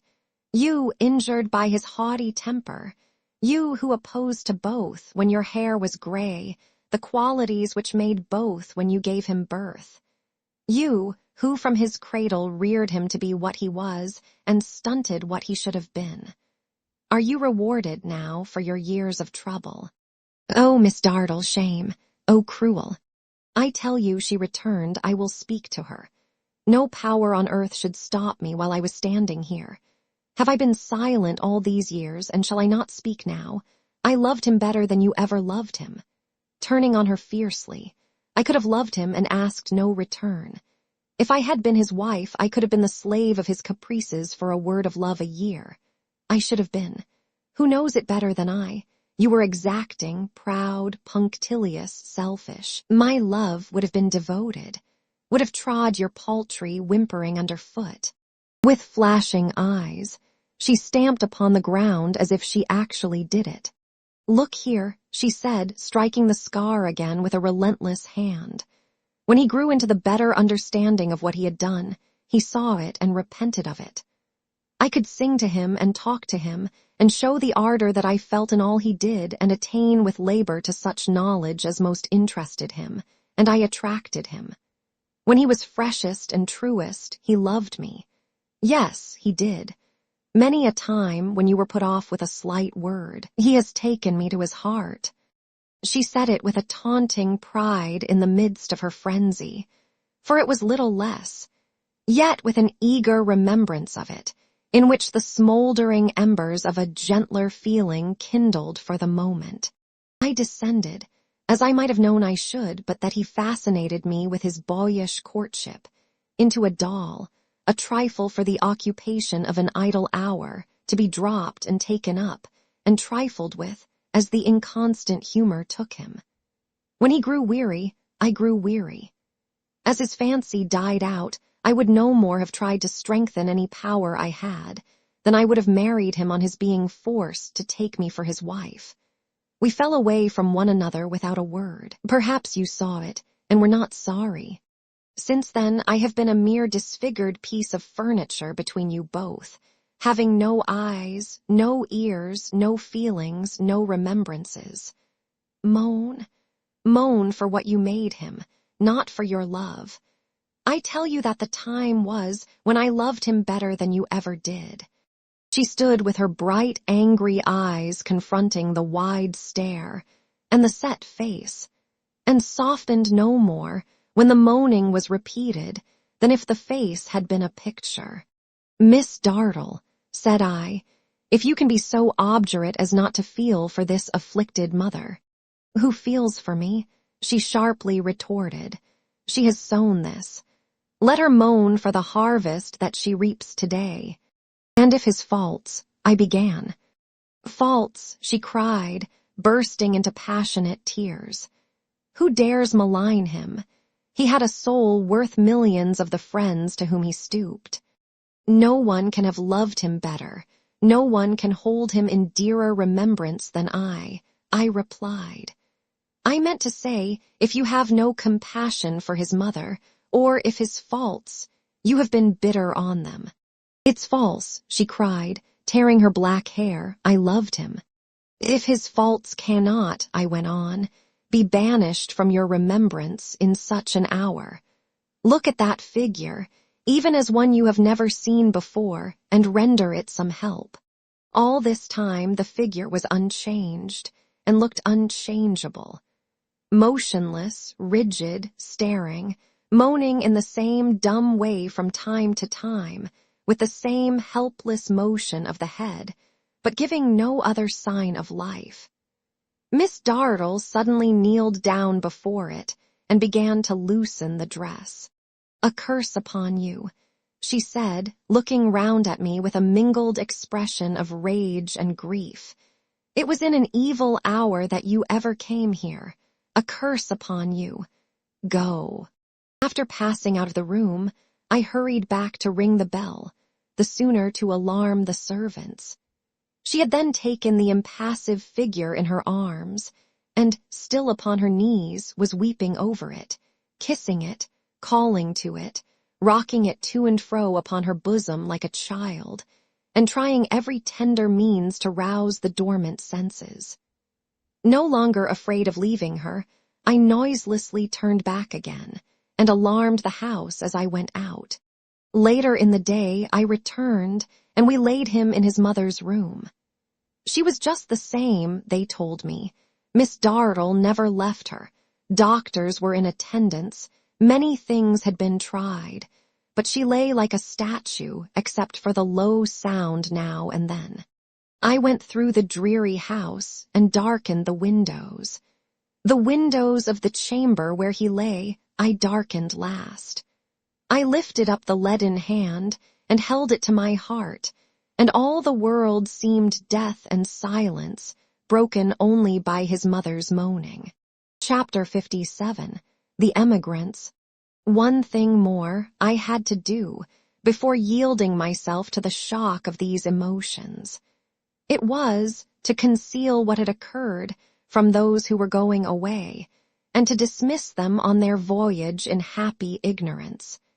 In this, no time was to be lost. I took Mr. Micawber aside that same night, and confided to him the task of standing between Mr. Peggotty and intelligence of the late catastrophe. He zealously undertook to do so, and to intercept any newspaper through which it might, without such precautions, reach him. "If it penetrates to him, sir," said Mr. Micawber, striking himself on the breast, "it shall first pass through this body." Mr. Micawber, I must observe, in his adaptation of himself to a new state of society, had acquired a bold, buccaneering air, not absolutely lawless, but defensive and prompt. One might have supposed him a child of the wilderness, long accustomed to live out of the confines of civilization, and about to return to his native wilds. He had provided himself, among other things, with a complete suit of oilskin and a straw hat with a very low crown, pitched or cocked on the outside. In this rough clothing, with a common mariner's telescope under his arm, and a shrewd trick of casting up his eye at the sky as looking out for dirty weather, he was far more nautical, after his manner, than Mr. Peggotty. His whole family, if I may so express it, were cleared for action. I found Mrs. Micawber in the closest and most uncompromising of bonnets, made fast under the chin, and in a shawl which tied her up, as I had been tied up, when my aunt first received me like a bundle, and was secured behind at the waist in a strong knot. Miss Micawber I found made snug for stormy weather, in the same manner, with nothing superfluous about her. Master Micawber was hardly visible in a Guernsey shirt, and the shaggiest suit of slops I ever saw, and the children were done up, like preserved meats, in impervious cases. Both Mr. Micawber and his eldest son wore their sleeves loosely turned back at the wrists, as being ready to lend a hand in any direction, and to tumble up or sing out, "Yo," "Heave," "Yo," on the shortest notice. Thus Traddles and I found them at nightfall, assembled on the wooden steps, at that time known as Hungerford Stairs, watching the departure of a boat with some of their property on board. I had told Traddles of the terrible event, and it had greatly shocked him, but there could be no doubt of the kindness of keeping it a secret, and he had come to help me in this last service. It was here that I took Mr. Micawber aside and received his promise. The Micawber family were lodged in a little dirty, tumble-down public house, which in those days was close to the stairs, and whose protruding wooden rooms overhung the river. The family, as emigrants, being objects of some interest in and about Hungerford, attracted so many beholders that we were glad to take refuge in their room. It was one of the wooden chambers upstairs, with the tide flowing underneath.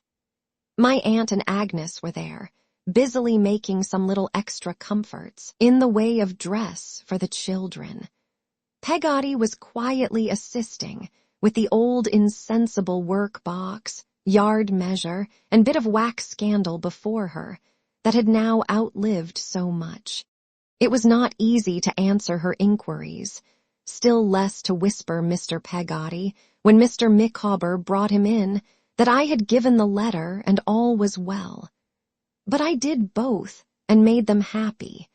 If I showed any trace of what I felt, my own sorrows were sufficient to account for it. "And when does the ship sail, Mr. Micawber?" asked my aunt. Mr. Micawber considered it necessary to prepare either my aunt or his wife, by degrees, and said, sooner than he had expected yesterday. "The boat brought you word, I suppose," said my aunt. "It did, ma'am," he returned. "Well," said my aunt, "and she sails?" "Madam," he replied, "I am informed that we must positively be on board before 7 tomorrow morning."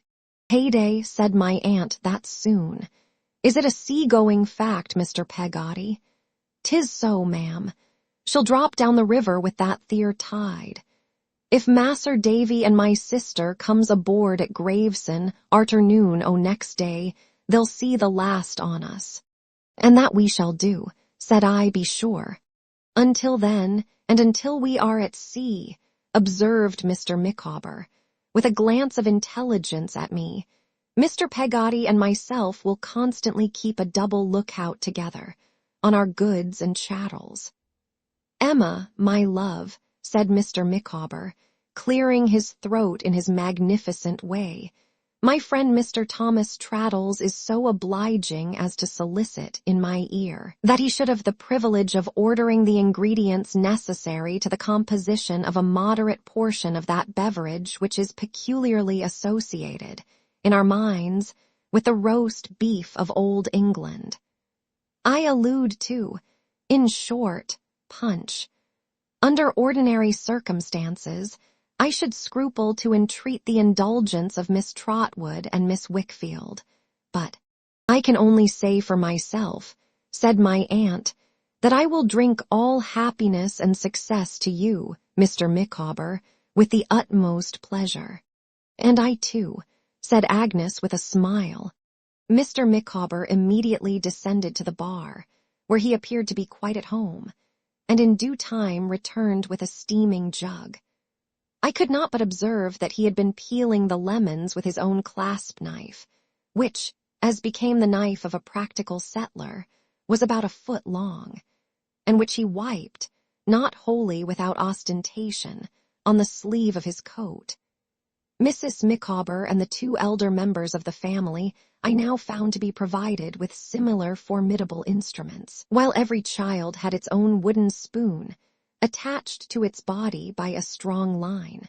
In a similar anticipation of life afloat, and in the bush, Mr. Micawber, instead of helping Mrs. Micawber and his eldest son and daughter to punch, in wine-glasses, which he might easily have done, for there was a shelf full in the room, served it out to them in a series of villainous little tin pots, and I never saw him enjoy anything so much as drinking out of his own particular pint-pot, and putting it in his pocket at the close of the evening.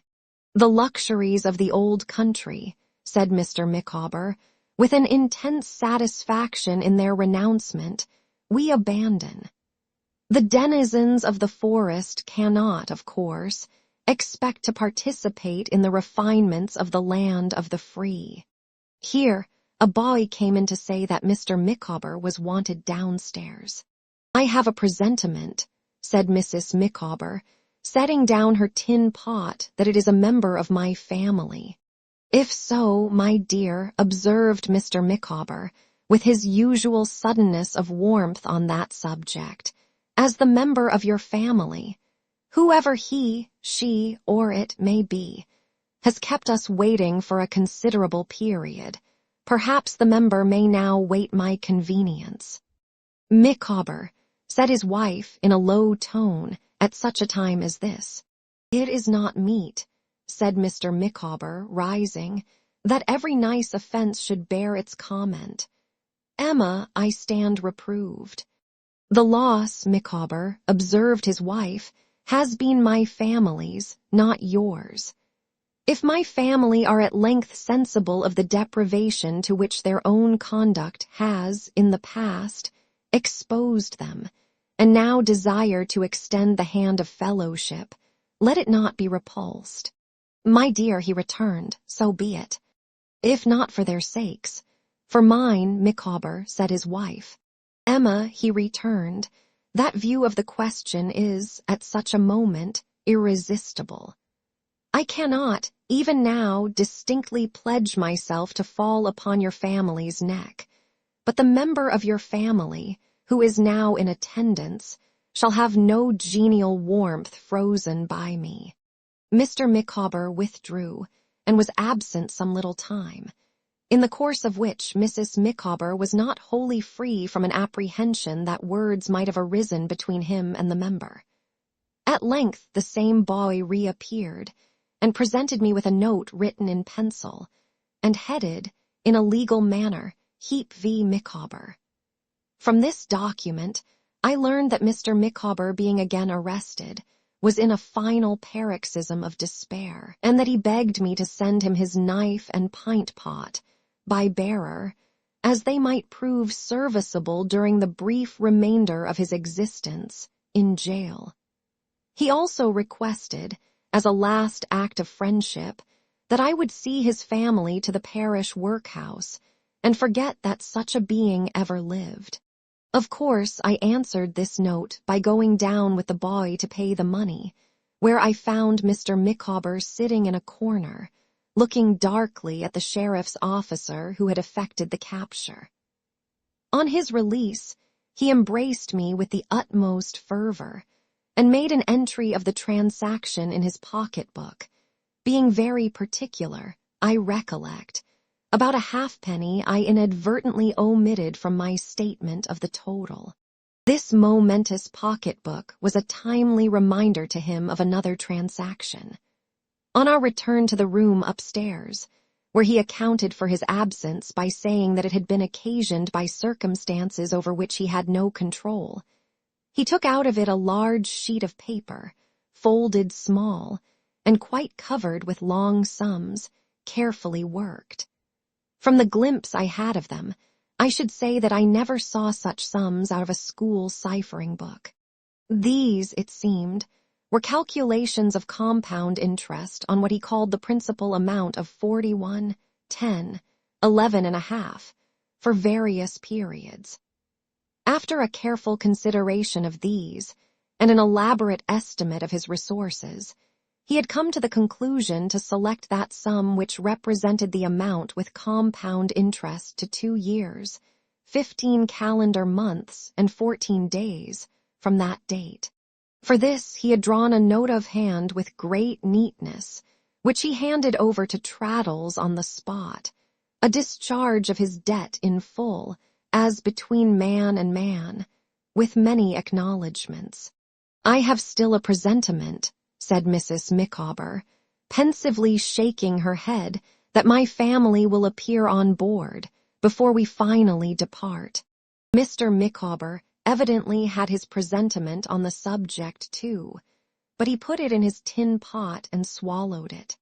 "If you have any opportunity of sending letters home, "On your passage, Mrs. Micawber," said my aunt, "you must let us hear from you, you know." "My dear Miss Trotwood," she replied, "I shall only be too happy to think that anyone expects to hear from us. I shall not fail to correspond. Mr. Copperfield, I trust, as an old and familiar friend, will not object to receive occasional intelligence, himself, from one who knew him when the twins were yet unconscious." I said that I should hope to hear, whenever she had an opportunity of writing. "Please heaven, there will be many such opportunities," said Mr. Micawber. "The ocean in these times is a perfect fleet of ships, and we can hardly fail to encounter many in running over." "It is merely crossing," said Mr. Micawber, trifling with his eyeglass, "merely crossing. The distance is quite imaginary." I think now how odd it was, but how wonderfully like Mr. Micawber, that, when he went from London to Canterbury, he should have talked as if he were going to the farthest limits of the earth, and when he went from England to Australia, as if he were going for a little trip across the Channel.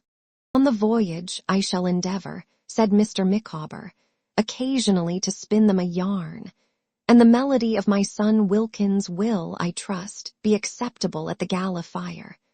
When Mrs. Micawber has her sea legs on, an expression in which I hope there is no conventional impropriety, she will give them, I dare say, little tafflin. Porpoises and dolphins, I believe, will be frequently observed athwart our bows, and either on the starboard or the larboard quarter, objects of interest will be continually disgrayed. In short," said Mr. Micawber, with the old genteel air, "the probability is all will be found so exciting, alow and aloft, that when the lookout, stationed in the maintop, cries Lando, we shall be very considerably astonished." With that, he flourished off the contents of his little tin pot, as if he had made the voyage, and had passed a first-class examination before the highest naval authorities. "What I chiefly hope, my dear Mr. Copperfield," said Mrs. Micawber, "is that in some branches of our family we may live again in the old country. Do not frown, Micawber. I do not now refer to my own family, but to our children's children. However vigorous the sapling," said Mrs. Micawber, shaking her head, "I cannot forget the parent tree, and when our race attains to eminence and fortune, I own I should wish that fortune to flow into the coffers of Britannia." "My dear," said Mr. Micawber, "Britannia must take her chance.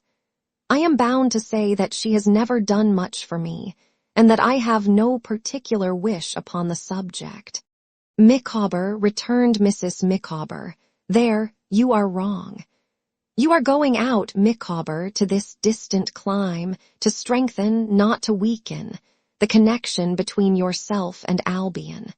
"The connection in question, my love," rejoined Mr. Micawber, "has not laid me, I repeat, under that load of personal obligation, that I am at all sensitive as to the formation of another connection." "Micawber," returned Mrs. Micawber, "there I again say you are wrong. You do not know your power, Micawber. It is that which will strengthen, even in this step you are about to take, the connection between yourself and Albion." Mr. Micawber sat in his elbow-chair, with his eyebrows raised, half receiving and half repudiating Mrs. Micawber's views as they were stated, but very sensible of their foresight. "My dear Mr. Copperfield," said Mrs. Micawber, "I wish Mr. Micawber to feel his position. It appears to me highly important that Mr. Micawber should, from the hour of his embarkation, feel his position. Your old knowledge of me, my dear Mr. Copperfield, will have told you that I have not the sanguine disposition of Mr. Micawber. My disposition is, if I may say so, eminently practical. I know that this is a long voyage. I know that it will involve many privations and inconveniences. I cannot shut my eyes to those facts. But I also know what Mr. Micawber is. I know the latent power of Mr. Micawber, and therefore I consider it vitally important that Mr. Micawber should feel his position. My love, he observed, perhaps you will allow me to remark that it is barely possible that I do feel my position at the present moment. I think not, Micawber, she rejoined. Not fully. My dear Mr. Copperfield, Mr. Micawber's is not a common case. Mr. Micawber is going to a distant country expressly in order that he may be fully understood and appreciated for the first time. I wish Mr. Micawber to take his stand upon that vessel's prow and firmly say, "This country I am come to conquer. Have you honors? Have you riches? Have you posts of profitable pecuniary emolument? Let them be brought forward. They are mine." Mr. Micawber, glancing at us all, seemed to think there was a good deal in this idea. "I wish, Mr. Micawber, if I make myself understood," said Mrs. Micawber in her argumentative tone, "to be the Caesar of his own fortunes. That, my dear Mr. Copperfield, appears to me to be his true position. From the first moment of this voyage, I wish Mr. Micawber to stand upon that vessel's prow and say, 'Enough of delay, enough of disappointment, enough of limited means. That was in the old country. This is the new. Produce your reparation. Bring it forward.'" Mr. Micawber folded his arms in a resolute manner, as if he were then stationed on the figurehead. "And doing that," said Mrs. Micawber, "feeling his position, am I not right in saying that Mr. Micawber will strengthen, and not weaken, his connection with Britain? An important public character arising in that hemisphere, shall I be told that its influence will not be felt at home? Can I be so weak as to imagine that Mr. Micawber, wielding the rod of talent and of power in Australia, will be nothing in England? I am but a woman, but I should be unworthy of myself and of my papa if I were guilty of such absurd weakness." Mrs. Micawber's conviction that her arguments were unanswerable gave a moral elevation to her tone, which I think I had never heard in it before. "And therefore it is," said Mrs. Micawber, "that I the more wish that at a future period we may live again on the parent soil. Mr. Micawber may be. I cannot disguise from myself that the probability is Mr. Micawber will be a page of history, and he ought then to be represented in the country which gave him birth and did not give him employment." "My love," observed Mr. Micawber, "it is impossible for me not to be touched by your affection. I am always willing to defer to your good sense. What will be, will be. Heaven forbid that I should grudge my native country any portion of the wealth that may be accumulated by our descendants." "That's well," said my aunt, nodding towards Mr. Peggotty, "and I drink my love to you all, and every blessing and success attend you." Mr. Peggotty put down the 2 children he had been nursing, one on each knee, to join Mr. and Mrs. Micawber in drinking to all of us in return. And when he and the Micawbers cordially shook hands as comrades, and his brown face brightened with a smile, I felt that he would make his way, establish a good name, and be beloved, go where he would. Even the children were instructed, each to dip a wooden spoon into Mr. Micawber's pot and pledge us in its contents. When this was done, my aunt and Agnes rose and parted from the emigrants. It was a sorrowful farewell. They were all crying.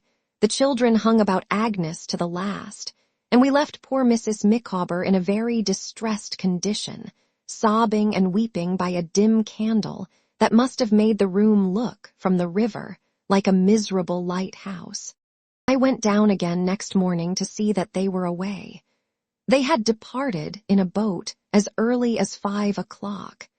It was a wonderful instance to me of the gap such partings make, that although my association of them with the tumble-down public house and the wooden stairs dated only from last night, Both seemed dreary and deserted now that they were gone. In the afternoon of the next day, my old nurse and I went down to Gravesend. We found the ship in the river, surrounded by a crowd of boats, a favorable wind blowing, the signal for sailing at her masthead. I hired a boat directly, and we put off to her, and getting through the little vortex of confusion of which she was the center, went on board. Mr. Peggotty was waiting for us on deck. He told me that Mr. Micawber had just now been arrested again, and for the last time, at the Suit of Heap, and that, in compliance with a request I had made to him, he had paid the money, which I repaid him.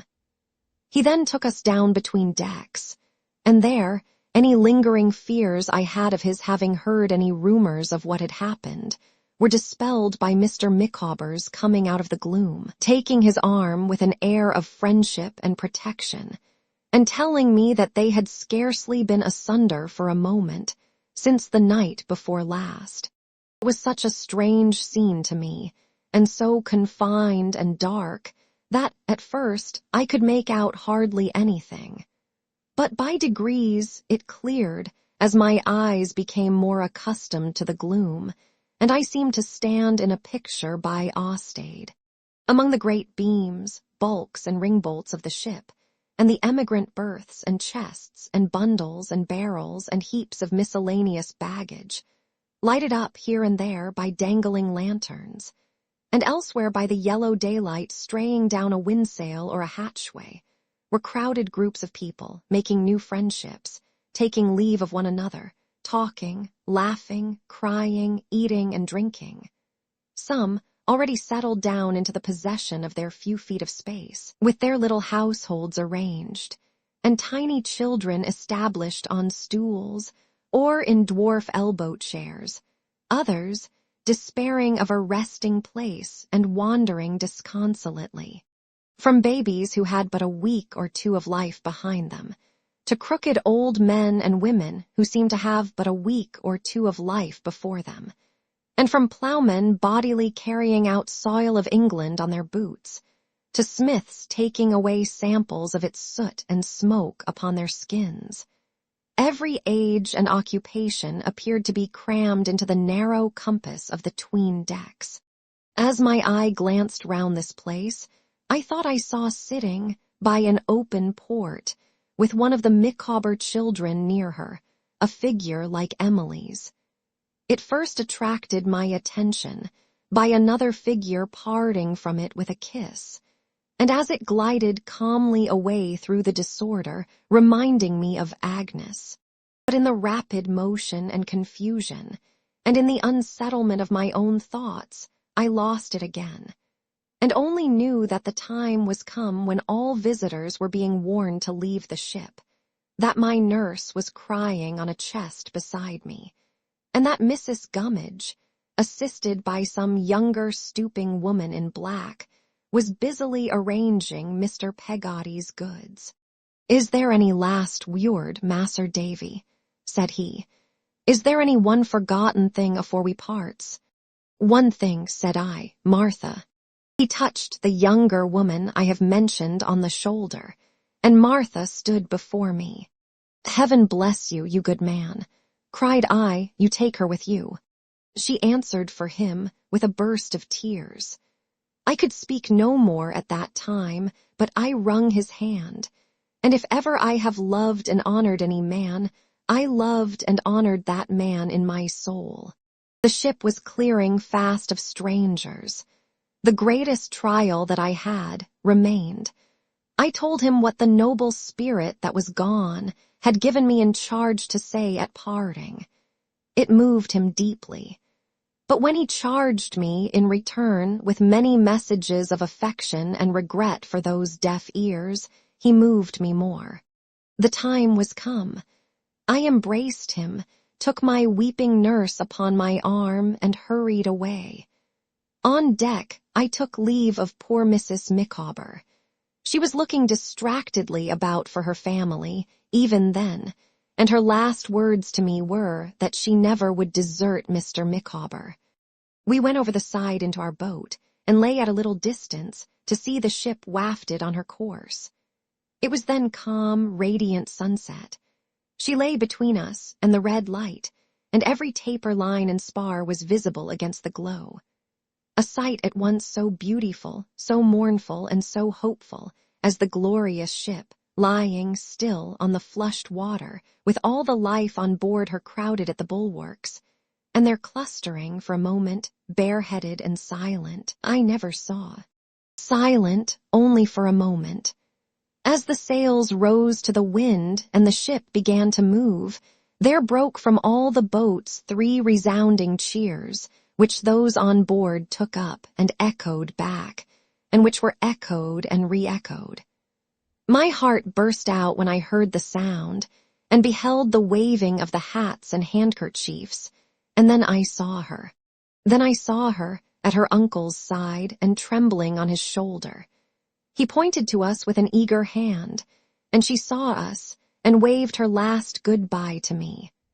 I, Emily, beautiful and drooping, cling to him with the utmost trust of thy bruised heart, for he has clung to thee with all the might of his great love.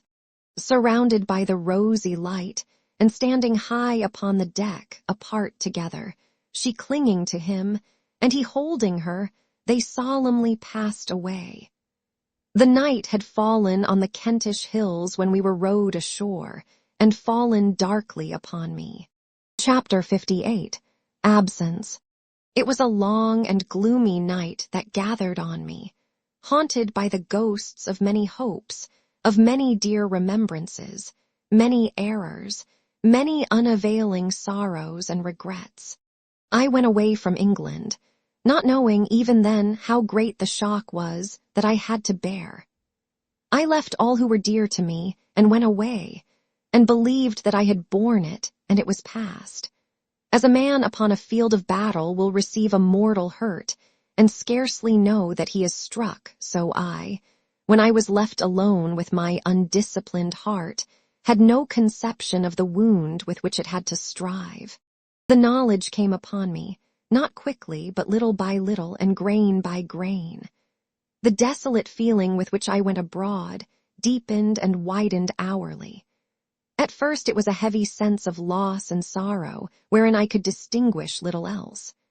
By imperceptible degrees it became a hopeless consciousness of all that I had lost, love, friendship, interest, of all that had been shattered, my first trust, my first affection, the whole airy castle of my life, of all that remained, a ruined blank and waste, lying wide around me, unbroken to the dark horizon. If my grief were selfish, I did not know it to be so. I mourned for my child wife, taken from her blooming world so young. I mourned for him who might have won the love and admiration of thousands, as he had won mine long ago. I mourned for the broken heart that had found rest in the stormy sea, and for the wandering remnants of the simple home where I had heard the night wind blowing when I was a child. From the accumulated sadness into which I fell, I had at length no hope of ever issuing again. I roamed from place to place, carrying my burden with me everywhere. I felt its whole weight now, and I drooped beneath it, and I said in my heart that it could never be lightened. When this despondency was at its worst, I believed that I should die. Sometimes I thought that I would like to die at home, and actually turned back on my road that I might get there soon. At other times, I passed on farther away, from city to city, seeking I know not what, and trying to leave I know not what behind. It is not in my power to retrace, one by one, all the weary phases of distress of mind through which I passed. There are some dreams that can only be imperfectly and vaguely described, and when I oblige myself to look back on this time of my life, I seem to be recalling such a dream. I see myself passing on among the novelties of foreign towns, palaces, cathedrals, temples, pictures, castles, tombs, fantastic streets, the old abiding places of history and fancy, as a dreamer might, bearing my painful load through all, and hardly conscious of the objects as they fade before me. Listlessness to everything but brooding sorrow was the night that fell on my undisciplined heart. Let me look up from it, as at last I did, thank heaven, and from its long, sad, wretched dream to dawn. For many months I traveled with this ever-darkening cloud upon my mind. Some blind reasons that I had for not returning home, reasons then struggling within me vainly for more distinct expression, kept me on my pilgrimage.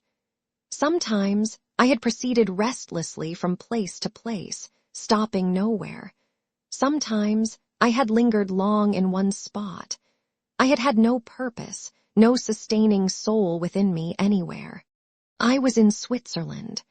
I had come out of Italy, over one of the great passes of the Alps, and had since wandered with a guide among the byways of the mountains. If those awful solitudes had spoken to my heart, I did not know it.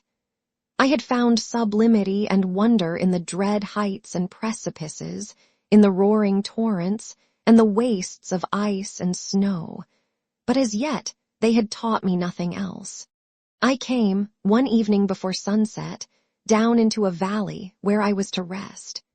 In the course of my descent to it, by the winding track along the mountainside, from which I saw it shining far below, I think some long unwanted sense of beauty and tranquility, some softening influence awakened by its peace, moved faintly in my breast.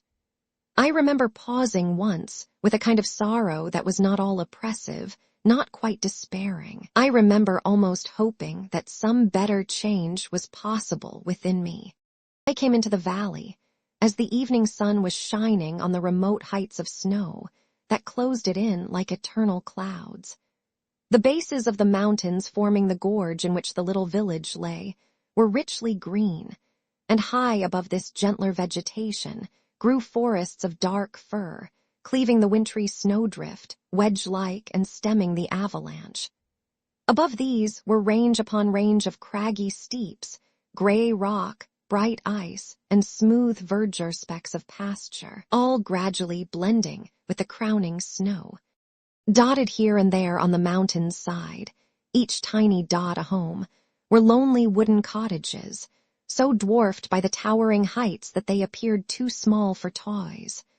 So did even the clustered village in the valley, with its wooden bridge across the stream, where the stream tumbled over broken rocks and roared away among the trees. In the quiet air, there was a sound of distant singing, shepherd voices.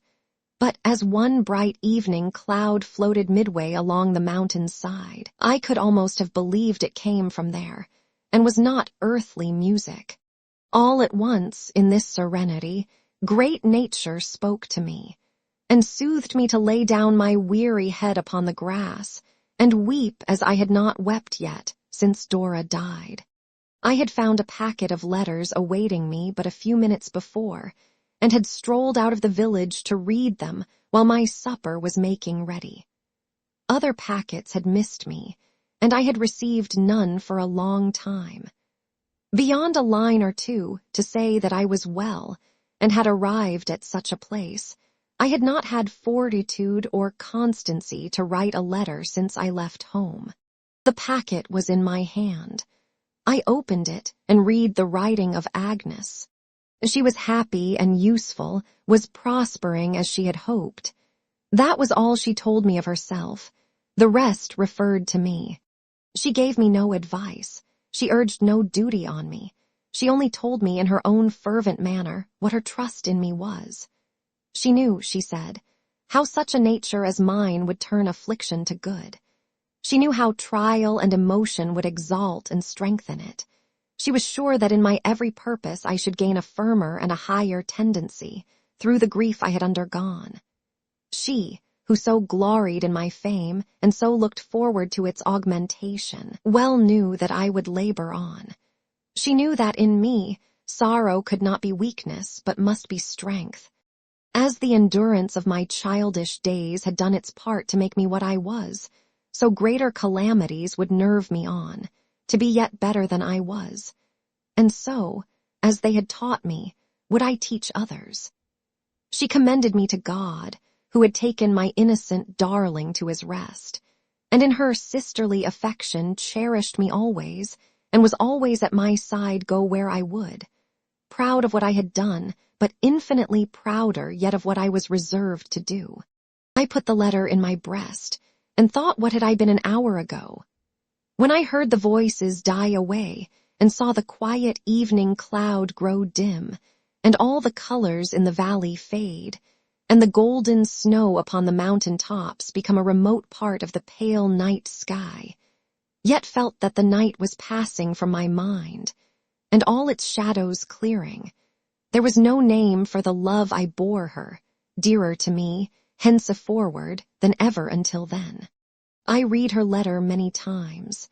I wrote to her before I slept. I told her that I had been in sore need of her help, that without her I was not, and I never had been, what she thought me, but that she inspired me to be that, and I would try. I did try. In 3 months more, a year would have passed since the beginning of my sorrow. I determined to make no resolutions until the expiration of those 3 months, but to try. I lived in that valley and its neighborhood all the time. The 3 months gone, I resolved to remain away from home for some time longer, to settle myself for the present in Switzerland, which was growing dear to me in the remembrance of that evening, to resume my pen, to work. I resorted humbly whither Agnes had commended me. I sought out nature, never sought in vain, and I admitted to my breast the human interest I had lately shrunk from. It was not long before I had almost as many friends in the valley as in Yarmouth, and when I left it before the winter set in for Geneva and came back in the spring, their cordial greetings had a homely sound to me, although they were not conveyed in English words. I worked early and late, patiently and hard. I wrote a story with a purpose growing, not remotely, out of my experience, and sent it to Traddles, and he arranged for its publication very advantageously for me, and the tidings of my growing reputation began to reach me from travellers whom I encountered by chance. After some rest and change, I fell to work in my old ardent way on a new fancy, which took strong possession of me. As I advanced in the execution of this task, I felt it more and more, and roused my utmost energies to do it well. This was my 3rd work of fiction. It was not half written when, in an interval of rest, I thought of returning home. For a long time, though studying and working patiently, I had accustomed myself to robust exercise. My health, severely impaired when I left England, was quite restored. I had seen much. I had been in many countries, and I hope I had improved my store of knowledge. I have now recalled all that I think it needful to recall here, of this term of absence, with one reservation. I have made it, thus far, with no purpose of suppressing any of my thoughts, for, as I have elsewhere said, this narrative is my written memory. I have desired to keep the most secret current of my mind apart, and to the last. I enter on it now. I cannot so completely penetrate the mystery of my own heart as to know when I began to think that I might have set its earliest and brightest hopes on Agnes. I cannot say at what stage of my grief it first became associated with the reflection that, in my wayward boyhood, I had thrown away the treasure of her love. I believe I may have heard some whisper of that distant thought in the old unhappy loss or want of something never to be realized, of which I had been sensible. But the thought came into my mind as a new reproach and new regret, when I was left so sad and lonely in the world. If, at that time, I had been much with her, I should, in the weakness of my desolation, have betrayed this. It was what I remotely dreaded when I was first impelled to stay away from England. I could not have borne to lose the smallest portion of her sisterly affection. Yet, in that betrayal, I should have set a constraint between us hitherto unknown. I could not forget that the feeling with which she now regarded me had grown up in my own free choice and course. That if she had ever loved me with another love, and I sometimes thought the time was when she might have done so, I had cast it away. It was nothing, now, that I had accustomed myself to think of her, when we were both mere children, as one who was far removed from my wild fancies. I had bestowed my passionate tenderness upon another object, and what I might have done, I had not done. And what Agnes was to me, I and her own noble heart had made her. In the beginning of the change that gradually worked in me, when I tried to get a better understanding of myself and be a better man, I did glance, through some indefinite probation, to a period when I might possibly hope to cancel the mistaken past, and to be so blessed as to marry her. But, as time wore on, this shadowy prospect faded and departed from me. If she had ever loved me, then, I should hold her the more sacred, remembering the confidences I had reposed in her, her knowledge of my errant heart, the sacrifice she must have made to be my friend and sister, and the victory she had won.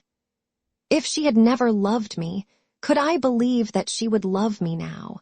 I had always felt my weakness, in comparison with her constancy and fortitude, and now I felt it more and more. Whatever I might have been to her, or she to me, if I had been more worthy of her long ago, I was not now, and she was not. The time was past. I had let it go by and had deservedly lost her. That I suffered much in these contentions, that they filled me with unhappiness and remorse, and yet that I had a sustaining sense that it was required of me, in right and honor, to keep away from myself. With shame, the thought of turning to the dear girl in the withering of my hopes, from whom I had frivolously turned when they were bright and fresh, which consideration was at the root of every thought I had concerning her, is all equally true. I made no effort to conceal from myself, now that I loved her, that I was devoted to her. But I brought the assurance home to myself that it was now too late, and that our long subsisting relation must be undisturbed. I had thought much and often of my Dora's shadowing out to me what might have happened in those years that were destined not to try us. I had considered how the things that never happen are often as much realities to us, in their effects, as those that are accomplished. The very years she spoke of were realities now for my correction, and would have been, one day, a little later perhaps, though we had parted in our earliest folly. I endeavored to convert what might have been between myself and Agnes into a means of making me more self-denying, more resolved, more conscious of myself, and my defects and errors. Thus, through the reflection that it might have been, I arrived at the conviction that it could never be. These, with their perplexities and inconsistencies, were the shifting quicksands of my mind, from the time of my departure to the time of my return home, 3 years afterwards. 3 years had elapsed since the sailing of the emigrant ship, when, at that same hour of sunset, and in the same place, I stood on the deck of the packet vessel that brought me home, looking on the rosy water where I had seen the image of that ship reflected. 3 years, long in the aggregate though short as they went by, and home was very dear to me and Agnes too, but she was not mine, she was never to be mine. She might have been, but that was past. Chapter 59. Return. I landed in London on a wintry autumn evening. It was dark and raining, and I saw more fog and mud in a minute than I had seen in a year. I walked from the custom house to the monument before I found a coach, and although the very house fronts, looking on the swollen gutters, were like old friends to me, I could not but admit that they were very dingy friends. I have often remarked, I suppose everybody has, that one's going away from a familiar place would seem to be the signal for change in it.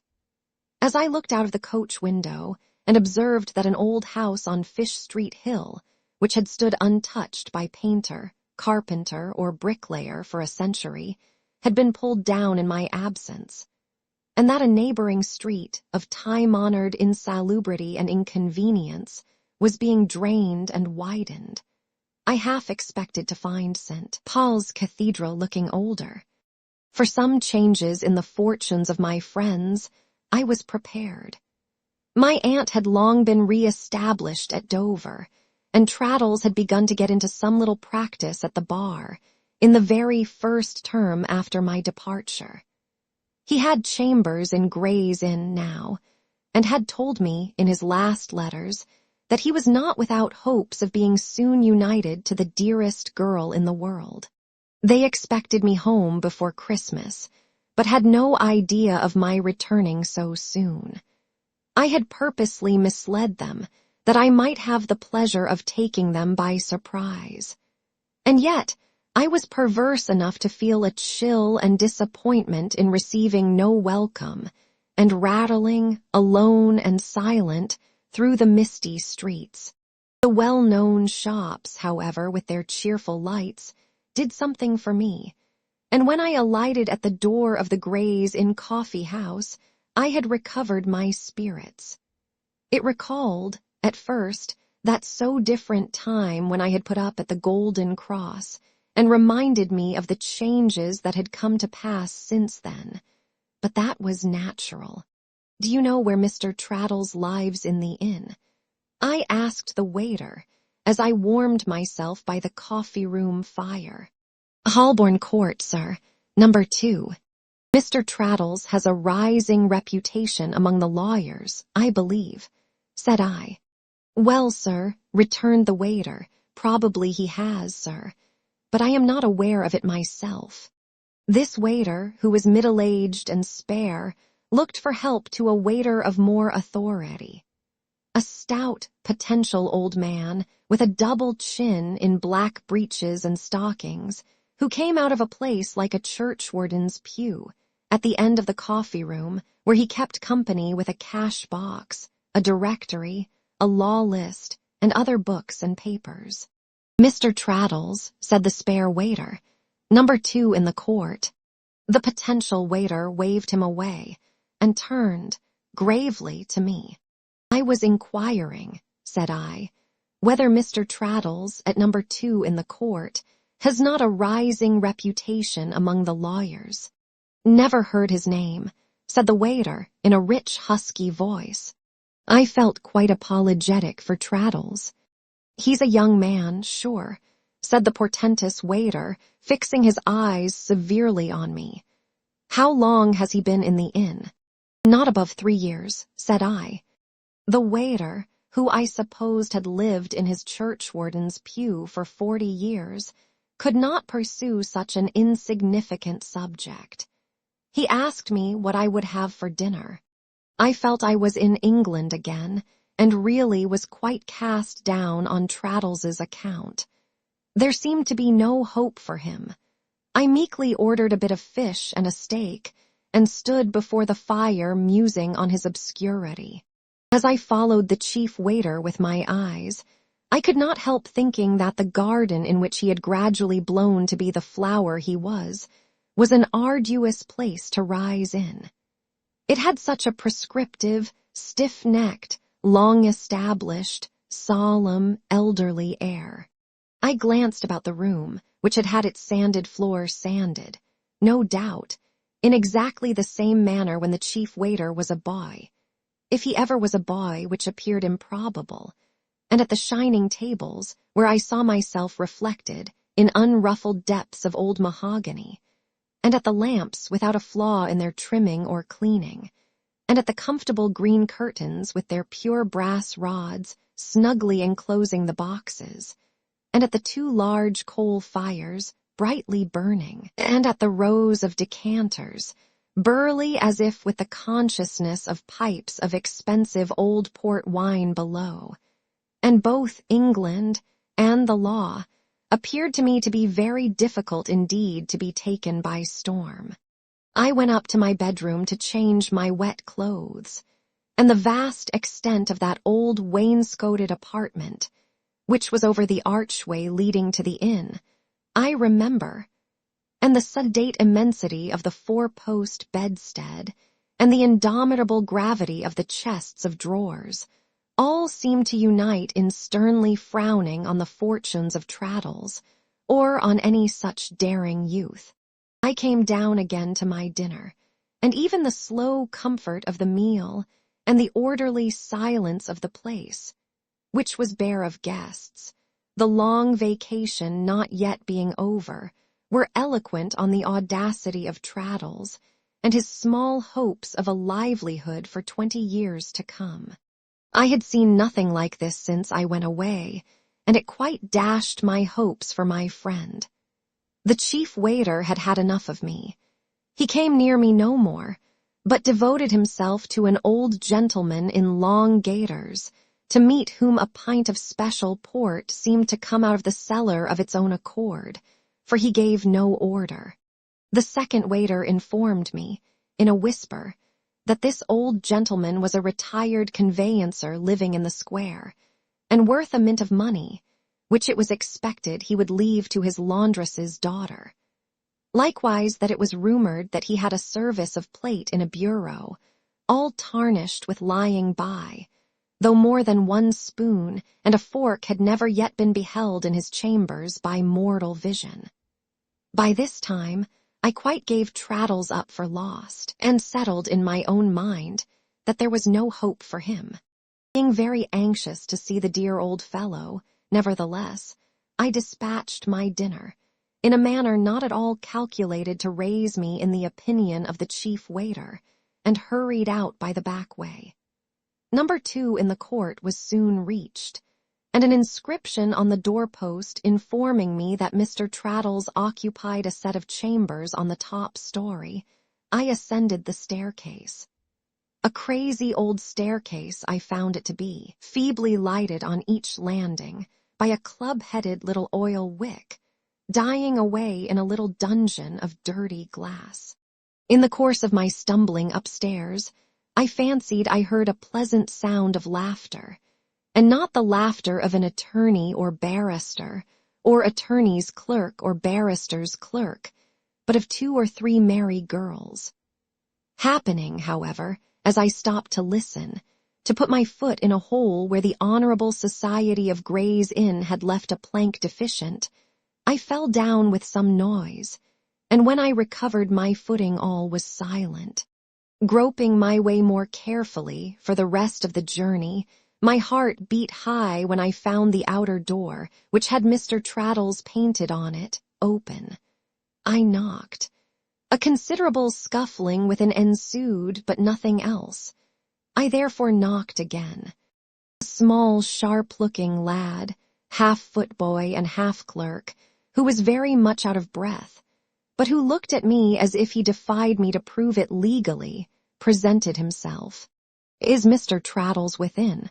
I said. "Yes, sir, but he's engaged." "I want to see him." After a moment's survey of me, the sharp-looking lad decided to let me in, and opening the door wider for that purpose, admitted me, first into a little closet of a hall, and next into a little sitting-room, where I came into the presence of my old friend, also out of breath, seated at a table and bending over papers. "Good God!" cried Traddles, looking up, "it's Copperfield," and rushed into my arms where I held him tight. "All well, my dear Traddles." "All well, my dear Copperfield, and nothing but good news." We cried with pleasure, both of us. "My dear fellow," said Traddles, rumpling his hair in his excitement, which was a most unnecessary operation, "my dearest Copperfield, my long-lost and most welcome friend, how glad I am to see you. How brown you are! How glad I am! Upon my life and honor, I never was so rejoiced, my beloved Copperfield, never. I was equally at a loss to express my emotions. I was quite unable to speak at first. "My dear fellow," said Traddles, "and grown so famous, my glorious Copperfield. Good gracious me, when did you come, where have you come from, what have you been doing?"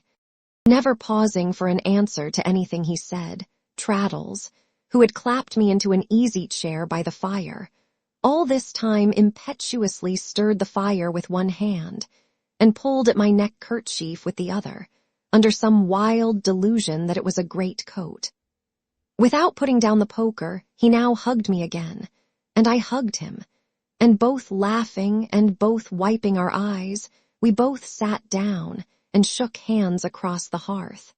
"To think," said Traddles, "that you should have been so nearly coming home as you must have been, my dear old boy, and not at the ceremony." "What ceremony, my dear Traddles?" "Good gracious me," cried Traddles, opening his eyes in his old way. "Didn't you get my last letter?" "Certainly not, if it referred to any ceremony."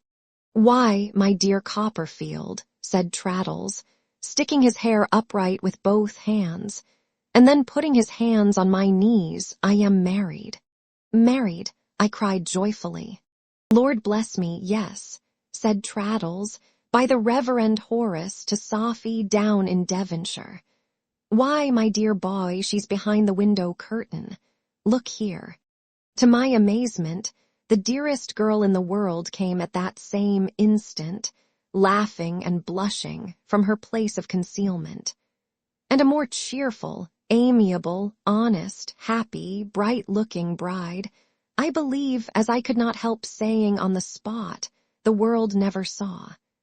I kissed her as an old acquaintance should, and wished them joy with all my might of heart.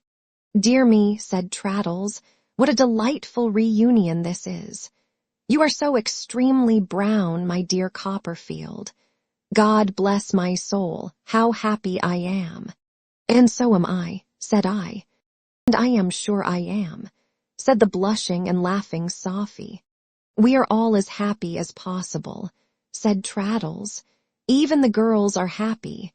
Dear me, I declare I forgot them." "Forgot," said I. "The girls," said Traddles, "Sophy's sisters. They are staying with us. They have come to have a peep at London. The fact is, when was it you that tumbled upstairs, Copperfield?" "It was," said I, laughing. "Well then, when you tumbled upstairs," said Traddles, "I was romping with the girls. In point of fact, we were playing at puss in the corner. But as that wouldn't do in Westminster Hall, and as it wouldn't look quite professional if they were seen by a client, they decamped. And they are now, listening, I have no doubt," said Traddles, glancing at the door of another room. "I am sorry," said I, laughing afresh, "to have occasioned such a dispersion." "Upon my word," rejoined Traddles, greatly delighted, "if you had seen them running away and running back again after you had knocked, to pick up the combs they had dropped out of their hair, and going on in the maddest manner, you wouldn't have said so. My love, will you fetch the girls?" Sophy tripped away, and we heard her received in the adjoining room with a peal of laughter. "Really musical, isn't it, my dear Copperfield?" said Traddles. "It's very agreeable to hear. It quite lights up these old rooms. To an unfortunate bachelor of a fellow who has lived alone all his life, you know, it's positively delicious. It's charming. Poor things, they have had a great loss in Sophy, who, I do assure you, Copperfield is and ever was the dearest girl, and it gratifies me beyond expression to find them in such good spirits. The society of girls is a very delightful thing, Copperfield. It's not professional, but it's very delightful." Observing that he slightly faltered, and comprehending that in the goodness of his heart he was fearful of giving me some pain by what he had said, I expressed my concurrence with a heartiness that evidently relieved and pleased him greatly. But then, said Traddles, our domestic arrangements are, to say the truth, quite unprofessional altogether, my dear Copperfield. Even Sophie's being here is unprofessional, and we have no other place of abode. We have put to sea in a cockboat, but we are quite prepared to rough it, and Sophie's an extraordinary manager. You'll be surprised how those girls are stowed away. I am sure I hardly know how it's done. Are many of the young ladies with you? I inquired. The eldest, the beauty, is here, said Traddles in a low, confidential voice, Caroline, and Sarah's here. The one I mentioned to you as having something the matter with her spine, you know. Immensely better. And the two youngest that Sophie educated are with us. And Lewis's here. Yes, indeed, cried I. Yes, said Traddles. Now the whole set, I mean the chambers, is only 3 rooms, but Sophie arranges for the girls in the most wonderful way, and they sleep as comfortably as possible. 3 in that room, said Traddles, pointing. 2 in that. I could not help glancing round, in search of the accommodation remaining for Mr. and Mrs. Traddles. Traddles understood me. Well, said Traddles, we are prepared to rough it, as I said just now, and we did improvise a bed last week upon the floor here. But there's a little room in the roof, a very nice room when you're up there, which Sophie papered herself to surprise me, and that's our room at present. It's a capital little gypsy sort of place. There's quite a view from it. And you are happily married at last, my dear Traddles, said I. How rejoiced I am. Thank you, my dear Copperfield, said Traddles, as we shook hands once more. Yes, I am as happy as it's possible to be. There's your old friend, you see, said Traddles, nodding triumphantly at the flower pot and stand. And there's the table with the marble top. All the other furniture is plain and serviceable, you perceive. And as to plate, Lord bless you, we haven't so much as a teaspoon. All to be earned, said I cheerfully. Exactly so, replied Traddles, all to be earned. Of course, we have something in the shape of teaspoons because we stir our tea, but they are Britannia metal. The silver will be the brighter when it comes, said I. The very thing we say, cried Traddles. You see, my dear Copperfield, falling again into the low confidential tone, after I had delivered my argument in Doe Dem. Gypes versus Wigseal, which did me great service with the profession. I went down into Devonshire, and had some serious conversation in private with the Reverend Horace. I dwelt upon the fact that Sophie, who I do assure you, Copperfield, is the dearest girl. I am certain she is, said I. She is, indeed, rejoined Traddles, but I am afraid I am wandering from the subject. Did I mention the Reverend Horace? You said that you dwelt upon the fact. True, upon the fact that Sophie and I had been engaged for a long period, and that Sophie, with the permission of her parents, was more than content to take me. In short, said Traddles, with his old frank smile, on our present Britannia metal footing. Very well. I then proposed to the Reverend Horace, who is a most excellent clergyman, Copperfield, and ought to be a bishop, or at least ought to have enough to live upon without pinching himself, that if I could turn the corner, say of £250 in 1 year, and could see my way pretty clearly to that or something better next year, and could plainly furnish a little place like this besides, then, and in that case, Sophie and I should be united. I took the liberty of representing that we had been patient for a good many years, and that the circumstance of Sophie's being extraordinarily useful at home ought not to operate with her affectionate parents against her establishment in life. Don't you see? Certainly it ought not, said I. I am glad you think so, Copperfield, rejoined Traddles, because, without any imputation on the Reverend Horace, I do think parents and brothers and so forth are sometimes rather selfish in such cases. Well, I also pointed out that my most earnest desire was to be useful to the family, and that if I got on in the world and anything should happen to him, I refer to the Reverend Horace. I understand, said I. Or to Mrs. Cruller, it would be the utmost gratification of my wishes to be a parent to the girls. He replied in a most admirable manner, exceedingly flattering to my feelings, and undertook to obtain the consent of Mrs. Cruller to this arrangement. They had a dreadful time of it with her. It mounted from her legs into her chest, and then into her head. What mounted? I asked. Her grief, replied Traddles with a serious look. Her feelings generally. As I mentioned on a former occasion, she is a very superior woman, but has lost the use of her limbs.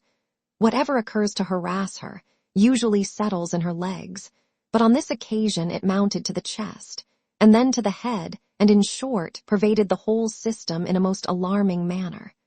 However, they brought her through it by unremitting and affectionate attention, and we were married yesterday 6 weeks. You have no idea what a monster I felt, Copperfield, when I saw the whole family crying and fainting away in every direction. Mrs. Cruller couldn't see me before we left, couldn't forgive me then for depriving her of her child, but she is a good creature, and has done so since. I had a delightful letter from her only this morning. And in short, my dear friend, said I, you feel as blessed as you deserve to feel. Oh, that's your partiality, laughed Traddles. But indeed I am in a most enviable state. I work hard and read law insatiably. I get up at 5 every morning and don't mind it at all. I hide the girls in the daytime and make merry with them in the evening.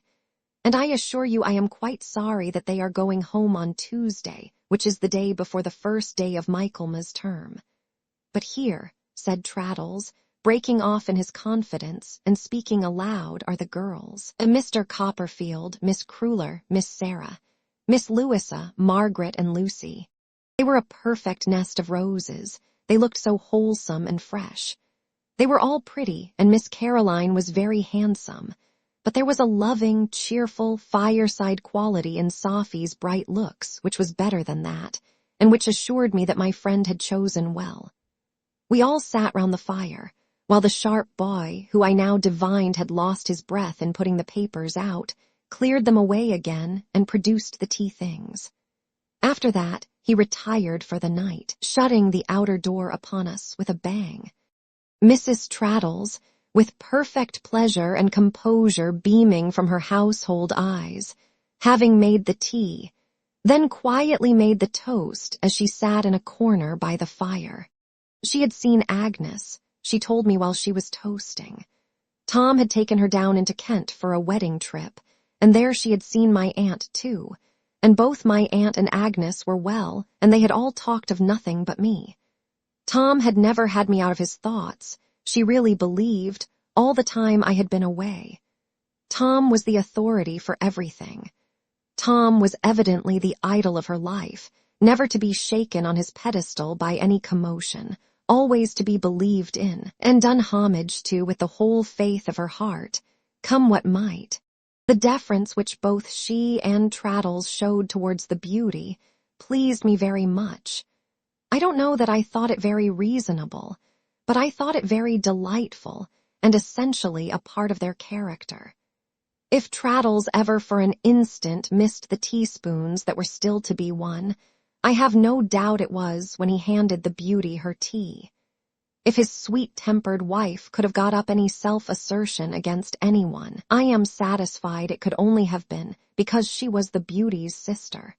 A few slight indications of a rather petted and capricious manner, which I observed in the beauty, were manifestly considered, by Traddles and his wife, as her birthright and natural endowment. If she had been born a queen bee and they laboring bees, they could not have been more satisfied of that. But their self-forgetfulness charmed me. Their pride in these girls, and their submission of themselves to all their whims, was the pleasantest little testimony to their own worth I could have desired to see.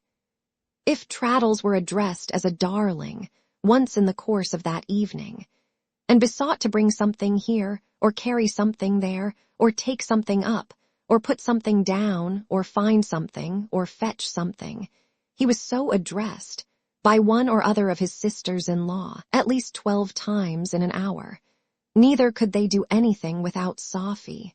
Somebody's hair fell down, and nobody but Sophie could put it up.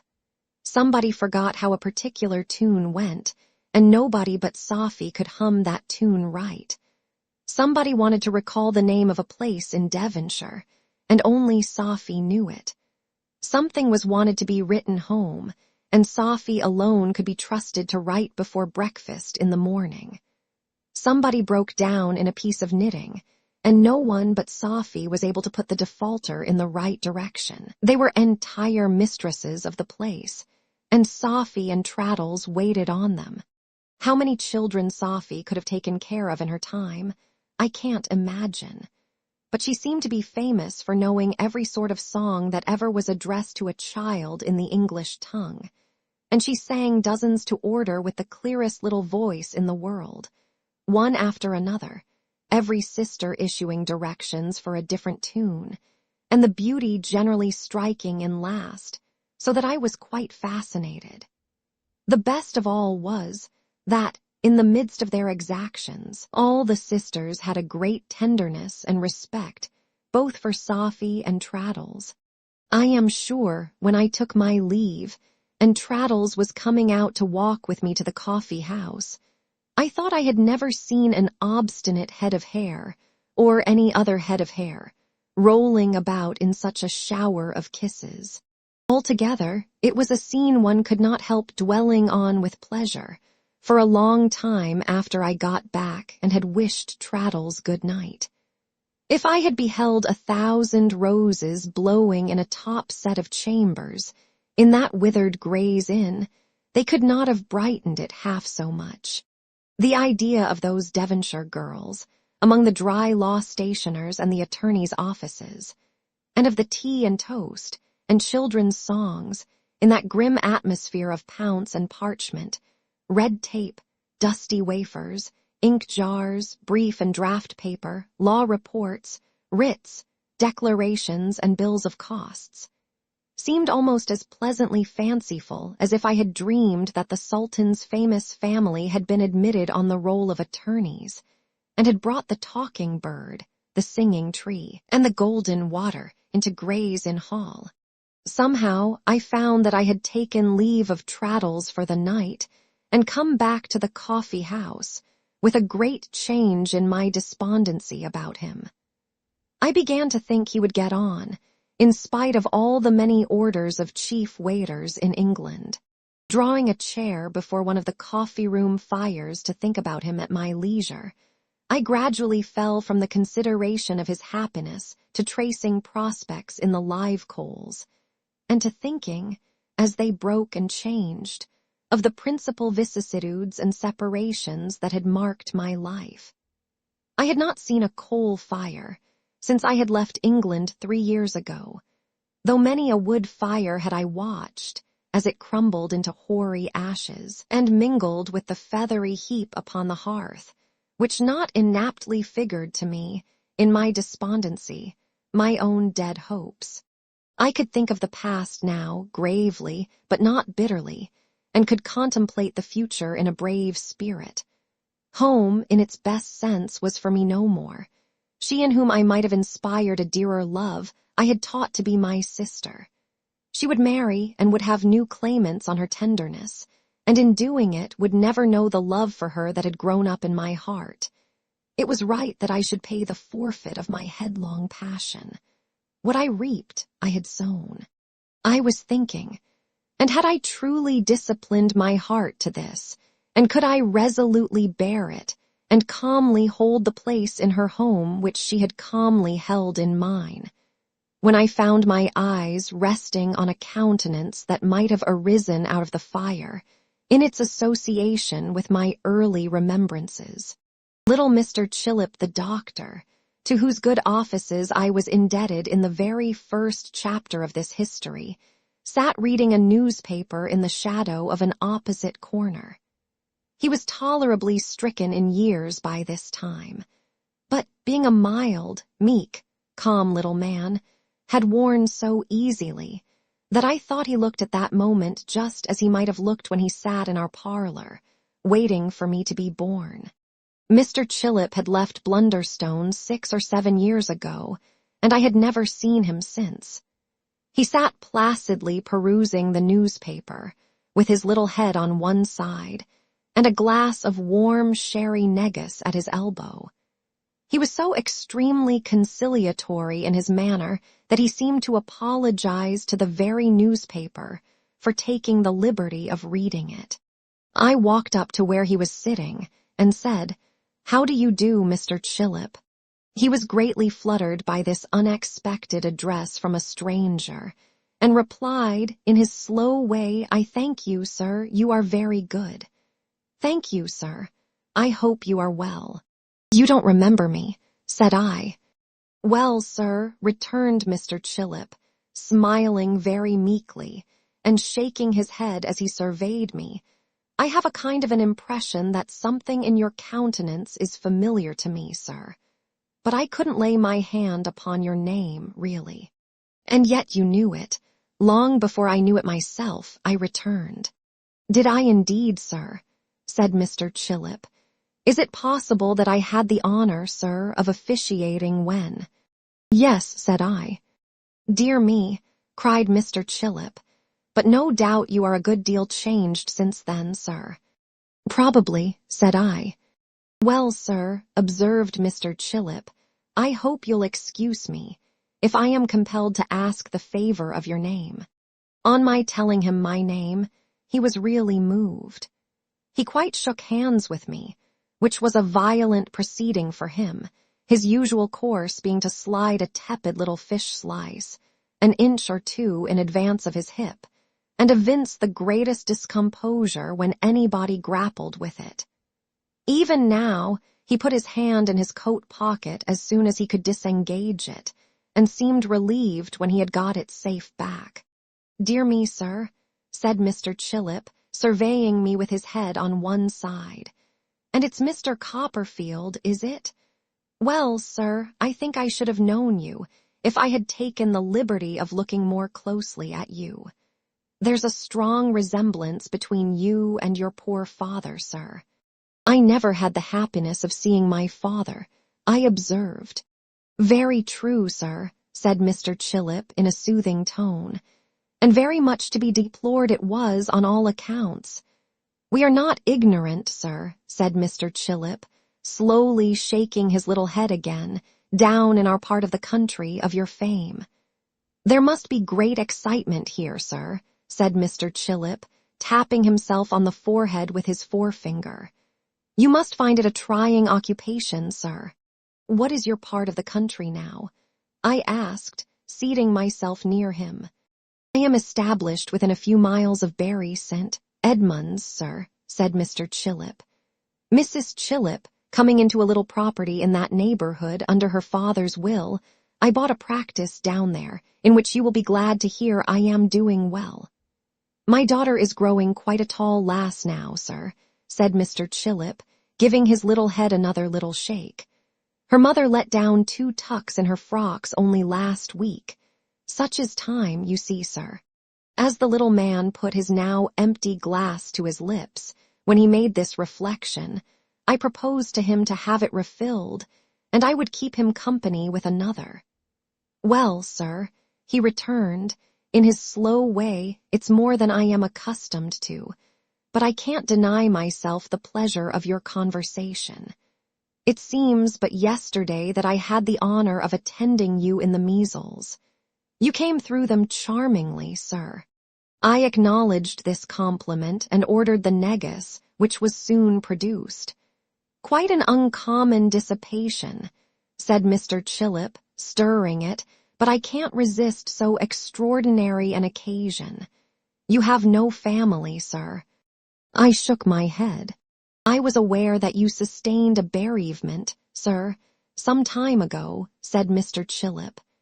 I heard it from your father-in-law's sister. Very decided character there, sir. Why, yes, said I, decided enough. Where did you see her, Mr. Chillip? Are you not aware, sir, returned Mr. Chillip with his placidest smile, that your father-in-law is again a neighbor of mine? No, said I. He is indeed, sir, said Mr. Chillip. Married a young lady of that part with a very good little property, poor thing. And this action of the brain now, sir, don't you find it fatigue you? Said Mr. Chillip, looking at me like an admiring robin. I waved that question and returned to the Murdstones. I was aware of his being married again. Do you attend the family? I asked. Not regularly. I have been called in, he replied. Strong phrenological developments of the organ of firmness in Mr. Murdstone and his sister, sir. I replied with such an expressive look that Mr. Chillip was emboldened by that, and the negus together, to give his head several short shakes, and thoughtfully exclaim, Ah, dear me. We remember old times, Mr. Copperfield. And the brother and sister are pursuing their old course, are they? Said I. Well, sir, replied Mr. Chillip, a medical man, being so much in families, ought to have neither eyes nor ears for anything but his profession. Still, I must say, they are very severe, sir, both as to this life and the next. The next will be regulated without much reference to them. I dare say, I returned. What are they doing as to this? Mr. Chillip shook his head, stirred his negus, and sipped it. She was a charming woman, sir, he observed in a plaintive manner. The present Mrs. Murdstone. A charming woman indeed, sir, said Mr. Chillip. As amiable, I am sure, as it was possible to be. Mrs. Chillip's opinion is that her spirit has been entirely broken since her marriage, and that she is all but melancholy mad. And the ladies, observed Mr. Chillip timorously, are great observers, sir. I suppose she was to be subdued and broken to their detestable mold, heaven help her, said I, and she has been. Well, sir, there were violent quarrels at first, I assure you, said Mr. Chillip, but she is quite a shadow now. Would it be considered forward if I was to say to you, sir, in confidence, that since the sister came to help, the brother and sister between them have nearly reduced her to a state of imbecility? I told him I could easily believe it. I have no hesitation in saying, said Mr. Chillip, fortifying himself with another sip of negus, between you and me, sir, that her mother died of it, or that tyranny, gloom, and worry have made Mrs. Murdstone nearly imbecile. She was a lively young woman, sir, before marriage, and their gloom and austerity destroyed her. They go about with her now, more like her keepers than her husband and sister-in-law. That was Mrs. Chillip's remark to me, only last week. And I assure you, sir, the ladies are great observers. Mrs. Chillip herself is a great observer. Does he gloomily profess to be? I am ashamed to use the word in such association. Religious still. I inquired. You anticipate, sir, said Mr. Chillip, his eyelids getting quite red with the unwanted stimulus in which he was indulging. One of Mrs. Chillip's most impressive remarks. Mrs. Chillip, he proceeded in the calmest and slowest manner, quite electrified me, by pointing out that Mr. Murdstone sets up an image of himself and calls it the divine nature. You might have knocked me down on the flat of my back, sir, with the feather of a pen, I assure you, when Mrs. Chillip said so. The ladies are great observers, sir. Intuitively, said I, to his extreme delight. I am very happy to receive such support in my opinion, sir, he rejoined. It is not often that I venture to give a non-medical opinion, I assure you.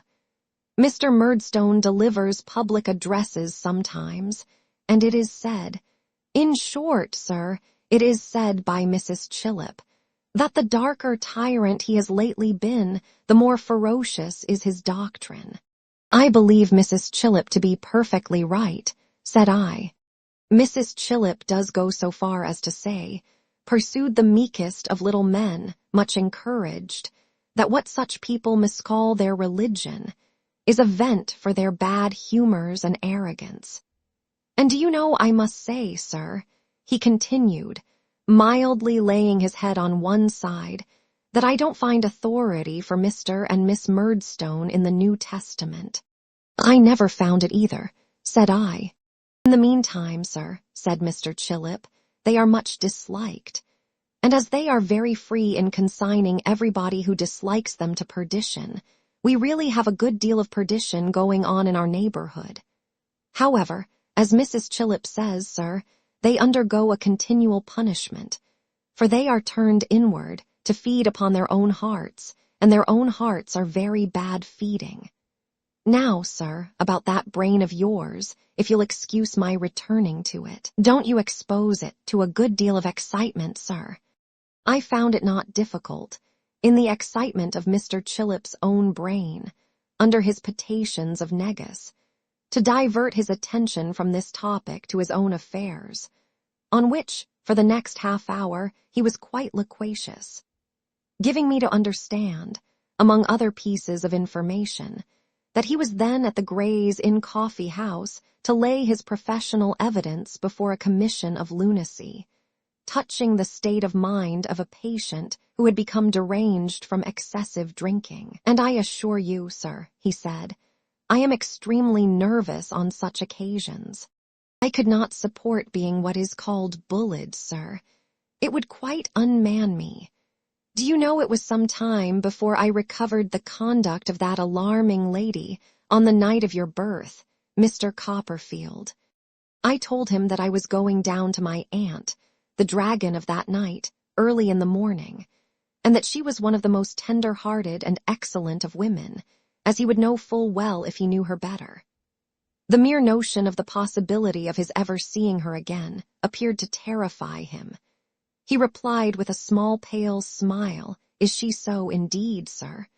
"Really," and almost immediately called for a candle, and went to bed as if he were not quite safe anywhere else.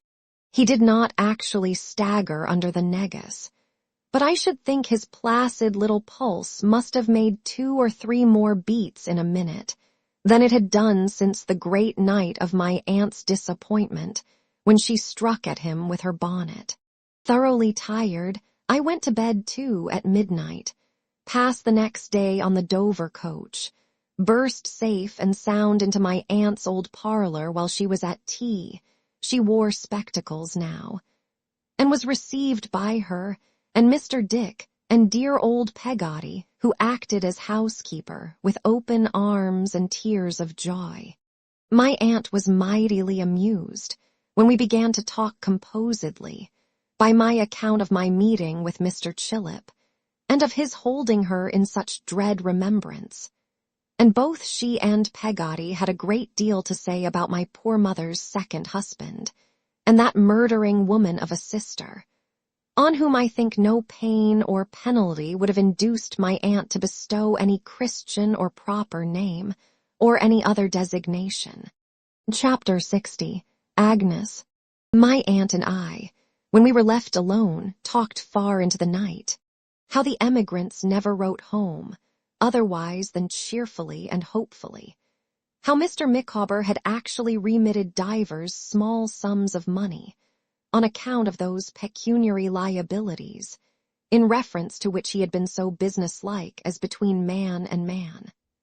How Janet, returning into my aunt's service when she came back to Dover, had finally carried out her renunciation of mankind by entering into wedlock with a thriving tavern keeper, and how my aunt had finally set her seal on the same great principle by aiding and abetting the bride and crowning the marriage ceremony with her presence, were among our topics, already more or less familiar to me through the letters I had had.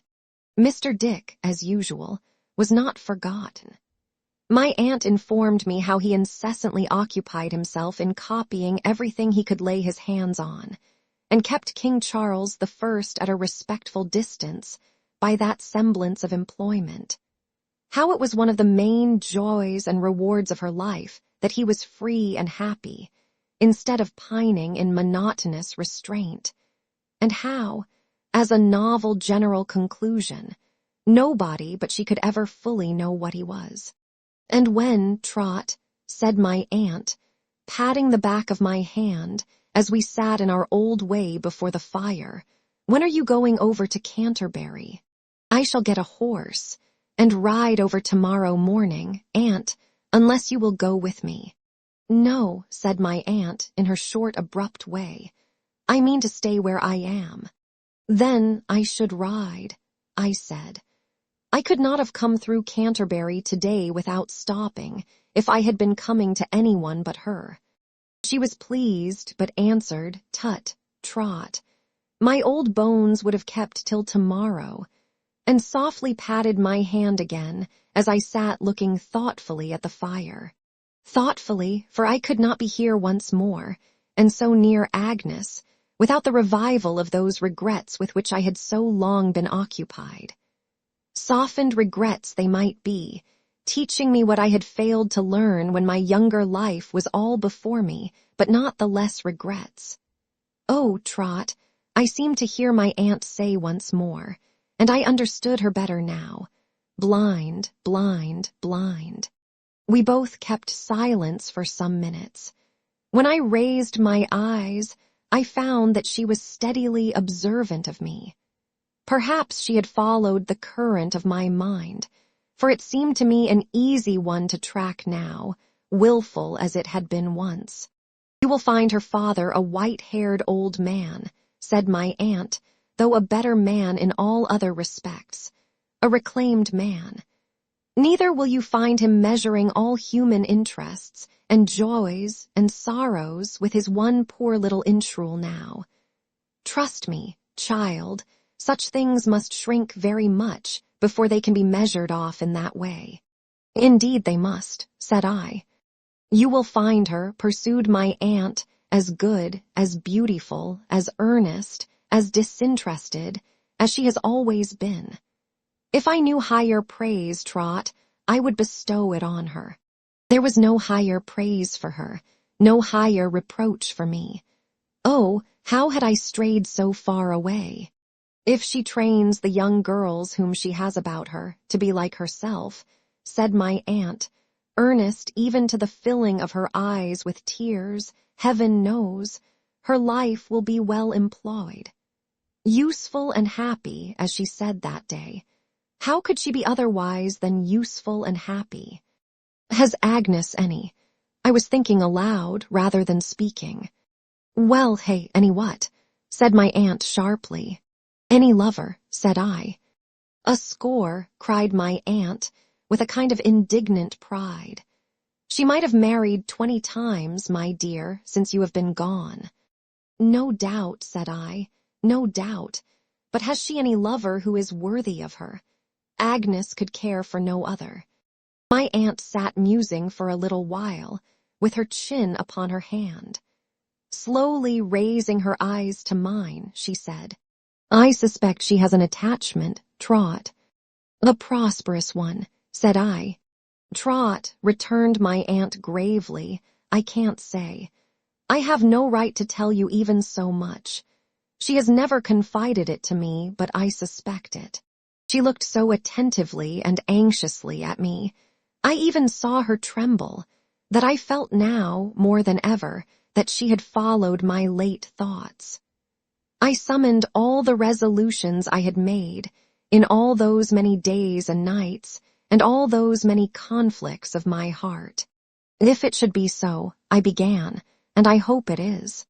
"I don't know that it is," said my aunt curtly.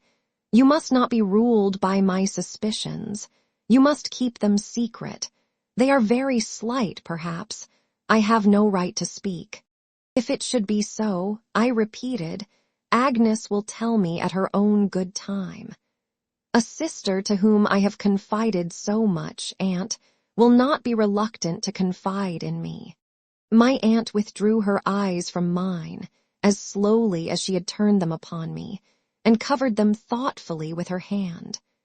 By and by she put her other hand on my shoulder, and so we both sat, looking into the past, without saying another word until we parted for the night.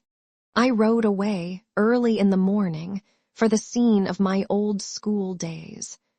I cannot say that I was yet quite happy, in the hope that I was gaining a victory over myself, even in the prospect of so soon looking on her face again. The well-remembered ground was soon traversed, and I came into the quiet streets where every stone was a boy's book to me. I went on foot to the old house and went away with a heart too full to enter. I returned, and looking as I passed through the low window of the turret room where first Uriah Heep and afterwards Mr. Micawber had been wont to sit, saw that it was a little parlor now, and that there was no office. Otherwise the staid old house was, as to its cleanliness and order, still just as it had been when I first saw it. I requested the new maid who admitted me to tell Miss Wickfield that a gentleman who waited on her from a friend abroad was there, and I was shown up the grave old staircase, cautioned of the steps I knew so well, into the unchanged drawing-room. The books that Agnes and I had read together were on their shelves, and the desk where I had labored at my lessons many a night stood yet at the same old corner of the table. All the little changes that had crept in when the Heaps were there were changed again. Everything was as it used to be in the happy time. I stood in a window and looked across the ancient street at the opposite houses, recalling how I had watched them on wet afternoons when I first came there, and how I had used to speculate about the people who appeared at any of the windows, and had followed them with my eyes up and down stairs, while women went clicking along the pavement in pattens, and the dull rain fell in slanting lines, and poured out of the water-spout yonder, and flowed into the road. The feeling with which I used to watch the tramps, as they came into the town on those wet evenings, at dusk, and limped past, with their bundles drooping over their shoulders at the ends of sticks, came freshly back to me. Fraught, as then, with the smell of damp earth, and wet leaves and briar, and the sensation of the very airs that blew upon me in my own toilsome journey. The opening of the little door in the panelled wall made me start and turn. Her beautiful, serene eyes met mine as she came towards me. She stopped and laid her hand upon her bosom, and I caught her in my arms. "Agnes, my dear girl, I have come too suddenly upon you." "No, no, I am so rejoiced to see you, Trotwood." "Dear Agnes, the happiness it is to me to see you once again." I folded her to my heart, and for a little while we were both silent. Presently we sat down, side by side, and her angel face was turned upon me with the welcome I had dreamed of, waking and sleeping for whole years. She was so true, she was so beautiful, she was so good. I owed her so much gratitude, she was so dear to me that I could find no utterance for what I felt. I tried to bless her, tried to thank her, tried to tell her, as I had often done in letters, what an influence she had upon me, but all my efforts were in vain. My love and joy were dumb. With her own sweet tranquillity, she calmed my agitation, led me back to the time of our parting, spoke to me of Emily, whom she had visited in secret many times, spoke to me tenderly of Dora's grave. With the unerring instinct of her noble heart, she touched the chords of my memory so softly and harmoniously that not one jarred within me. I could listen to the sorrowful, distant music and desire to shrink from nothing it awoke. How could I, when, blended with it all, was her dear self, the better angel of my life? "And you, Agnes," I said by and by, "tell me of yourself. You have hardly ever told me of your own life in all this lapse of time." "What should I tell?" she answered with her radiant smile. "Papa is well. You see us here, quiet in our own home, our anxieties set at rest, our home restored to us, and knowing that, dear Trotwood, you know all." "All, Agnes," said I. She looked at me, with some fluttering wonder in her face. "Is there nothing else, sister?" I said. Her color, which had just now faded, returned and faded again. She smiled, with a quiet sadness, I thought, and shook her head. I had sought to lead her to what my aunt had hinted at, for, sharply painful to me as it must be to receive that confidence, I was to discipline my heart and do my duty to her. I saw, however, that she was uneasy, and I let it pass. "You have much to do, dear Agnes." "With my school," said she, looking up again in all her bright composure. "Yes, it is laborious, is it not?" "The labor is so pleasant," she returned, "that it is scarcely grateful in me to call it by that name." "Nothing good is difficult to you," said I. Her color came and went once more, and once more, as she bent her head, I saw the same sad smile. "You will wait and see Papa," said Agnes cheerfully, "and pass the day with us. Perhaps you will sleep in your own room. We always call it yours." I could not do that, having promised to ride back to my aunt's at night, but I would pass the day there joyfully. "I must be a prisoner for a little while," said Agnes, "but here are the old books, Trotwood, and the old music. Even the old flowers are here," said I, looking round, "or the old kinds." "I have found a pleasure," returned Agnes, smiling, "while you have been absent, in keeping everything as it used to be when we were children. For we were very happy then, I think." "Heaven knows we were," said I. "And every little thing that has reminded me of my brother," said Agnes, with her cordial eyes turned cheerfully upon me, "has been a welcome companion. Even this," showing me the basket trifle full of keys still hanging at her side, "seems to jingle a kind of old tune." She smiled again, and went out at the door by which she had come. It was for me to guard this sisterly affection with religious care. It was all that I had left myself, and it was a treasure. If I once shook the foundations of the sacred confidence and usage, in virtue of which it was given to me, it was lost and could never be recovered. I set this steadily before myself. The better I loved her, the more it behoved me never to forget it. I walked through the streets, and once more seeing my old adversary the butcher, now a constable with his staff hanging up in the shop, went down to look at the place where I had fought him, and there meditated on Miss Shepherd and the eldest Miss Larkins, and all the idle loves and likings and dislikings of that time. Nothing seemed to have survived that time but Agnes, and she, ever a star above me, was brighter and higher. When I returned, Mr. Wickfield had come home, from a garden he had, a couple of miles or so out of town, where he now employed himself almost every day. I found him as my aunt had described him. We sat down to dinner, with some half-dozen little girls, and he seemed but the shadow of his handsome picture on the wall. The tranquility and peace belonging, of old, to that quiet ground in my memory, pervaded it again.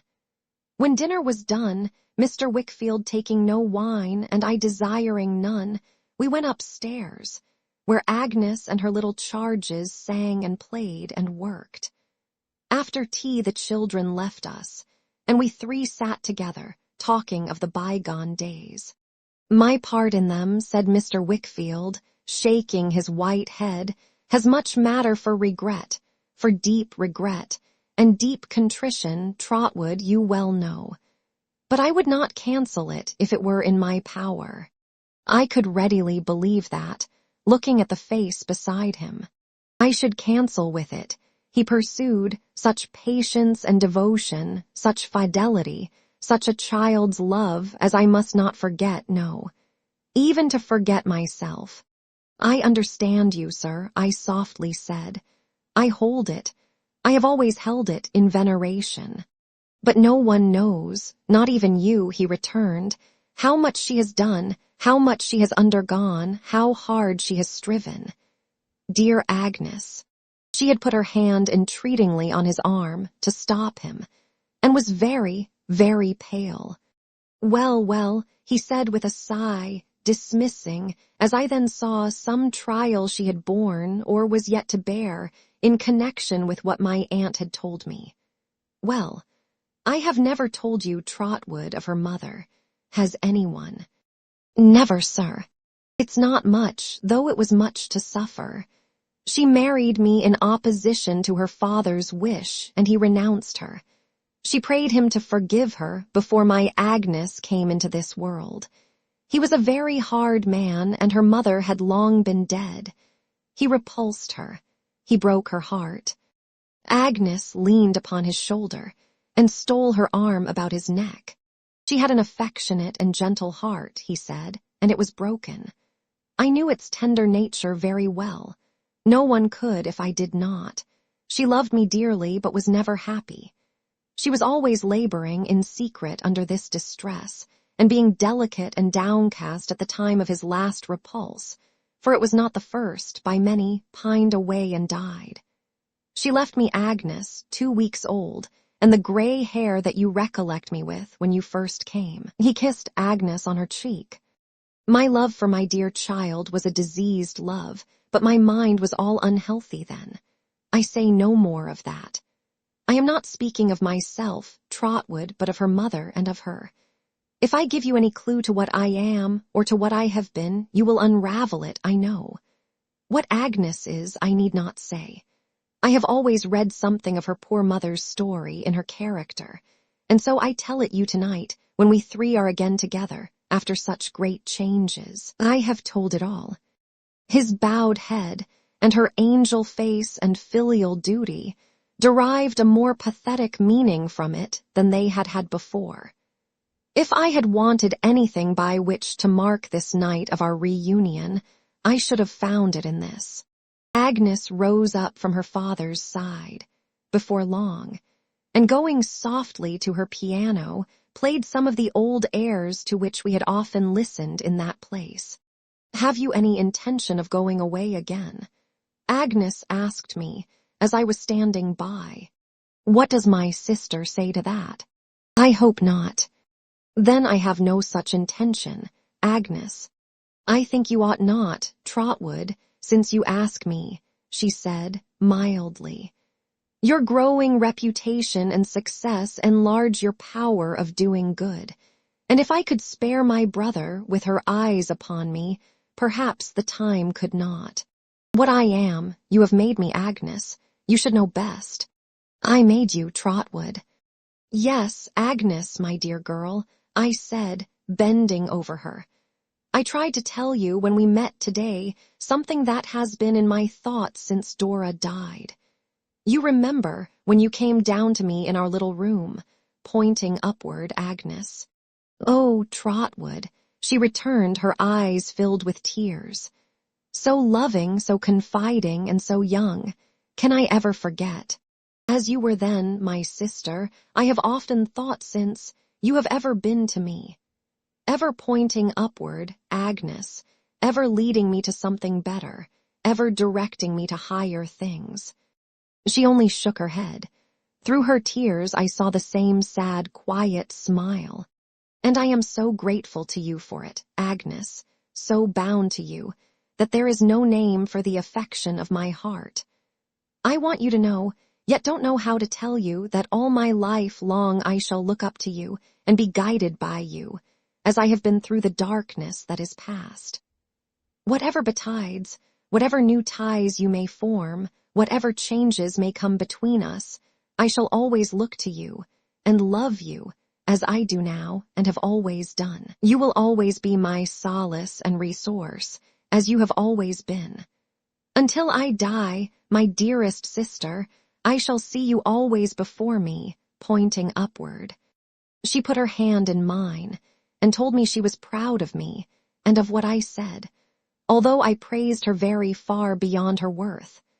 Then she went on softly playing, but without removing her eyes from me.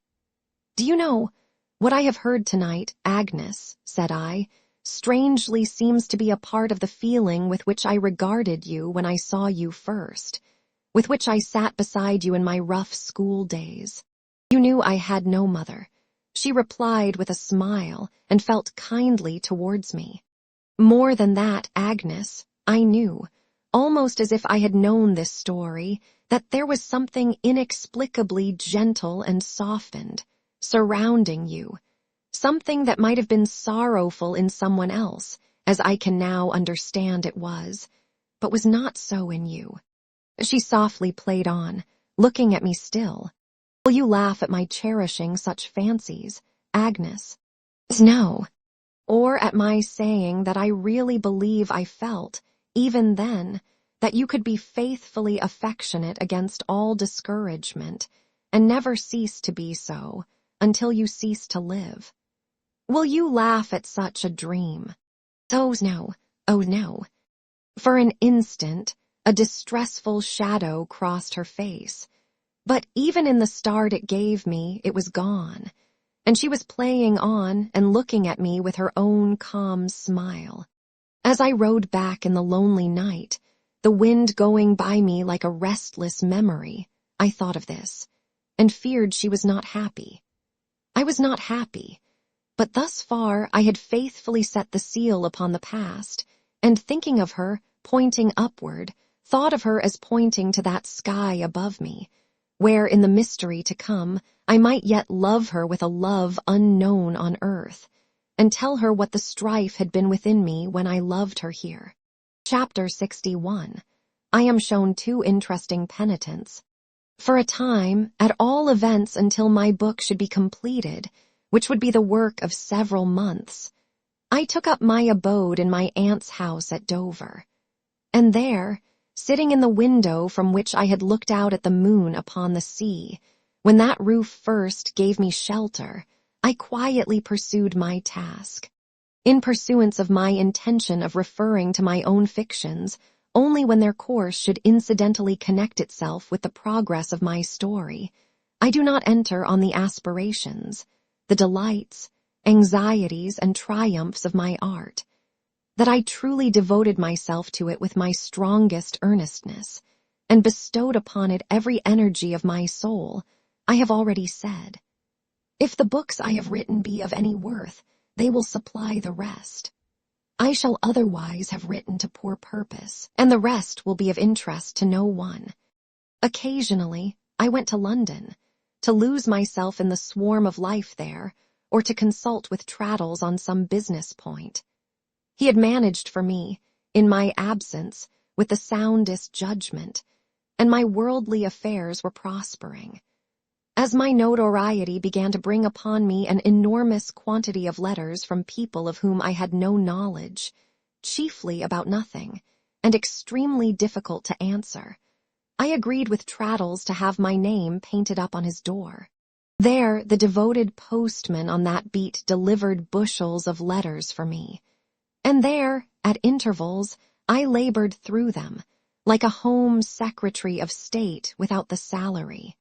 Among this correspondence, there dropped in, every now and then, an obliging proposal from one of the numerous outsiders always lurking about the commons, to practice under cover of my name, if I would take the necessary steps remaining to make a proctor of myself, and pay me a percentage on the profits. But I declined these offers, being already aware that there were plenty of such covert practitioners in existence, and considering the commons quite bad enough, without my doing anything to make it worse. The girls had gone home, when my name burst into bloom on Traddles's door, and the sharp boy looked all day as if he had never heard of Sophy, shut up in a back room, glancing down from her work into a sooty little strip of garden with a pump in it. But there I always found her, the same bright housewife, often humming her Devonshire ballads when no strange foot was coming up the stairs, and blunting the sharp boy in his official closet with melody. I wondered, at first, why I so often found Sophie writing in a copybook, and why she always shut it up when I appeared and hurried it into the table drawer. But the secret soon came out. One day, Traddles, who had just come home through the drizzling sleet from court, took a paper out of his desk and asked me what I thought of that handwriting. "Oh, don't, Tom," cried Sophie, who was warming his slippers before the fire. "My dear," returned Tom in a delighted state, "why not? What do you say to that writing, Copperfield?" "It's extraordinarily legal and formal," said I. "I don't think I ever saw such a stiff hand." "Not like a lady's hand, is it?" said Traddles. "A lady's," I repeated. "Bricks and mortar are more like a lady's hand." Traddles broke into a rapturous laugh and informed me that it was Sophie's writing, that Sophie had vowed and declared he would need a copying clerk soon, and she would be that clerk, that she had acquired this hand from a pattern, and that she could throw off, I forget how many folios an hour.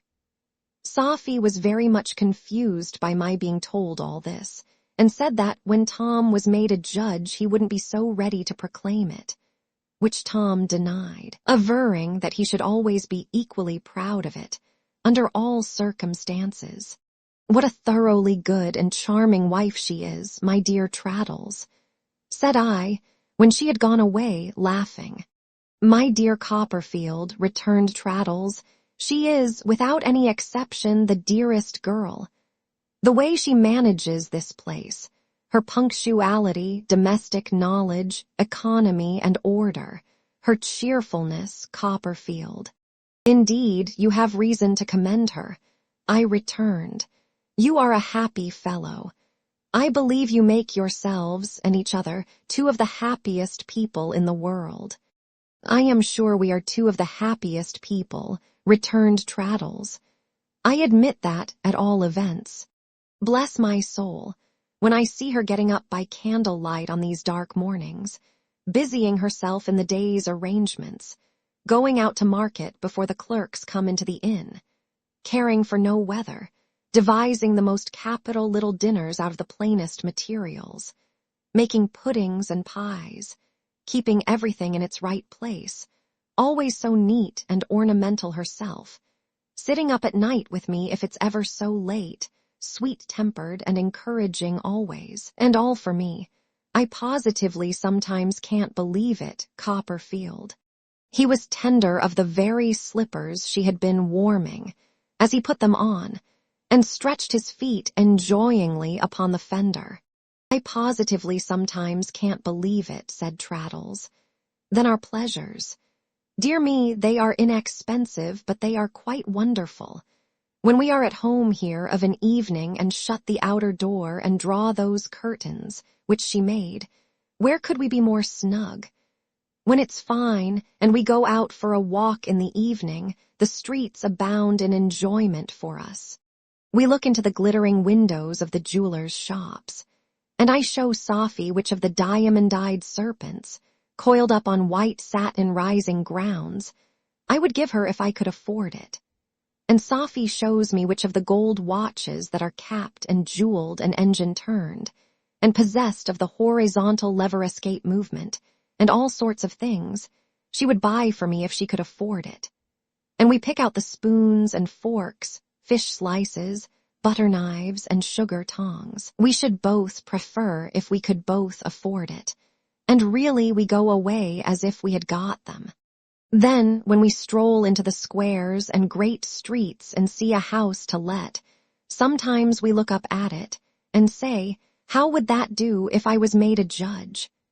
And we parcel it out, such a room for us, such rooms for the girls, and so forth, until we settle to our satisfaction that it would do, or it wouldn't do, as the case may be. Sometimes we go at half price to the pit of the theater, the very smell of which is cheap, in my opinion, at the money, and there we thoroughly enjoy the play, which Safi believes every word of, and so do I. In walking home, perhaps we buy a little bit of something at a cook's shop, or a little lobster at the fishmonger's, and bring it here and make a splendid supper, chatting about what we have seen. Now, you know, Copperfield, if I was Lord Chancellor, we couldn't do this. You would do something, whatever you were, my dear Traddles, thought I, that would be pleasant and amiable. And by the way, I said aloud, I suppose you never draw any skeletons now. Really, replied Traddles, laughing and reddening, I can't wholly deny that I do, my dear Copperfield. For being in one of the back rows of the King's Bench the other day, with a pen in my hand, the fancy came into my head to try how I had preserved that accomplishment. And I am afraid there's a skeleton, in a wig, on the ledge of the desk.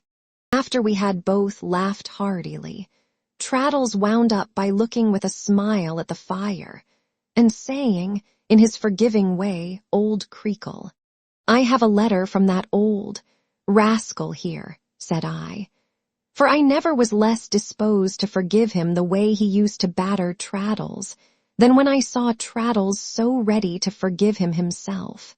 From Creakle the schoolmaster, exclaimed Traddles, no. Among the persons who are attracted to me in my rising fame and fortune, said I, looking over my letters, and who discover that they were always much attached to me, is the self-same Creakle. He is not a schoolmaster now, Traddles. He is retired. He is a Middlesex magistrate. I thought Traddles might be surprised to hear it, but he was not so at all. How do you suppose he comes to be a Middlesex magistrate? Said I.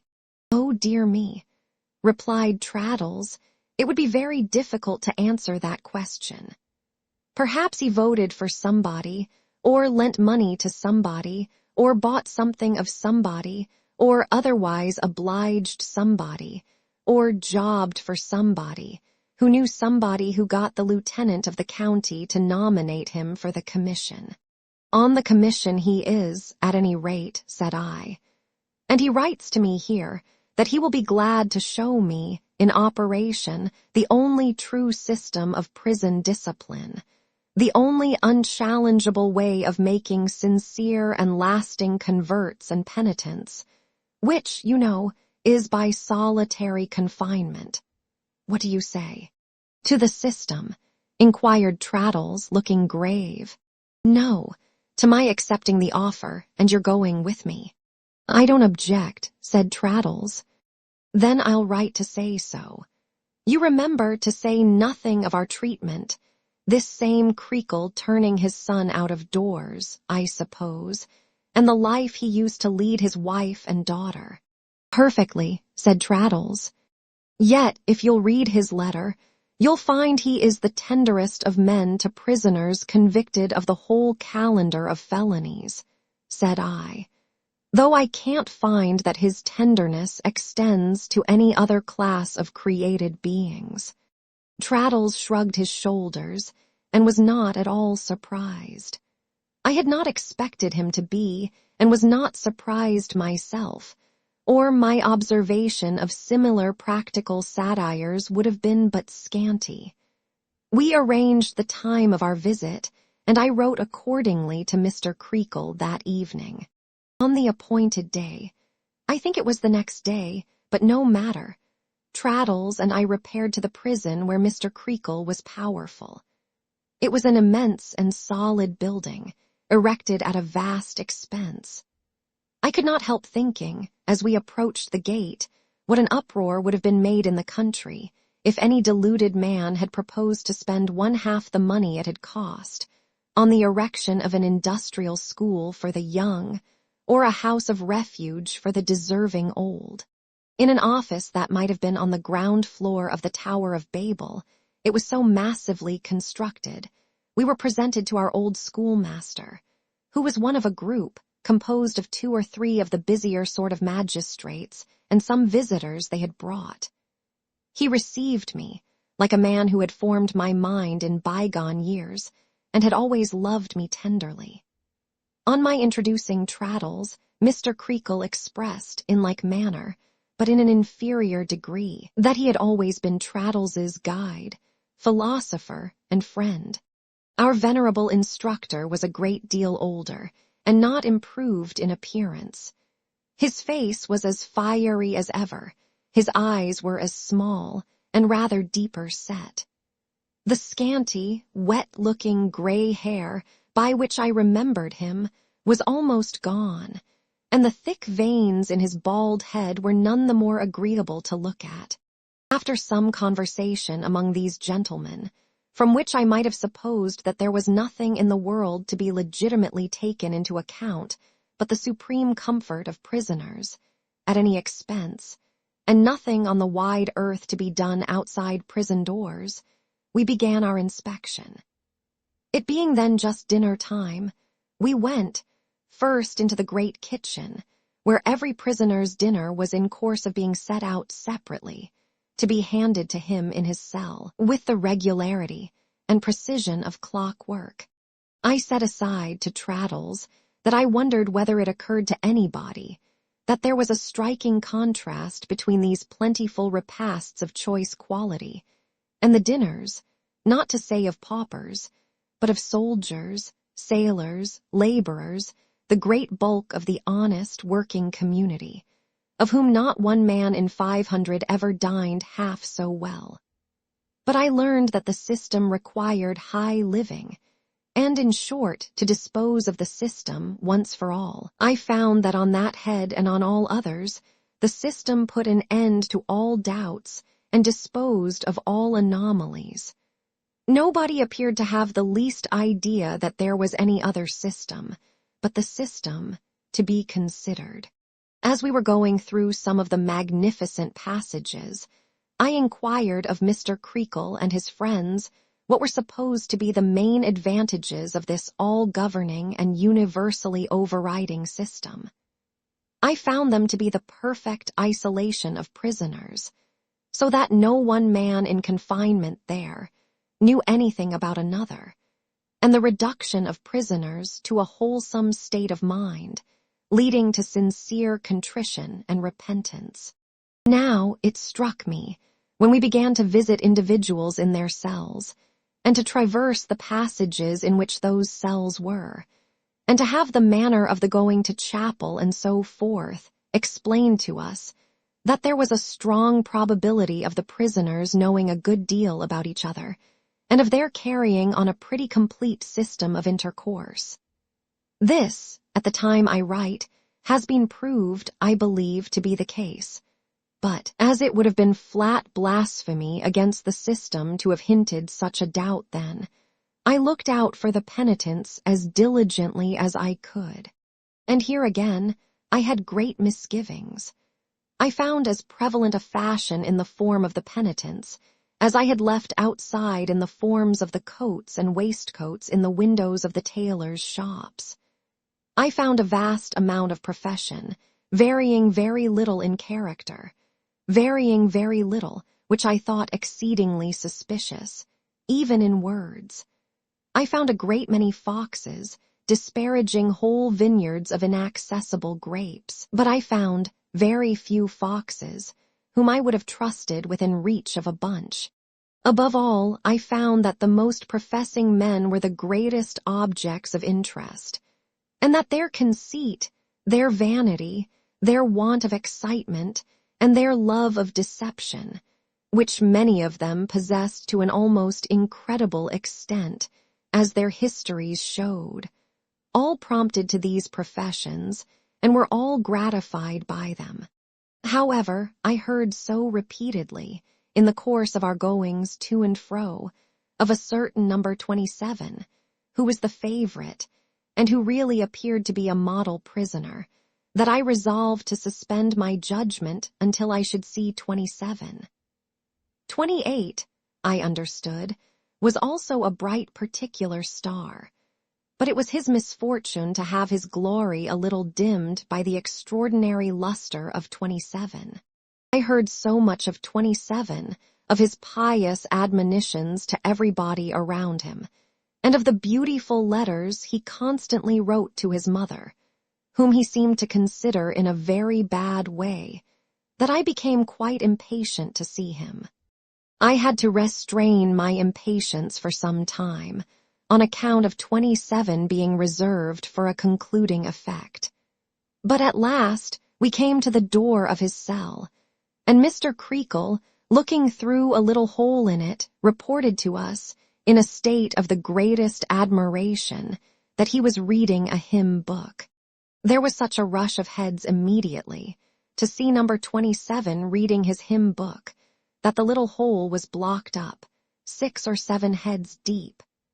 To remedy this inconvenience, and give us an opportunity of conversing with 27 in all his purity, Mr. Creakle directed the door of the cell to be unlocked, and 27 to be invited out into the passage.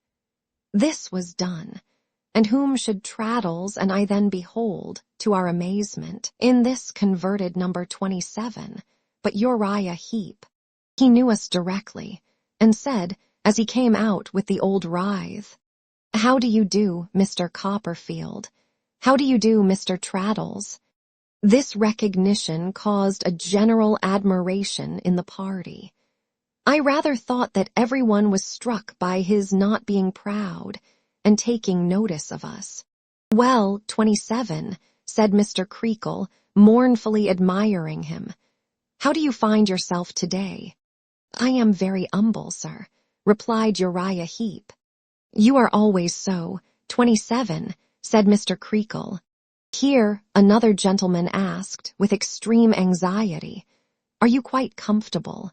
"Yes, I thank you, sir," said Uriah Heep, looking in that direction. "Far more comfortable here than ever I was outside. I see my follies now, sir. That's what makes me comfortable." Several gentlemen were much affected, and a third questioner, forcing himself to the front, inquired with extreme feeling, "How do you find the beef?" "Thank you, sir," replied Uriah, glancing in the new direction of this voice. "It was tougher yesterday than I could wish, but it's my duty to bear." "I have committed follies, gentlemen," said Uriah, looking round with a meek smile, "and I ought to bear the consequences without repining." A murmur, partly of gratification at 27's celestial state of mind, and partly of indignation against the contractor who had given him any cause of complaint, a note of which was immediately made by Mr. Creakle. Having subsided, 27 stood in the midst of us, as if he felt himself the principal object of merit in a highly meritorious museum. That we, the neophytes, might have an excess of light shining upon us all at once, orders were given to let out 28. I had been so much astonished already, that I only felt a kind of resigned wonder when Mr. Littimer walked forth, reading a good book. 28, said a gentleman in spectacles, who had not yet spoken, "You complained last week, my good fellow, of the cocoa. How has it been since?" "I thank you, sir," said Mr. Littimer. "It has been better made. If I might take the liberty of saying so, sir, I don't think the milk which is boiled with it is quite genuine. But I am aware, sir, that there is a great adulteration of milk in London, and that the article in a pure state is difficult to be obtained." It appeared to me that the gentleman in spectacles backed his 28 against Mr. Creakle's 27, for each of them took his own man in hand. "What is your state of mind, 28? said the questioner in spectacles. "I thank you, sir," returned Mr. Littimer. "I see my follies now, sir. I am a good deal troubled when I think of the sins of my former companions, sir, but I trust they may find forgiveness." "You are quite happy yourself," said the questioner, nodding encouragement. "I am much obliged to you, sir," returned Mr. Littimer. "Perfectly so." "Is there anything at all on your mind now?" said the questioner. "If so, mention it, 28. "Sir," said Mr. Littimer, Without looking up, if my eyes have not deceived me, there is a gentleman present who was acquainted with me in my former life. It may be profitable to that gentleman to know, sir, that I attribute my past follies entirely to having lived a thoughtless life in the service of young men, and to having allowed myself to be led by them into weaknesses which I had not the strength to resist. I hope that gentleman will take warning, sir, and will not be offended at my freedom. It is for his good.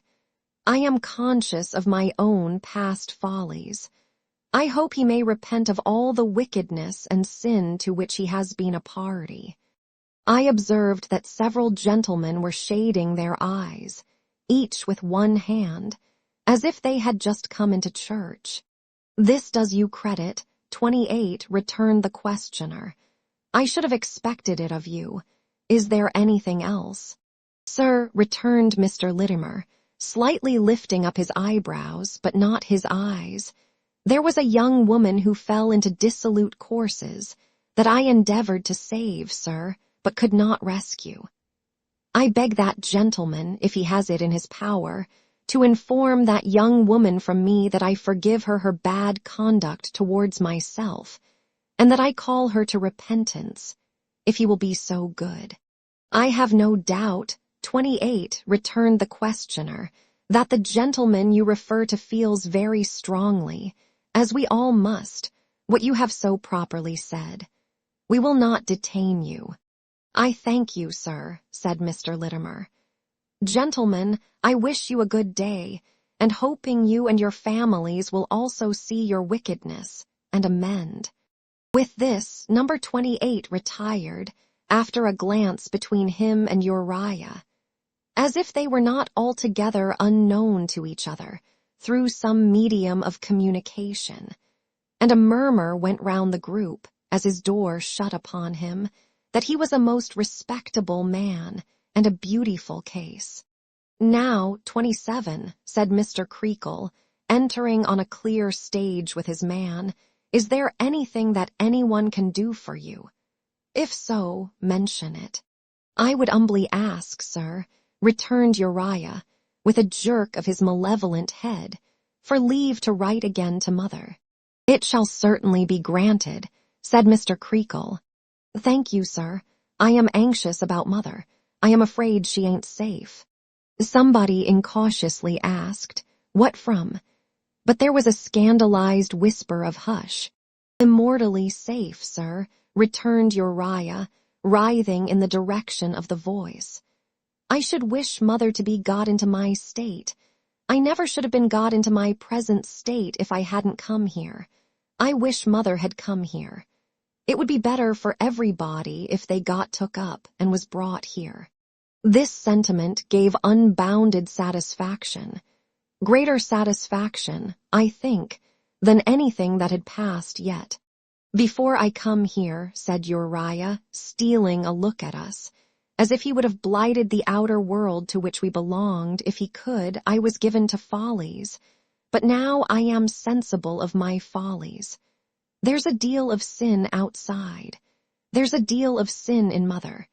There's nothing but sin everywhere, except here. You are quite changed, said Mr. Creakle. Oh dear, yes, sir, cried this hopeful penitent. You wouldn't relapse if you were going out, asked somebody else. Oh dear, no, sir. Well, said Mr. Creakle, this is very gratifying. You have addressed Mr. Copperfield, 27. Do you wish to say anything further to him? You knew me a long time before I came here and was changed, Mr. Copperfield, said Uriah, looking at me, and a more villainous look I never saw, even on his visage. You knew me when, in spite of my follies, I was humble among them that was proud, and meek among them that was violent. You was violent to me yourself, Mr. Copperfield. Once you struck me a blow in the face, you know. General commiseration. Several indignant glances directed at me. But I forgive you, Mr. Copperfield, said Uriah, making his forgiving nature the subject of a most impious and awful parallel which I shall not record. I forgive everybody. It would ill become me to bear malice. I freely forgive you, and I hope you'll curb your passions in future. I hope Mr. W. will repent and Miss W. and all of that sinful lot. You've been visited with affliction, and I hope it may do you good, but you'd better have come here. Mr. W. had better have come here, and Miss W. too. The best wish I could give you, Mr. Copperfield, and give all of you gentlemen, is that you could be took up and brought here. When I think of my past follies and my present state, I am sure it would be best for you. I pity all who ain't brought here. He sneaked back into his cell, amidst a little chorus of approbation, and both Traddles and I experienced a great relief when he was locked in. It was a characteristic feature in this repentance that I was fain to ask what these two men had done to be there at all. That appeared to be the last thing about which they had anything to say. I addressed myself to one of the two warders, who, I suspected from certain latent indications in their faces, knew pretty well what all this stir was worth. "Do you know," said I, as we walked along the passage, "what felony was number 27's last folly?" The answer was that it was a bank case. "A fraud on the Bank of England?" I asked. "Yes, sir. Fraud, forgery, and conspiracy, he and some others." He set the others on. It was a deep plot for a large sum. Sentence, transportation for life. 27 was the knowingest bird of the lot and had very nearly kept himself safe, but not quite. The bank was just able to put salt upon his tail, and only just. "Do you know 28's offense?" 28, returned my informant, speaking throughout in a low tone, and looking over his shoulder as we walked along the passage, to guard himself from being overheard, in such an unlawful reference to these immaculates, by Creakle and the rest. 28, also transportation, got a place, and robbed a young master of a matter of £250 in money and valuables, the night before they were going abroad. I particularly recollect his case, from his being took by a dwarf. A what? A little woman. I have forgot her name. Not Mocher. That's it. He had eluded pursuit, and was going to America in a flaxen wig and whiskers, and such a complete disguise as never you see in all your born days. When the little woman, being in Southampton, met him walking along the street, picked him out with her sharp eye in a moment, ran betwixt his legs to upset him, and held on to him like grim death. "Excellent Miss Mocher," cried I. "You'd have said so if you had seen her, standing on a chair in the witness box at the trial, as I did," said my friend. He cut her face right open, and pounded her in the most brutal manner when she took him, but she never loosed her hold till he was locked up. She held so tight to him, in fact, that the officers were obliged to take 'em both together.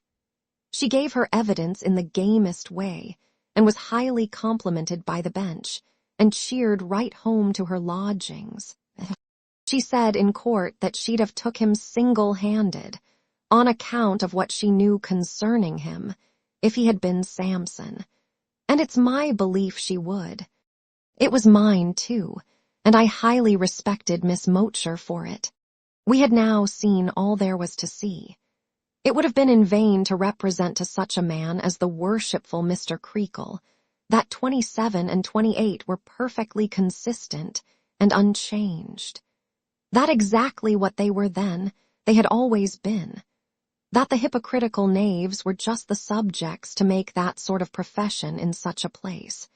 That they knew its market value at least as well as we did, in the immediate service it would do them when they were expatriated. In a word, that it was a rotten, hollow, painfully suggestive piece of business altogether. We left them to their system and themselves, and went home wondering. "Perhaps it's a good thing, Traddles," said I, "to have an unsound hobby ridden hard, for it's the sooner ridden to death." "I hope so," replied Traddles. Chapter 62. A Light Shines on My Way. The year came round to Christmas time, and I had been at home above 2 months. I had seen Agnes frequently.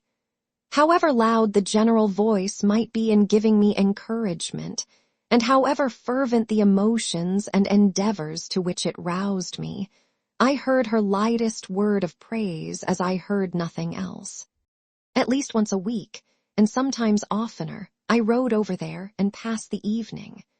I usually rode back at night, for the old unhappy sense was always hovering about me now, most sorrowfully when I left her, and I was glad to be up and out, rather than wandering over the past in weary wakefulness or miserable dreams. I wore away the longest part of many wild, sad nights in those rides, reviving, as I went, the thoughts that had occupied me in my long absence. Or, if I were to say rather that I listened to the echoes of those thoughts, I should better express the truth. They spoke to me from afar off. I had put them at a distance and accepted my inevitable place. When I read to Agnes what I wrote, when I saw her listening face, moved her to smiles or tears, and heard her cordial voice so earnest on the shadowy events of that imaginative world in which I lived, I thought what a fate mine might have been, but only thought so, as I had thought after I was married to Dora, what I could have wished my wife to be.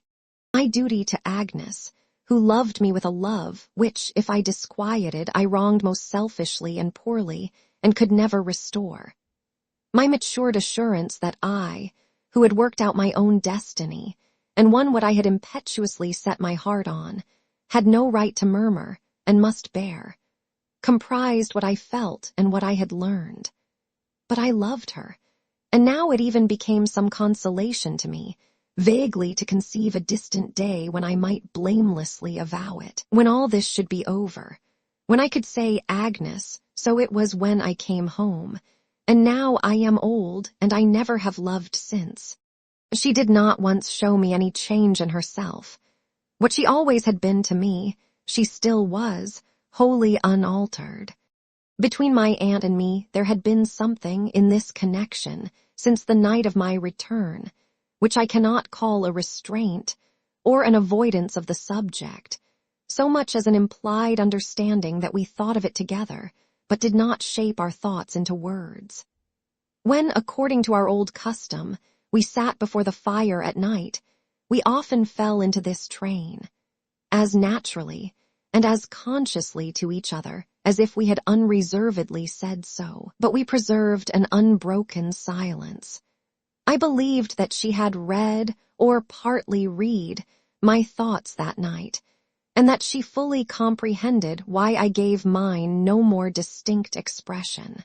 This Christmas time being come, and Agnes having reposed no new confidence in me, a doubt that had several times arisen in my mind, whether she could have that perception of the true state of my breast, which restrained her with the apprehension of giving me pain, began to oppress me heavily. If that were so, my sacrifice was nothing, my plainest obligation to her unfulfilled, and every poor action I had shrunk from I was hourly doing. I resolved to set this right beyond all doubt, if such a barrier were between us, to break it down at once with a determined hand. It was, what lasting reason have I to remember it? A cold, harsh winter day. There had been snow some hours before, and it lay not deep but hard frozen on the ground. Out at sea, beyond my window, the wind blew ruggedly from the north. I had been thinking of it, sweeping over those mountain wastes of snow in Switzerland, then inaccessible to any human foot, and had been speculating which was the lonelier, those solitary regions or a deserted ocean. "Riding today, Trot," said my aunt, putting her head in at the door. "Yes," said I am going over to Canterbury. It's a good day for a ride." "I hope your horse may think so too," said my aunt. "But at present he is holding down his head and his ears, standing before the door there, as if he thought his stable preferable." My aunt, I may observe, allowed my horse on the forbidden ground, but had not at all relented towards the donkeys. "He will be fresh enough presently," said I. "The ride will do his master good, at all events," observed my aunt, glancing at the papers on my table. "Ah, child, you pass a good many hours here. I never thought, when I used to read books, what work it was to write them." "It's work enough to read them," sometimes I returned. "As to the writing, it has its own charms, aunt." "Ah, I see," said my aunt. "Ambition, love of approbation, sympathy, and much more, I suppose. Well, go along with you.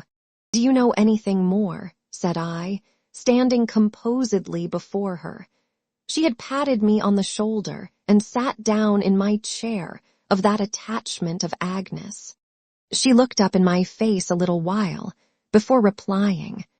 "I think I do, Trot." "Are you confirmed in your impression?" I inquired. "I think I am, Trot." She looked so steadfastly at me, with a kind of doubt or pity or suspense in her affection, that I summoned the stronger determination to show her a perfectly cheerful face. "And what is more, Trot," said my aunt. "Yes, I think Agnes is going to be married."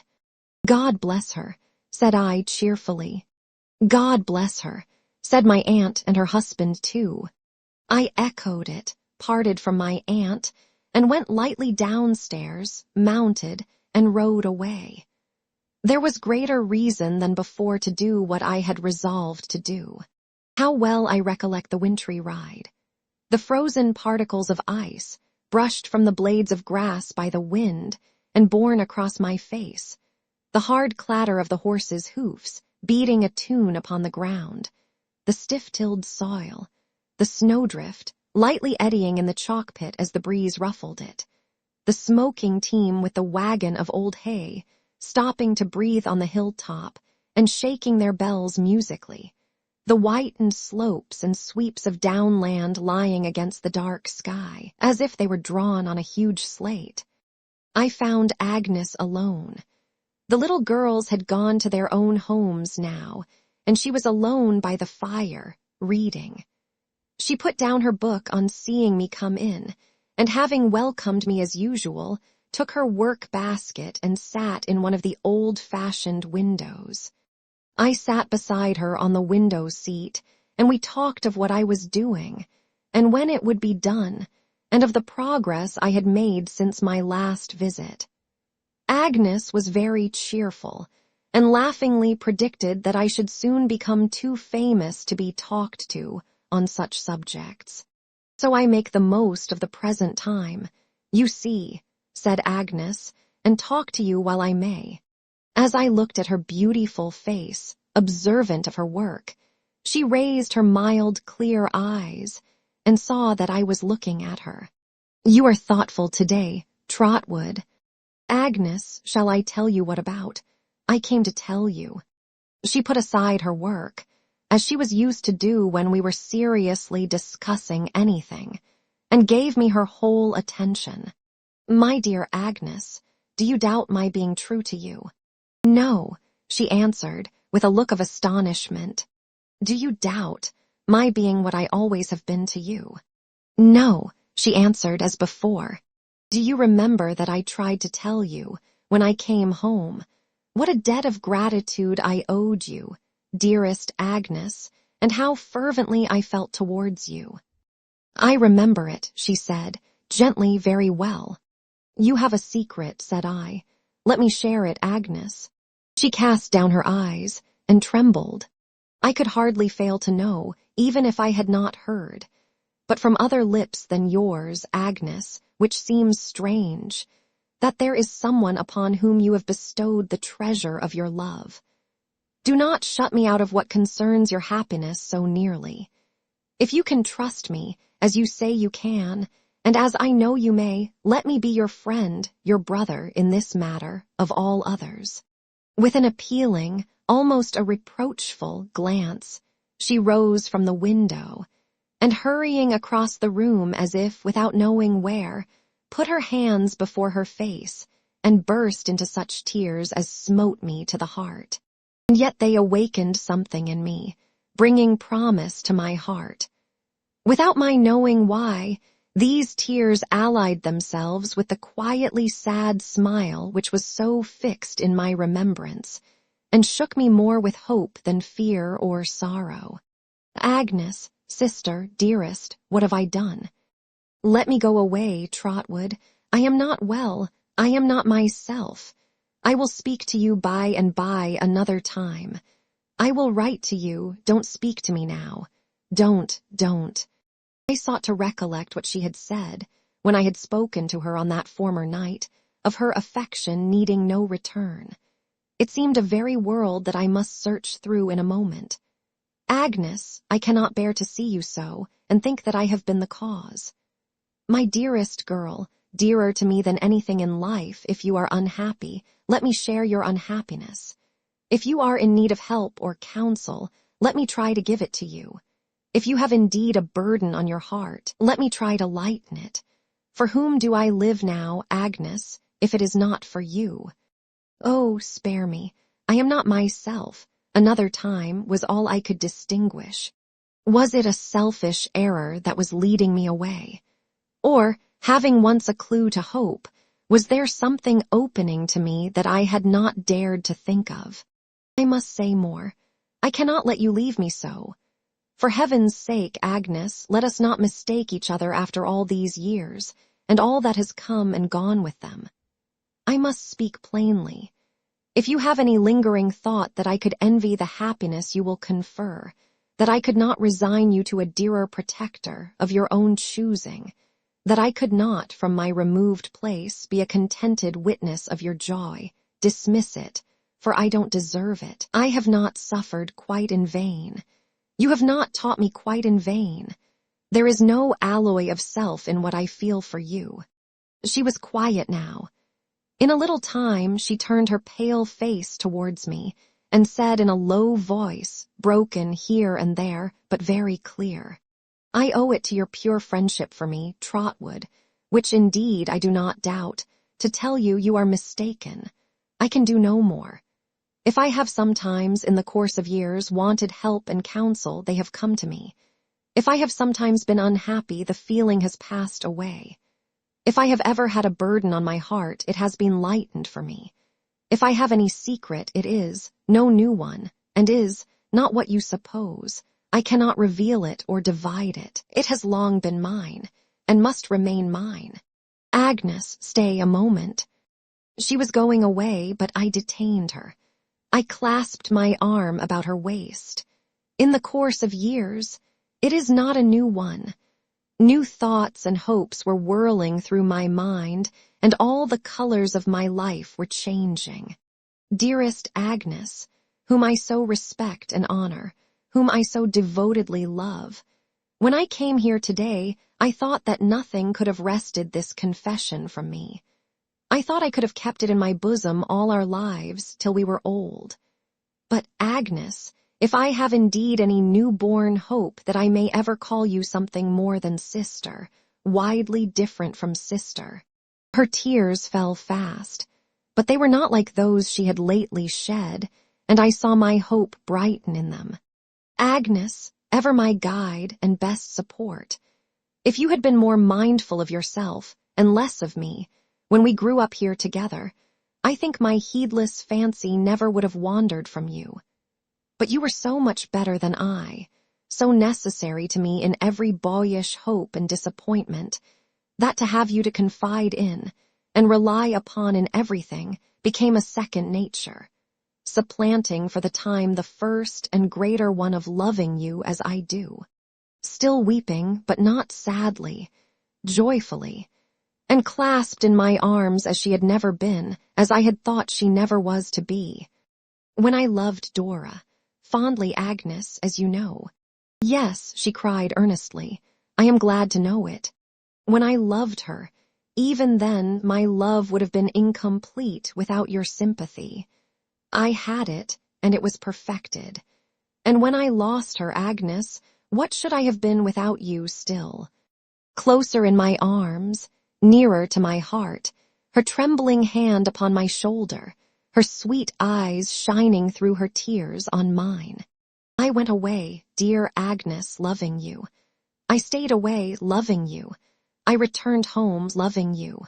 And now I tried to tell her of the struggle I had had, and the conclusion I had come to. I tried to lay my mind before her, truly and entirely. I tried to show her how I had hoped I had come into the better knowledge of myself and of her, how I had resigned myself to what that better knowledge brought, and how I had come there even that day in my fidelity to this. If she did so love me, I said that she could take me for her husband. She could do so, on no deserving of mine except upon the truth of my love for her, and the trouble in which it had ripened to be what it was. And hence it was that I revealed it.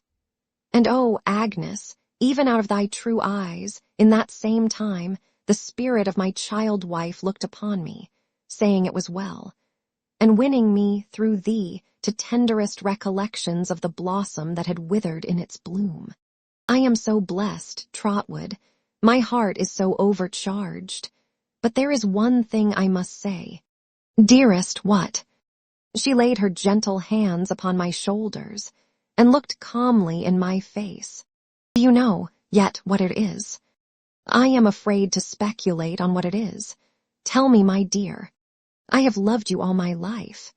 Oh, we were happy, we were happy. Our tears were not for the trials, hers so much the greater, through which we had come to be thus, but for the rapture of being thus, never to be divided more. We walked, that winter evening, in the fields together, and the blessed calm within us seemed to be partaken by the frosty air. The early stars began to shine while we were lingering on, and looking up to them, we thanked our God for having guided us to this tranquility. We stood together in the same old-fashioned window at night, when the moon was shining, Agnes with her quiet eyes raised up to it, I following her glance. Long miles of road then opened out before my mind, and toiling on, I saw a ragged, way-worn boy, forsaken and neglected, who should come to call even the heart now beating against mine his own. It was nearly dinner time next day when we appeared before my aunt. She was up in my study, Peggotty said, which it was her pride to keep in readiness and order for me. We found her, in her spectacles, sitting by the fire. Goodness me, said my aunt, peering through the dusk, who's this you're bringing home? Agnes, said I. As we had arranged to say nothing at first, my aunt was not a little discomfited. She darted a hopeful glance at me when I said Agnes, but seeing that I looked as usual, she took off her spectacles in despair and rubbed her nose with them. She greeted Agnes heartily, nevertheless, and we were soon in the lighted parlor downstairs at dinner. My aunt put on her spectacles twice or thrice to take another look at me, but as often took them off again, disappointed, and rubbed her nose with them. Much to the discomfiture of Mr. Dick, who knew this to be a bad symptom. By the by, Aunt, said I, after dinner, I have been speaking to Agnes about what you told me. Then, Trot, said my aunt, turning scarlet, you did wrong and broke your promise. You are not angry, Aunt, I trust. I am sure you won't be when you learn that Agnes is not unhappy in any attachment. Stuff and nonsense, said my aunt. As my aunt appeared to be annoyed, I thought the best way was to cut her annoyance short. I took Agnes in my arm to the back of her chair, and we both leaned over her. My aunt, with one clap of her hands and one look through her spectacles, immediately went into hysterics, for the first and only time in all my knowledge of her. The hysterics called up Peggotty. The moment my aunt was restored, she flew at Peggotty and, calling her a silly old creature, hugged her with all her might. After that, she hugged Mr. Dick, who was highly honored but a good deal surprised. and after that told them why. Then we were all happy together. I could not discover whether my aunt, in her last short conversation with me, had fallen on a pious fraud, or had really mistaken the state of my mind. It was quite enough, she said, that she had told me Agnes was going to be married, and that I now knew better than anyone how true it was. We were married within a fortnight. Traddles and Sophie and Dr. and Mrs. Strong were the only guests at our quiet wedding.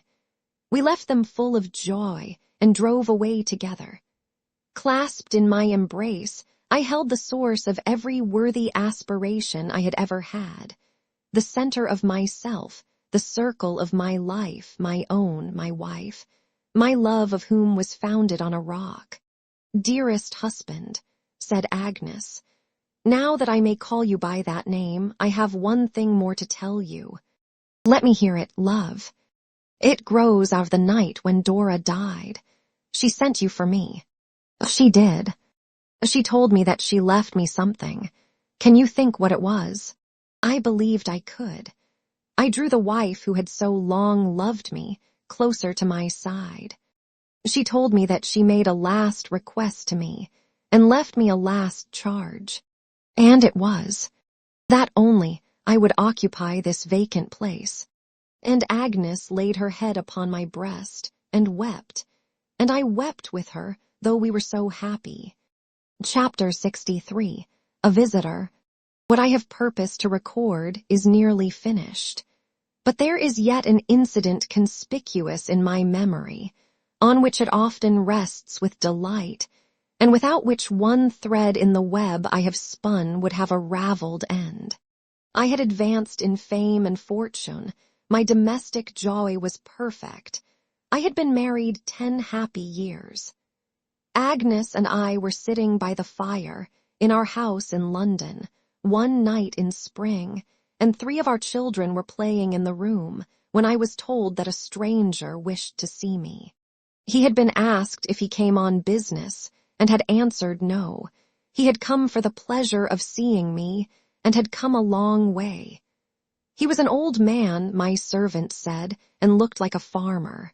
As this sounded mysterious to the children, and moreover was like the beginning of a favorite story Agnes used to tell them, introductory to the arrival of a wicked old fairy in a cloak who hated everybody, it produced some commotion. One of our boys laid his head in his mother's lap to be out of harm's way, and little Agnes, our eldest child, left her doll in a chair to represent her, and thrust out her little heap of golden curls from between the window curtains to see what happened next. "Let him come in here," said I.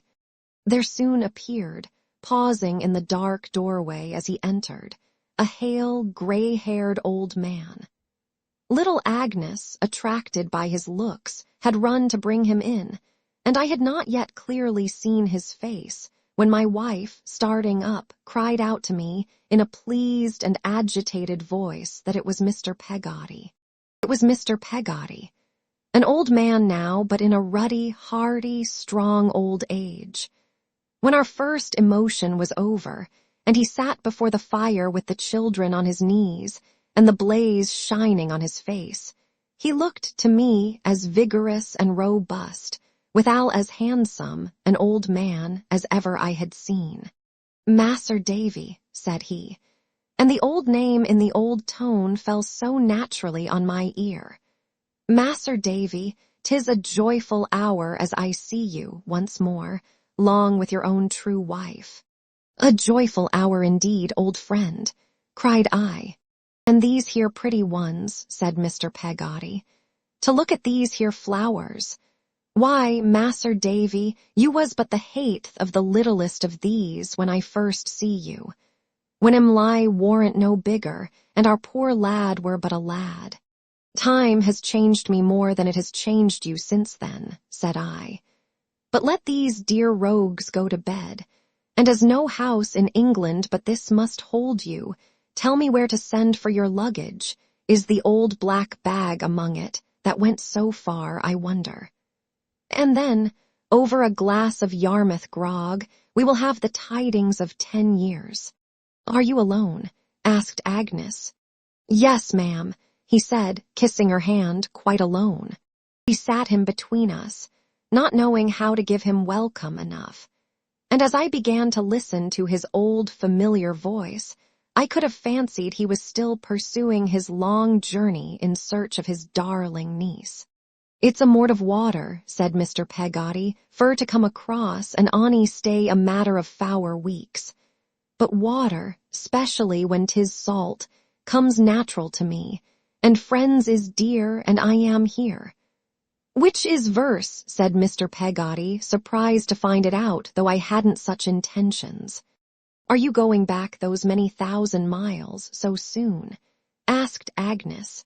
Yes, ma'am, he returned. I give the promise to Emly, afore I come away. You see, I don't grow younger as the years comes round, and if I hadn't sailed as 'twas, most like I shouldn't never have done tea. And it's a lose been on my mind, as I must come and see Mas'r Davy and your own sweet blooming self, in your wedded happiness, afore I got to be too old.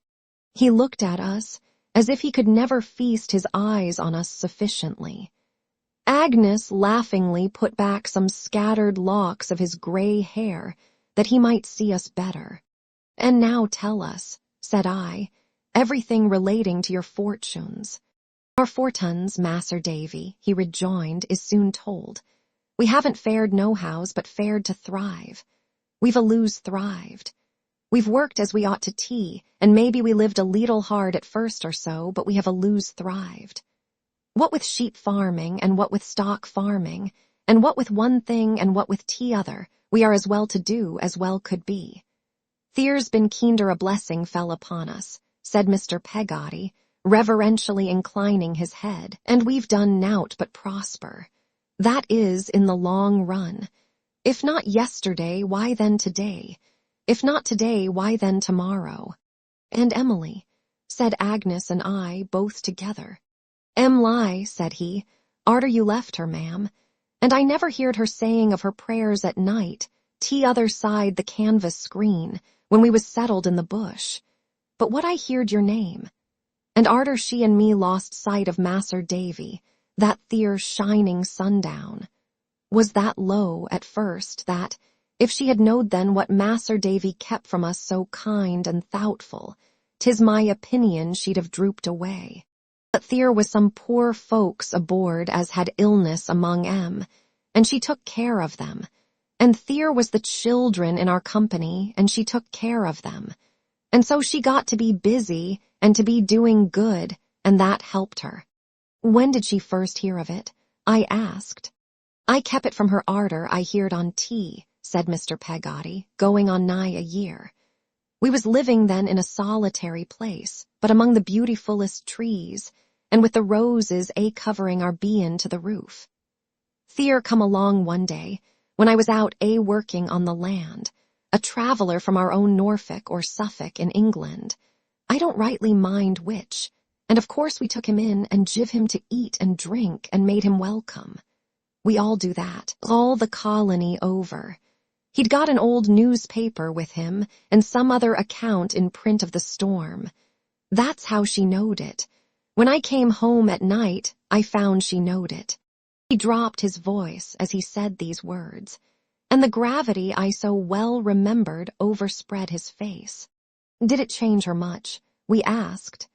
Aye, for a good long time, he said, shaking his head, if not to this present hour.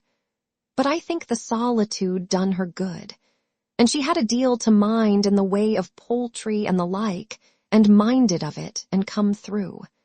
I wonder, he said thoughtfully, if you could see my Emly now, Mas'r Davy, whether you'd know her.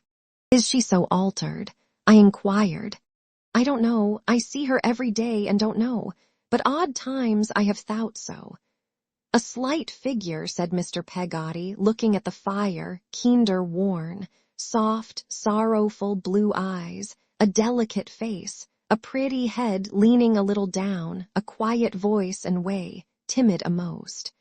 That's Emly. We silently observed him as he sat, still looking at the fire. Some thinks, he said, as her affection was ill-bestowed, some as her marriage was broken off by death. No one knows how 'tis. She might have married well a mort of times, but uncle, she says to me, that's gone forever. Cheerful along with me, retired when others is by, fond of going any distance fur to teach a child, or fur to tend a sick person, or fur to do some kindness towards a young girl's wedding. And she's done a many, but has never seen one. Fondly loving of her uncle, patient, liked by young and old, sewed out by all that has any trouble. That's 'im lie. He drew his hand across his face, and with a half-suppressed sigh, looked up from the fire. Is Martha with you yet? I asked. Martha, he replied, got married, Mas'r Davy, in the 2nd year. A young man, a farm laborer, as come by us on his way to market with his master's drays. A journey of over 500 mile, theer and back. Made offers fur to take her fur his wife, wives is very scarce theer, and then to set up fur their 2 selves in the bush. She spoke to me fur to tell him her true story. I did. They was married, and they live 400 mile away from any voices, but their own, and the singing birds. Mrs. Gummidge, I suggested. It was a pleasant key to touch, for Mr. Peggotty suddenly burst into a roar of laughter, and rubbed his hands up and down his legs, as he had been accustomed to do when he enjoyed himself in the long shipwrecked boat. Would you believe it? He said. Why, someone even made offer fur to marry her. If a ship's cook that was turning settler, Mas'r Davy, didn't make offers fur to marry Mrs. Gummidge, I'm gormed, and I can't say no fairer than that. I never saw Agnes laugh so. This sudden ecstasy on the part of Mr. Peggotty was so delightful to her that she could not leave off laughing, and the more she laughed the more she made me laugh, and the greater Mr. Peggotty's ecstasy became, and the more he rubbed his legs. And what did Mrs. Gummidge say? I asked, when I was grave enough. If you'll believe me, returned Mr. Peggotty, Mrs. Gummidge, 'stead of saying, thank you, I'm much obleeged to you, I ain't a-going fur to change my condition at my time of life. Upped with a bucket as was standing by, and laid it over that theer ship's cook's head till he sung out fur help, and I went in and reskied of him. Mr. Peggotty burst into a great roar of laughter, and Agnes and I both kept him company. But I must say this for the good creetur, he resumed, wiping his face when we were quite exhausted. She has been all she said she'd be to us and more. She's the willingest, the truest, the honestest helping woman, Mas'r Davy, as ever drawed the breath of life. I have never knowed her to be lone and lorn for a single minute, not even when the colony was all afore us, and we was new to it. And thinking of the old un is a thing she never done, I do assure you, since she left England. Now last, not least, Mr. Micawber, said I, he has paid off every obligation he incurred here, even to Traddles's bill, you remember my dear Agnes, and therefore we may take it for granted that he is doing well. But what is the latest news of him? Mr. Peggotty, with a smile, put his hand in his breast pocket and produced a flat-folded paper parcel, from which he took out, with much care, a little odd-looking newspaper. You are to understand, Mas'r Davy, said he, as we have left the bush now, being so well-to-do, and have gone right away round to Port Middlebay Harbor, we're there's what we call a town. Mr. Micawber was in the bush near you, said I. Bless you, yes, said Mr. Peggotty, and turned to with a will. I never wish to meet a better gentleman for turning to with a will. I've seen that theer bald head of his a-perspiring in the sun, Mas'r Davy, till I a'most thought it would have melted away. And now he's a magistrate. A magistrate, eh? Said I. Mr. Peggotty pointed to a certain paragraph in the newspaper, where I read aloud as follows, from the Port Middlebay Times. The public dinner to our distinguished fellow colonist and townsman, Wilkins Micawber, Esquire, Port Middlebay District Magistrate, came off yesterday in the large room of the hotel, which was crowded to suffocation. It is estimated that not fewer than 47 persons must have been accommodated with dinner at one time, exclusive of the company in the passage and on the stairs. The beauty, fashion, and exclusiveness of Port Middlebay flocked to do honor to one so deservedly esteemed, so highly talented, and so widely popular. Dr. Mell, of Colonial Salem House Grammar School, Port Middlebay, presided, and on his right sat the distinguished guest. After the removal of the cloth and the singing of Non Nobis, beautifully executed, and in which we were at no loss to distinguish the bell-like notes of that gifted amateur, Wilkins Micawber, Esquire, Jr., the usual loyal and patriotic toasts were severally given and rapturously received. Dr. Mell, in a speech replete with feeling, then proposed our distinguished guest, the ornament of our town. May he never leave us but to better himself, and may his success among us be such as to render his bettering himself impossible. The cheering with which the toast was received defies description. Again and again it rose and fell, like the waves of ocean. At length all was hushed, and Wilkins Micawber, Esquire, presented himself to return thanks. Far be it from us, in the present comparatively imperfect state of the resources of our establishment, to endeavor to follow our distinguished townsman through the smoothly flowing periods of his polished and highly ornate address. Suffice it to observe that it was a masterpiece of eloquence, and that those passages in which he more particularly traced his own successful career to its source, and warned the younger portion of his auditory from the shoals of ever-incurring pecuniary liabilities which they were unable to liquidate, brought a tear into the manliest eye present. The remaining toasts were Dr. Mell, Mrs. Micawber, who gracefully bowed her acknowledgments from the side door, where a galaxy of beauty was elevated on chairs, at once to witness and adorn the gratifying scene. Mrs. Ridger Beggs, late Miss Micawber, Mrs. Mell, Wilkins Micawber, Esquire, Jr., who convulsed the assembly by humorously remarking that he found himself unable to return thanks in a speech, but would do so, with their permission, in a song. Mrs. Micawber's family, well known, it is needless to remark, in the mother country, and sea. At the conclusion of the proceedings, the tables were cleared as if by art magic for dancing. Among the votaries of Terpsichore, who disported themselves until Saul gave warning for departure, Wilkins Micawber, Esquire, Jr., and the lovely and accomplished Miss Helena, fourth daughter of Dr. Mell, were particularly remarkable.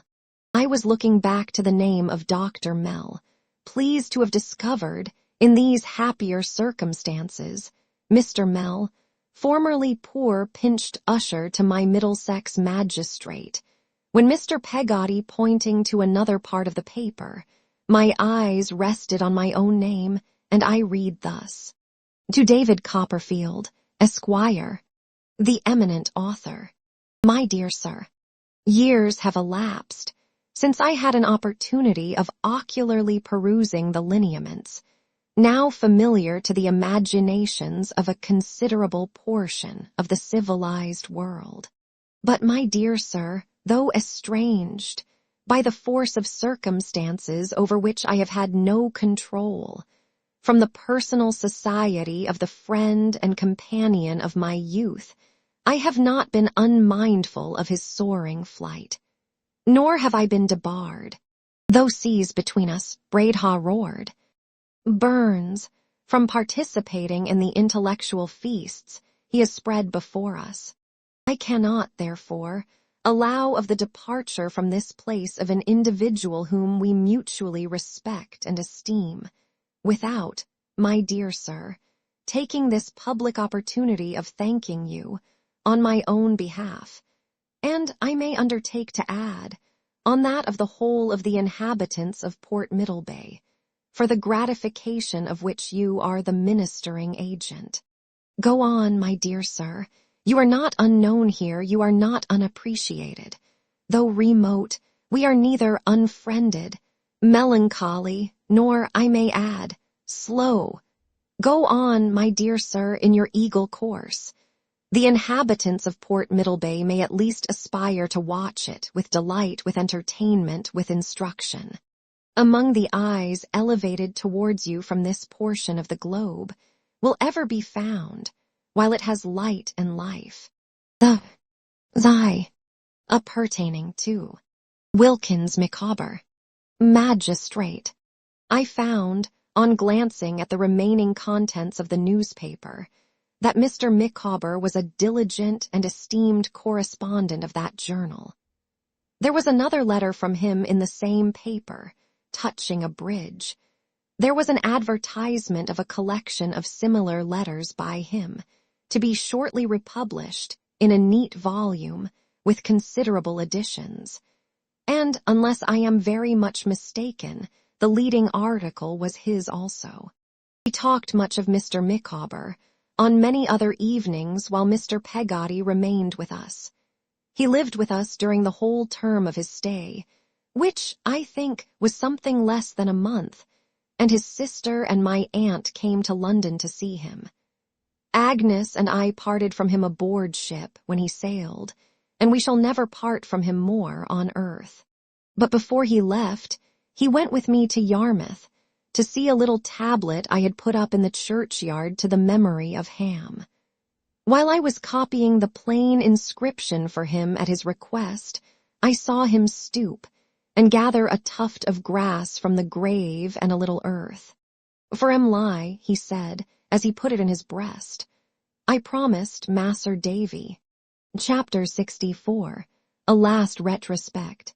And now my written story ends. I look back once more for the last time before I close these leaves. I see myself, with Agnes at my side, journeying along the road of life. I see our children and our friends around us, and I hear the roar of many voices, not indifferent to me as I travel on. What faces are the most distinct to me in the fleeting crowd? Lo, these, all turning to me as I ask my thoughts the question. Here is my aunt, in stronger spectacles, an old woman of 80 years and more, but upright yet, and a steady walker of 6 miles at a stretch in winter weather.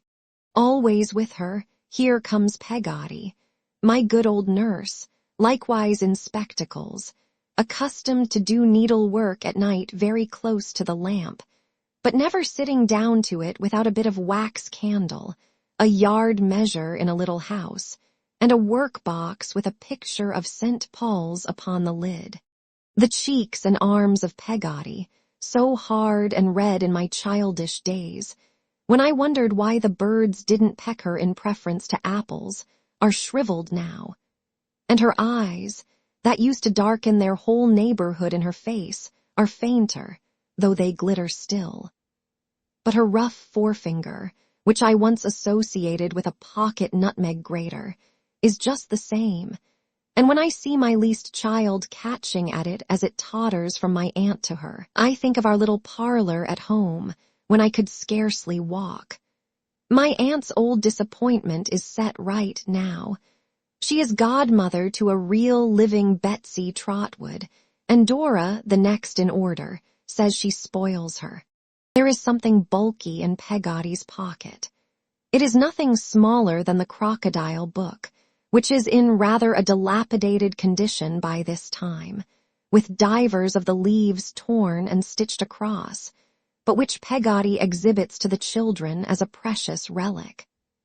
I find it very curious to see my own infant face, looking up at me from the crocodile stories, and to be reminded by it of my old acquaintance Brooks of Sheffield.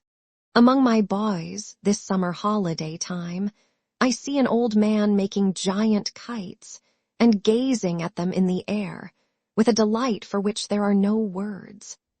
He greets me rapturously and whispers, with many nods and winks, Trotwood, you will be glad to hear that I shall finish the memorial when I have nothing else to do, and that your aunt's the most extraordinary woman in the world, sir. Who is this bent lady, supporting herself by a stick, and showing me a countenance in which there are some traces of old pride and beauty, feebly contending with a querulous, imbecile, fretful wandering of the mind? She is in a garden, and near her stands a sharp, dark, withered woman with a white scar on her lip. Let me hear what they say. Rosa, I have forgotten this gentleman's name. Rosa bends over her and calls to her, Mr. Copperfield. I am glad to see you, sir. I am sorry to observe you are in mourning. I hope time will be good to you. Her impatient attendant scolds her, tells her I am not in mourning, bids her look again, tries to rouse her. You have seen my son, sir, says the elder lady. Are you reconciled?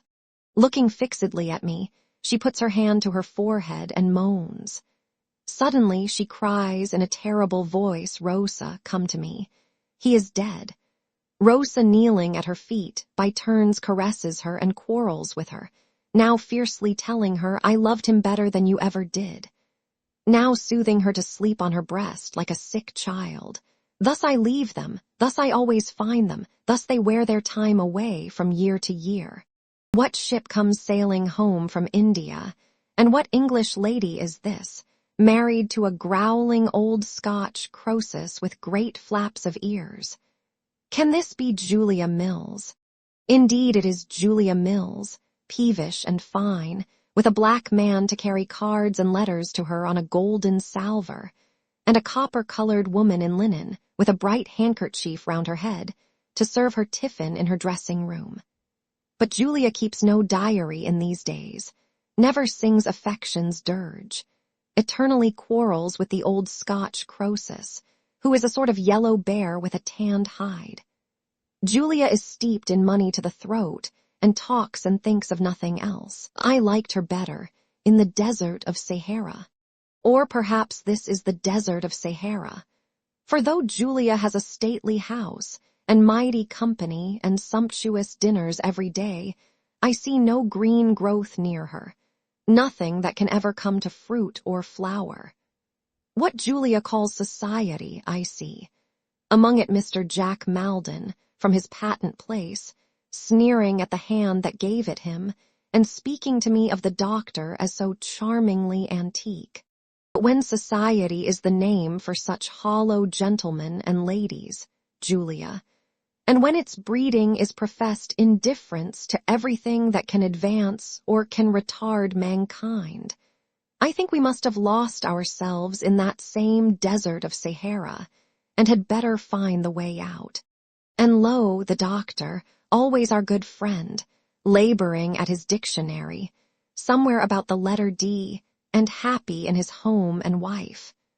Also the old soldier, on a considerably reduced footing, and by no means so influential as in days of yore, working at his chambers in the temple, with a busy aspect, and his hair, where he is not bald, made more rebellious than ever by the constant friction of his lawyer's wig. I come, in a later time, upon my dear old Traddles. His table is covered with thick piles of papers, and I say, as I look around me, if Sophy were your clerk, now, Traddles, she would have enough to do. You may say that, my dear Copperfield, but those were capital days, too, in Holborn Court, were they not? When she told you you would be a judge, but it was not the town talk then. At all events, says Traddles, if I ever am one, why, you know you will be. Well, my dear Copperfield, when I am one, I shall tell the story, as I said I would. We walk away, arm in arm. I am going to have a family dinner with Traddles. It is Sophie's birthday, and on our road, Traddles discourses to me of the good fortune he has enjoyed. I really have been able, my dear Copperfield, to do all that I had most at heart. There's the Reverend Horace promoted to that living at £450 a year. There are our 2 boys receiving the very best education, and distinguishing themselves as steady scholars and good fellows.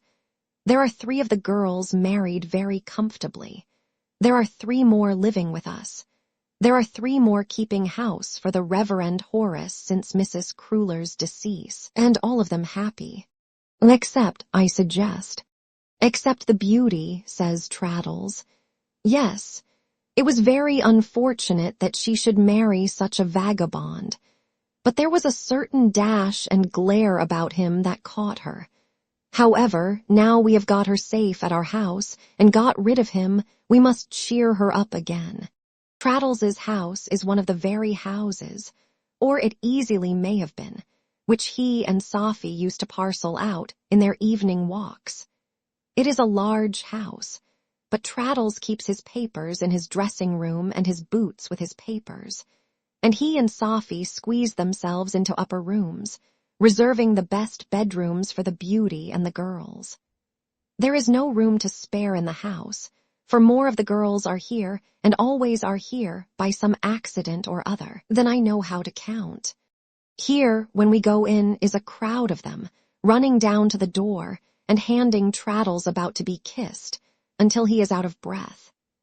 Here, established in perpetuity, is the poor beauty, a widow with a little girl. Here, at dinner on Sophie's birthday, are the 3 married girls with their 3 husbands, and one of the husband's brothers and another husband's cousin and another husband's sister, who appears to me to be engaged to the cousin. Traddles, exactly the same simple, unaffected fellow as he ever was, sits at the foot of the large table like a patriarch, and Sophie beams upon him, from the head, across a cheerful space that is certainly not glittering with Britannia metal.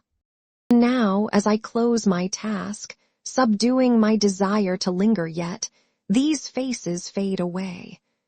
But one face, shining on me like a heavenly light by which I see all other objects, is above them and beyond them all, and that remains. I turn my head and see it in its beautiful serenity beside me. My lamp burns low, and I have written far into the night, but the dear presence, without which I were nothing, bears me company. O Agnes, O my soul, so may thy face be by me when I close my life indeed.